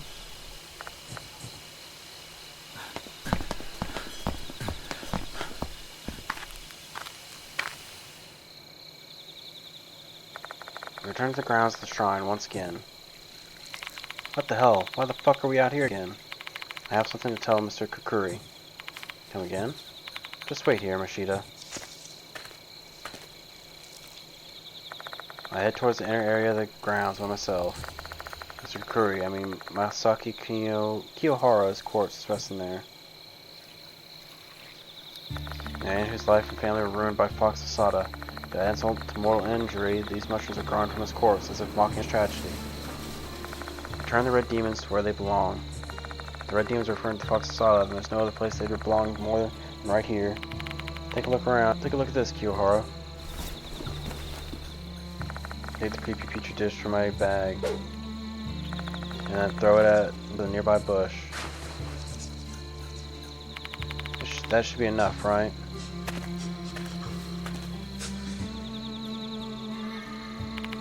Tell me what you did there. Threw out the whole petri dish. Are you crazy? Fox thought I wasn't supposed to be taken outside this forest. This is what Mr. Kukuri wants. Is that so? Empathizing with the dead again, aren't you? One of these days you're gonna get dragged into some shithole by their feelings. Maybe I will. This is how I do things.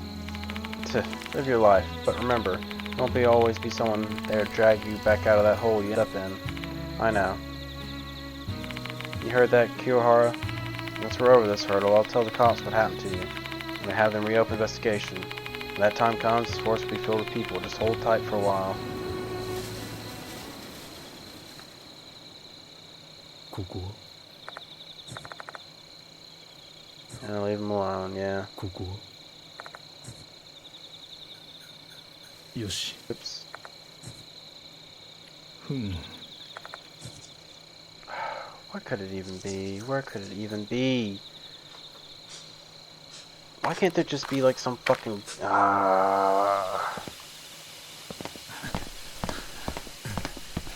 I've searched this whole place.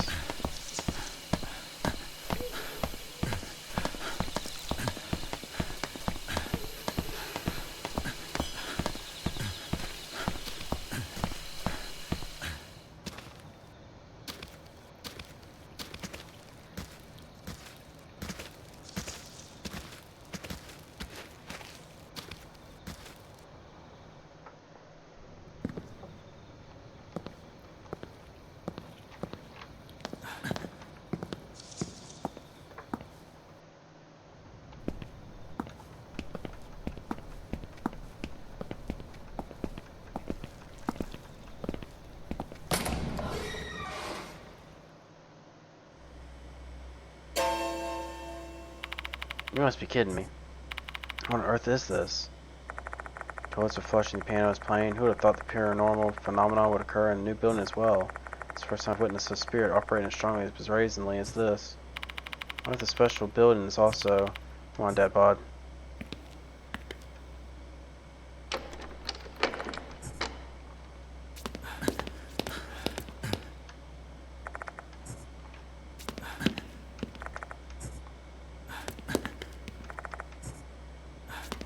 Mm-hmm.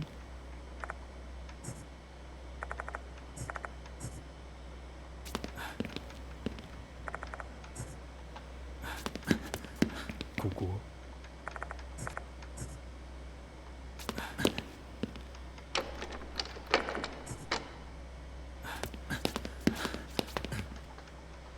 This sucks, man. Don't tell me I have to play through a whole bunch just to be able to get this fucking tooth again.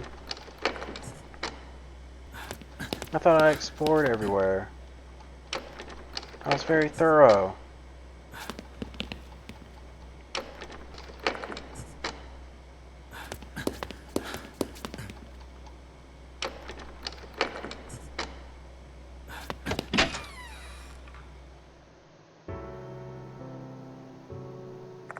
Mr. Building is peaceful as ever. Lights haven't turned red like the other ones in the other buildings. Finally, some peace and quiet. The hell was that phenomenon, though? I've got an idea, though it's just a hunch. Both the female doll and Konohara Academy changed once it departed to transform. It can't be a mere coincidence. And that reminds me, we should check on what's going on with Floppy Disk before we see that old hag. Just in case that bastard's not gone for real, I want to know all that we can about him. You have a point. We still have some unsolved mysteries regarding Mr. Kokiri. Not to mention that doll said resentment is still lingering. And if that's true, our lives will be at risk until that resentment's been placated. All the stuff concerning the departed and the red lights are certainly worrisome, but we better focus on Mr. Kokiri as the immediate threat. Got it. Let's go to the facility room.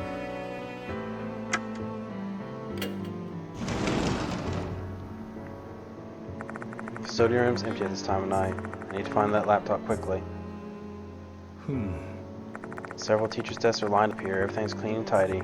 Sakamoto is a big part of that, given her meticulous personality. No, there's definitely something here. I refuse. Several teachers' desks are lined up. Boarding just documents on top. I better leave these alone. I don't want to Generate suspicion unnecessarily. No, come on, please. Where is this fucking tooth?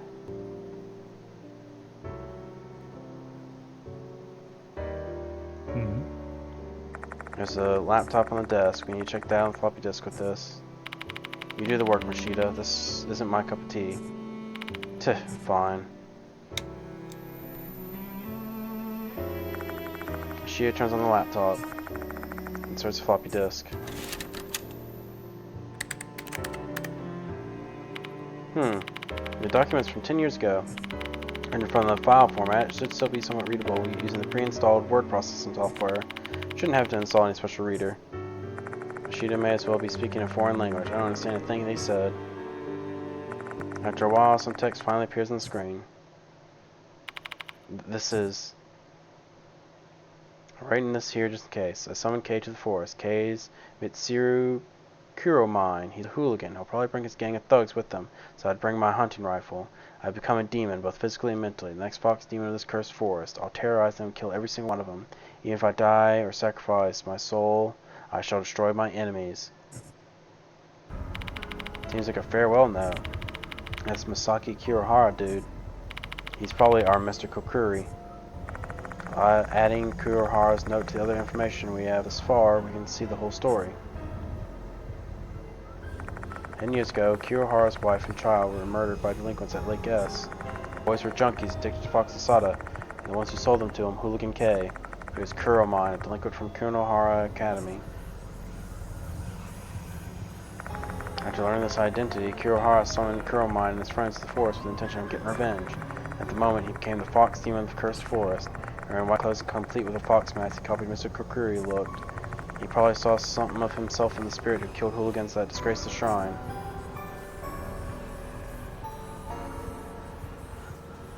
However, he never got his revenge. Kuromine and his friends killed him and buried him in the forest. That skeletal corpse was Kurohara. His resentment still lingered on, even after his death, thus his regret became a spirit. Oddly enough, a spirit that looked like Mr. Kokuri. That's how his revenge began claiming hooligans addicted to Fox Asada, one of them being Kakuta.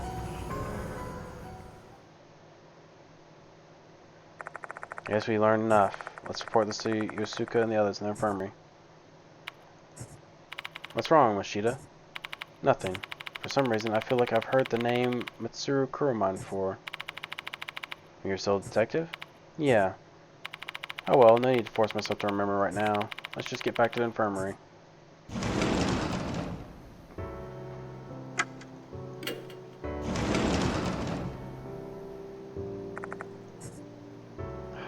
Please, man. Please. Just this one tooth. Where is it?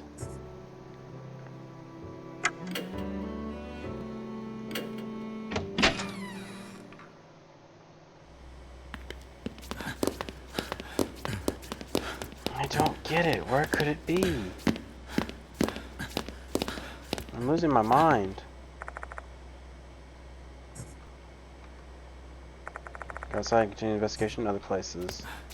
これはここ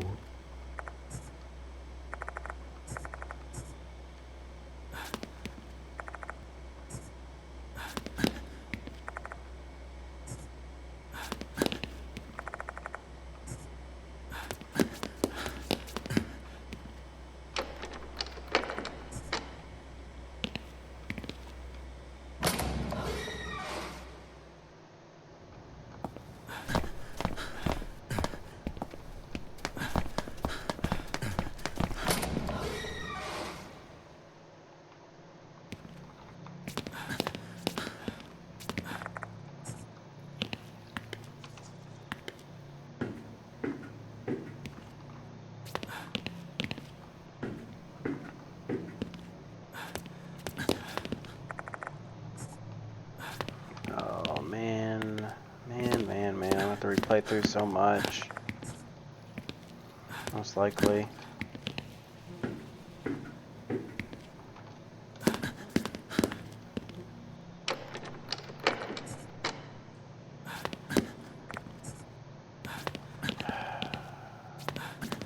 Of course, there had to be one tooth somewhere, just one tooth somewhere that I can't find.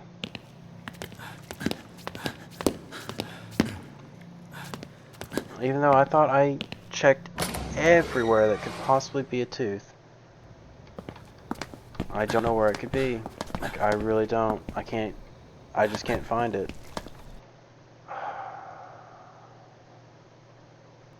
Let me at least check and make sure. This doesn't mean I need it for the true ending. Death Mark 2. Do you need all teeth for good ending?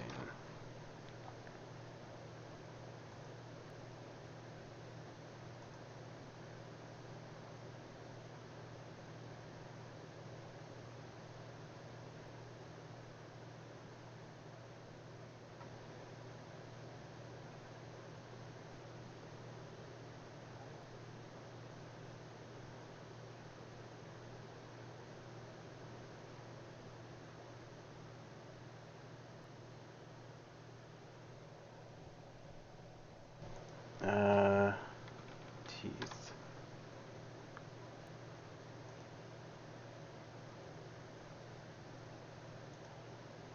Let's see. Teeth.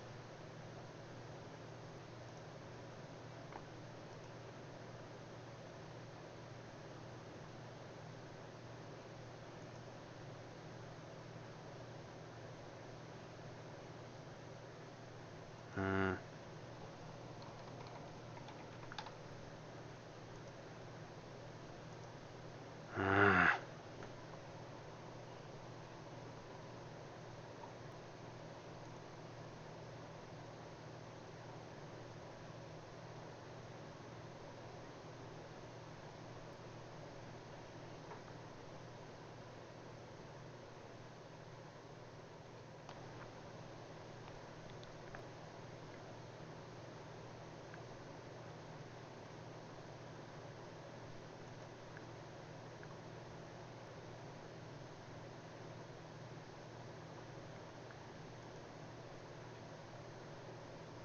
I just don't know. As far as I can tell, you don't need all the teeth, but I'm gonna have to go through the fucking thing again to find this one tooth. Just this one tooth. Because I don't know where it could be.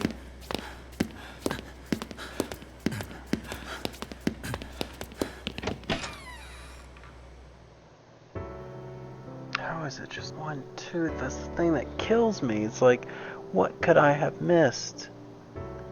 What could I have missed?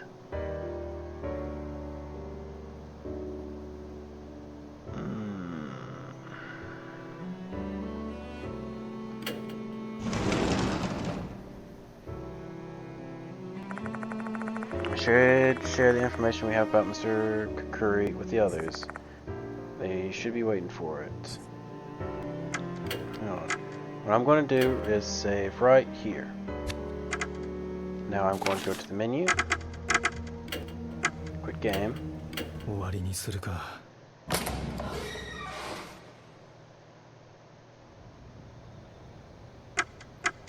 Continue. Load. We're going to load not that one, but this one. Okay. There's one place that maybe I didn't check. Something about it bothered me because I think I noticed it afterwards.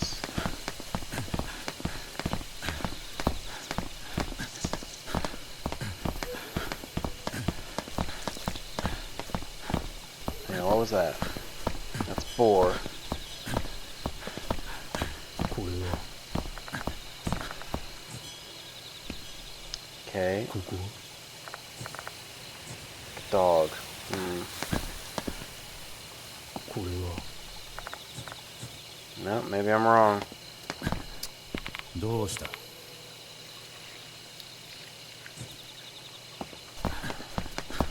れは Where the fuck could it be then?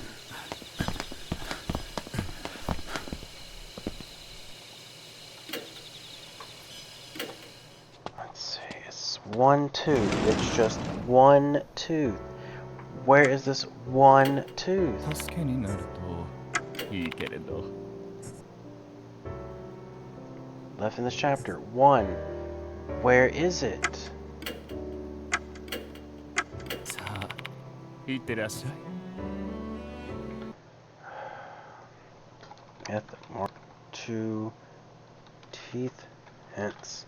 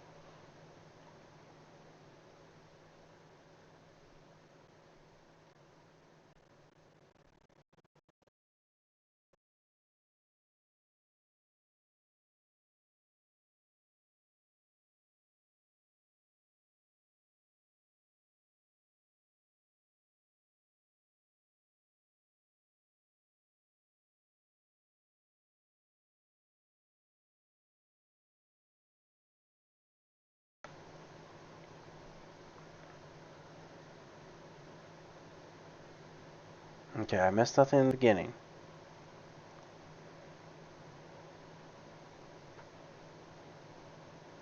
That much is fully true to me.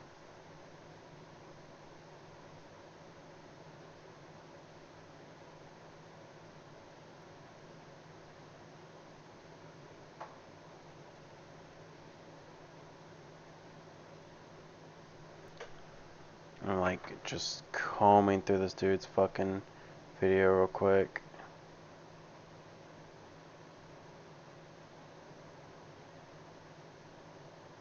Trying to find out where I could have been missing just one. But so far I'm not seeing shit.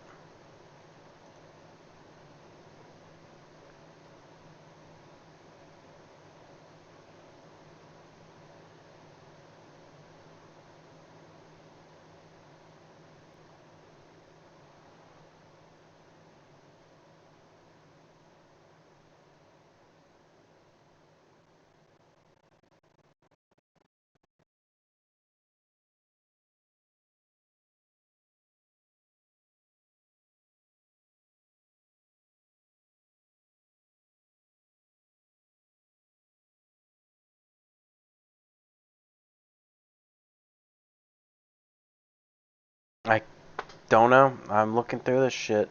Like I combed through it. I don't fucking find it. Can't see it. I don't know what this tooth is. I am just at a loss. This one tooth. Ah.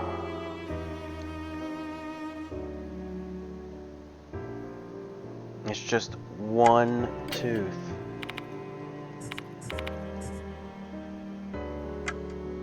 where could it even be? Oh, there's like no guide at all for this. This is such a niche game. I just want to know this one tooth.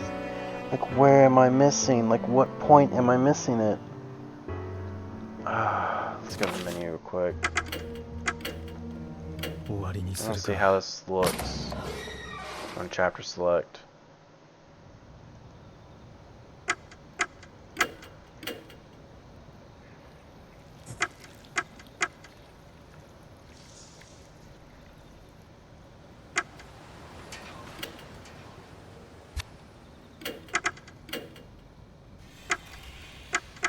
Okay, so it's just like that, huh?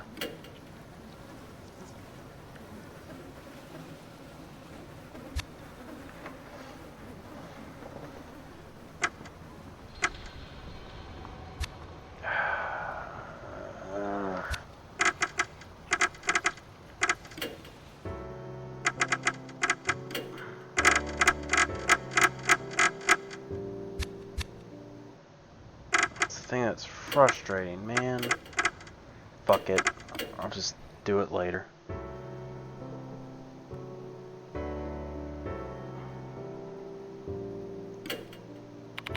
Welcome back, you two. Want to tell us what happened out there? Tell them all the events that have happened up to this point, including the moment where the departed devoured Mr. Kukuri and transformed. So that only I could see, a sight I wish I was merely hallucination.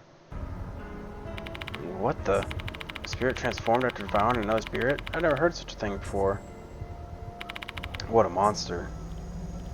It doesn't make any sense. Don't scare me like that. The three mark bearers all take this news differently. Shocked and confused. Honestly, I feel all their emotions.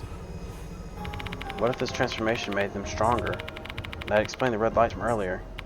Does that mean things have taken a turn for the worse? Most likely. I wonder what they're planning next now that they've gained power and transformation. What terrifying things may be in store ahead. Awful. Heavy silence falls over the infirmary. The party has grown stronger and there's nothing we can do about it. A sense of fear grows alongside the sense of powerlessness that we feel. The phone on the desk is ringing. I should answer it. Hello? It's Maruhashi. I've charged Kukuta's phone. Have you checked out what's on it? Of course. I'll tell you what it says now, so you better take notes. I prepare to write down the contents of Kukuta's phone as Maruhashi relays it to me. There's a series of messages from MK. MK has entrusted Kukuta to manage the Fox Lasada in the forest, but when their secret was about to be exposed, he told Kukuta to dispose of them. He threatened to tell the world about Kukuta's assault case if Kukuta had betrayed him. Kukuta reluctantly agreed to help. Kay didn't send any messages after for 2 weeks until today after school, and Kukuta got 2 new messages from him. How the text was too garbled to decipher. MK. Well, I recall the time I saw Kukuta in that storage room. He was murmuring something while looking at his phone. I was summoned. I have to go, or else I'll be killed. MK. It's pretty clear he was acting under MK's direction. Kakuta's a pretty messed up kid for someone who's a disciplinary committee member. Kakuta didn't have anything to do with the Lake S incident. However, he got himself mixed up with the Fox Asada because of MK's blackmail. That's how he met his end. So Kukuri Kiyohara won't forgive anyone who's addicted to Fox Asada. Thanks, Maruhashi. I was just repaying my debts that caused you trouble before, alright? I'm hanging up now. Say hi to Miss Yosuka for me. It was that girl, right? What did she say?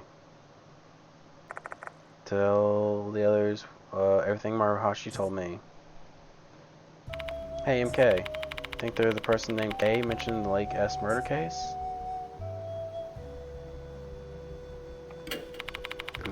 Kiyohara's farewell note. K's full name was Mitsuri Kuromine, which means that K from the Lake S case has the initials MK.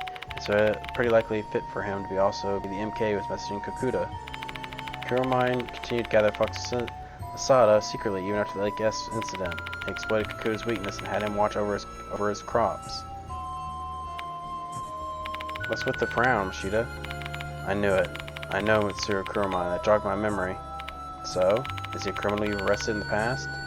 No, the opposite. Mitsuru Kuromine's a cop. He's a career bureaucrat in the Metropolitan Police Department.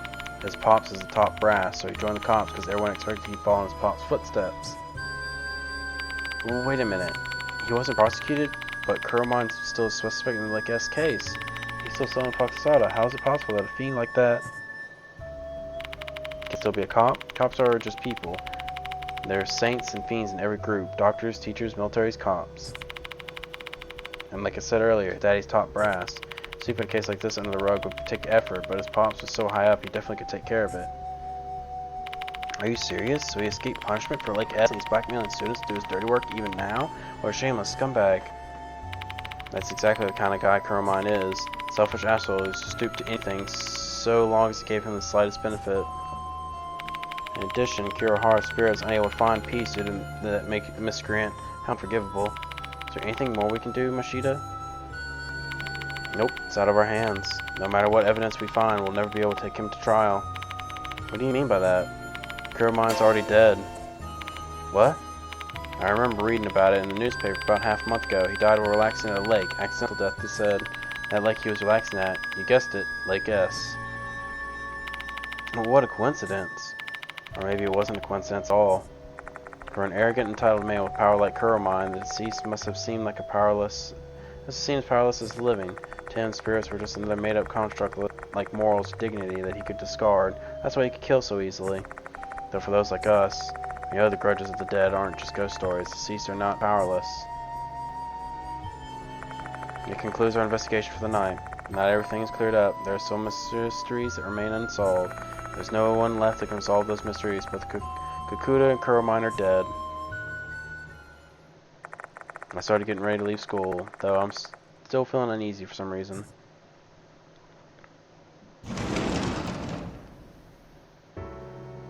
Welcome back, Dadbod. Did you lock the door? Yeah.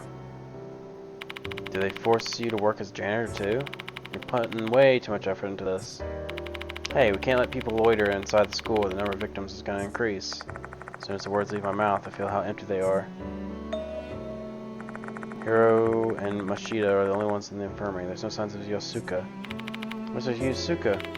I called a taxi and sent her home. I mean, this is usually bedtime for geezers, right? She was way too energetic for her age. You're really rude, you know that? If I hear you're being charged with harassment, I'm totally going to believe you're guilty. I've never harassed anyone in my life. Shall we head home now, too? I'll drive you both to the station as thanks. Having lost both his wife and child in a brutal incident, Kurohara investigated things himself and found the true culprit, K, aka Kuromine. However, he couldn't get his revenge and was beaten to death by some hooligans. His intense resentment turned him into a spirit named Kokuri. Using Kakuta's weakness, Kuromine ordered the boy to manage the Foxosanta in the forest, a source of income for him. But was the MK who had been texting Kakuta really Kuromine? Even more unsettling, after they had departed to devour Kokuri, is it transformed. What is going on?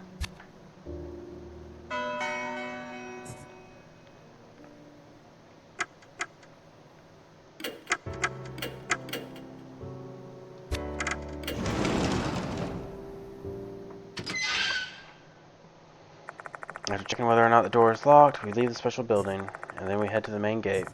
For now, there's nothing we can really do about the red light in the school. If it's really a spirit's doing, everything should be back normal once the sun rises.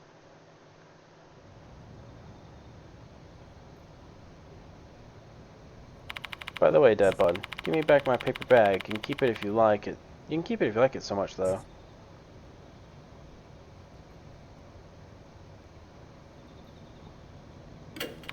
You can take it. Why would I want such a dangerous thing like anyways? Take the gun from the paper bag and hand it back to Mashita.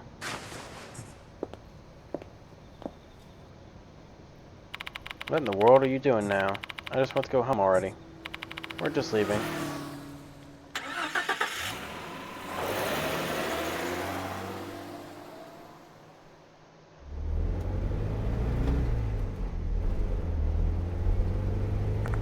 The car slowly leaves the school and heads toward M Tower Station. I should be able to catch the last train.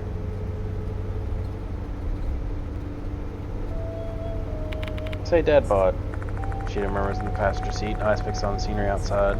Glance at him indirectly, telling him to continue. He must be tired. His complexion looks darker than usual.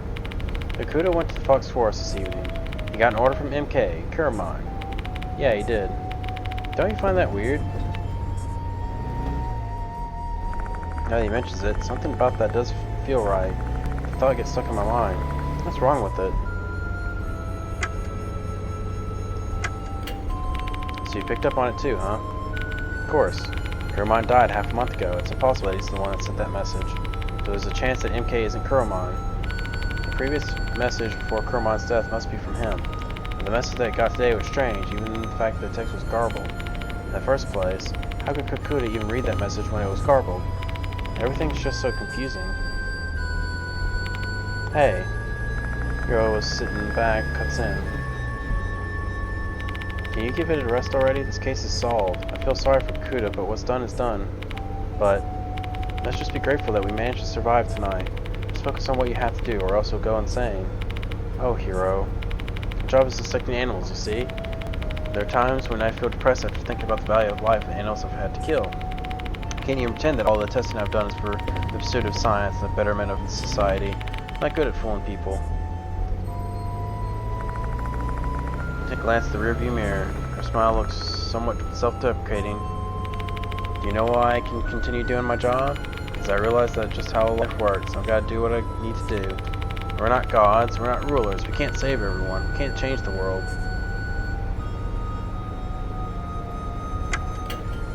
Oh, really? Haha, so you believe you can be a god, huh? That's an amusing level of delusion for someone who's your age.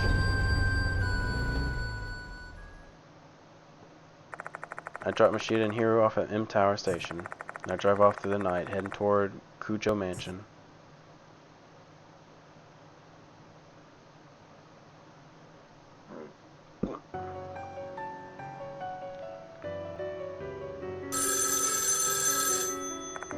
As I arrive at the mansion, the phone rings. Can't even relax. Who's calling this late at night? Hello? It's Kinukawa. Sorry for calling so late. What's wrong? I can't stop thinking about Mr. Kakuri's case. Are you alright? I survived at least, but Kakuta's dead. Huh? The karate man? Yeah, I failed again. I share the night's events with Michiho. I realize I shouldn't talk about it with City, even though she's trying to help me. However, my mouth starts going before I can think about it. It'd be more trouble to stop talking once I've started. Maybe I'm just too exhausted to care. Oh, I see. I get why you're blaming yourself, but it's not your fault. It's the Departed's. We need to put a stop to the Departed quickly. We'll help you figure out who it is. Why? Why are you still helping me even after everything terrible I've gone through? Is it really just curiosity? At first, yeah, but now I'm doing this because I want you to die. I don't want you to die. Whoa. You saved our lives, and you understand our curse. That made both of us so happy because we didn't think we'd ever have the guts to tell anyone about it. Michiho. Remember this, Mr. Dadbod. You're not just a teacher to both Hime and I. You're our precious teacher. Me, the precious teacher? I never expected anyone to call me that when I had been told to fill in as a temporary teacher. She feels some kind of pride over it, but it triggered a memory of something Machida told me.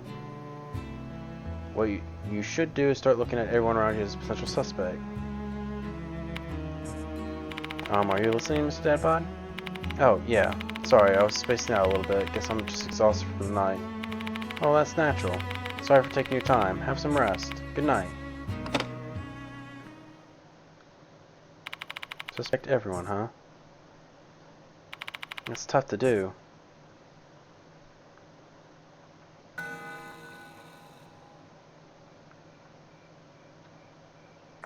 That night goes on, yet I can't bring myself to go to sleep. I'm afraid to close my eyes. No, afraid to even turn off the lights. My eyes flit over the windows, displaying the moonlit night outside, triggering a memory from earlier today. Part was roaming around with her new body. I recall what they said, and now I'm convinced that you're my real husband. All these incidences must have some sort of test to see if I'm worthy of being their husband. It seems like these tests have ended tonight. Departed has acknowledged me as the real husband. Ending that the Departed desires. I feel like the day is fast approaching when I'll be asked to exchange vows at school grounds, all lit in red.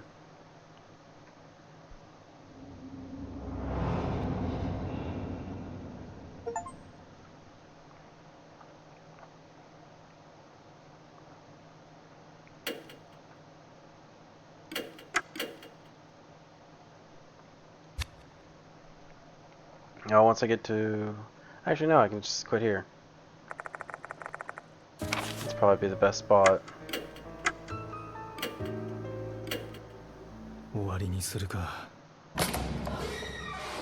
Oh, man. 8 hours, shit. That's a lot. Alright, either way, I'm gonna get some sleep. So, you'll have a good night, and see ya.